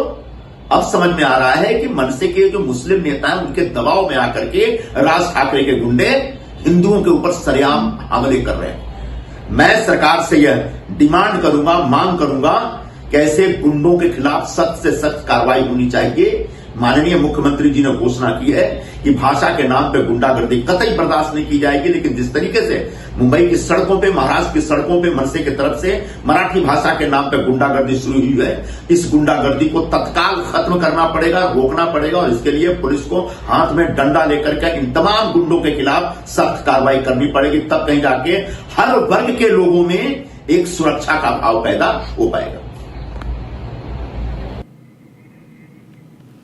All right, this seems to be snowballing. In fact, Republic spoke to Deepak Kesarkar on this story from Shiv Sena. Let's listen to him. देखिए, इस पे राजनीति नहीं होनी चाहिए, ऐसे मुझे लगता है। किसी को पीटना ये महाराष्ट्र की संस्कृति कभी भी नहीं थी। तो मुझे ऐसे लगता है कि जो भी आपको कहना है आप बोल सकते हैं, आपके विचार बोल सकते हैं, और फिर इकट्ठा रहना ये महाराष्ट्र की संस्कृति रह चुकी है, और महाराष्ट्र हमेशा प्रोग्रेसिव रह चुका है। तो हमने बहुत सारी चीज़ें मराठी के लिए की है, तो मराठी भाषा आगे जा रही है, उसको क्लासिकल लैंग्वेज का स्टेटस मिल गया है, और मराठी भाषा धोरण भी तय हुआ है। तो बहुत सारी चीज़ें हैं जो मराठी भाषा धोरण में है, तो उसके लिए ज़बरदस्ती करने की ज़रूरी नहीं है, उसके बारे में तो तय हो गया है। तो आप किसी भी चीज़ को अच्छी तरह से किसी को बोलेंगे तो वो लोग फॉलो करते हैं। एक तरीका होता है, उस तरीके से अगर बोला जाए तो समाज में शांति भी रहती है और सब लोग इकट्ठा भी रहते हैं। मंत्री जो आशीष शेलार का कहना है कि जिस तरह से पहलगाम में आतंकियों ने धर्म पूछ के मारा, उसी तरह से महाराष्ट्र में भाषा के नाम से मारा जा रहा। देखिए, मारना ये अच्छी चीज़ बिल्कुल नहीं है, हम उससे एग्री नहीं होते, क्योंकि ये चीज़ें तो बाला साहब के ज़माने में इस तरह से नहीं होती थी। कोई भी अगर गलत काम करे तो उसके लिए शिवसेना का खुद का स्टाइल था, लेकिन हर किसी को वो कहाँ से है ये पूछ के मारा नहीं जाता था। ये बाला साहब का कभी भी स्वभाव नहीं रहा है।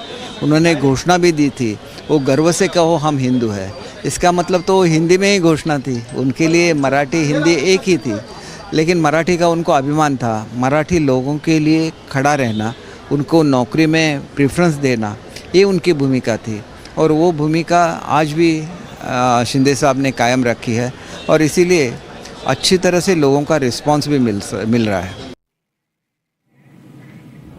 All right, as Pakistan continues its strikes in tribal areas in North Waziristan, people have really come out and started protesting against the Pakistani state. These are pictures coming in from Waziristan, in fact, more precisely, the Shewa area of North Waziristan, where these voices have come out against Pakistan military operations in the area. Slogans being raised and rejecting the operation. Let's listen to some of the net sounds there.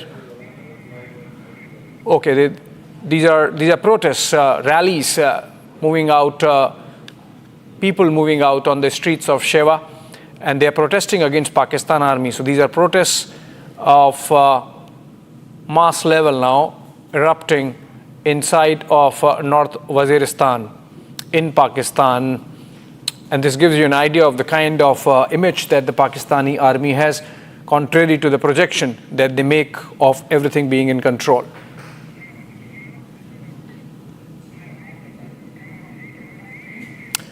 All right, moving on to some more international news. People in Nairobi take to the streets to protest against police brutality this time, as anger has reignited over the long-standing issue by the death of blogger Albert Ojwang in police custody that happened some time ago, and the close-range shooting by police of vendor Boniface Karaoke during protests for Ojwang mid-June. Human rights groups have long called for action over illegal arrests, detentions and torture of government critics in Kenya.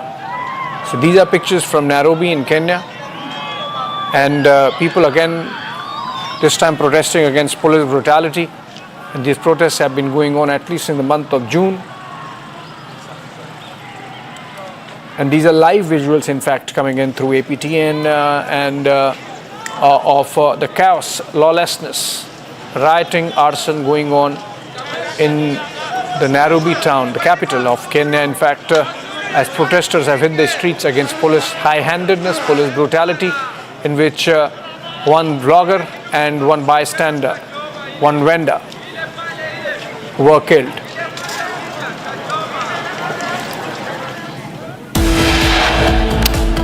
All right, with that, we slip into a short break. On the other side, clashes reported during religious procession in several states yesterday. In Lakhimpur, stones allegedly pelted on Hindu homes. Also, Delhi High Court dismisses the petition filed by Turkey-based ground handling company Celebi Aviation, challenging the revocation of its security clearance.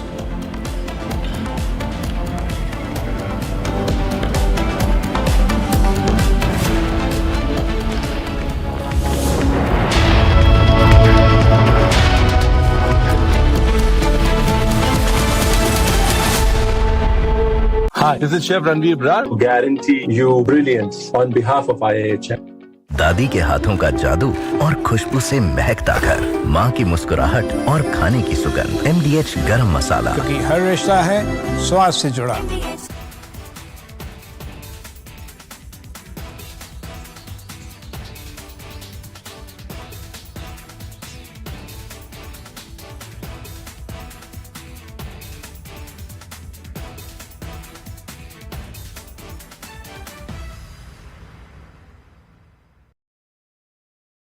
Donald Trump, in first attempt, when the first part of his presidency in 2017, he has come out with the tax breaks. And he has announced that he wants to boost the American economy. And he has given tax break, which were going to expire in 2025. So there was an obligation when the second term that he will extend the tax break, which he has promised in 2017, to continue permanently. And that's the big, beautiful bill, is a drastic reduction in the tax liability of the US taxpayers. So that's why it's a big bill, a big, beautiful bill. And at the same time, it marks a lot of expenditure for defense, etc. So that's why Mr. Donald Trump is saying it's a big, it's a beautiful, and it's a bill so that all America will become great again. So that's the idea and that's the objective. So reduction in taxes is a welcome measures which all by and large everyone taxpayer loves, and that's why people are.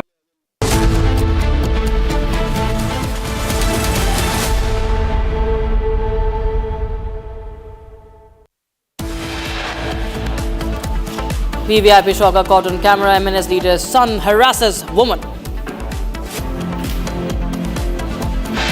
It's a big revelation by Tahawwur Rana. Sources say he admits that he was a trusted agent of the Pakistan army.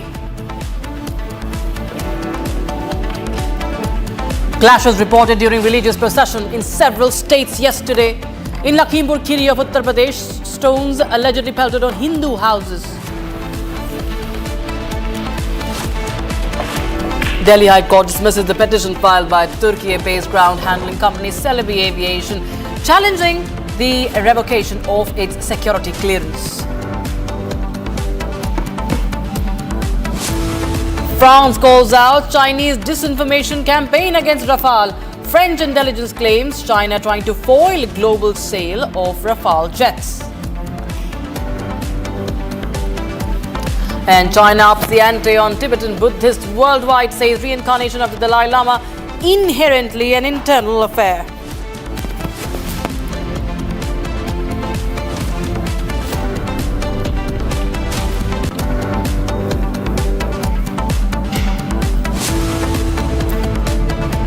Very warm welcome, viewers. You're watching live and breaking. I'm Dr. Tamisha with you. Start with the big development in the Pahalgam terror case. Now, in a significant development, a special NIA court has sent two Lashkar-e-Taiba associates, Parvez Ahmed and Bashir Ahmed, to 10-day NIA remand till the 16th of July.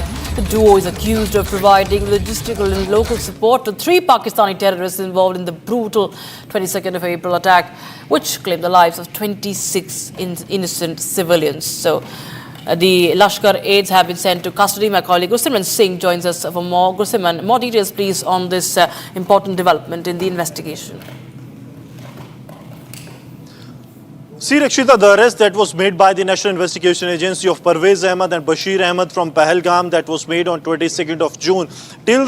Since then, we have seen that the NIA was pushing for their custody.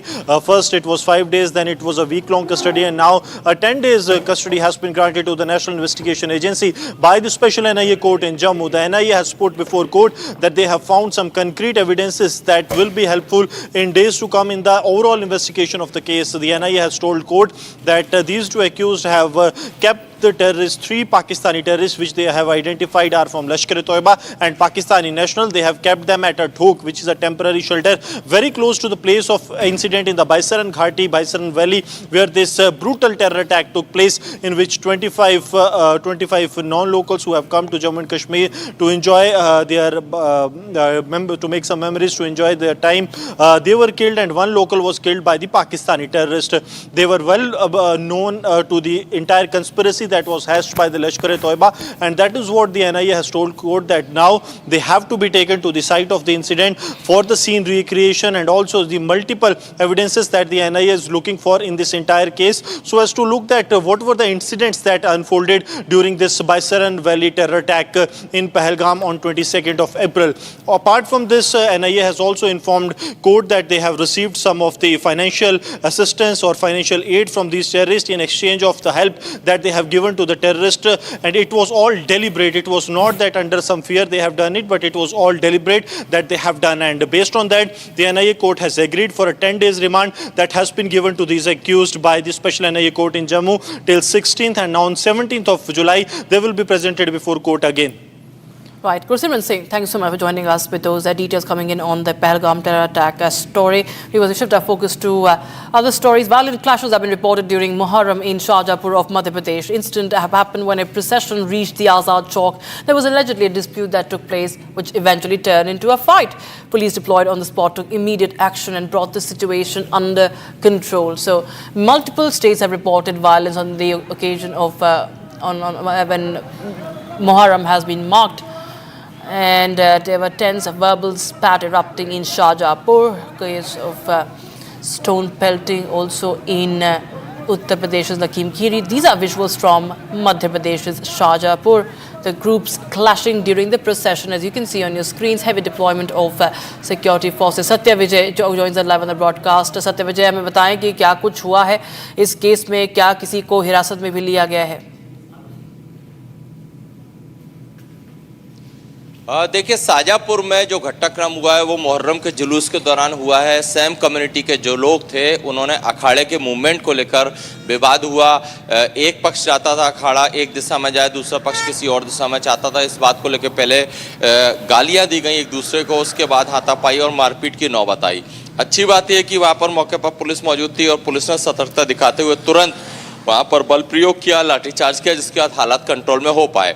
चूंकि ये विवाद Sam community में था, मुहर्रम के दौरान जो लोग आपस में वहाँ पर जुलूस निकाल रहे थे एक ही कम्युनिटी के थे, इसीलिए दोनों पक्षों ने अभी तक जो हमारे पास इनपुट है उसके मुताबिक पुलिस में कंप्लेंट नहीं की थी, इसीलिए पुलिस ने प्रकरण दर्ज नहीं किया। लेकिन पुलिस ने ये कहा है कि चूंकि शांति भंग करने का मामला बन सकता है और अगर इस तरह की जो वीडियो फुटेज हैं उसके आधार पर आरोपियों को सर्च भी किया जा सकता है। लेकिन चूंकि कोई पक्ष थाने नहीं पहुंचा है इसलिए प्रकरण दर्ज नहीं किया है। लेकिन ये पहली घटना नहीं है, उज्जैन हो, रतलाम हो और शाजापुर हो, मध्य प्रदेश के 3 जिलों में एक साथ एक ही तरह की घटना हुई है। मुहर्रम के जुलूस के दौरान विवाद हुआ है और शाजापुर में तो एक ही कम्युनिटी के लोग आपस में लड़े हैं। जो लोग लड़े हैं वो आप उसी जुलूस में शामिल थे। बताया जा रहा है कि पहले मंच पर से गालियां दी गई, उसके बाद दूसरा पक्ष भड़का और भड़कने के बाद इनमें मारपीट होने लगी। चूंकि 12 बजे से सुबह 5 बजे तक ये जुलूस निकलना था, इस दौरान वहाँ पर पुलिस की भारी तादाद थी, भारी संख्या में पुलिस वहाँ मौजूद थी। पुलिस ने स्थिति को सही समय पे भापा और वहाँ पर स्थिति को कंट्रोल में किया। थोड़ा बल प्रयोग पुलिस को करना पड़ा, लेकिन स्थिति वहाँ पर पूरी तरह से पुलिस ने सामान्य कर दी है। जी, सत्य विजय, बहुत धन्यवाद हमारे साथ जुड़ने के लिए viewers. In fact, we also spoke exclusively to the SP of Ujjain, who detailed what exactly happened during the procession.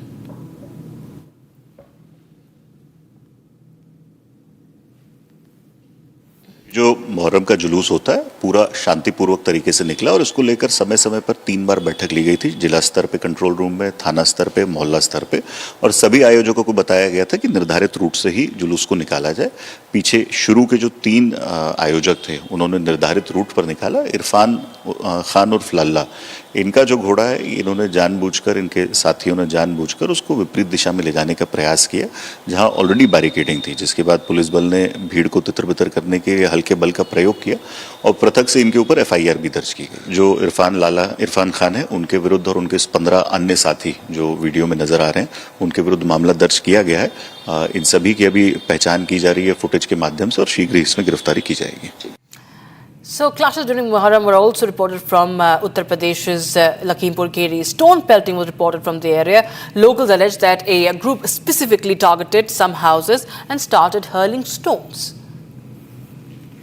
So these are the visuals, viewers, from the site in Lakhimpur of Uttar Pradesh, and you can see that this is in fact caught on camera how an individual is pelting stones. There you have the stone being pelted high up in the air, and it's all caught on camera, mob pelting stones. And what is Ajay Dubey, my colleague, has filed this report from the site of the clash. Listen in.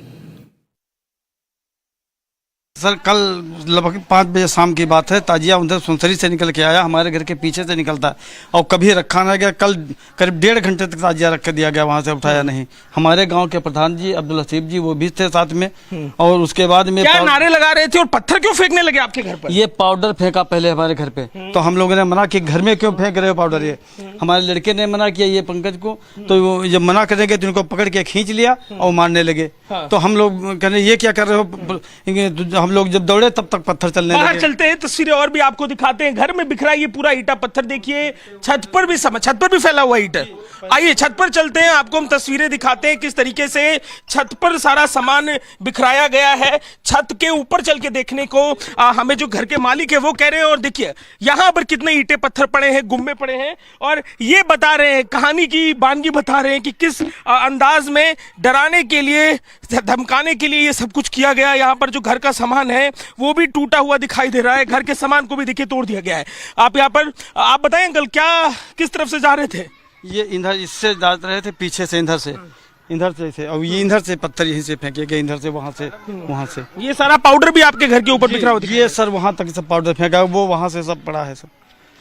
और ये panel टूट गया, देखो इस पे ईंटा क्या नारेबाजी क्या कर रहे थे और उनकी मंशा क्या थी? ये पत्थरबाजी कर क्यों रहे थे? ये केवल हिंदू मुस्लिम भड़काना चाहते थे। आप लोग को डराने की कोशिश थी? ये और यहाँ हमारे घर से ये हिंदुओं का घर केवट का, इनके घर पे पत्थरबाजी, इनकी टीन टूट गई है। और वो वहाँ एक हिंदू का घर, वहाँ भी पत्थरबाजी, वहाँ भी उनके। हम आपको जरा तस्वीरें एक बार फिर से दिखाते हैं और अंदाजा लगाइए कि किस तरीके से डराने की कोशिश की गई। कल के दिन इस गांव के हिस्से में ईंटे पत्थर छत पर भी बिखरे हुए हैं। और जरा ऊपर से ही नीचे आपको तस्वीर दिखाते हैं, एक फ्रेम। जो स्थानीय लोग हैं दरवाजे पर इकट्ठा हैं, डरे सहमे ये लोग हैं अपनी सुरक्षा को लेकर। और इन ईंटे पत्थरों को देखिए, ये ईंटे पत्थर घर पर जब फेंके गए इस मंशा से फेंके गए कि लोगों को डराया जाए। ये बताइए, सुरक्षा को लेकर डर लग रहा है आप लोग को? बिल्कुल सर, डर तो लगी रहा। जब इस पुलिस की मौजूदगी में ये हुआ है सर, तो डर तो लगी रहा। वो देखो वहाँ दीवार की वो ऊपर देखिए टीन घर के सामने की दिखा रहे हैं, बाहर की तरफ अंदर की टीनें टूट चुकी हैं। जो पाउडर फेंका गया था, ये पाउडर क्या था और किस मंशा से? पता नहीं सर क्या था ये पाउडर में, इसमें वहाँ से फेंक रहे। तो हम लोगों ने मना कि घर में हमारे मत फेंको, अपने उसमें फेंको। नीचे उतरते हैं, जरा वहां भी चलकर देखते हैं, समझते हैं कि क्या मंशा थी। ये हिंदू आबादी जिस तरफ गांव की रहती है, बेहद डरी हुई ये आबादी है। सीढ़ियों पर भी आप देखेंगे गुम्मे के टुकड़े फैले हुए हैं। और जिस अंदाज में फेंके गए, लड़कों ने खुद अपने वीडियो बनाए, इंस्टाग्राम पे डाला है। अपना जो हलक दिखाने की कोशिश है, डराने की कोशिश है। घर के बाहर चलते हैं। आप बताइए, घर में मौजूद थी आप जब हमला हुआ? जी यहाँ पे थे, बच्चों को लेके। ये बहू ने यहाँ पे खेल रहे थे, जब पत्थर आने लगे तो बहू इधर लेके कमरे में बच्चों को बंद कर दिया। डर पूरा परिवार डर गया होगा? डर के लिए। और सब सारे लोग बाहर थे, ये हम दोनों लोग। क्या नारेबाजी कर रहे थे ये लोग? वो सब वही खेल रहे थे, पाउडर खेल रहे थे। और उधर से पटाखे दगाने वाली बात आई, आपने कहा कि पटाखे दगा रहे थे, ये तो देखने को मिलता नहीं है। हाँ, पटाखे कभी नहीं दगते हैं, ना ही यहाँ पे रुकते हैं। यहाँ पे आते थे और चले जाते थे, लेकिन 1 घंटे तक रखे रहे। और हम 1-1.5 घंटा हो गया, हमने देखा कि इतनी देर तो कभी नहीं रुकते थे। उसके बाद इन्होंने यहाँ से वो यही पाउडर फेंकना शुरू किया। यहाँ पे हम लोग अपने घर के पास बैठे थे, लगभग वहाँ से 30 मीटर की दूरी पे। ये लोग झिल्लियों में उड़ा उड़ा के हम लोगों घर पे फेंक रहे थे। जब हमने मना किया, नहीं सुना किसी ने, हम वहाँ पे जाके मना करने लगे तो 4-5 लोगों ने पीछे से आके हमको पकड़ लिया, पीट दिया आपको? हाँ। अच्छा। जब हमने मना किया, फिर भी वहाँ पे कोई प्रशासन नहीं बोला कुछ भी। बाद में बीच बराव कराए और फिर वो लोग क्या किए, जैसे वहाँ ये हुआ लफड़ा तो वो लेके बढ़ाए ताजिया और फिर उसके बाद उधर से पत्थर फेंकने लगे। घर में बच्चे भी थे आपके। मुख्यमंत्री से सुरक्षा के लिए मांग क्या कीजिएगा? योगी जी से कहिएगा। हम तो चाहते हैं सभी लोगों की गिरफ्तारी हो, जितने लोग हैं जो दोषी हैं। अब तक अभी किसी की गिरफ्तारी नहीं हुई। FIR कराई है? FIR आपने कराई है? जी, आपके नाम आपने FIR कराई है? क्या FIR में मांग किया? FIR में हमने कहा जितने दोषी हैं सभी लोगों को सजा होनी चाहिए, हमें कड़ी से कड़ी सजा, हमें न्याय मिलना चाहिए। Bharat 1 Minute brought to you by Canara Bank. Together we can. AIMIM Chief Asauddin Owaisi has questioned EC special intensive revision exercise ahead of the Bihar Assembly elections. Owaisi questioned the timing of the Election Commission's decision and said time must be given before conducting the revision. TMC MP Mahua Moitro, RGD MP Manoj Jha have moved the top court to challenge EC's move. The top court will hear the petitions on the 10th of July. आप इतने कम time में exercise कैसे कर पाएंगे? बहुत time कम है। SIR होने भाई, जो लोग जो अपना एड्रेस चेंज कर लिए उनको क्यों आप पूछ रहे हैं बर्थ सर्टिफिकेट? बीजेपी RSS बार बार ये भरम, ये झूठ फैलाती है कि यहाँ पर बांग्लादेश के लोग आ गए हैं। कहाँ है बताओ हमको। 3 miscreants riding a bike threw petrol bomb at a house near Adhampur town of Jalandhar and tried to damage the house. Footage now accessed shows how 3 unknown youths came on a motorcycle, fled after throwing bottles filled with petrol. Police have launched an investigation into the matter. Reaction also coming in from BJP.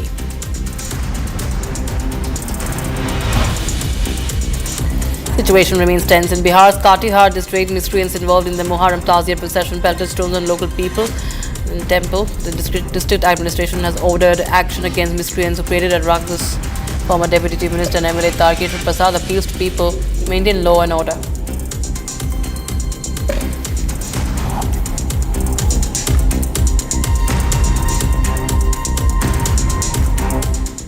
A startling revelation in the Jyoti Malhotra espionage case coming in. An RTI reply has revealed that the YouTuber was recently a state-sponsored guest under Kerala's influencer tourism program.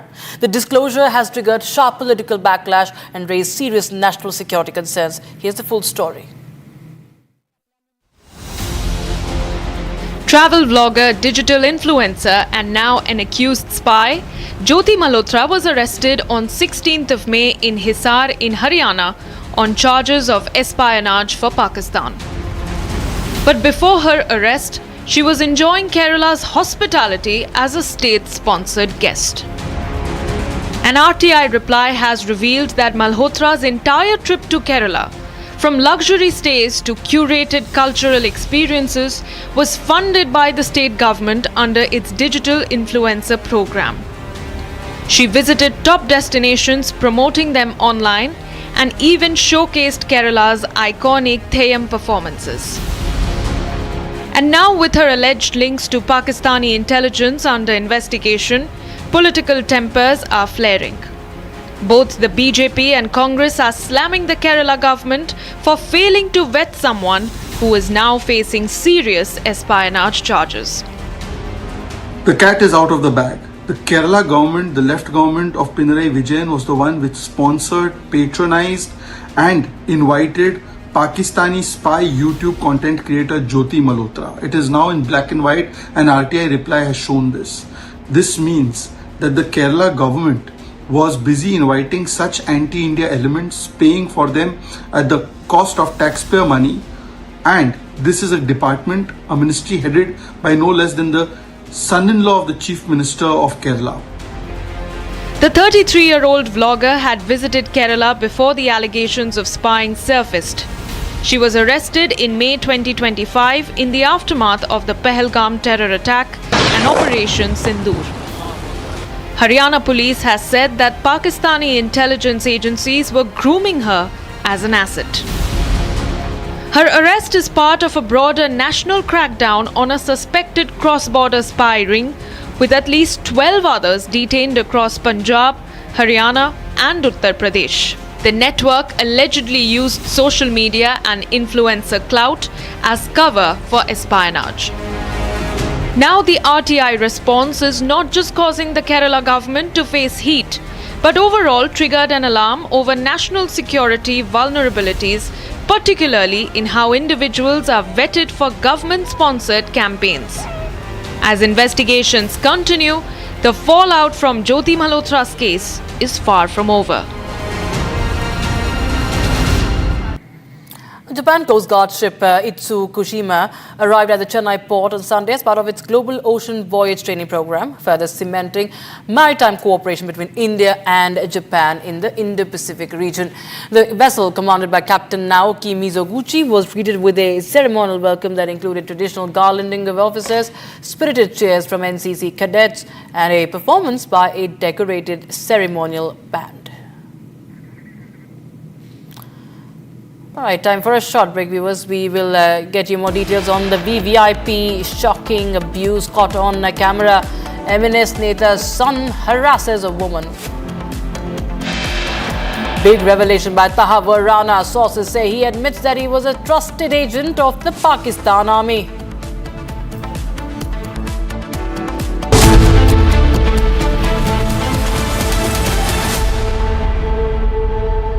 आधे bowl दही में 4 चम्मच MDH चटनी पुदीना मसाला डाला, stir करो, पुदीना चटनी तैयार। MDH चटनी पुदीना मसाला। केसरिया से मन जोगी हुआ रे, दिल झूमे देखो मतवारा हुआ रे, केसरिया से मन जोगी हुआ। हर पल मनाओ केसरी त्योहार। विमल, बोलो जुबान Kesari.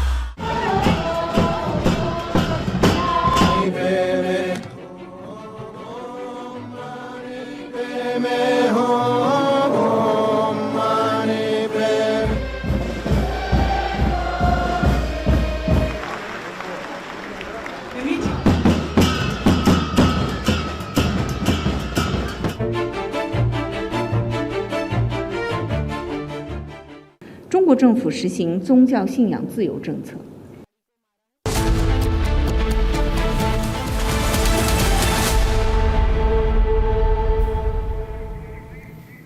Welcome back, viewers. The British F-35B fighter jet has been stranded in India since the mid of June. Now, the jet has arrived as part of India and the UK's joint naval exercise in the Arabian Sea. Fifth generation jet reportedly experienced a technical fault, could not take off from India, now stuck for the longest time at the Thiruvananthapuram International Airport. Now, it's all set to be dismantled, sent to the UK via a C-17 cargo aircraft. Team of UK engineers have arrived in India to commence repairs on the UK F-35B aircraft.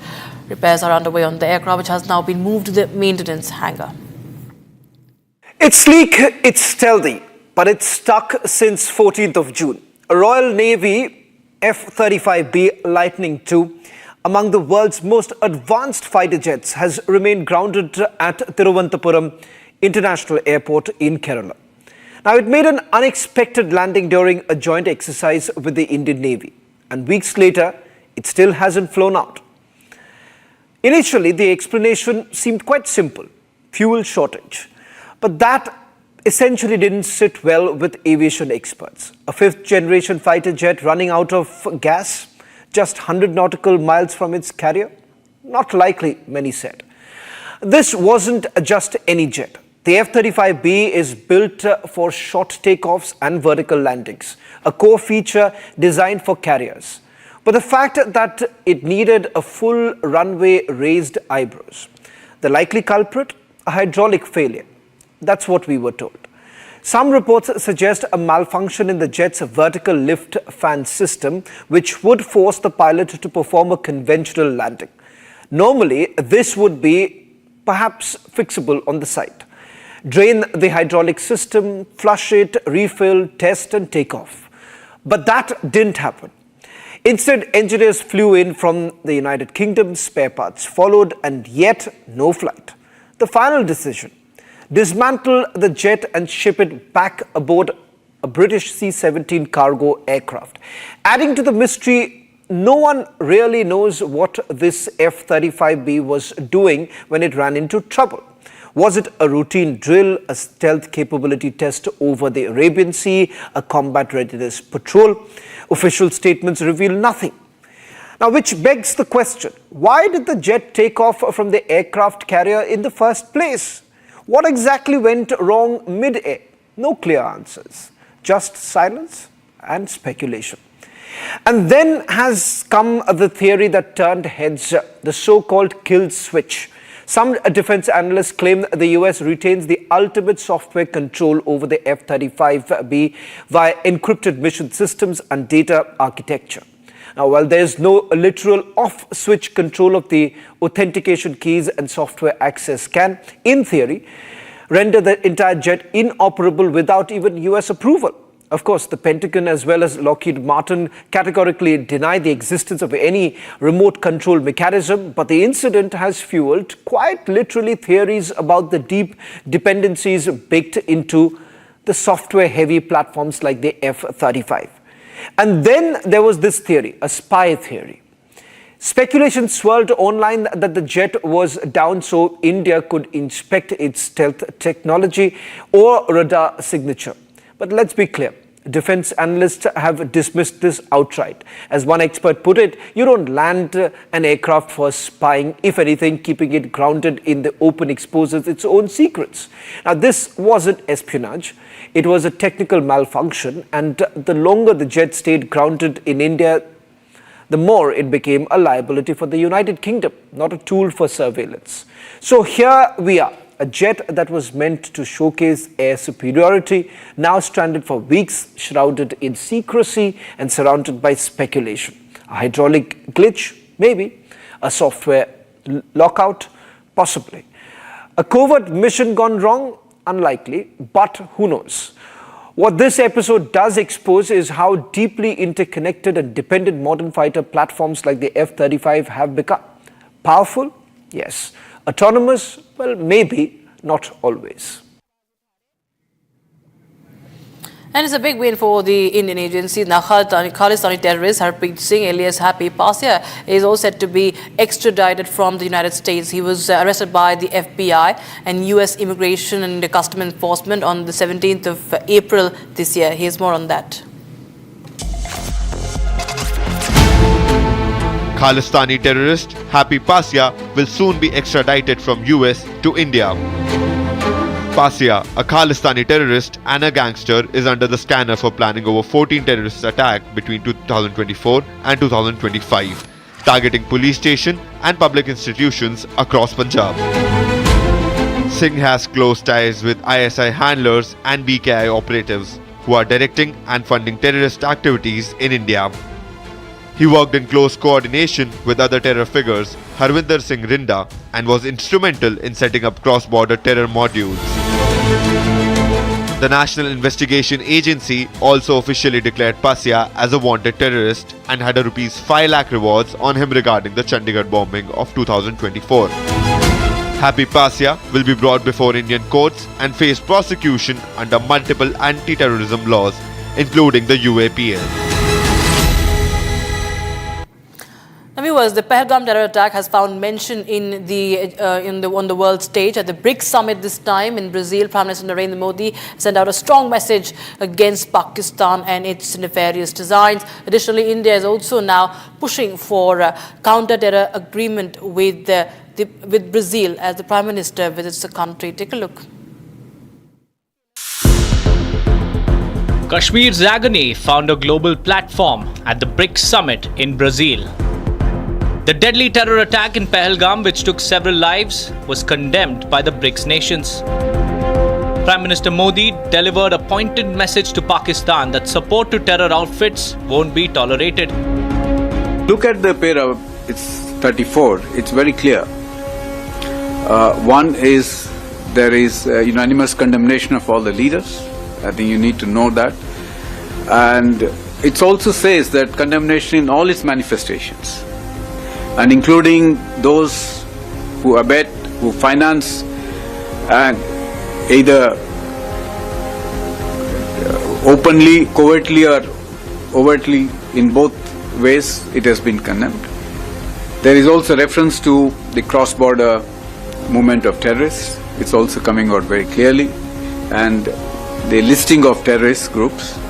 Then there is also a strong support for comprehensive convention against international terrorism, which was India's formulation, India's initiative in the UN for a long time, as you know that. So the message is very clear for anyone who understands the dangers of terrorism and how it can be, how it needs to be condemned, tackled not by just us. You know, there is a solidarity. There is a universal condemnation, which means all the countries are against it in any form. So that message is very clear to our neighbors. And it didn't just end there. India's foreign policy stance was spelled out loud and clear. Prime Minister Modi is all set to sign a memorandum of understanding with Brazil on counter-terrorism cooperation. After the talks, we are hoping to sign 4 agreements or /MOUs between the two countries, namely on renewable energy, counter-terrorism, agricultural research cooperation between ICAR, which is Indian Council for Agricultural Research, and Embrapa of Brazil, and also exchange and mutual protection of confidential information. These agreements have been finalized. As global leaders huddled to discuss future roadmaps, India chose to talk tough on terror and made sure that the world listened.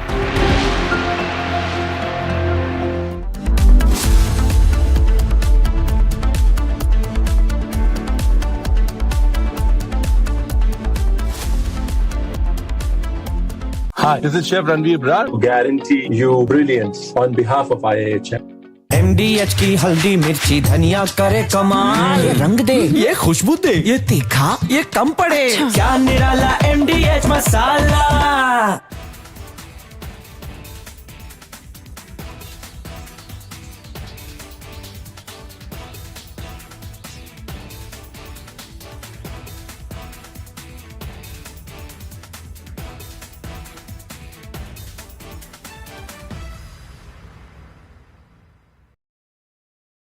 Donald Trump, in first attempt, when the first part of his presidency in 2017, he has come out with the tax breaks. And he has announced that he wants to boost the American economy. And he has given tax break, which were going to expire in 2025. So there was an obligation when the second term that he will extend the tax break, which he has promised in 2017, to continue permanently. And that's the big, beautiful bill is that.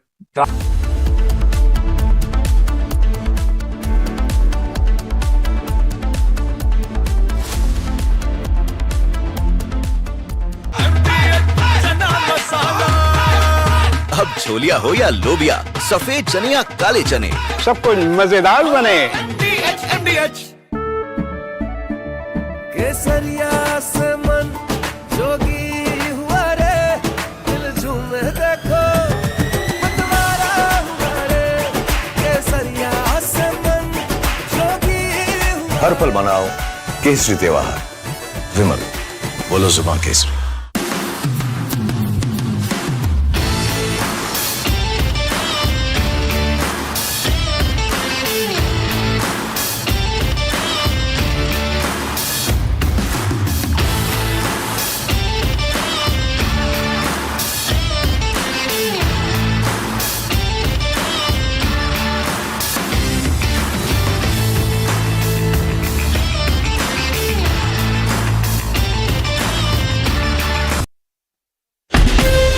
From Asia's largest news headquarters,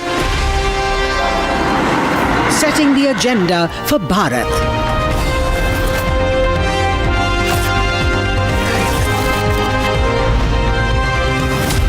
You're watching Republic.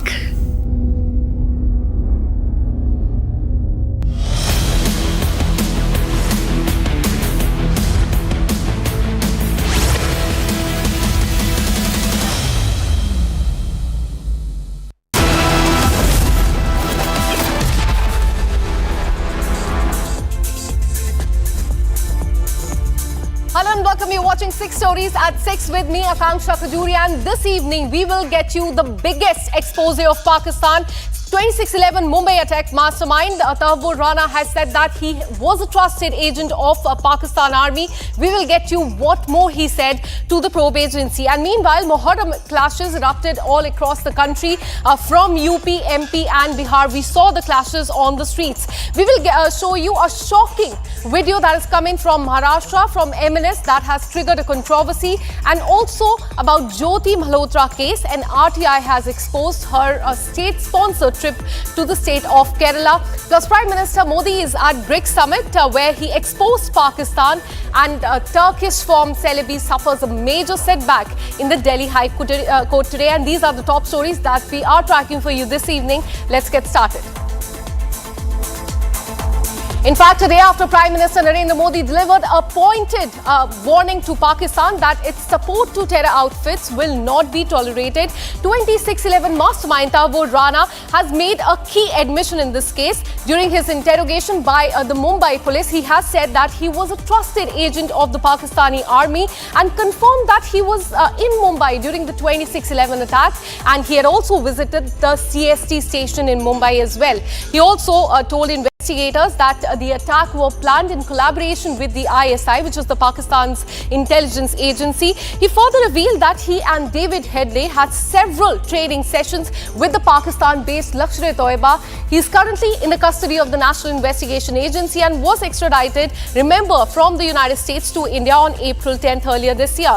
Now, the 64-year-old accused is facing the trial in the case related to the 2008 Mumbai attack that left 166 people dead. And now we are getting this big admission that is coming from him. Let me go across to Major General KK Sinha, who is live with us on this broadcast. Thank you so much for speaking to Republic TV. Sir, how do you see this big admission that is coming from Tahawwur Rana? He said that he worked on the behest of the Pakistan Army. He was in touch with the ISI as well. Your first reaction? Good evening, Jai Hind, Akanksha. My reaction is that, after the Kasab, what we are getting it, and he's spilling the bins. What exactly we knew about it? He's only authenticating it, what exactly we have been saying, for many years after 26/11 and 2008. We all know that he is an army captain who has served in the Pakistan army. He is the friend of, childhood friend of David Colney Hadley.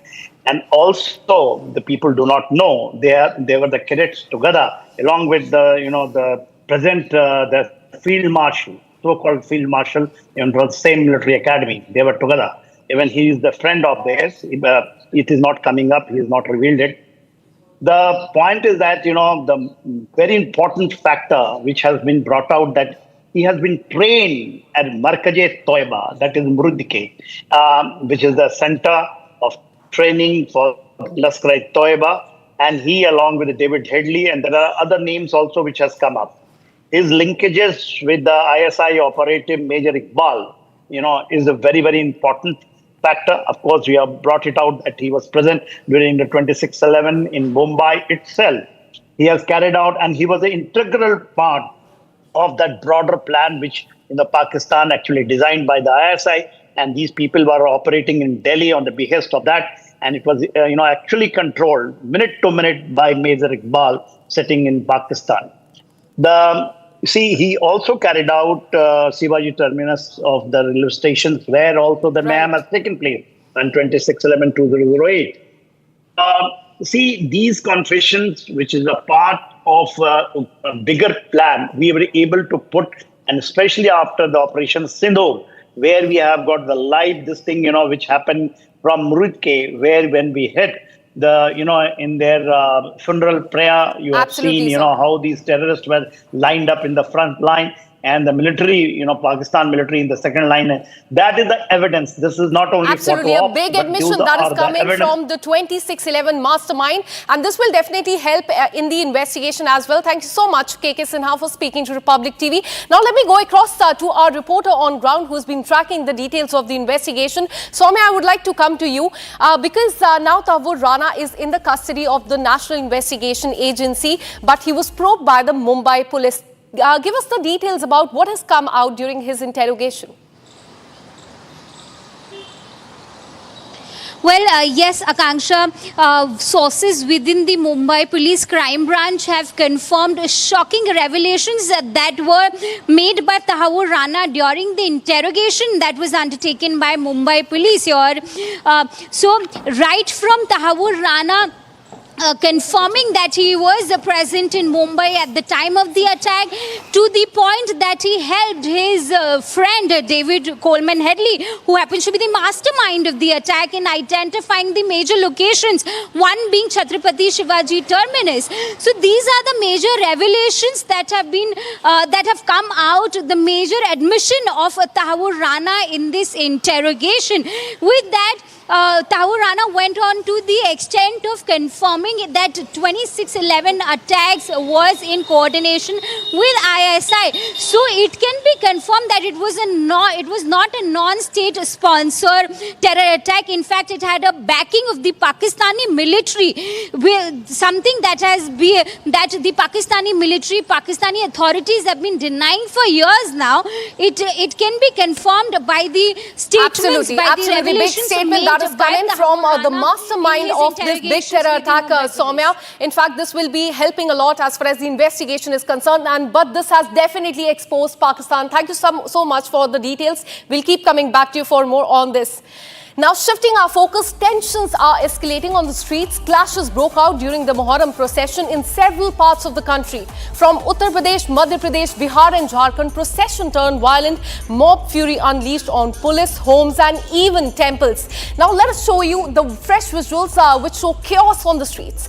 Stick-wielding mob breaking barricades there, stoning houses and clashing with the police at the spot. Now, first up, look at these visuals that are coming from Ujjain and Shahjahanpur in the state of Madhya Pradesh. Very crucial and very important visuals that are coming, and there was a huge commotion during a Muharram procession in Madhya Pradesh, in Ujjain, a holy city in Madhya Pradesh. And after people in Muharram procession brought down police barricades, in fact installed on a key stretch of this area, injuring 2 police personnel as well. Police had to resort to lathi charge to disperse the crowd. In fact, clashes took place when those in procession tried to divert away from the fixed route, and this was was in fact one of the things that was seen across all the processions. Now let's show you the visuals that have come in from Shahjahanpur. Violent clashes were reported during Muharram in that area. The incident happened when a procession reached Azad Chowk. In fact, there you can see in the visual, that is the area. There was a dispute that took place, which eventually turned into a full-blown fight on the streets. The police deployed on the spot, took immediate action and brought the situation under control. These are the two visuals from Madhya Pradesh. Now let's show you the visuals coming in from Bihar. Tensions flared up during the procession in Bihar's Gopalganj and Katihar district, leading to clashes between the groups in two separate incidents. Now these are the visuals that you can see on the screen are from Katihar, from Naya Tola area, in fact, where members of two communities clashed near a temple while the procession was underway. Stone pelting and vandalism of vehicles were also reported there. Now, let's show you visuals coming in from Uttar Pradesh, and this is, in fact, we'll shift to those very important visuals from Lakhimpur. That itself is a very sensitive area in Uttar Pradesh, and clashes were seen there today. In fact, locals said that never before did they ever see something like this unfolding in that district. We have filed a ground report from Lakhimpur. Have a look at that. और इस इलाके में लखीमपुर खीरी में जो नया गांव है वहां जो तस्वीरें आई हैं हैरान करने वाली है। हम तस्वीरें आपको दिखा रहे हैं, जरा ये गुम्मेबाजी देखिए, इन पत्थरों को देखिए। ये पत्थर जब फेंके गए, ये तब फेंके गए जब ताजिया लेकर कुछ लोग गुजर रहे थे गांव के एक हिस्से से, और इस इलाके में जो शांतिप्रिय हिंदू समाज के लोग हैं उनके ऊपर पत्थर फेंके गए। पूरे घर में हर तरफ ईंटें, पत्थर, गुम्मे, सब कुछ बिखरा हुआ सा सामान है। जिनका घर है वो हमारे संग मौजूद है। जरा बताइए क्या, कब, कैसे हुआ, कब की बात? ये सर कल लगभग 5 बजे शाम की बात है। ताजिया उधर सुनसरी से निकल के आया, हमारे घर के पीछे से निकलता है और कभी रखा ना गया। कल करीब 1.5 घंटे तक ताजिया रख के दिया गया, वहां से उठाया नहीं। हमारे गांव के प्रधान जी अब्दुल हसीब जी वो भी थे साथ में, और उसके बाद में क्या नारे लगा रहे थे और पत्थर क्यों फेंकने लगे आपके घर पर? ये पाउडर फेंका पहले हमारे घर पे, तो हम लोगों ने मना कि घर में क्यों फेंक रहे हो पाउडर। ये हमारे लड़के ने मना किया, ये पंकज को, तो जब मना करेंगे तो इनको पकड़ के खींच लिया और मारने लगे। तो हम लोग कह रहे ये क्या कर रहे हो, हम लोग जब दौड़े तब तक पत्थर चलने लगे। बाहर चलते हैं, तस्वीरें और भी आपको दिखाते हैं। घर में बिखरा ये पूरा ईटा पत्थर देखिए, छत पर भी फैला हुआ ईटा। आइए छत पर चलते हैं, आपको हम तस्वीरें दिखाते हैं किस तरीके से छत पर सारा सामान बिखराया गया है। छत के ऊपर चल के देखने को हमें जो घर के मालिक है वो कह रहे हैं, और देखिए यहाँ पर कितने ईंटे पत्थर पड़े हैं, गुम्मे पड़े हैं, और ये बता रहे हैं, कहानी की बानगी बता रहे हैं कि किस अंदाज में डराने के लिए, धमकाने के लिए ये सब कुछ किया गया। यहाँ पर जो घर का सामान है वो भी टूटा हुआ दिखाई दे रहा है, घर के सामान को भी देखिए तोड़ दिया गया है। And for more on this, let me go across to my colleague Satya Vijay, who's reporting from Madhya Pradesh. Satya Vijay, Madhya Pradesh में सिर्फ एक नहीं 2 जगह, उज्जैन में और दूसरा एक और जगह पे ये पूरा क्योस हमने देखा है स्ट्रीट पे जो भी हुआ है। पुलिस का क्या एक्शन रहा है वहां पे मिसक्रिएंट्स पे? जी हाँ, मध्य प्रदेश में 2 नहीं बल्कि 3 जगह, उज्जैन, शाजापुर और रतलाम, 3 जगह मुहर्रम के जुलूस के दौरान विवाद जैसी स्थिति बनी। उज्जैन की बात करें तो वहां पर रूट डाइवर्ट किया गया था। डिसाइड हो गया था जुलूस से पहले कि जिस रूट पर नहीं जाना है वहां बैरिकेटिंग की गई थी। इसके बाद भी लोगों ने बैरिकेड्स तोड़े और उस रूट पर गए, जिसके चलते पुलिस को लाठीचार्ज करना पड़ा। 16 लोगों के खिलाफ FIR दर्ज करनी पड़ी। शाजापुर की बात करें तो शाजापुर में एक ही सेम कम्युनिटी के जो लोग थे, मुस्लिम समुदाय के जो लोग थे, वो आपस में भिड़ गए और इनका विवाद जो है वो गाली गलौज से शुरू हुआ और इसके बाद ये लोग मारपीट पर उतार हो गए। वहां पर पुलिस ने स्थिति को कंट्रोल किया। तीसरी घटना रतलाम की है, जहां पर कि हिंदू राष्ट्र का बैनर था, उसे मुहर्रम के जुलूस के दौरान जलाने की कोशिश की गई। इसका वीडियो वायरल हुआ है। बात करें अगर उज्जैन और शाजापुर की, तो उज्जैन में 16 लोगों पर प्रकरण दर्ज किया है। SP उज्जैन का साफ तौर पर यह कहना है कि कुछ शरारती तत्व थे, क्योंकि कुछ ताजिए और कुछ जो जुलूस के लोग हैं वो पुलिस की बात मानते हुए उस जहां पर बैरिकेडिंग की गई थी उस रूट से ना गुजरते हुए जो रूट पुलिस ने तय किया था उससे गुजरे। लेकिन कुछ ऐसे लोग थे जो बैरिकेड्स तोड़ने पे कहना चाहिए उन्होंने एक शरारतपूर्ण हरकत की, बैरिकेड्स तोड़े, पुलिस की बात नहीं मानी, जबकि जुलूस से पहले ही मीटिंग में सभी समुदाय के लोगों को बुला के तय कर लिया था कि उस रूट पर नहीं जाना है। तो ऐसे लोगों के खिलाफ प्रकरण दर्ज किया है, शांति भंग करने की धाराओं में केस दर्ज किया गया है। शाजापुर में विवाद एक ही कम्युनिटी का था, जुलूस के दौरान ही था। जुलूस के दौरान इनमें गाली गलौच होती है, जो अखाड़े होते हैं जुलूस में उसको Absolutely, not just at one place, but at three locations in Madhya Pradesh. We saw the chaos erupted during the Muharram procession. Satyavijay, keep tracking those details. We'll keep coming back to you for more on this. Now let's take you to the state of Maharashtra. Amid the Hindi language row, MNS or Mumbai Nav Nirman Sena is facing backlash in Maharashtra over a viral video of MNS leader's son, drunk and half naked, abusing a Marathi-speaking woman there. The man later identified himself as Rahil Sheikh, son of MNS leader Javed Sheikh. He was also seen flaunting his father's position, sharing the video. In fact, Shiv Sena leader Sanjay Nirupam called the real face of those who claim to be the protectors of Marathi culture in Maharashtra. Have a look at this video. माझी गाडी ठोकलीस ना, असा उघडा. तू कुठे चालला होतास? हे मनसे, तुम्ही हे, तू कुठला मनसेवाला आहे? कुठला आहे? शिवसेनावाला आहे? मनसे लोक, तुम्ही लोक मराठी शिकवता ना रे लोकांना? माझा बाप महाराष्ट्र राज्य उपाध्यक्ष आहे. तुझा बाप महाराष्ट्राचा अध्यक्ष आहे? कोण? मनसेवाले? अच्छा. आणि तू दारू पिऊन माझ्या गाडीवर चढणार, गाडी ठोकणार? अच्छा, तुम्हाला शिव्या देतोयस? हा, गदे शिव्या दे. गाडीला ठोकलं, तू माझ्या गाडीला का ठोकलं? माफ. तू आता बोललास माझा बाप कोण आहे मला? अरे मी थोडासा परप्रांती लोकांना साथ दिला तर काल 200 लोक माझ्या अंगावर आले. आज तू माझी गाडी ठोकतोयस, आपल्या बापाची धमकी देतोयस. तुम्हाला माफ करा ना. माफी नकोय. तू दारू पिऊन गाडी का चालवतोयस? तू दारू पिऊन गाडी का चालवतोय? दारू पिऊन गाडी का? अरे चल ठीक आहे, तू माझ्या गाडीला ठोकलास, कोणी तुझ्या गाडीच्या खाली येऊन गेला असता तर? म्हणजे आता जा. तू कुठे जाऊ? उद्या ये. एक मिनिट. हा तेवढा कुठला माझ्या ओळखीचा? एक मिनिट. एक काम कर. मला ठोकलंय. बोलतोय माझा बाप कोण आहे? राज ठाकरेच्या घरी जा आणि पैसे घे. माझा बाप हा आहे. And for more on this, I'm joined by BJP spokesperson Asif Pamla. Thank you so much for speaking to Republic TV. How do you see this particular incident? Because in the last 1 week, we have seen attacks by MNS workers, their leaders, as far as the shopkeepers, the business leaders in Mumbai are concerned. And now an attack on the women, drunken half-naked man, son of MNS leader. They're attacking a woman. Your reaction to that? You see, this is nothing new with the MNS. These are a bunch of goons. They will be dealt with in a similar manner. There have been FIRs filed and slapped on them in the past. And going further, I'm sure with the Honorable Chief Minister Devendra Fadnavis ji is and will definitely deal with them with an iron fist. The problem with these people are they're all a bunch of illiterate drunkards who have no shame and no sense and no responsibility. I am surprised at how this alliance, they have both come on together on a common platform. Whatever little the Shiv Sena, Uddhav Thackeray had in them, which that they could exhibit, that also will be over with aligning with goons like MNS. This is not the way. Maharashtra has been is a state which has accepted all languages. We respect Marathi language. We all speak fluent Marathi. We all Mumbaikars.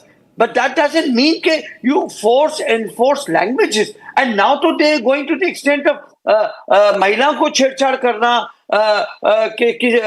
poor people for जो Uber, Ola के जो owners है, उनको तो अरे आप में हिम्मत है तो कोई दमदार और ताकतवर आदमी को आप आके उनको परेशान करिए. आप आकर किसी ताकतवर जो फिल्म वाले लोग हैं या उद्योग जगत के लोग उनसे पंगा लीजिए. देखिए फिर आपको कितना कहाँ उतारेंगे, वो किस घाट पे उतारेंगे. So this is not done, and this is far from being tolerated, and our leadership also is definitely considering to take this up very, very, very seriously. And I'm sure, you see, Marathi ka abhiman sabko hai. You see, they talk about this. Their own children are going into have studied in English schools.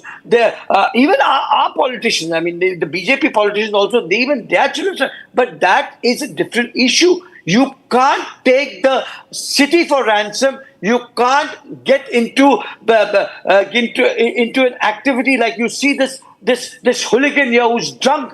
who's sozzled in alcohol and who's behaving, and he claimed that his leader is Raj Thackeray and he's from the MNS. So such people, what credibility they have on the eve, and it's good. The true face of the MNS and the Shiv Sena.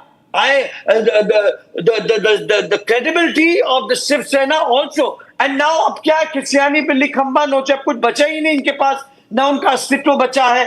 तो अब उन्होंने अपना alignment किया. And I'm asking Uddhav ji, where are you? What you were the one who used to ask Raj Thackeray ke inka andar chemical locha hai. Absolutely tough questions. BJP they're asking to the leadership as far as MNS is concerned. Very shocking video that has come to the fore from Mumbai. Thank you so much, Mr. Bamla, for speaking to Republic TV. Now let's take you to the state of Kerala. Kerala government is under the scanner now. YouTuber Jyoti Malhotra, who's currently in the police custody for spying for Pakistan, was once a state guest in Kerala. Invited, funded and promoted by the ruling government there. An RTI bombshell has revealed that Jyoti Malhotra's official ties to the Kerala Tourism Department. And meanwhile, BJP has hit out at the ruling Kerala government. Listening to what the leaders are saying.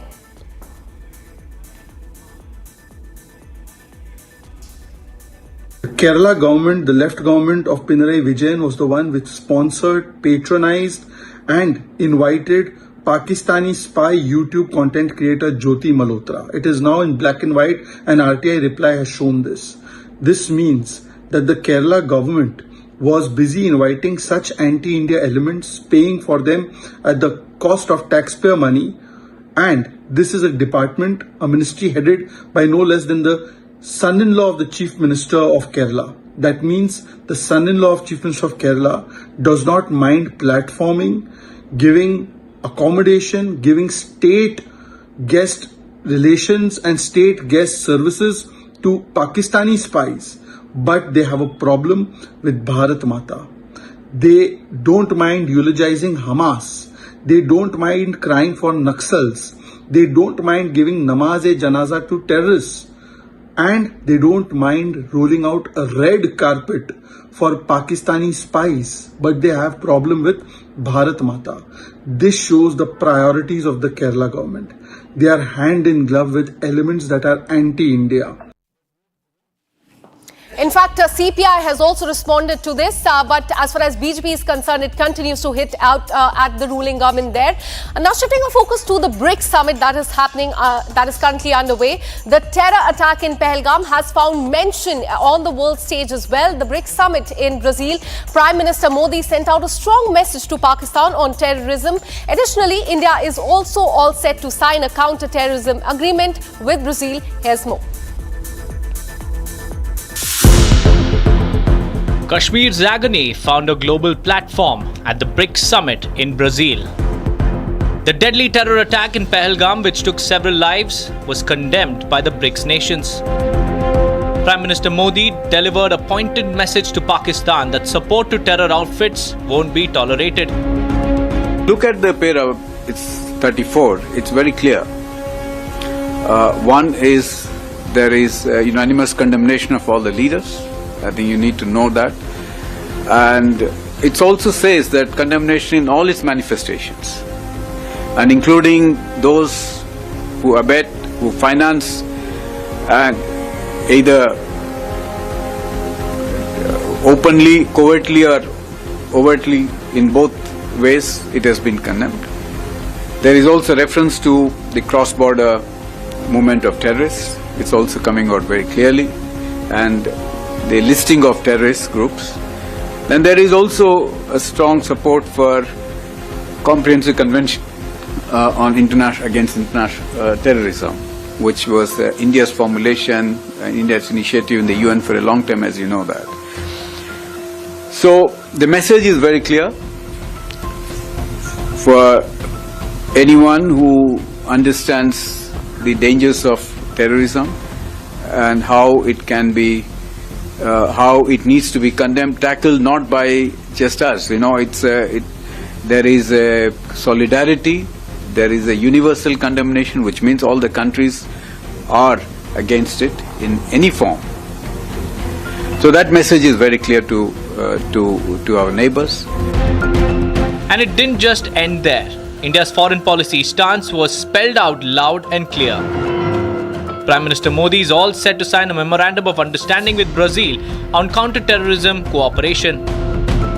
After the talks, we are hoping to sign 4 agreements or /MOUs between the two countries, namely on renewable energy, counter-terrorism, agricultural research cooperation between ICAR, which is Indian Council for Agricultural Research, and EMBRAPA of Brazil, and also exchange and mutual protection of confidential information. These agreements have been finalized. As global leaders huddled to discuss future roadmaps, India chose to talk tough on terror and made sure that the world listened. Now shifting our focus in a big blow to Turkish firm Celebi, the Delhi High Court today upheld the decision of the central government and rejected its plea against revocation of its security clearance by the Ministry of Civil Aviation. Now remember, the government on May 15th had revoked its security clearance days after the Turkey supported Pakistan during Operation Sindoor and condemned India's strike on the terror camps in the neighbouring country. The firm then moved the Delhi High Court, but in a setback now, their plea has been rejected in a view of the national interest is what has been said by the judge. Now, Celebi operated in the Indian aviation sector from the last 15 years and employed over 10,000 people. It offered its service at the 9 airports. But now a big blow to Celebi there. Their plea has been rejected by the Delhi High Court. And that's all we could pack for you in this bulletin of 6 at 6. We'll be back tomorrow with more such stories. Until then, keep watching Republic TV.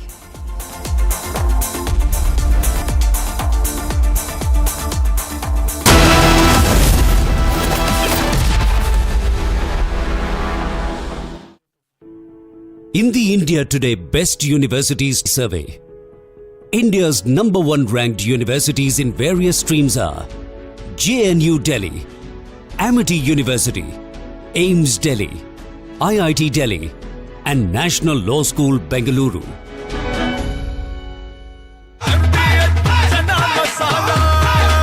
अब छोलिया हो या लोबिया, सफेद चने या काले चने, सब कुछ मजेदार बने। इसको घर पे लगाओगे तो शादी का तो पता नहीं, पर घर पक्का नहीं टूटेगा। रुंगटा नहीं तो घर स्ट्रॉन्ग नहीं। रुंगटा स्टील TMT बार एकदम सॉलिड। पहाड़ों में एक हाइकिंग स्टिक भी बन सकती है। MDH की हल्दी मिर्ची धनिया करे कमाल, ये रंग दे, ये खुशबू दे, ये तीखा, ये कम पड़े, क्या निराला MDH masala.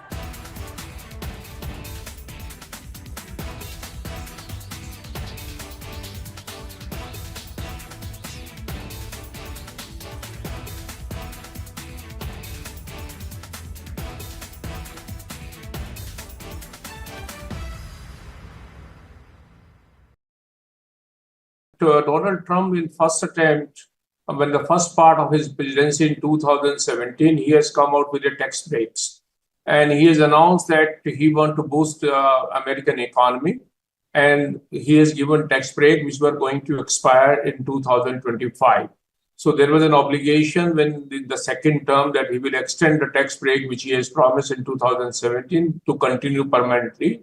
And that's the big, beautiful bill, is a drastic reduction in the tax liability of the US taxpayers. So that's why it's a big bill, a big, beautiful bill. And at the same time, it marks a lot of expenditure for defense, etc. So that's why Mr. Donald Trump is saying it's a big, it's a beautiful, and it's a bill so that all America will become great again. So that's the idea and that's the objective. So reduction in taxes is a welcome measure, which all, by and large, everyone taxpayer loves. And that's why people are happy, should be happy, taxpayer in US would be happy. And there is all the more reason because the percentage of the taxpayer in US citizen being very high as compared to any developing nation like India, where the percentage is low as compared to the total population. So obviously people now paying lesser taxes, so they will be happier because there's across the board a tax concession which has been announced in this big bill.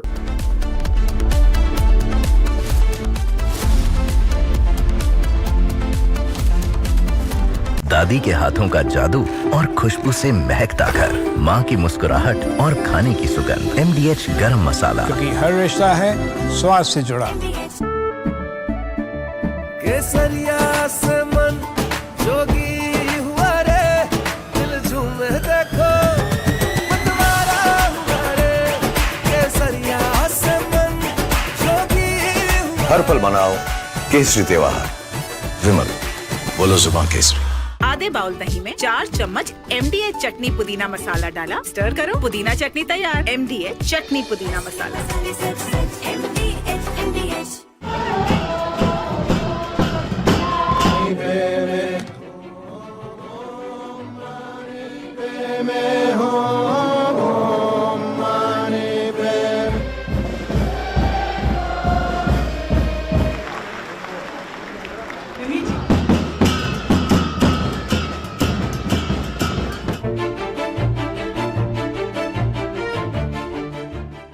中国政府实行宗教信仰自由政策，颁有宗教事务条例和藏传佛教活佛转世管理办法，依法保护活佛转世这一传承方式。达赖喇嘛的转世必须坚持国内寻访、经凭撤迁、中央政府批准的原则，遵循宗教仪轨和历史定制，按照国家的法律法规办理。活佛转世是藏传佛教特有的传承方式，已经延续了700多年，形成了严密的宗教仪轨和历史定制。达赖、班禅等大活佛转世灵童需经凭撤迁认定，中央政府批准。14世达赖本人就是在13世达赖喇嘛圆寂之后，严格按照宗教仪轨和历史定制寻访，由当时的国民政府颁令特准免于经凭撤迁继任的。我想，宗教中国化不是对宗教的限制，任何。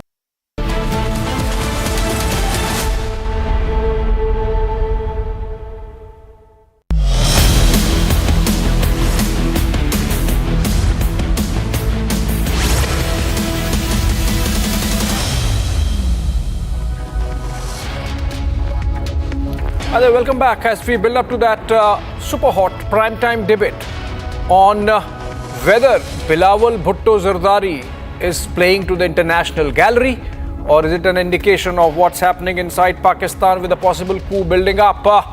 Even as Tahawwur Rana gives all the evidence that Pakistan perhaps needs, if at all, to hand over Hafiz Saeed and Masood Azhar back to India as Bilawal has promised. All that and more. Let's begin with the headlines.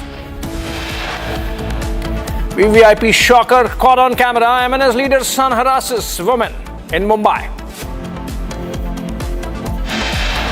Big revelation by Tahawwur Rana. Sources say he admits that he was a trusted agent of the Pakistan army. Clashes reported during religious procession in several states yesterday. In Lakhimpur, stones allegedly pelted on Hindu homes.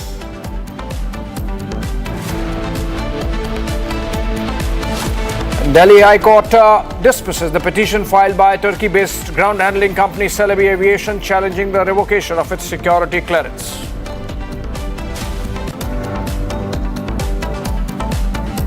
France calls out Chinese disinformation campaign against Rafale. French intelligence claims China trying to foil global sale of Rafale jets.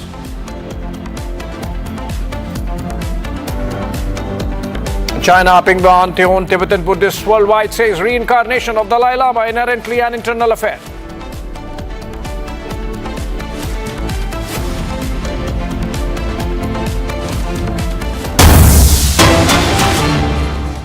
All right, let's begin with a breaking news development coming in from Karnataka, where the government of Siddaramaiah seems to be facing a major financial crisis as it owes a staggering 250 crore rupees to transporters involved with the state's crucial Anna Bhagya food distribution scheme. This has led to transporters going out on a strike, and these are pictures, two sides.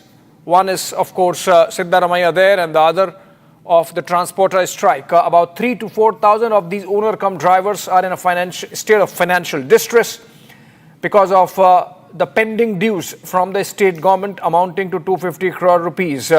Obviously, the fiscal situation of Karnataka government not good enough for those payments. Now the state's food grain transport has come to a grinding halt, it seems. I'm told Abhishek is joining us live from our Karnataka newsroom for more on this. Abhishek, have we heard anything yet from the government on this? The protesters, the strike that is going on, it surely would have affected food distribution, the public food distribution in the state?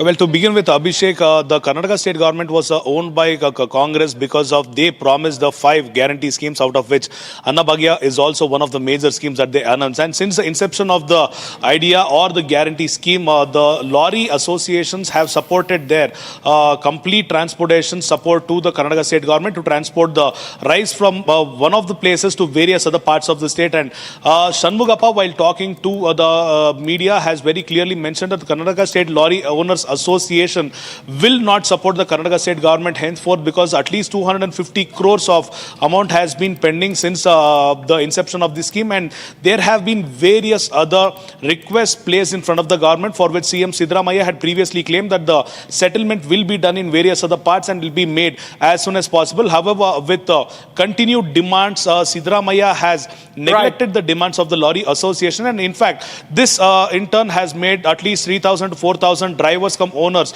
to fall into the street, and this is one of the reasons as to why the transportation of food grains have been stopped immediately. We are waiting for the response from the government as of now. Abhishek. All right, thank you so much, Abhishek, there from our Karnataka newsroom, talking to Abhishek in the Delhi studios. Moving on for now, big news coming in, another breaking one from Telangana, where in the village of Mufassil, police station area of Purnia, where 5 people of the same family have been brutally killed by beating and burning alive. Seems like a case of witchcraft, and the accusation has turned deadly. In fact, the son of Ramdev Orao of the same village died 3 days ago during treatment, and the health of the other child was also deteriorating. We are getting this development from Telangana. We'll try and get a reporter live also.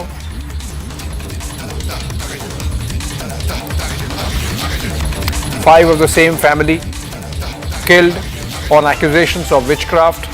It's coming from Purnia district.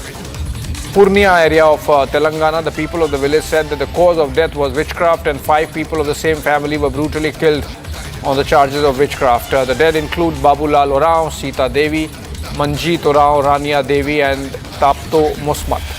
All of them belong to the same family. After the incident, panic has spread in the area and administration has reached, as can be seen in the pictures, and people of the village are in fact leaving their homes, even as police has increased patrolling of the area on the spot, and even a dog squad is there along with the forensics team that are at the spot to try to assuage the concerns. The police in fact has even made an arrest, that of Nakul Kumar, the accused. He's accused of instigating to burn alive. This is not Telangana actually, this is Bihar.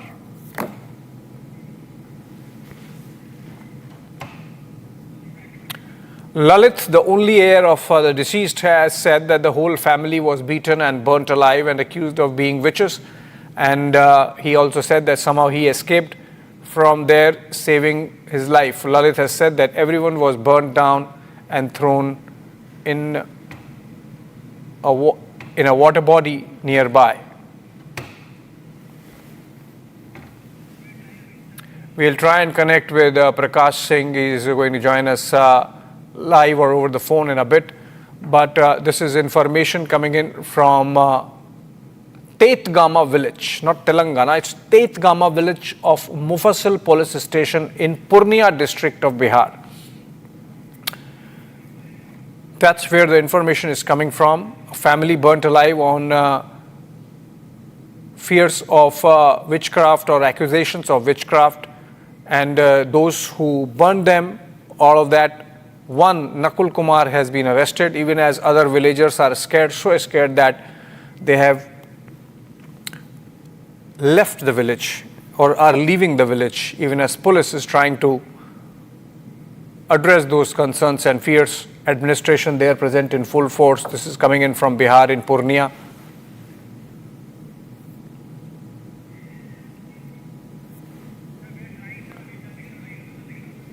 I think we'll get Prakash Singh in a bit. These are pictures coming in from Purnia in Bihar, where in a village called Tet Gama, a case of witchcraft has come out, where villagers collectively perhaps incited a family, and 5 of the family have lost their lives. Not clear yet. We'll try and find out whether this is a case of incitement to abetment to suicide, or whether this is a case of killing, murder. In fact, we have Prakash Singh joining us over the phone, and he's live, in fact. Prakash, is this a case of suicide incited by the villagers? Is it a case of murder, collective murder by the villagers of the family? What is it about? Well, Abhishek, as you know, in the villages, and this conflict took place between 2 groups of tribal community on the border of Bihar and Bengal, in Raniganj specifically, and they are from the Urao community. And predominantly they are illiterate villagers, and one of the person in the family of Ramdev Urao, his son got ill, and then he went on to get him treated to some local person who is apparently a quack in the village, as we always find. And thereafter, the son died, and there were allegations that there was some witch hunt. So thereafter, the death of the concerned person on the allegation of witch hunt, then 5 people of one family member were mercilessly beaten, and they all died.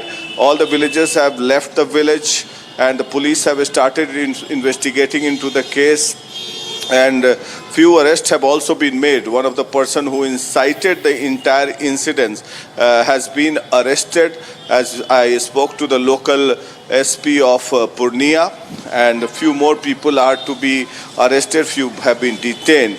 And this is a conflict between 2 groups of the tribal community, as it has taken place, and the government has taken cognizance of it. We can listen to the sound bites of the villagers who are alleging that how the incident took place. Back to you. All right. Thank you so much, Prakash, for bringing those details. Essentially a case of lynching in a Bihar village on accusations of witchcraft between 2 communities. Moving on to a big development taking place in Tamil Nadu politics today, which is that the BJP and the AIADMK for the first time has come out and hit the streets in a showcase of the strength of the alliance heading into the elections to the State Assembly of Tamil Nadu next year. A political power play unfolding on your screens there of the BJP and the AIADMK showing their street power by way of a rally.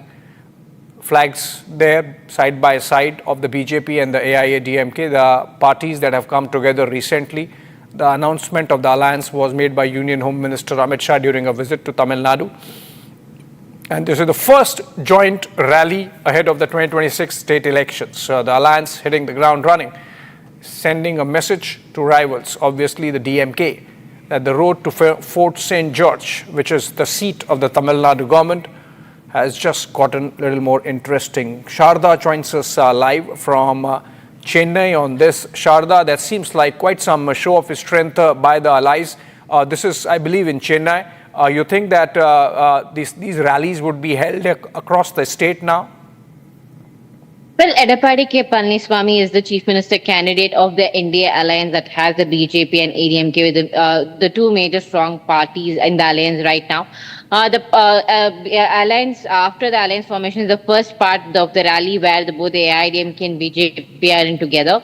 So we can see that the AIADMK with BJP is put on a strong front, and is the first rally took place today in Coimbatore, Mettapalayam district, and over the next 45 days, the India alliance will be going on for their walkable rally throughout this entire state of Tamil Nadu. It is also said that there are 3 top campaigns that the AIDMK will be following, with Edappadi Palaniswamy taking up the notch higher by going road by road, house by house, by competing with the DMK, which also has a door-to-door campaign running around the state at the moment. With just 10 months left for the elections, both AIDMK, DMK, along with the other regional parties, are now forming their coalitions and their alliances, whether if it will be pre-poll or post-poll, the talks are underway.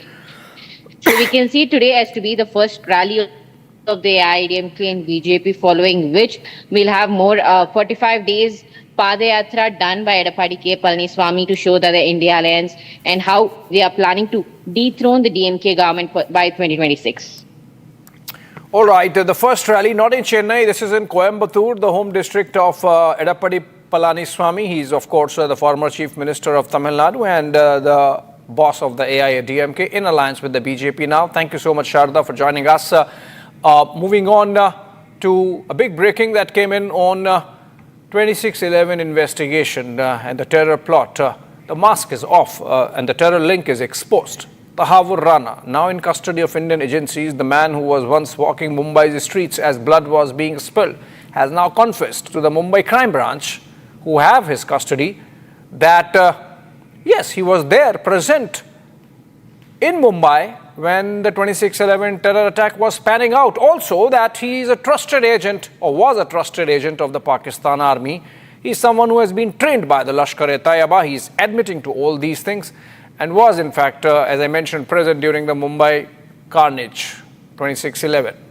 He in fact visited the Chhatrapati Shivaji terminus, the exact site where bullets rained, to do a post-op recce or appraisal so that he could fill in his masters in Pakistan.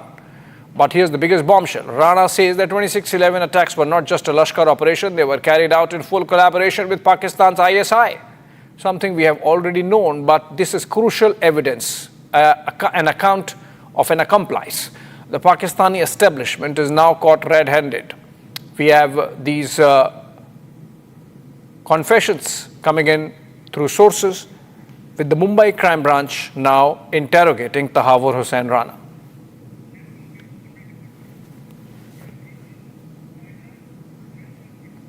All right, move on for now. Politics is heating up over Election Commission's special intensive revision drive of electoral rolls ahead of the 2025 Bihar Assembly polls that are slated to take place later this year. With leader of opposition Tejaswi Yadav calling EC confused, here are the details. The politics is heating up over Election Commission's special intensive revision of the electoral rolls ahead of the 2025 Bihar Assembly elections. Leader of opposition in the Bihar Assembly and former Deputy CM Tejaswi Yadav raked up the issue and said that the poll commission has issued 3 different directions and called the Election Commission confused. परसों हम लोग जो है 5 जुलाई को election commission गए थे, वहाँ अपनी बात को हम लोगों ने रखा। चिंता इस बात की है कि कोई सवाल का कॉन्क्रीट जो जवाब आना चाहिए, स्पष्टीकरण जो आना चाहिए, क्लैरिटी जो होना चाहिए, वो हम लोगों को अब तक नहीं मिला है।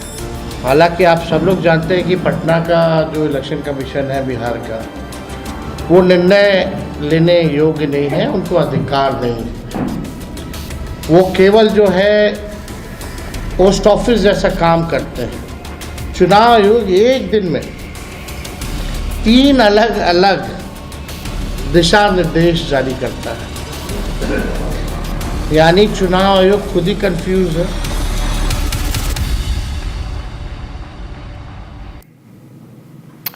All right, an unfortunate episode coming in from Mumbai where through a post, Sanjay Nirupam of Shiv Sena showed how an MNS leader's son, Rahil Sheikh, indulged in indecent behavior with a woman and indulged in an altercation. You see in the pictures, he's not wearing anything on, he's topless effectively, and he's misbehaving with a woman. And amid the backdrop of the Marathi-Hindi debate, Sanjay Nirupam of the Shiv Sena slamming MNS for harboring these kind of elements. Rahil Sheikh happens to be the son of an MNS leader called Javed Sheikh, and We have, in fact, a soundbite of Sanjay Nirupam. Let's listen to him. यह राहिल या साहिल नाम का जो लड़का है, यह नशे में धुत है। एक ऐसा मुसलमान है जो शराब पी के घूम रहा है। उसका शराब पी के उसने गाड़ी चलाई और जाकर गाड़ी ठोक दी। और जब इस महिला ने विरोध किया तो इस महिला को गाली दी और उसके बाद बार बार अपने बाप के पोजीशन को फ्रंट कर रहा है। इससे दो बातें स्पष्ट होती हैं कि मनसे वाले मराठी भाषा के नाम पर जिस तरीके से उत्पात मचा रहे हैं, ये दरअसल गुंडागर्दी है। इनको न तो मराठी भाषा से कोई लेना देना, न मराठी समाज के मान सम्मान से लेना देता। अगर मराठी भाषकों के मान सम्मान से लेना देना होता तो राजश्री मोरे को कोई गाली नहीं देता।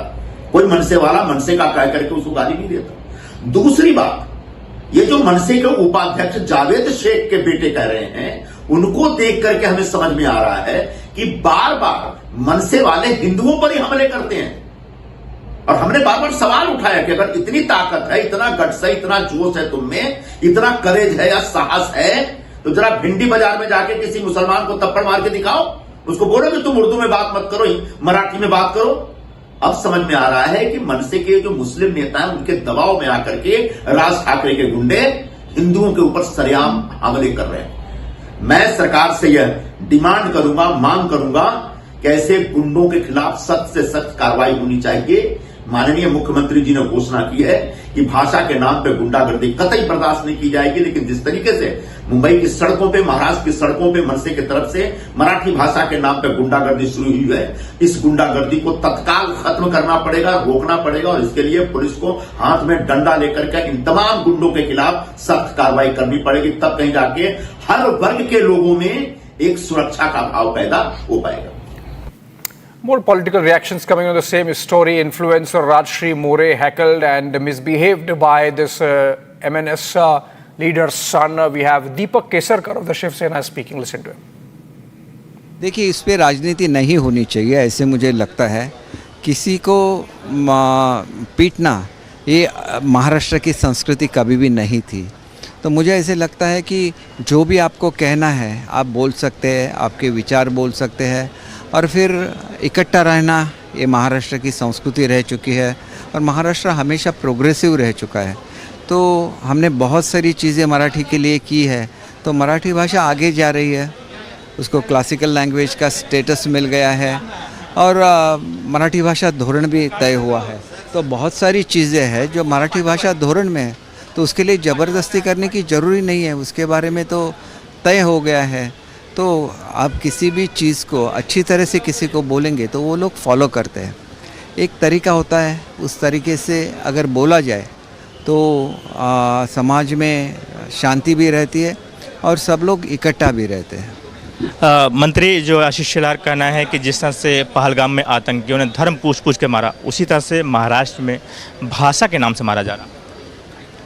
देखिए, मारना ये अच्छी चीज़ बिल्कुल नहीं है, हम उससे एग्री नहीं होते, क्योंकि ये चीज़ें तो बाला साहब के ज़माने में इस तरह से नहीं होती थी। कोई भी अगर गलत काम करे तो उसके लिए शिवसेना का खुद का स्टाइल था, लेकिन हर किसी को वो कहाँ से है ये पूछ के मारा नहीं जाता था। ये बाला साहब का कभी भी स्वभाव नहीं रहा है। उन्होंने घोषणा भी दी थी, वो गर्व से कहो हम हिंदू हैं, इसका मतलब तो हिंदी में ही घोषणा थी। उनके लिए मराठी हिंदी एक ही थी, लेकिन मराठी का उनको अभिमान था। मराठी लोगों के लिए खड़ा रहना, उनको नौकरी में प्रेफरेंस देना, ये उनकी भूमिका थी। और वो भूमिका आज भी शिंदे साहब ने कायम रखी है और इसीलिए अच्छी तरह से लोगों का रिस्पांस भी मिल रहा है। मुझे लगता है कि एमएनएस के हो या और किसी के हो, लेकिन मुझे लगता है कि इसी तरह की गुंडागर्दी करना, दादागिरी करना ठीक नहीं है। दादागिरी करने का क्या हक उनको दे दिया है एमएनएस को, और जानबूझकर मतलब मुंबई का वातावरण बिगाड़ने का काम हो रहा है। मुंबई अपने देश की आर्थिक राजधानी है और वहाँ बहुभाषिक लोग रहते हैं, बहुधार्मिक लोग रहते हैं, और मुंबई की इमेज को एकदम कोलैप्स करने की भूमिका एमएनएस की है। इसीलिए एमएनएस की भूमिका हम विरोध करते हैं। All right, moving on, a British F-35B fighter jet stranded in India since mid of June has some rescue op going on now. The jet had arrived as part of India and the UK's joint naval exercise in the Arabian Sea. The fifth generation fighter plane reportedly experienced a technical fault and could not take off from India. The jet is now stuck at Thiruvananthapuram International Airport. It's said to be dismantled because it cannot be towed away. And then in dismantled state, it would be, of course, taken back to the UK via a C-17 cargo aircraft. Take a look at the details of what's this story or how this story is panning out. It's sleek, it's stealthy, but it's stuck since 14th of June. A Royal Navy F-35B Lightning II, among the world's most advanced fighter jets, has remained grounded at Thiruvananthapuram International Airport in Kerala. Now, it made an unexpected landing during a joint exercise with the Indian Navy, and weeks later, it still hasn't flown out. Initially, the explanation seemed quite simple: fuel shortage. But that essentially didn't sit well with aviation experts. A fifth-generation fighter jet running out of gas, just 100 nautical miles from its carrier? Not likely, many said. This wasn't just any jet. The F-35B is built for short takeoffs and vertical landings, a core feature designed for carriers. But the fact that it needed a full runway raised eyebrows. The likely culprit? A hydraulic failure. That's what we were told. Some reports suggest a malfunction in the jet's vertical lift fan system, which would force the pilot to perform a conventional landing. Normally, this would be perhaps fixable on the site. Drain the hydraulic system, flush it, refill, test and take off. But that didn't happen. Instead, engineers flew in from the United Kingdom, spare parts followed, and yet no flight. The final decision: dismantle the jet and ship it back aboard a British C-17 cargo aircraft. Adding to the mystery, no one really knows what this F-35B was doing when it ran into trouble. Was it a routine drill, a stealth capability test over the Arabian Sea, a combat readiness patrol? Official statements reveal nothing. Now, which begs the question, why did the jet take off from the aircraft carrier in the first place? What exactly went wrong mid-air? No clear answers, just silence and speculation. And then has come the theory that turned heads, the so-called kill switch. Some defense analysts claim the US retains the ultimate software control over the F-35B via encrypted mission systems and data architecture. Now, while there is no literal off-switch control of the authentication keys and software access can, in theory, render the entire jet inoperable without even US approval. Of course, the Pentagon as well as Lockheed Martin categorically deny the existence of any remote control mechanism, but the incident has fueled quite literally theories about the deep dependencies baked into the software-heavy platforms like the F-35. And then there was this theory, a spy theory. Speculation swirled online that the jet was down so India could inspect its stealth technology or radar signature. But let's be clear, defense analysts have dismissed this outright. As one expert put it, you don't land an aircraft for spying. If anything, keeping it grounded in the open exposes its own secrets.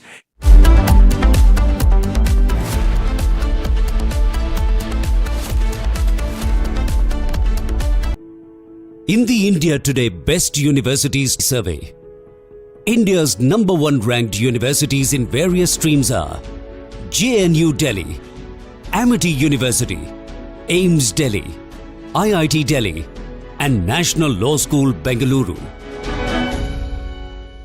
ये है secret recipe MDH का जीरा SIP जल जीरा मसाला। SIP SIP जीरा SIP MDH का जल जीरा सिप MDH का जल जीरा SIP.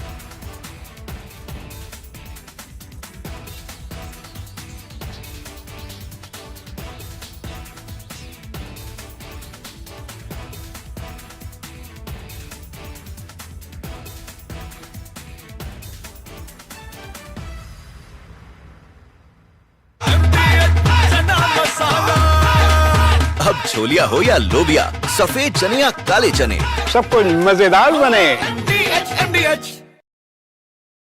To Donald Trump in first attempt, when the first part of his presidency in 2017, he has come out with a tax breaks. And he has announced that he wants to boost the American economy. and he has given tax break which were going to expire in 2025. So there was an obligation when the second term that he will extend the tax break which he has promised in 2017 to continue permanently. And that's the big beautiful bill, is a drastic reduction in the tax liability of the US taxpayers. So that's why it's a big bill, a big beautiful bill. And at the same time, it marks a lot of expenditure for defense, etc. So that's why Mr. Donald Trump is saying it's a big,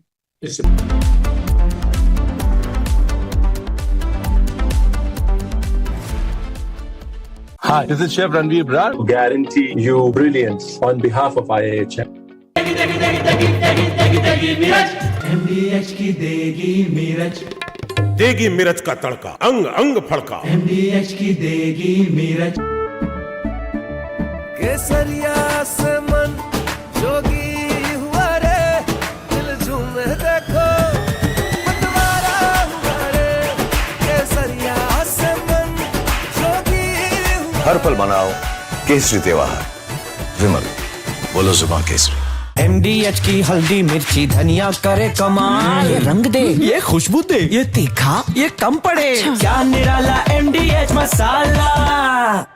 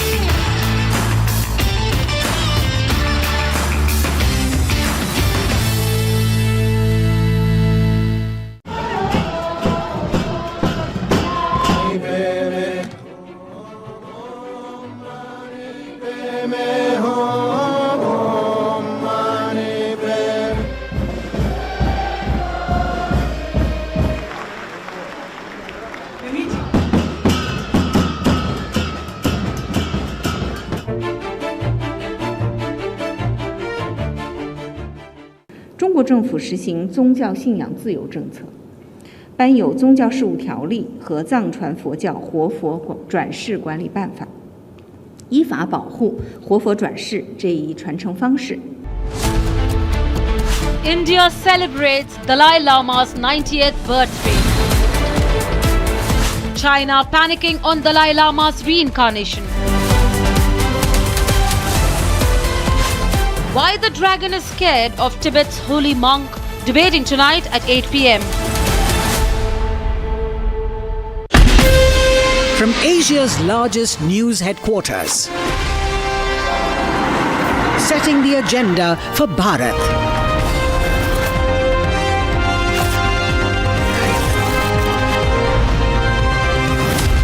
You're watching Republic.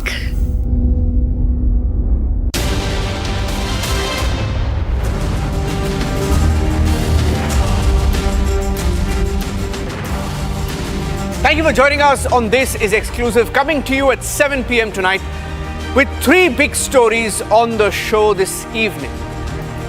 The story of the Indians abducted by Al-Qaeda in Mali. What's the update? Are they safe?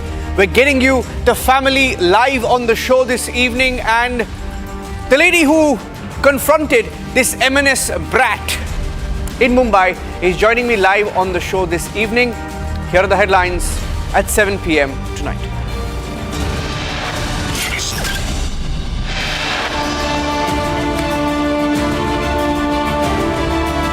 He's the M&S brat caught on camera abusing a woman in Mumbai. The video goes viral. The lady who confronted him is joining us live.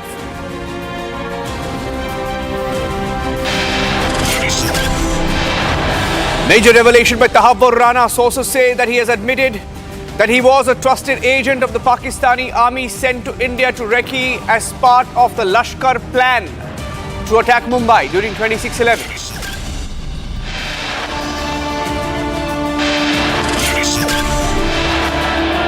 It's Bilawal Bhutto versus Lashkar and the Pakistani army. He talks about extradition of Hafiz Saeed and Masood Azhar. Lashkar is fighting back. The Pakistan army is plotting a coup.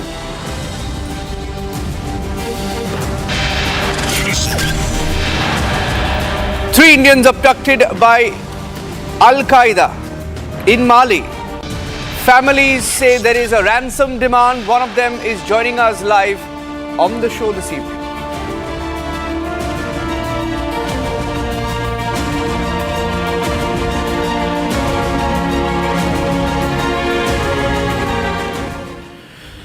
On top of 7 p.m., ladies and gentlemen, we're getting to you a story of fear and relentless hope that binds families together in the face of unimaginable adversity.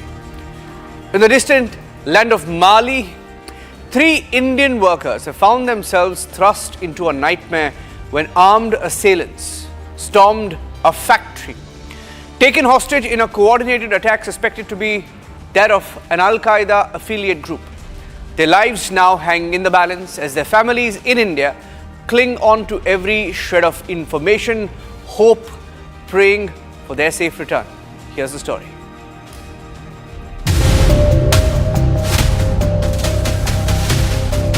On the 1st July, armed assailants stormed the diamond cement factory in Kayes, Mali, taking 3 Indian workers hostage in a coordinated attack. 3 Indian workers, P. Venkataraman from Odisha, Amareshwar from Telangana and Ramana from Andhra Pradesh were taken hostage. The attack is suspected to be the work of Al-Qaeda affiliated group Jamaat Nusrat al-Islam wal Muslimin or JNIM, which claimed responsibility for multiple terror strikes across Mali on the same day. While no group has officially claimed the kidnapping, the Ministry of External Affairs is treating this as a critical priority. For the families, the wait is agonizing. They have revealed that the kidnappers are demanding a ransom for the workers' release. Venkat last time मुझे 30 तारीख को call किए थे, 30 जून को हम लोग बातचीत हुआ था। नॉर्मली वो सब कुछ ठीक था। उनका कंपनी में कुछ वेस्ट अफ्रीका माली कंट्री में आइस बोल के एक जगह है, वो डायमंड सीमेंट फैक्ट्री में काम कर रहे थे। तो पिछले 9 महीने से वो वेस्ट अफ्रीका गए हुए हैं। वो उस दिन कॉल किए थे तो फिर हम लोग बोले कि इधर अपना कंपनी में बोला है कि कुछ बाहर मत निकलो, इधर कुछ टेररिस्ट लोग आए हुए।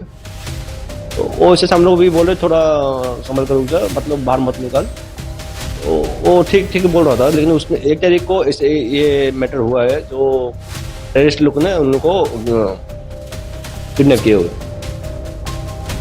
जो पी वेंकटरमन जो है उनके परिवार के तरफ से किडनैपिंग के बारे में सूचना मिला था। उसके बाद तुरंत लोकल एडमिनिस्ट्रेशन उनके पास जाकर पहुंचा, तो ये सूचित किया गया है कि सरकार के एंड में नेसेसरी जो स्टेप्स है वो लिया जा रहा है।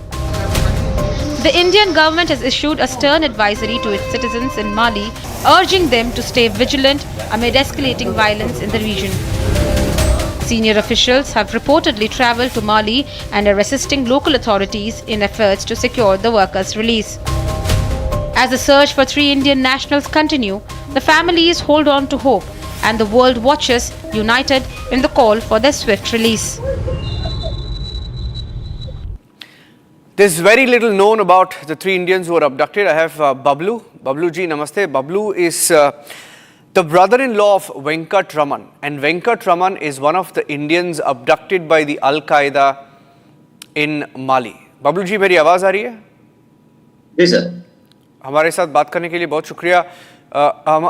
हमें बताइए, हमारे दर्शकों को बताइए, आप लाइव है, आपका जो अभी का जो स्टेटस है, आपको क्या बताया गया है?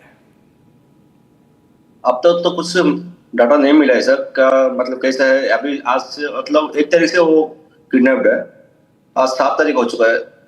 आज तक कुछ भी डाटा नहीं मिला हम लोग। अबडक्शन कब हुआ था, ये किडनैपिंग कब किया था, और जब किडनैप हुआ था तो उनके डिमांड्स क्या थे? एक्चुअली किडनैप तो 1 तारीख को हुआ है, हम लोग को मालूम पड़ा 3 तारीख को। उनका डिमांड मतलब हम लोग को कुछ नहीं पता चल रहा है उनका डिमांड क्या है, लेकिन जब लास्ट टाइम बात किए थे ब्लू स्टार कंपनी को, वो लोग बोले थे कि वो कुछ ज्यादा पैसे का कुछ डिमांड कर रहे हैं, हम लोग नेगोशिएशन कर रहे हैं। हम लोग जल्दी से नेगोशिएशन करेंगे, 7-8 दिन में वो लोग रिटर्न आ जाएंगे, कोई दिक्कत नहीं है, टेंशन से ज्यादा मत लो, ऐसे बोल रहे थे। ये जो रैंसम है, ये जो डिमांड कर रहे हैं, इसके बारे में क्या पता है आपको? कितना डिमांड कर रहे हैं? और ये जो नेगोशिएशन चल रहा है, इस नेगोशिएशन कौन कर रहा है? नेगोशिएशन उनका कंपनी कुछ कर रहा है बोल रहा था, कितना डिमांड कर रहा है वो कुछ उसके बारे में नहीं बता रहे थे। ओके। और ये जो कंपनी का ओनर है, मालिक है, ये जो माली में जो कंपनी था, ये कंपनी का मालिक हमें जो बताया गया है, ये इंडियन ओरिजिन, एक आंध्रा या तेलंगाना से गया था वहां पे और वो कंपनी को सेटअप किया था। थोड़ा हमें वो उस कंपनी के बारे में बताइए थोड़ा। सर मुझे भी वही न्यूज की तरफ से मालूम पड़ा कि ये इंडिया का ग्रुप है, इंडियन प्रसाद इंडियन ग्रुप कुछ है बोल के मैं भी सुना हूँ। उस कंफर्म नहीं है उसके कंपनी ओनर कौन है, क्या है। और क्या आप ये हमारे भारत सरकार के साथ आप बातचीत कर रहे हैं? आपको क्या रिस्पांस मिली है MEA से और भारत सरकार से? सर अभी तक सेंट्रल गवर्नमेंट से कुछ भी हम लोग को इन्फॉर्मेशन नहीं मिला है। जो मिला मतलब कॉन्टेक्ट किया हूँ मैं हम लोग को अपना कलेक्टर साहब से, और आज वीडियो मैम आए थे, उनसे बात किया हुआ, बस नहीं। अभी तक कुछ भी नहीं आया है आपको? कुछ भी इन्फॉर्मेशन नहीं, कुछ भी, कोई कॉल नहीं, कोई मैसेज नहीं, कुछ नहीं सर। MEA से कुछ मैसेज नहीं आया है आपको अभी तक? नहीं, जब मैं कलेक्टर से बात किया था पहले दिन, वो बोले थे एम्बेसी को कॉल करने के लिए। मैं एम्बेसी से जो ऑनलाइन में मुझे मिला तो वो नंबर से मैं ट्राई करने लगा, तो कॉल तो हो रहा था लेकिन रिसीव नहीं हो रहा था। तो उसको जो ईमेल आईडी मुझे मिला, वो ईमेल आईडी से मैं मेल किया, वो उसका मेल का भी कोई रिप्लाई नहीं है अभी तक। ओके। ये बातचीत कब हुई थी? मेरा आखिरी सवाल आपसे है, बातचीत कब हुई थी वेंकट रमन से आखिरी बार? तो आखिरी बार बातचीत मेरे से नहीं, उनका दीदी से हुआ था, मतलब बहन से, छोटी बहन है उनसे। तो उनसे बहन जब बात हुआ था 30 तारीख को बात हुआ शाम को। वो सब कुछ अच्छा है बोल रहे थे, सब कुछ ठीक है, बस इतना ही बोल रहे थे कि मेरा कंपनी बाहर निकलने के मना किए थे क्योंकि अभी इधर आसपास कोई टेररिस्ट ग्रुप आया हुआ है और कंपनी बाहर निकलने का मना किया है, बस इतना ही बोल रहे थे। Okay, thank you Bablu ji हमारे साथ बातचीत करने के लिए। We hope that Venkat Raman is released by Al-Qaeda. He's in Mali. He went there in search of a job, was working in a company owned by an Indian, and he's been abducted. 3 of them along with Venkat Raman. He's one of 3 who were abducted by the Al-Qaeda. Ransom demand put forward. Negotiations are on, and Republic will continue to track the story. Thank you for joining us, Babluji. And the next story that we are getting you is from Maharashtra, where Rahil Javed Sheikh, the son of Maharashtra Navnirman Sena or MNS leader Javed Sheikh, has been booked by the Mumbai police after allegedly misbehaving. Not allegedly, he has misbehaved with a Marathi actor and influencer Rajshri More while under the influence of alcohol. Here's a story that's going viral across India.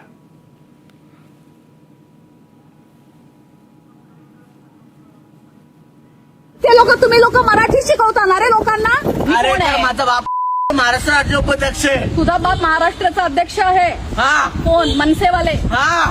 अच्छा, आणि तू दारू पिऊन माझ्या गाडीवर चढणार, गाडी ठोकणार? अच्छा, तुम्हाला शिव्या देतोयस? हा, दे शिव्या दे. गाडीला ठोकलं का? तू माझ्या गाडीला का ठोकलं? काही माफ कर. मग तू आता बोललास माझा बाप कोण आहे मला? अरे काय मी तुम्हाला अरे मी थोडासा परप्रांती लोकांना साथ दिला तर काल 200 लोक माझ्या अंगावर आले.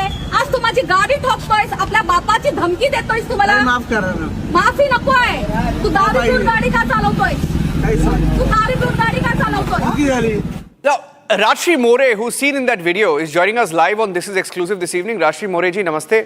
आप इस वीडियो में है, हमारे दर्शकों को थोड़ा बताइए कि क्या हुआ यहाँ पे? जी, जैसे कि कल रात मैं अपने घर आ रही थी, मैं गोरेगांव में थी, तो गोरेगांव से जब मैं अपने घर आ रही थी उस टाइम, क्या आप मुझे सुन पा रहे हैं? Yes, I can hear you, Rajshree ji. Go ahead. हाँ जी, जब मैं अपने घर आ रही थी तो रास्ते में एक इनोवा मुझे क्रॉस करती है और मेरी गाड़ी को टक्कर मारती है. उसके बाद मैं थोड़ा सा और आगे आती हूँ तो वो दोबारा से मुझे टारगेट करके दोबारा से मुझे टक्कर मारती है, वो सेम कार. दो पुलिस वालों ने मेरी हेल्प की, जो हेड कांस्टेबल थे, वो लोगों ने मेरी हेल्प की उसको पकड़ने के लिए। आगे जाके उसको रोका गया, उसको पकड़ा, तब जाके वो रुका। वो गाड़ी से उतरने के लिए रेडी नहीं था, पहली बात। सेकेंड चीज़, जैसे उसने मुझे देखा उसने गाली गलौज करना स्टार्ट कर दिया। वो अपनी आईडी नहीं दे रहा था, अपना नाम नहीं बता रहा था। उसने स्टार्टिंग ही ऐसे की कि मेरा बाप मनसे का उपाध्यक्ष है थाना में।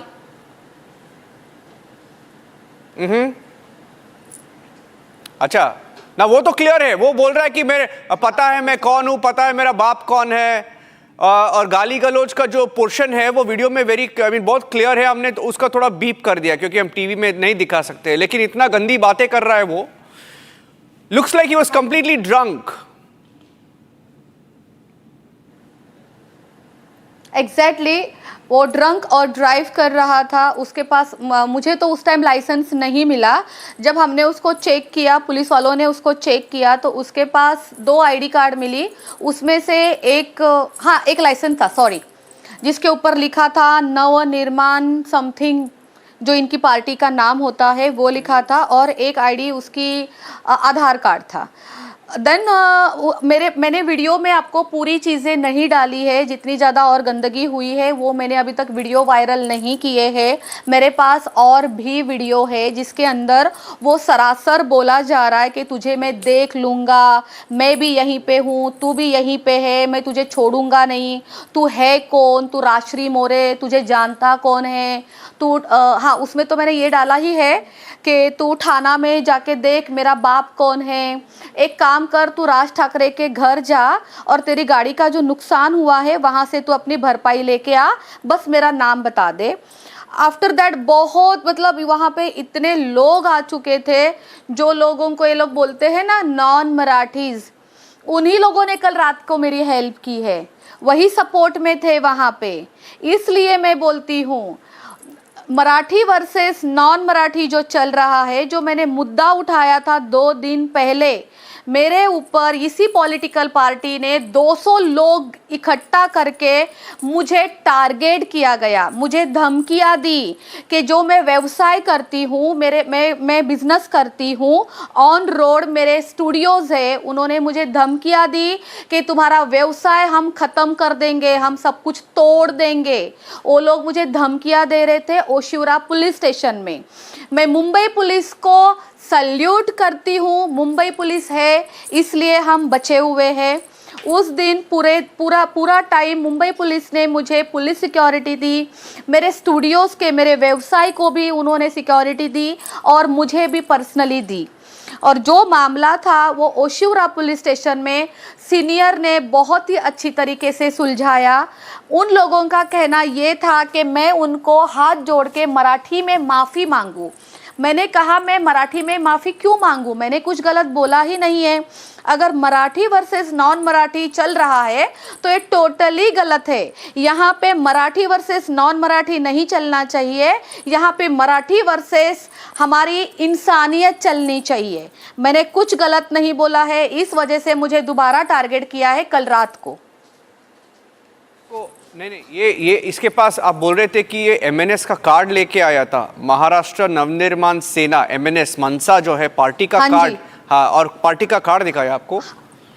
और क्या ये गाड़ी में क्या कर रहा था बाय द वे, क्योंकि इसका शर्ट नहीं है मेरे पास, उसके फोटोज है। ये इसका शर्ट नहीं दिख रहा है, पता नहीं क्या कर रहा था गाड़ी में। लेकिन वो ये जो क्या हो रहा था, मैंने उसको ये बात पूछी कि तू नंगा क्यों घूम रहा है। उसके गाड़ी में झांक के देखा, उसके गाड़ी में कपड़े नहीं थे, वो सिर्फ वो अधनंगी पैंट में ही था, जो वो भी पैंट भी आधे से ज़्यादा नीचे उतरी हुई थी। उसको पता ही नहीं है कि मेरी पैंट नीचे उतर रही है, लेकिन ये ज़रूर पता है कि मेरा बाप कौन है, हम लोग मनसे वाले हैं, मुझे धमकियाँ देना, मुझे गालियाँ देना, वो सब कुछ उसको अच्छे से याद था। और जब उसने वो कार्ड दिखाया मनसे वाला, नवनिर्माण पार्टी वाला, तब हमें पता चला कि ये सही बोल रहा है। पहले मुझे लगा कि ये ऐवी कोई फेक रहा है। जब कार्ड देखा तब यकीन हो गया कि यस, ये टारगेट किया जा रहा है। आपको क्या लगता है कि अभी देखिए, अभी एक कमेंट आया है, एमएनएस मनसा जो पार्टी है, इसका पार्टी ने बताया है कि इसका बाप हाँ मनसे से है, लेकिन ये हमारा पार्टी का नहीं है। क्या पार्टी ऐसे बता सकते हैं कि ये बंदा हमारा नहीं है? तो अगर वो उनके पार्टी का नहीं है तो उसके पास वो कार्ड क्या कर रहा था? सही सवाल है। उसके फादर ने उसको कैसे अलाउड किया? आपको कुछ धमकी मिल रही है अभी? जब मेरे पास वीजा ही नहीं है तो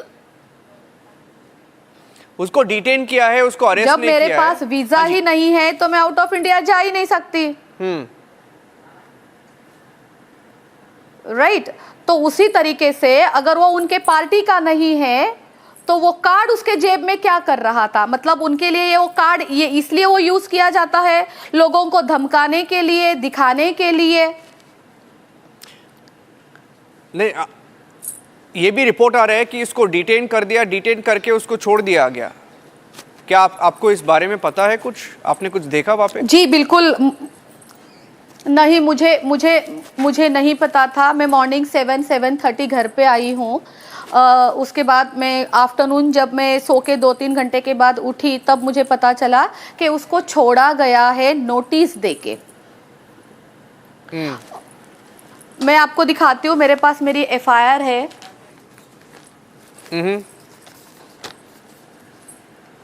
अच्छा। और एक चीज़, उनके फादर जावेद शेख, उनका कहना था मेरा बेटा नादान है, उससे गलती हुई है, उसके वजह से मैं आपसे माफ़ी मांगता हूँ, मेरे बेटे का करियर ख़राब हो जाएगा, आप एफआईआर मत करिए।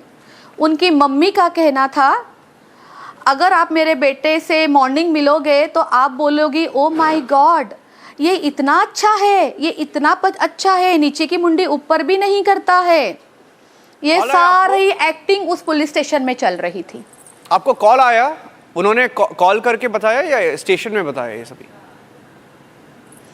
नहीं, पुलिस स्टेशन में उनको बुलाया गया था। अंबोली पुलिस वालों ने उनके फादर को बुलाया तो उसके साथ उनकी मदर भी आई थी। तो उनका बेटा तो ऑलरेडी बहुत एक्टिंग कर चुका था, बची हुई एक्टिंग इन दोनों ने आके की थी वहां पे। क्या आपको कोई धमकी आ रही है? Any threat calls you getting from the MNS? इनका स्ट्रैटेजी है यूजुअली? जी नहीं, अभी तक मुझे फ़ोन पे कोई धमकी नहीं आई है। बट मैं आपको बताऊं, 2 दिन पहले मुझे फिज़िकली धमकियां दी गई है। 2 दिन पहले मुझे ओशिवरा पुलिस स्टेशन में टारगेट किया गया। पहली बात तो अचानक मैं नहीं जानती थी कि मुझे कोई पॉलिटिकल पार्टी टारगेट करने वाली है। मैंने एक नॉर्मल वीडियो अपने इंस्टाग्राम पे पोस्ट किया था कि आप मराठी वर्सेस नॉन मराठी मत करो। यहाँ पे लोग ये परप्रांतीय लोग नहीं है, ये अपने ही हैं। ये लोग अपनी फैमिली छोड़ के यहाँ पे व्यवसाय करने के लिए आए हैं। इन लोगों का भी रोटी पेट का सवाल है, रोटी कमाने के लिए आए हैं। इनके ऊपर अत्याचार मत करो, बल्कि अपने मराठी वालों को समझाओ कि तुम लोग खुद भी मेहनत करो। तो इन लोगों ने मुझे ही टारगेट किया। 200 लोग लेके वो ओशिवरा पुलिस स्टेशन पहुंचे थे। मेरे नाम से मोर्चे निकले। उन लोगों ने धमकियां दी ओशिवरा पुलिस स्टेशन में सीनियर के पास कि हम लोग इसका व्यवसाय तोड़ देंगे, इसके स्टूडियो पूरे के पूरे हम तोड़ देंगे, इसको रोड पे लेके आएंगे अगर ये लड़की हमसे माफ़ी नहीं मांगेगी।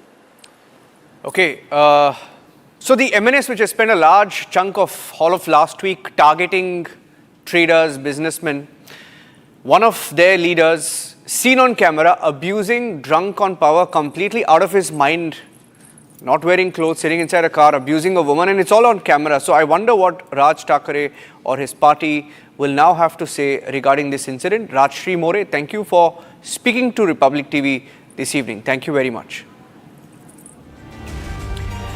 And our final story on the show this evening.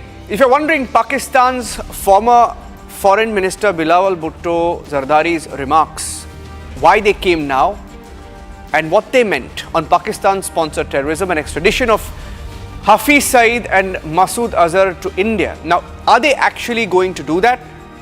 Why did the statement come now?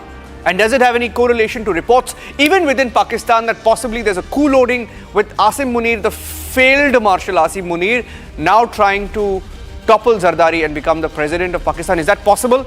We have some breaking news updates. In fact, from Pakistan, we are picking up details that this is possibly a staged act by Pakistan, which is under non-stop pressure. And that's the final breaking news update. Let's go across straight to the breaking news.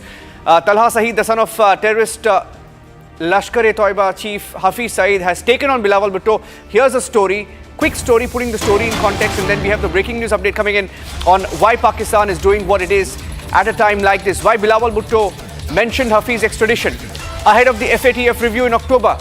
Increasingly, it's becoming the government of Pakistan versus Lashkar-e-Toiba, government of Pakistan versus army chief. Here's the story, and then the breaking news update. Bilawal Bhutto Zardari, chairman of the Pakistan's People Party and former foreign minister, has made headlines by stating that Pakistan would not oppose extraditing Hafiz Saeed to India as a confidence-building measure. Hafiz Saeed, the mastermind behind the 2008 Mumbai attacks, remains a fugitive in India but moves freely in Pakistan despite being under house arrest. India's repeated demands for his extradition have been rebuffed, citing the lack of bilateral treaty.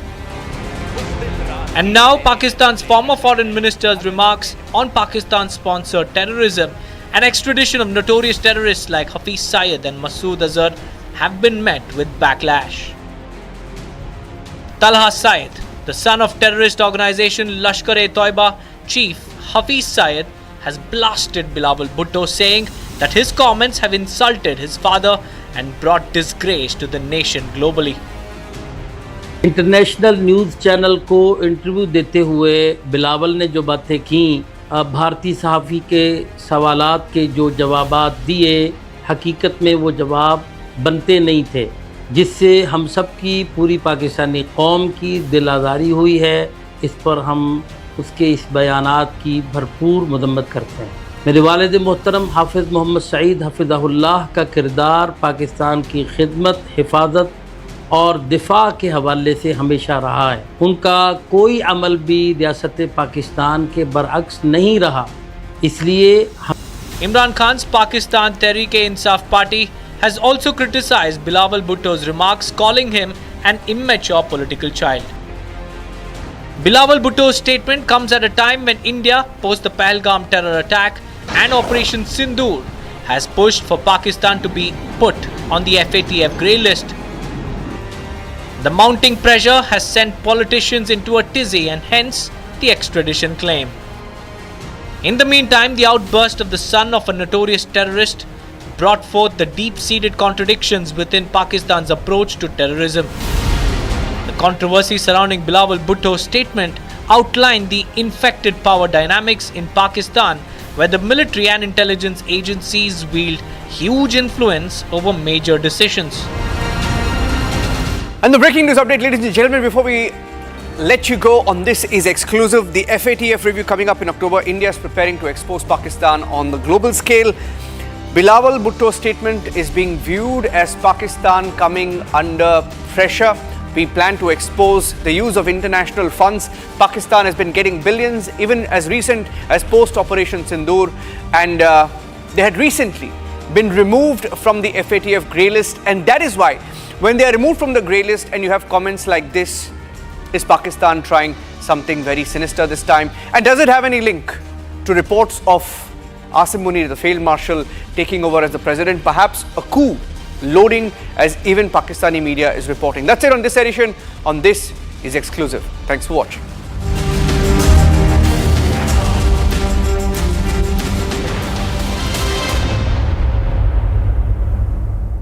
Co-powered by Century Ply Club Prime. Raho befikar. In the India Today Best Universities Survey, India's #1 ranked universities in various streams are JNU Delhi, Amity University, AIMS Delhi, IIT Delhi, and National Law School Bengaluru. दादी के हाथों का जादू और खुशबू से महकता घर, माँ की मुस्कुराहट और खाने की सुगंध। MDH गरम मसाला, क्योंकि हर रिश्ता है स्वाद से जुड़ा। केसरिया से मन जोगी हुआ रे, दिल झूमे देखो मतवारा हुआ रे। केसरिया से मन जोगी हुआ। हर पल मनाओ केसरी त्योहार। विमल, बोलो जुबान केसरी। अब छोलिया हो या लोबिया, सफेद चने या काले चने, सब कुछ मजेदार बने।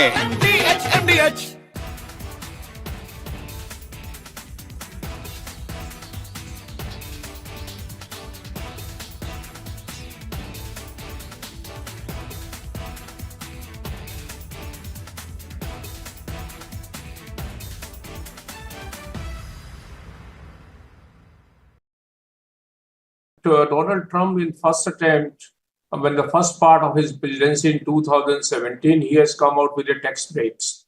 And he has announced that he wants to boost American economy. And he has given tax break, which were going to expire in 2025. So there was an obligation when the second term that he will extend the tax break, which he has promised in 2017, to continue permanently.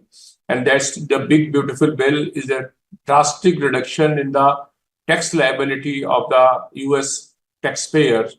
So that's why it's a big bill, a big, beautiful bill.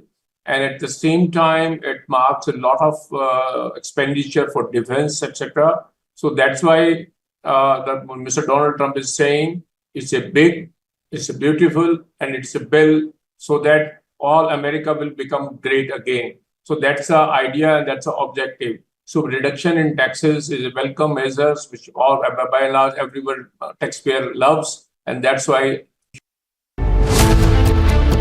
India celebrates Dalai Lama's 90th birthday. China panicking on Dalai Lama's reincarnation. Why the dragon is scared of Tibet's holy monk? Debating tonight at 8 p.m. From Asia's largest news headquarters, setting the agenda for Bharat.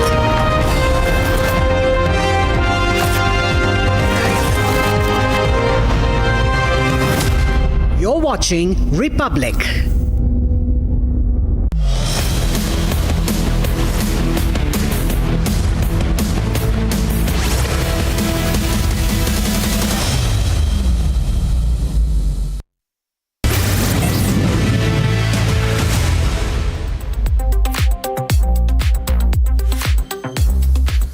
Smartphones and your smart television, the trending stories are breaking the internet. Television lovers are in for a treat because the cult favorite Kyunki Saas Bhi Kabhi Bahu Thi is back on the screens, and so is Tulsi Virani, starring none other than Smriti Irani. Meanwhile, in the world of sports, our Blue Tigresses, the Indian women's football team, made a great achievement and scripted history by qualifying for the Asian Cup. And yet another case of VVIP brat throwing his weight around has made it to the headlines. This again in the name of Marathi pride. And of course, we have another story on the recent Musk and Trump feud, which is now blown out of proportion. We have a lot of this and more. I'm Rakshita Mishra, and this is Trending.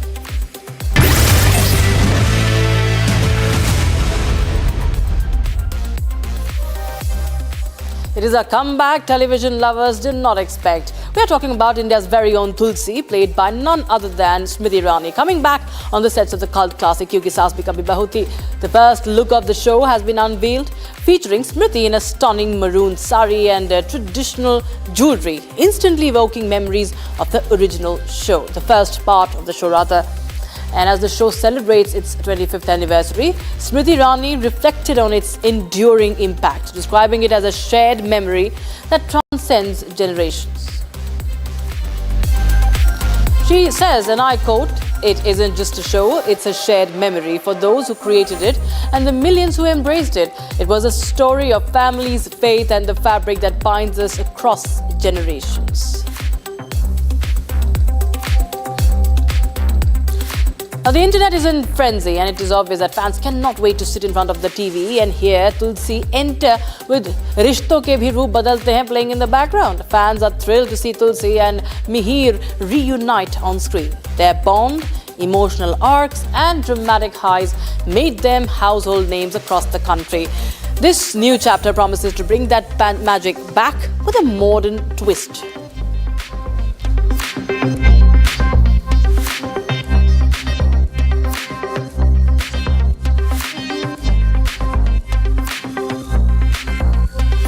And shifting focus, a proud moment for Indian football as the Blue Tigresses scripted history on the pitch in a high-stakes clash against Thailand. India's women football team secured a thrilling 2-1 victory, booking their place in AFC Women's Asia Cup after more than 2 decades. And in fact, the star of the night was Sangeeta Biswar, and she netted twice, ensuring India's return to Asia's elite stage for the first time since 2003. Now, at a time when the Indian men's football team has witnessed a steep downturn in form over the past 2 years, with a global ranking plunging from under 100 in 2023 to 130 at present, the decline has been so severe that the team now finds it difficult to outperform even lower-ranked opponents. And adding to the crisis is the absence of a head coach. That's right. And amidst all this turmoil, the women's team inspiring achievements shine as a rare and much needed beacon of hope for Indian football. And we were celebrating the Indian women's football team's achievement. Mahindra Group chairperson Anand Mahindra joined in the applause, praising the team for securing their AFC Women's Asian Cup spot purely on merit and qualification victories, unlike past instances where entries came through invitations. Others also, netizens, lauded the performance. However, some raised concerns about the match's visibility as it was not streamed on any national platform, but on TV, but only a Thai YouTube channel.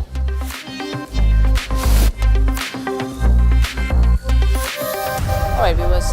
Now we shift our focus and we take a quick look at the trends that are running hot on social media today.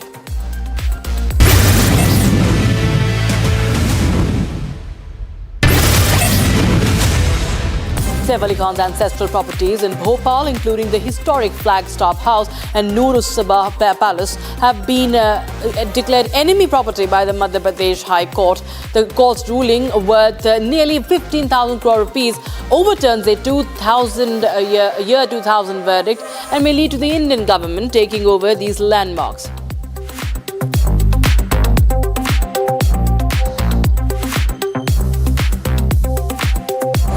Dramatic time-lapse video shows how heavy rainfall turned a dry riverbed into Texas into surging rapids within 20 minutes, causing flash floods. The CCTV footage captures the rapid onset of the floods, which have been devastating.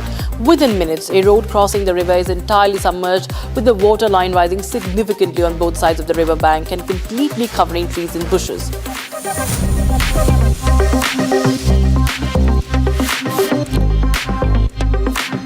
Terrifying footage shows the moment an escaped pet lion leapt over a wall of a residential area and attacked a family in eastern Pakistani city of Lahore. Authorities have since arrested the lion's owner and the woman and her 5- and 7-year-old children who suffered injuries to their faces and arms. The wild animal has now been relocated to a wildlife park. UAE has introduced a new nomination-based golden visa for Indians, offering lifetime residency for a one-time fee of 1 lakh, which is approximately 23.3 lakh rupees, without requiring any property or business investment.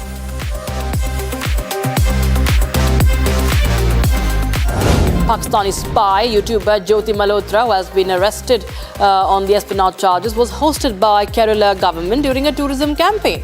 Her trip, along with 40 other influencers, was fully funded by the state. Political parties are now slamming the government for its lack of background checks. Noura Fatehi was spotted in tears at Mumbai airport, avoiding a paparazzi just a day after sharing a cryptic Instagram story. Fatehi was spotted in tears at Mumbai airport, trying to control her emotions while avoiding the paparazzi. Fans speculate a personal loss may be the reason.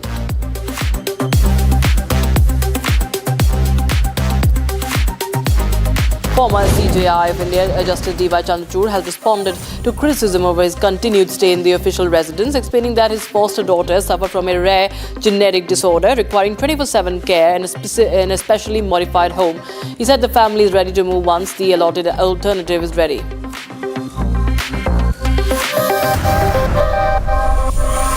Prime Minister Narendra Modi and Brazilian President Luiz Inácio Lula da Silva shared a hug after the family photo at 17th BRICS Summit in Rio de Janeiro.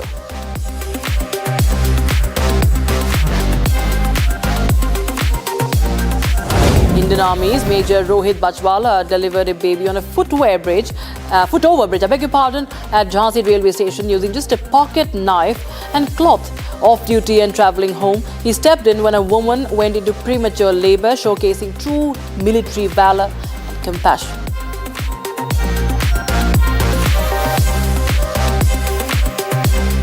जैसे मैंने Jhansi station पहुंचा तो जब मैंने second platform के लिए जाने के लिए ओवरब्रिज लिया था तो वहां से मैंने देखा कि एक लिफ्ट से एक महिला चीखते हुए बाहर आई एक व्हीलचेयर पे और नीचे गिर गई थी।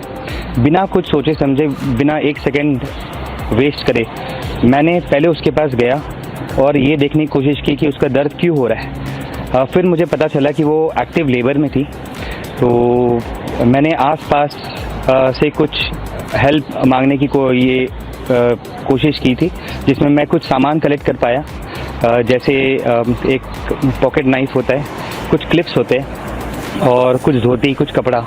और मैंने उसको जाके पहले पेशेंट को बताया कि आपको कोई भी चिंता होने की ज़रूरत नहीं है, क्योंकि मैं हूँ यहाँ पर और मैं आपको 100% यहाँ से बहुत सेफली लेके जाऊँगा। Parking just got a major upgrade thanks to Parky, the robot that's stealing the show online. It casually rolls in, lifts the cars like it's no big deal and parks them with zero fuss. Safe to say, the internet's obsessed over it.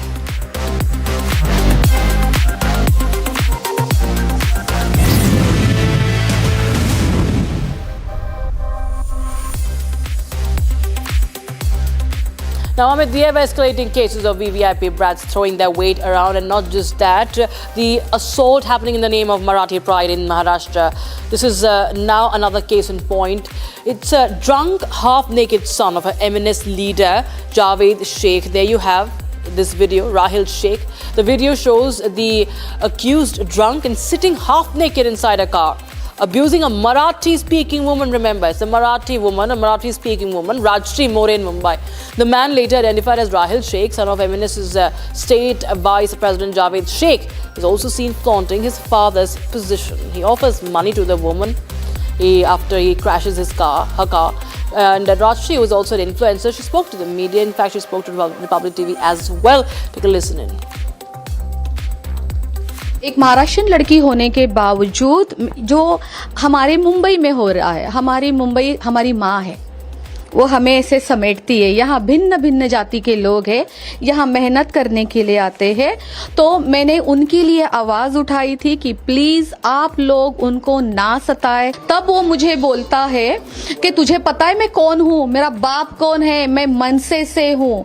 उसने अपना नाम बताना ज़रूरी नहीं समझा, उसने ये बोला कि मैं मनसे से हूँ और तुझे पता है मेरा बाप कौन है।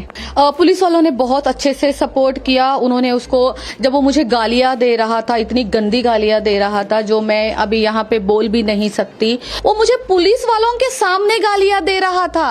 वो पुलिस वालों के सामने मुझे मारने के लिए भी आया। Now, a political storm is brewing in America like never before. In a stunning twist that's shaking the very foundation of United States politics, Elon Musk has declared war on the two-party system. Just today after President Trump signed his controversial domestic spending bill, Musk has launched what he calls the America Party. With billions at his disposal, a massive online following, Musk says it's time for political revolution.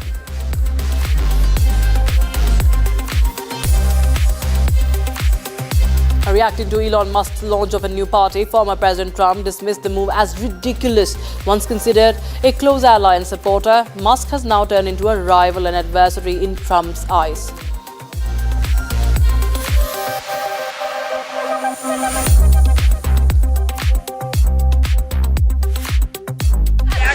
Elon Musk starting a third party.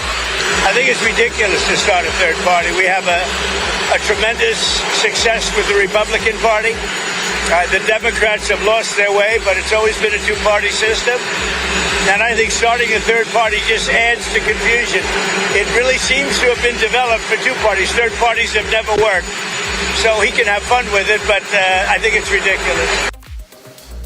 All right, now, a quick viewers, we will get you more updates. The read between SpaceX and Tesla boss Elon Musk and US President Donald Trump continues to escalate shortly after Trump's latest attack on Truth Social against Musk for floating a third America party. The tech mogul took to X and said he had never heard of the social media platform. So following the launch of Musk's new party, Tesla's shares dropped by 7% as investors remain uncertain about his recent political move and its implications on American politics. And viewers, the entire episode has also revealed the hypocrisy of the Trump administration. I'll tell you why. Shortly after Musk launched his new party, a cabinet official criticized him, saying he should stay out of politics. However, back when Musk was supporting Trump's presidential campaign, the Trump team had no issues with his political involvement.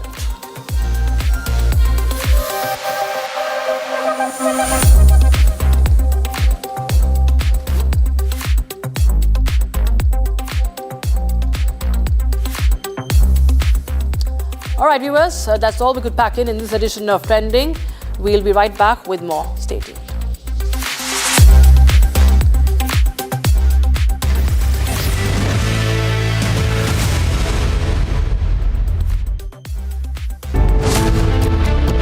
Violence mars Muharram processions in India.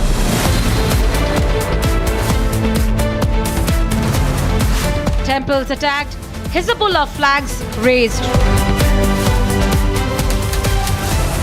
From Jammu and Kashmir to UP and Bihar, what led to violence? Debating tonight at 8:30 p.m.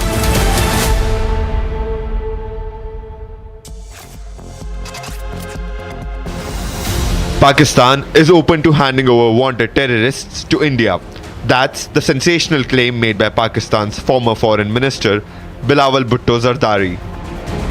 In an interview to a foreign TV channel, Bhutto said Pakistan was willing to extradite Lashkar-e-Toiba chief Hafiz Saeed and Jaish-e-Mohammed founder Masood Azhar if New Delhi showed what he called willingness to cooperate. He even labelled it a confidence-building measure and blamed India for not providing required evidence for convictions in Pakistani courts.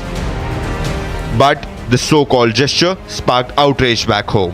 Talha Saeed, son of Hafiz Saeed, launched a blistering attack on Bhutto, accusing him of humiliating Pakistan globally. He went a step further, calling such comments a betrayal of Pakistan's national heroes, a shocking defense of internationally designated terrorists. International news channel को interview देते हुए बिलावल ने जो बातें की, भारतीय सहाफ़ी के सवालात के जो जवाबात दिए, हकीकत में वो जवाब बनते नहीं थे, जिससे हम सब की पूरी पाकिस्तानी कौम की दिल आज़ारी हुई है।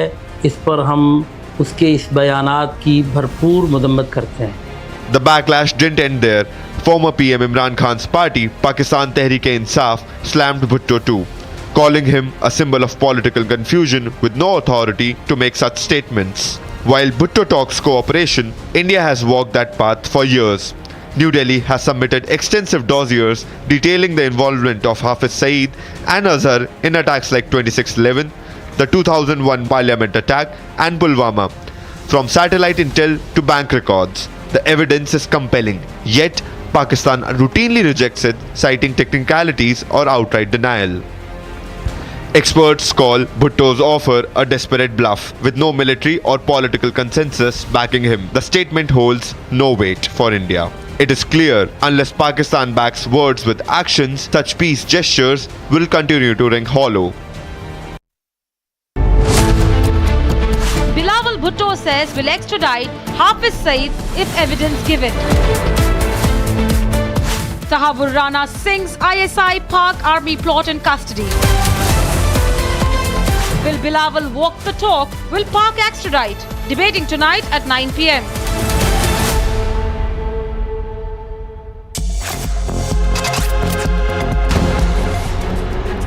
US President Donald Trump has slammed Elon Musk's new political venture, the America Party, calling it ridiculous and warning it threatens GOP unity and the traditional two-party system. Elon Musk starting a third party. I think it's ridiculous to start a third party. We have a tremendous success with the Republican Party. The Democrats have lost their way, but it's always been a two-party system. And I think starting a third party just adds to confusion. It really seems to have been developed for two parties. Third parties have never worked. So he can have fun with it, but I think it's ridiculous. What's golden key back? Golden key back from Elon. Go ahead. What's your Just days ago, Elon Musk announced the launch of the American Party, aimed at breaking what he calls a one-party system, dominated by Democrats and Republicans. Musk plans to focus on flipping a small number of key congressional seats to influence legislation and shake up Washington's gridlock. Once allies, Musk and Trump have grown apart. Musk served briefly in Trump's administration, but left after opposing a major tax and spend bill. Their split has sparked public clashes, with Trump warning that a third party risks splitting conservative votes and weakening the GOP.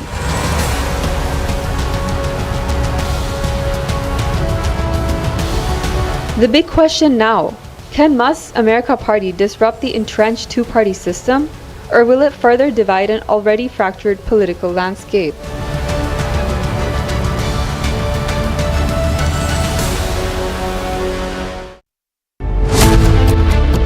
India celebrates Dalai Lama's 90th birthday. China panicking on Dalai Lama's reincarnation. Why the dragon is scared of Tibet's holy monk, debating tonight at 8 p.m.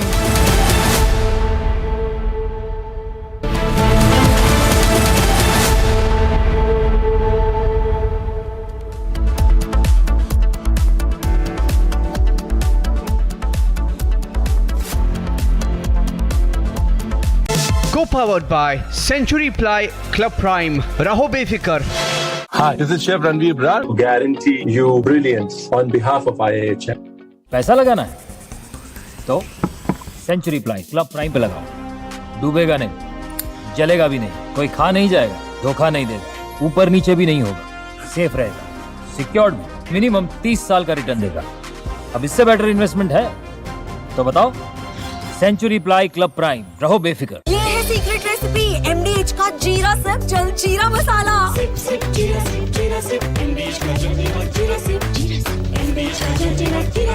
इसको घर पे लगाओगे तो शादी का तो पता नहीं, पर घर पक्का नहीं टूटेगा। रुंगटा नहीं तो घर स्ट्रॉन्ग नहीं। रुंगटा स्टील TMT बार एकदम सॉलिड। पहाड़ों में एक हाइकिंग स्टिक भी बन सकती है। आधे बाउल दही में 4 चम्मच MDH चटनी पुदीना मसाला डाला, स्टर करो, पुदीना चटनी तैयार। MDH चटनी पुदीना मसाला।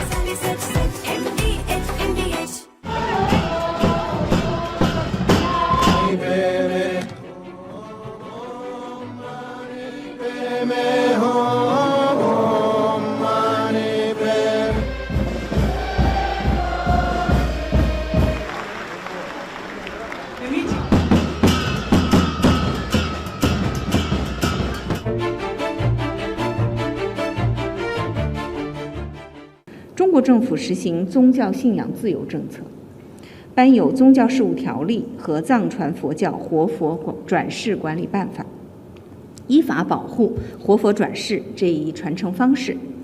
达赖喇嘛的转世必须坚持国内寻访、经凭撤迁、中央政府批准的原则，遵循宗教仪轨和历史定制，按照国家的法律法规办理。活佛转世是藏传佛教特有的传承方式，已经延续了700多年，形成了严密的宗教仪轨和历史定制。达赖、班禅等大活佛转世灵童需经凭撤迁认定，中央政府批准。14世达赖本人就是在13世达赖。Bilawal Bhutto says will extradite Hafiz Saeed if evidence given. Tahawwur Rana Singh's ISI PAK army plot in custody. Will Bilawal walk the talk? Will PAK extradite? Debating tonight at 9 p.m.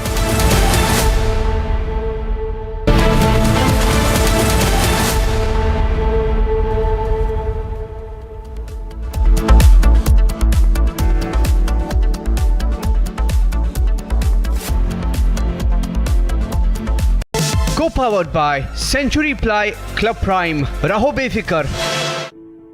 In the India Today Best Universities Survey, India's #1 ranked universities in various streams are JNU Delhi, Amity University, AIMS Delhi, IIT Delhi, and National Law School Bengaluru.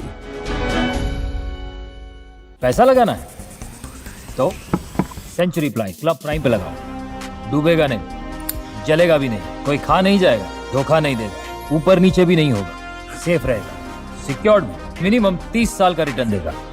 अब इससे better investment है तो बताओ। Century ply club prime, रहो बेफिक्र। MDH की देगी मिर्च, देगी मिर्च का तड़का, अंग अंग फड़का। MDH की देगी मिर्च।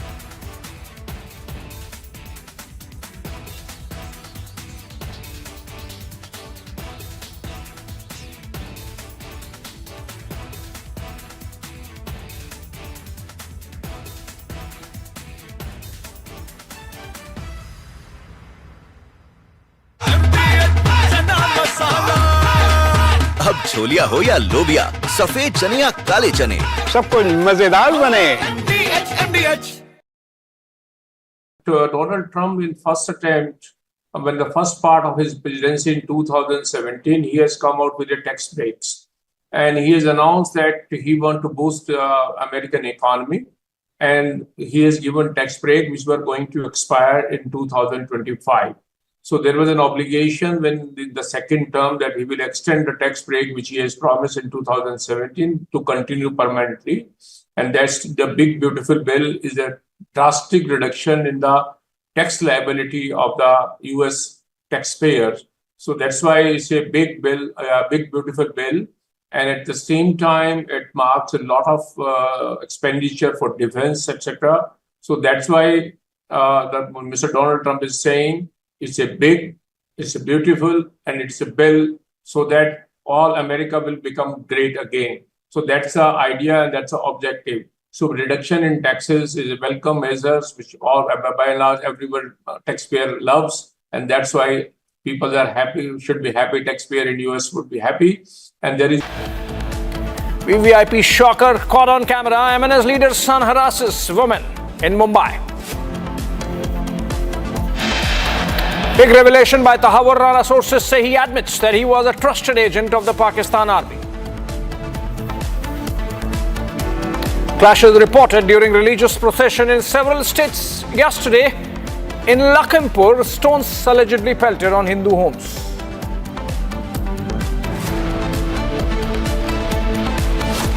Delhi High Court dismisses the petition filed by Turkey-based ground handling company Celebi Aviation challenging the revocation of its security clearance.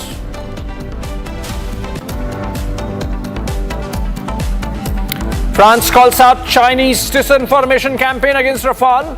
French intelligence claims China trying to foil global sale of Rafale jets.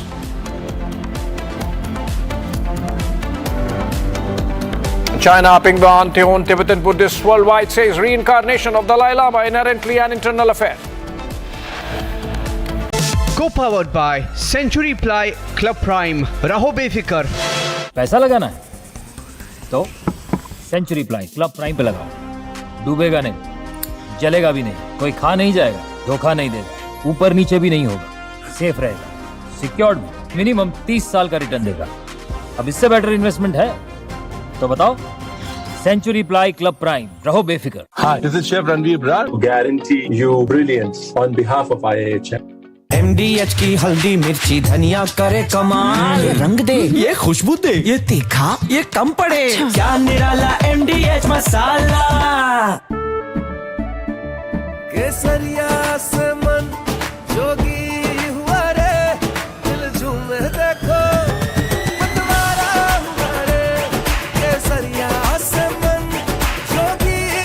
हर पल मनाओ केसरी त्योहार। विमल, बोलो जुबान केसरी। दादी के हाथों का जादू और खुशबू से महकता घर, माँ की मुस्कुराहट और खाने की सुगंध। MDH गरम मसाला, क्योंकि हर रिश्ता है स्वाद से जुड़ा।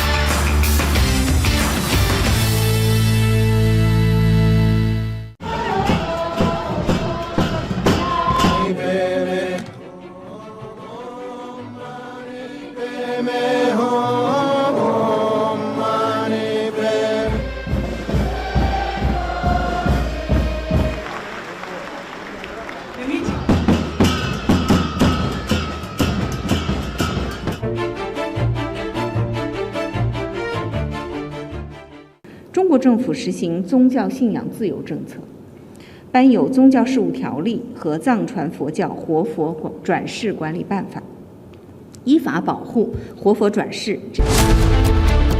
India celebrates Dalai Lama's 90th birthday. China panicking on Dalai Lama's reincarnation. Why the dragon is scared of Tibet's holy monk? Debating tonight at 8 p.m.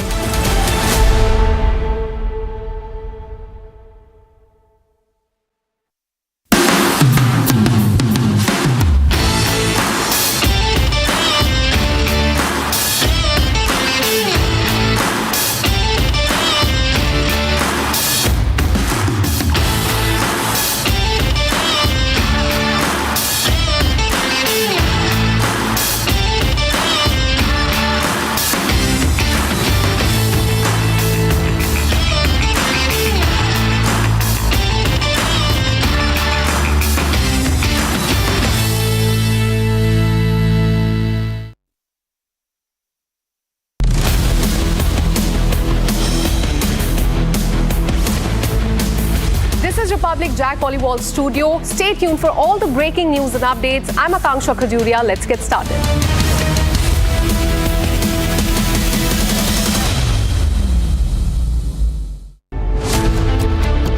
Violence mars Muharram processions in India.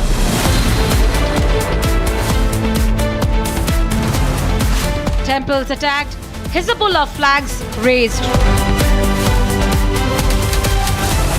From Jammu and Kashmir to UP and Bihar, what led to violence? Debating tonight at 8:30 p.m.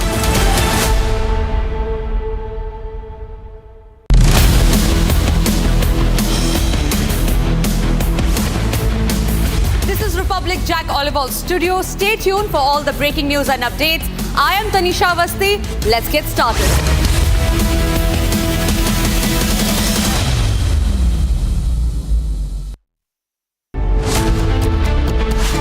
Bhutto says will extradite Hafiz Saeed if evidence given. Tahawwur Rana sings ISI PAK army plot in custody. Will Bilawal walk the talk? Will PAK extradite? Debating tonight at 9 p.m.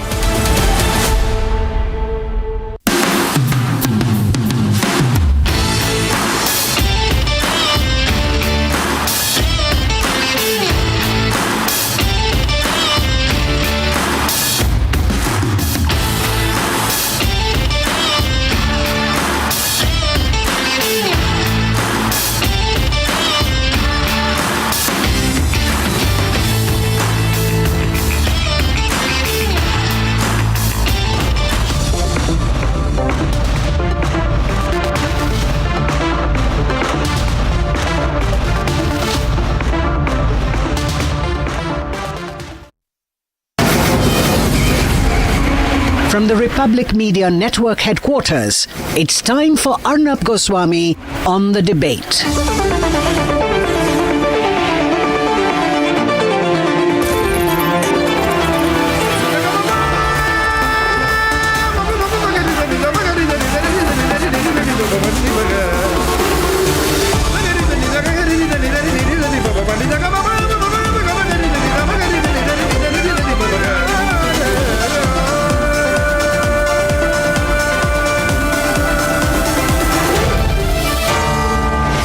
Arnab Goswami on the debate.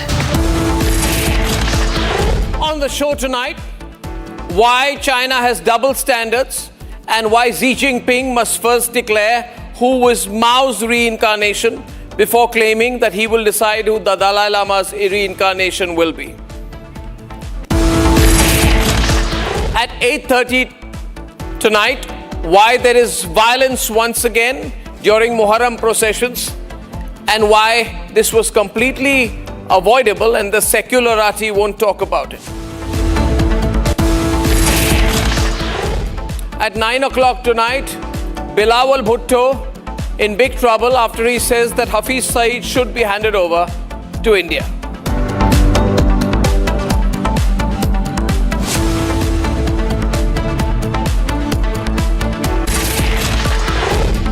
And first, ladies and gentlemen, we need to call out China's double standards.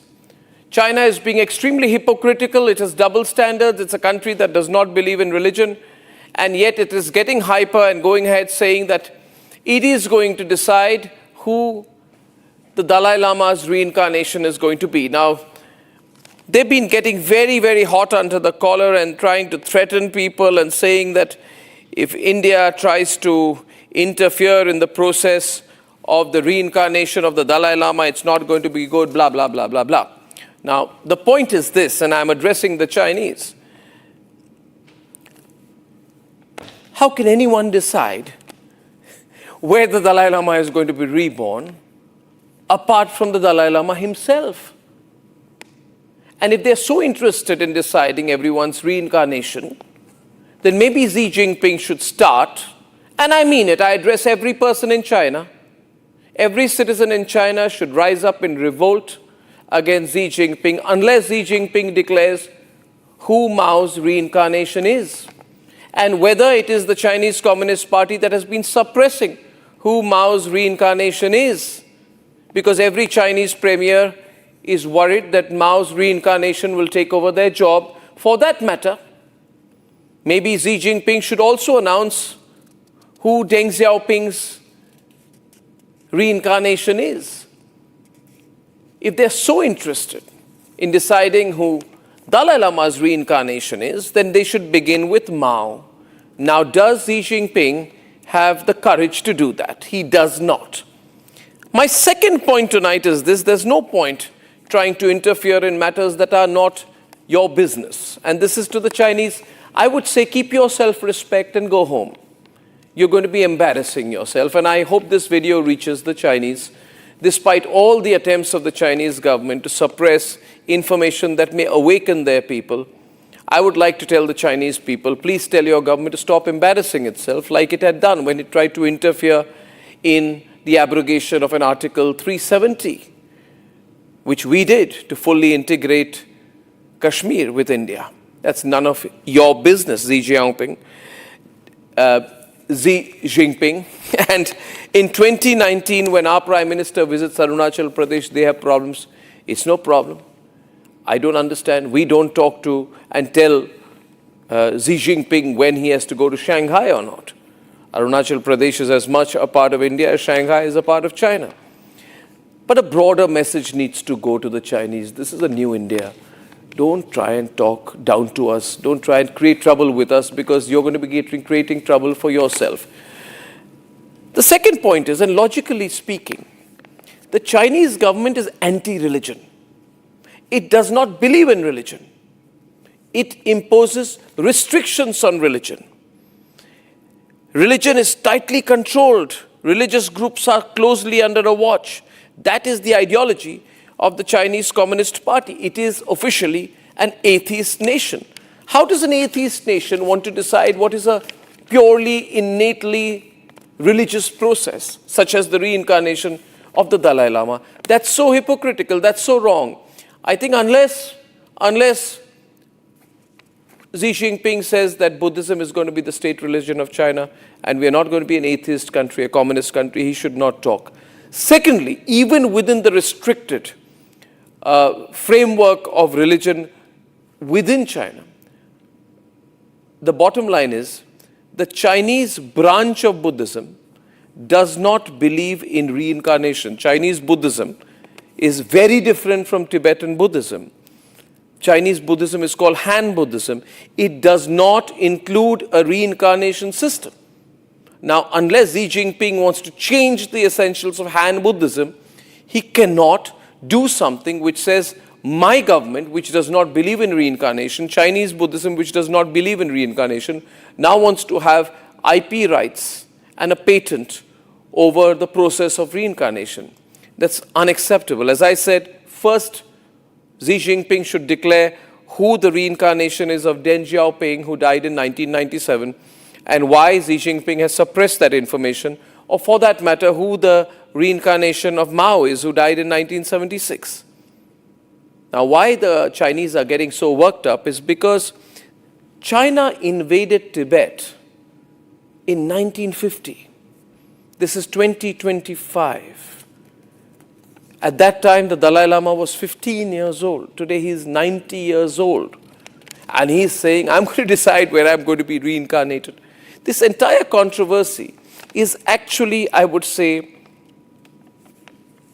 reminding the Chinese of their failure to crush the spirit of the Tibetan people, the independent spirit, the fighting spirit,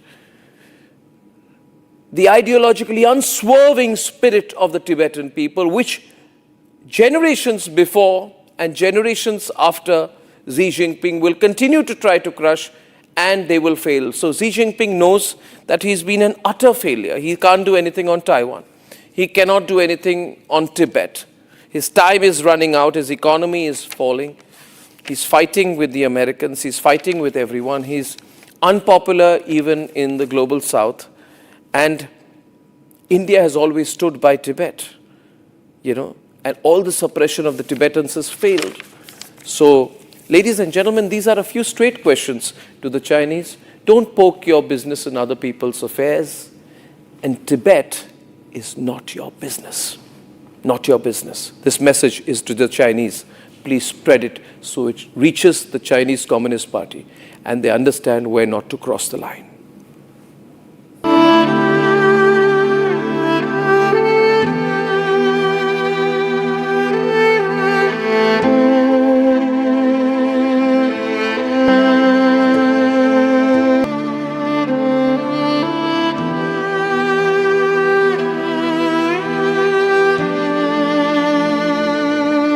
Happy 90th birthday, Your Holiness. The world is forever grateful. His Holiness the 14th Dalai Lama turned 90 years old yesterday, and the entire nation joined Dharamshala in the festivities. Union Minister of Parliamentary Affairs and Minority Affairs Kiran Rijiju alongside Union Minister Rajiv Ranjan were in attendance to wish His Holiness along with the Chief Minister of Arunachal Pradesh. His Holiness teachings have influenced our governance philosophy. We draw inspirations from his principles of compassion and non-violence in shaping policies that promote harmony and collective well-being. However, the Chinese were not at all pleased by India's unwavering support to the Dalai Lama. They even objected to the Prime Minister extending birthday wish to His Holiness. 我们希望印方充分认识到摄藏问题的高度敏感性，认清14世达赖的反华分裂本质，恪守在摄藏问题上的承诺，谨言慎行，停止利用摄藏问题干涉中国内政，避免影响中印关系的改善和发展。 China's strong reaction comes just days after the Dalai Lama broke his silence on the reincarnation question and said that the institution of Dalai Lama will continue.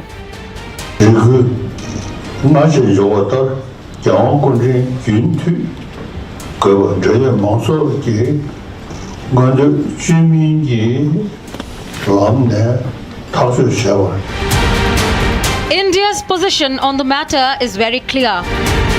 Dalai Lama institution is purely religious, and I have come here as a devotee, and it is a religious matter. And Government of India believes that there should be no interference into the religious matter.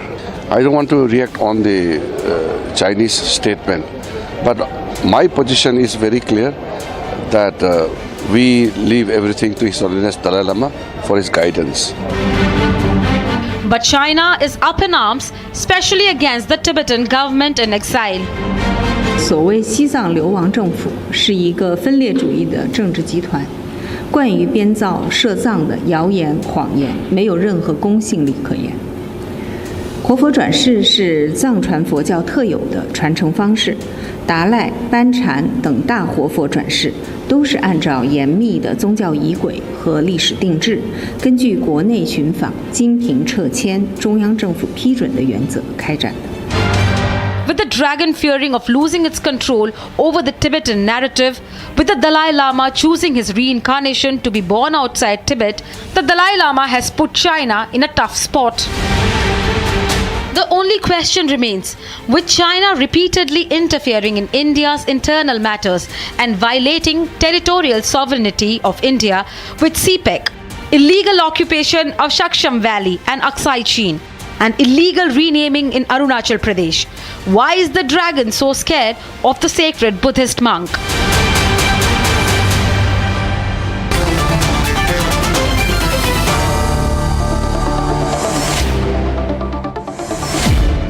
Here we are joined this evening by Penpa Sering. He's the elected head of the Tibetan government in exile.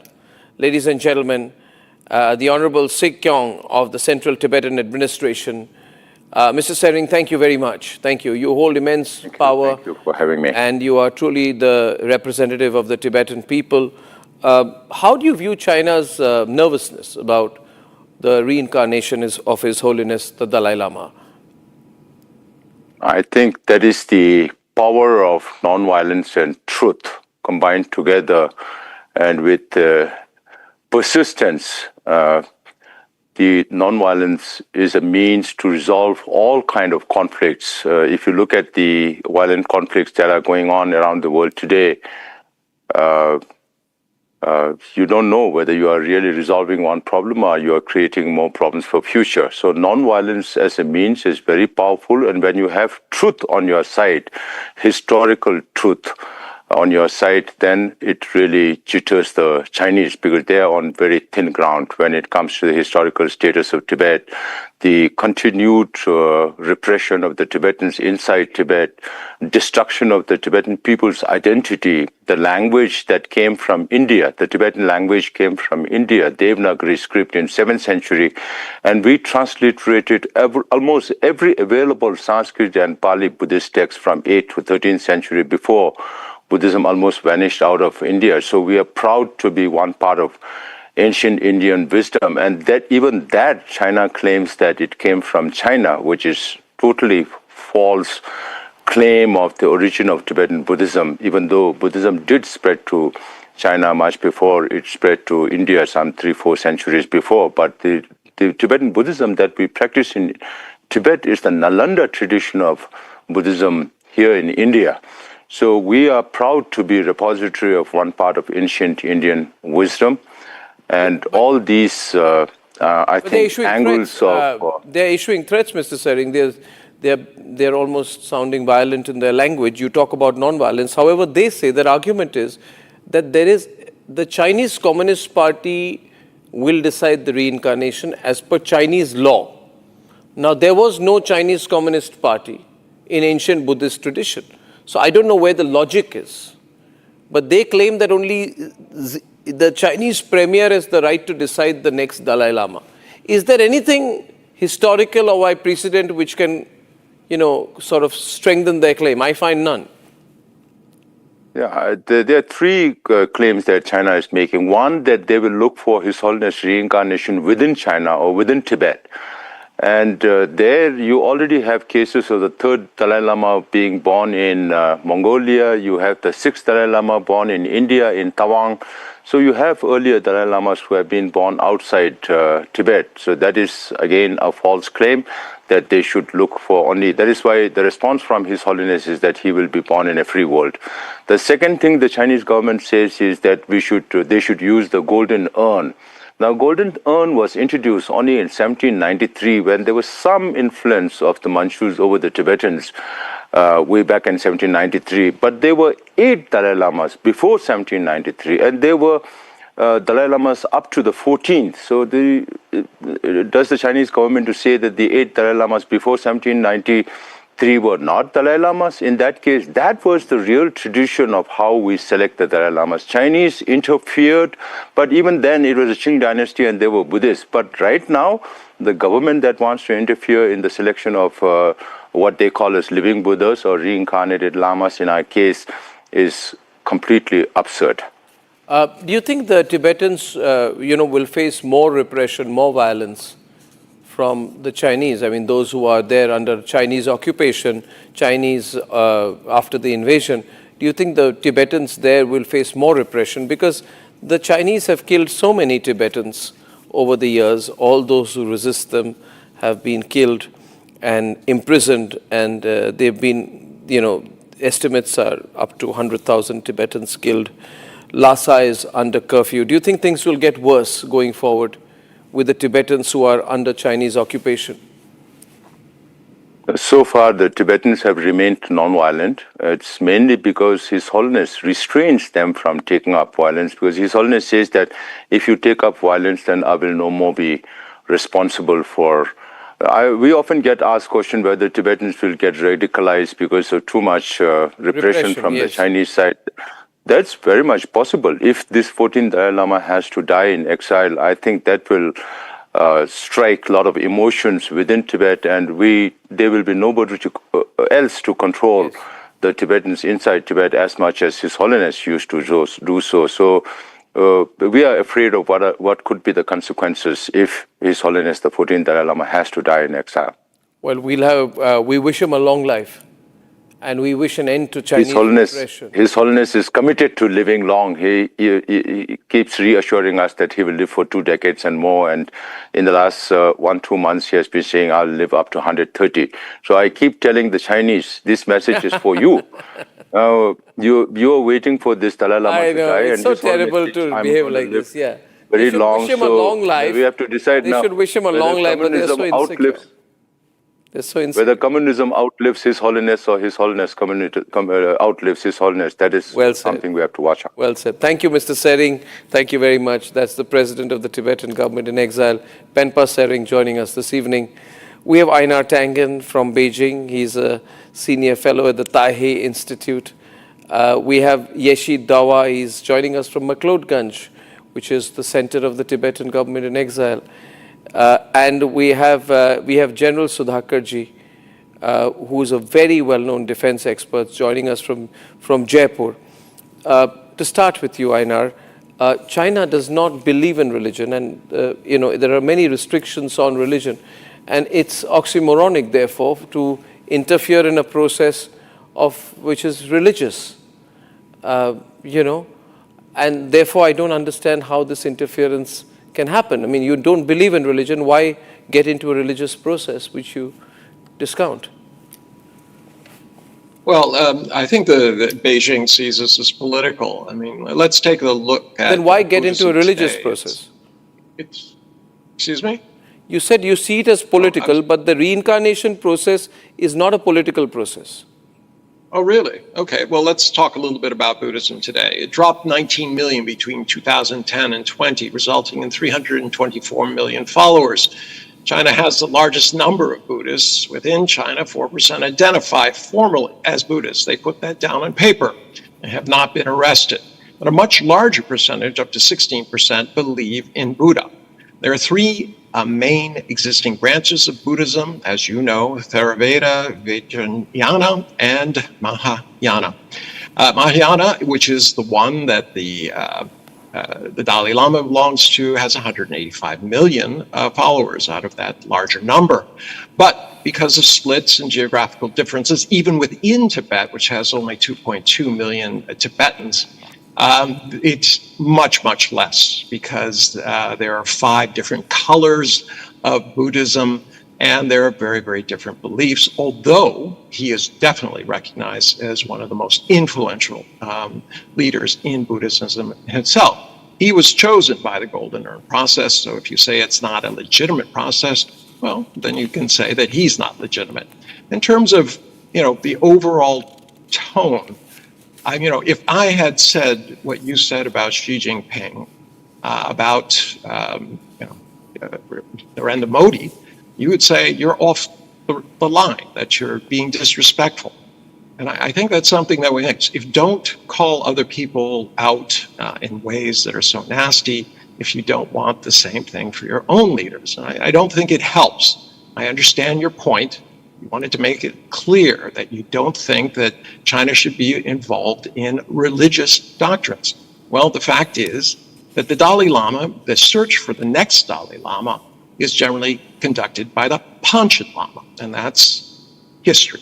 So if you don't want to rely on that, you can do what you want. But the idea that the Dalai Lama himself, who says he's going to live to 140, is going to have a Swiss registered organization choose the next Dalai Lama is a little bit of a conceit. He's not the leader of the Tibet of his religion. He is certainly an important figure in it, but he doesn't decide these things. No. Okay, so I heard you. Thank you. 1995, why did the Chinese abduct the 11th Panchen Lama, if you believed in that process? Point one, that's where you're completely off the line. Second point is, I believe that if you believe that it's the responsibility of the Chinese Communist Party to declare reincarnations, I do not believe I'm out of line in asking, would you please tell us, why has the Chinese Communist Party not declared the reincarnation of Mao? That's not disrespectful. I don't know. They're not Buddhists. So only Buddhists get reincarnated, according to you. Well, or a non-Buddhist decides, decides the reincarnation of Buddhists. I'm sorry. I'm saying that. Are you saying that only Buddhists get reincarnated according to the Communist Party? Well, the Communist Party doesn't believe in reincarnation. Then if you don't believe in it, then why do you want to? How can it control a process it does not believe in? Okay, so it does believe that it is in control of the territory that it's in, and that the matters in Tibet are internal, just like India believes that matters are internal to it, which others do not. So do you believe that reincarnations, the Chinese, so you're saying here that the Chinese Communist Party, which does not believe in religion, which does not believe in reincarnation, believes, however, that reincarnation happens within political boundaries? No, they believe that the selection of the head, well, let me finish. They believe that the selection of the head of this particular sect within Buddhism should not be done by one individual. But here's the thing. You see, the outside Chinese and who is against their government. This is very practical. I mean, I'm surprised you failed to understand it. Einar, I'm surprised that you don't know the basics of the Chinese Buddhist faith, because Yeshi can tell you this. Han Buddhism does not believe in reincarnation. This Chinese form of Buddhism, which most Chinese follow, who you call Buddhist, does not believe in reincarnation. No, there you're clearly wrong. There's no such thing as Han Buddhism. They follow Mahayana Buddhism in China, as does they But do Buddhism in is many not a other Chinese parts. origin, so obviously you must understand So some Indian your origin. idea that you know exactly what's going on in China is false. You can't say, there's no such thing. Look up Han Buddhism. There's nothing in the dictionary that says let me get in. You're making this up to make it a partisan No, I'm not. issue. I'm just saying that I'm just saying that China does not. My essential point is I'll get in Yeshi on this. My essential point is this, that China does not believe in religion. China does not believe in reincarnation. Yes. And to control Not a process religious, that you political. consider illegitimate is a bit contradictory. And I'd like Yeshi to throw in his point of view from McLeodganj. Yeshi, you heard Einar Tangen. How are you viewing this? Arnab, the gentleman on the other side rightly confesses that the Communist Party of China does not believe in reincarnation. If that is the case, then why are they interfering in the reincarnation of the Dalai Lama? And they would definitely claim that it is their right to choose the next Dalai Lama through Golden Urn system. But if you look at the history of Golden Urn system, it was imposed on Tibet in 1793 by Manchu Empire. And if you look at the Manchu emperor then, he was a devout Buddhist follower. So that is not the case with the current CCP leadership. They don't believe in religion. The very founding member of CCP who notoriously told that religion is a poison. So that is the number one. And if you talk about the golden urn system, it is a very corrupted practice. If you look at the case of how they chose China's 11th Panchen Lama, so we all know that the then Bureau of Religious Affairs, Ye Xiaowen, who told Ajahn Rinpoche how they corrupted that practice and how they specifically aimed to choose the Gensen Nobu. So are we going to allow the Chinese Communist Party to choose the next Dalai Lama in this way? Because we all know that it is a corrupted practice.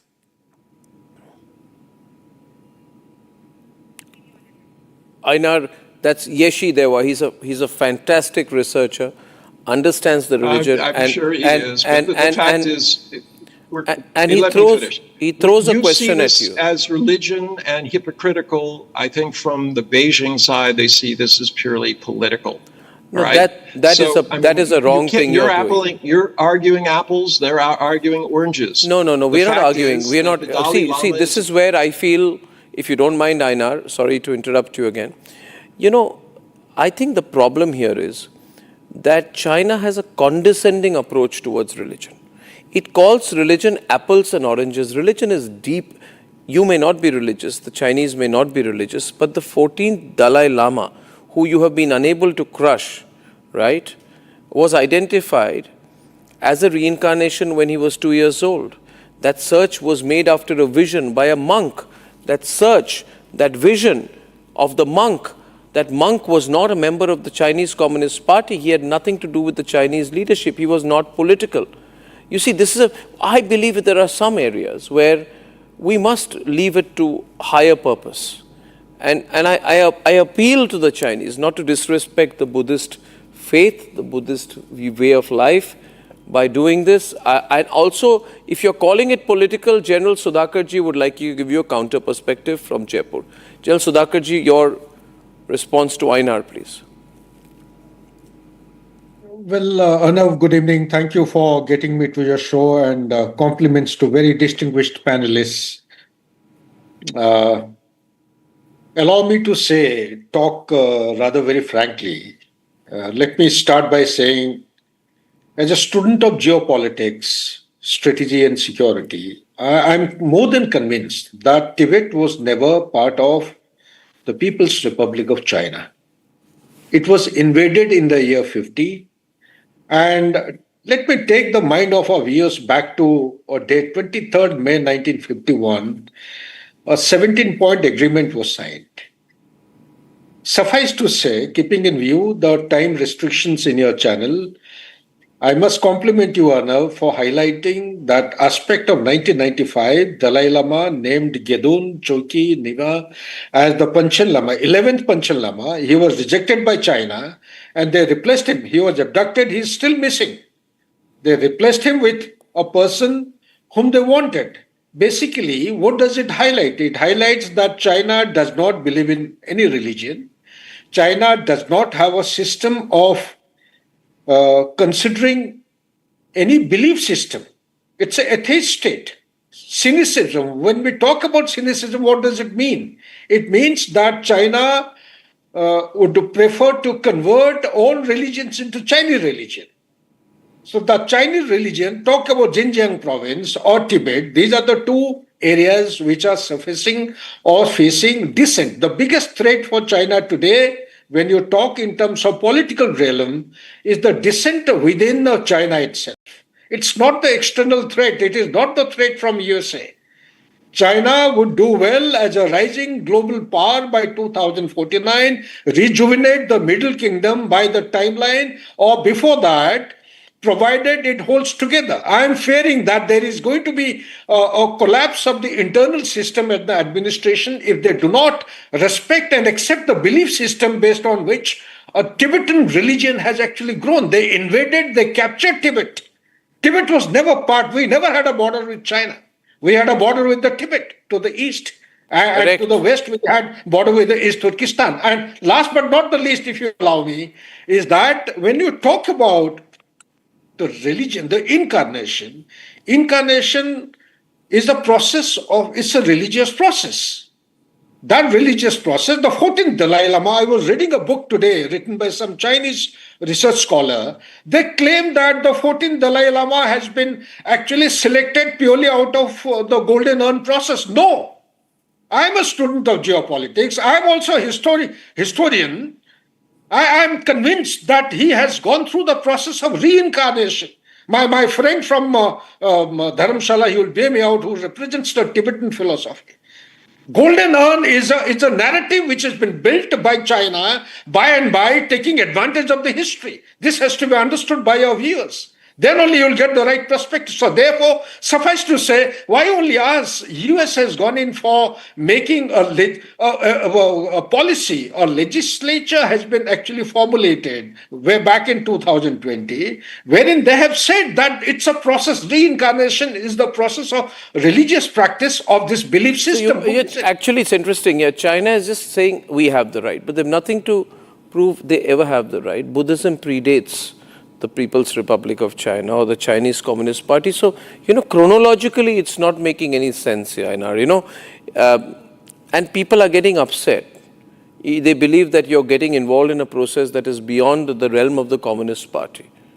And this is not the way the 14th Dalai Lama was. And why disrespect the 14th Dalai Lama? Why disrespect him? Should I just hang up? You're not going to let me talk. No. I'm asking you. You must not get irritated. Questions, but you don't come to an end. You just keep making statements. You can place your point of view, Einar, but don't get angry if you're being countered. All right, I'm not being countered. You're talking apples and oranges. And here you want to talk about an irony. Here are Hindus talking about another religion that they don't believe in. And quite frankly, the Hindus were not too friendly to the Buddhists in past years. And I mean many years ago, when they were basically drummed out of India. So this idea that you hold this spiritual thing sacred, when in fact you don't believe in it yourself, is equally as hypocritical as you're trying to say that Chinese don't believe in it. We're talking about politics today. And that's the way Beijing sees it. You can see it however you want. It's convenient. But in the end, all right, you have to admit this is about succession. And succession is about power. And that is exactly how Beijing sees it. Now, you're spiritual, yes, but this idea that you're outraged that a religion you don't believe in is being decided by one individual who is not representative of the whole Buddhist religion sounds a little empty to me. No, Einar, I can only blame your ignorance of both Hinduism and Buddhism, which is understandable. Maybe you know nothing about them. Both Buddhism and Hinduism believe in the principle of reincarnation. There are 9 million Buddhists in our country. And, people from across the world come here to the Sarnath temple. And I think you know nothing about the Buddhist tradition in India. And you are jealous of the fact that Buddhism has spread across the world from India. And see, the bitterness is not. See, I'll tell you, one of the things religion teaches you is not to be bitter. But I like your confession. I must confess today, I like the fact that you have confessed that China has only a political intent. See, that is a big thing being spoken here. Yashi, he said we have only a political intent in this. We don't have any religious intent. We have a political intent. And we want to use this for a political purpose. It's a very major statement. Maybe Einar will regret it later. China? You said it's a political process for us. It's not reincarnation is not political. Reincarnation is not political. Don't do this. Well, who decides who's being reincarnated is? But you don't decide. The Communist Party does not decide who is getting reincarnated. Now, this is getting absurd, Einar, by your own... And the Hindu religion should decide who is... No, the Hindu religion does not. The political party in India does not decide reincarnation. Do you think the Bharatiya BJP decides reincarnation? Then why are you supporting it? Are you supporting a position you don't believe in? No. Hindus believe in reincarnation, but we don't need a political party to ratify. No, but you don't believe in the tenets. You have gods. They don't. Dalai Lama himself believes in the unity Buddhism, of.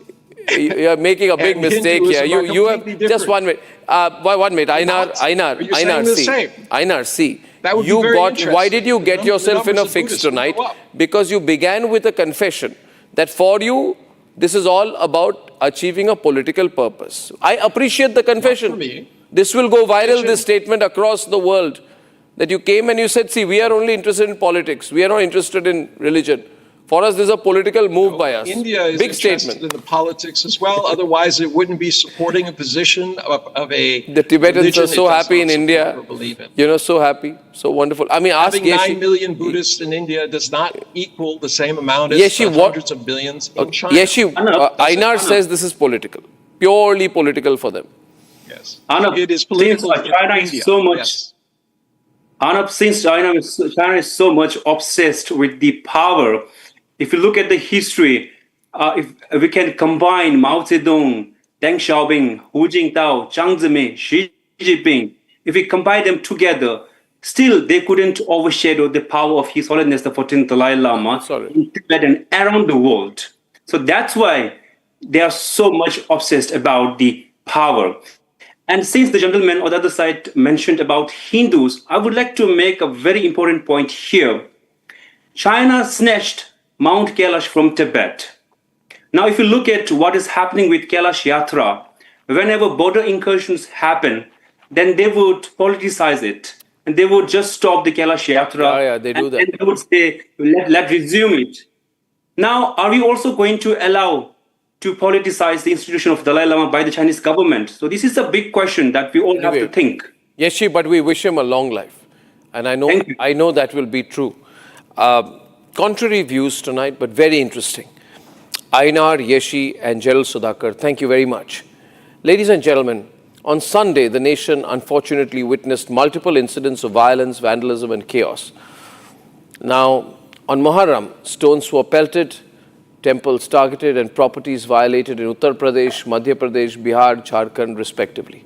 Totally avoidable. Here's a quick report. Then we have to debate this.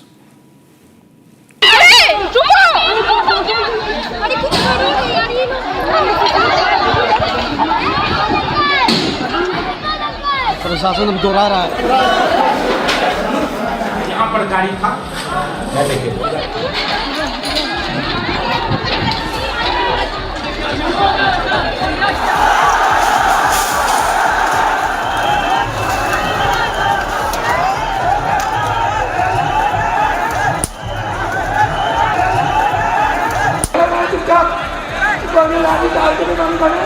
Shajapur की जानिब से साफे बना From Bihar to Madhya Pradesh to Uttar Pradesh.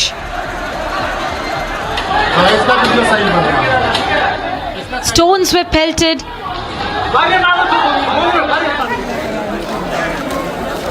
Temples targeted.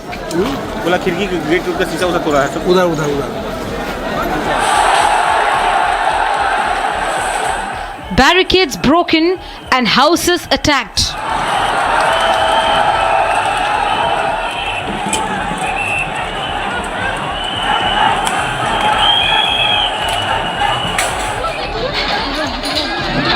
Uncontrolled mobs on streets with sticks and machetes in hands.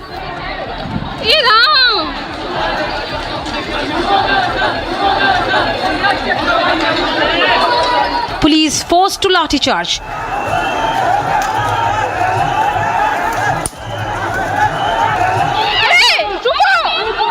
On Sunday, Muharram procession witnessed violence in multiple states.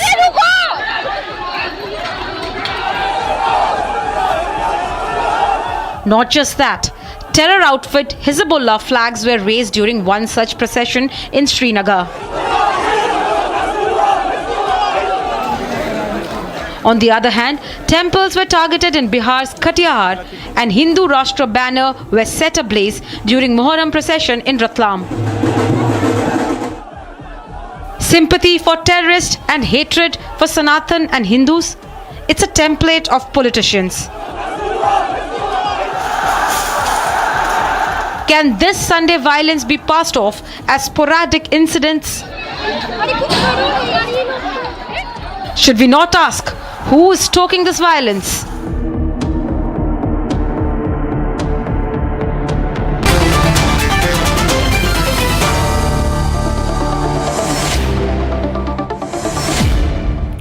Sanju Verma, Zafar Sareshwala on one side, Tausif Khan of the TMC and Shahid Ali. My first question is to you, Shahid Ali. You know, I'm getting worried at this trend that wherever there are big Muslim groups of Muslim, largely men, during religious events, there is violence. Religion should teach you about peace. And who is the anger towards? Why can't this be celebrated peacefully? And more than that, Shahid, why put up flags of a terrorist group called Hezbollah? Why put up flags of Palestine? Why make a political statement, right, on a religious event? What is this? Is this some kind of Muslim assertion? Keeping peace is a duty of the state, sir.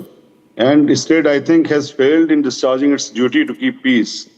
As far as the procession is concerned, we have seen... No, you won't talk about the people who... No, you will attack the police, then say the police can't keep peace. Oh, so please hear me out now. No, what is the anger? Andar ka itna gussa kya hai? Kis cheez ka gussa hai? Why are they angry? People are pelting stones. No, why are they pelting stones? Why are they angry? Oh, that's why I'm saying. Who are they angry with? To protect the processions as well. No, why are they throwing stones, attacking people, attacking Hindus, attacking temples in other places? Why are they angry? Who is going to be benefited out of this? No, why are they angry? Why are they attacking people? Why can't they be peaceful? Political party. So the influence of the political party is ruled out. Why are you attacking an inspector with a knife? Sir, these are the matter of serious investigation, serious concern as to who has been doing all these things, who is behind all these things. No, but all the time during religious events, why are these Muslim groups becoming violent? Sanju is on the debate. These violences are not the matter of celebrations. We should celebrate here on television. So why are they attacking people from other communities? Why are they stone pelting at a temple? Does any religion tell you to throw stones at temples of Hindus? We condemn strong stances. So why is it happening? ये trend क्या बना हुआ है? You think people will be quiet? Sir, you have been... Trend is set by Kavadia. Sir. Arnab, this has to be a same debate. I need to come in now. Listen to this man. He's made zero sense. Because this must have been directed by some of the bosses who wants this kind of the violences and all. No. I think as a responsible Muslim leader, you should condemn this violence. Sanju is responding to you. Sanju. You know, Arnab, the violence that we've seen in the last few days, be it Azamgarh, be it Deoria, be it Kumbhalgarh Fort at Rajsamand in Rajasthan, even places in Mumbai, Maharashtra like Nalasopara, stray incidents of violence in Muhammad Ali Road, Bhendi Bazaar, which are Muslim dominated. I think it's a mindset problem. The violence in Muharram processions is not an isolated incident, and I'll tell you why. For instance, look at what happened at Kumbhalgarh Fort. Muslims said that Hindus cannot celebrate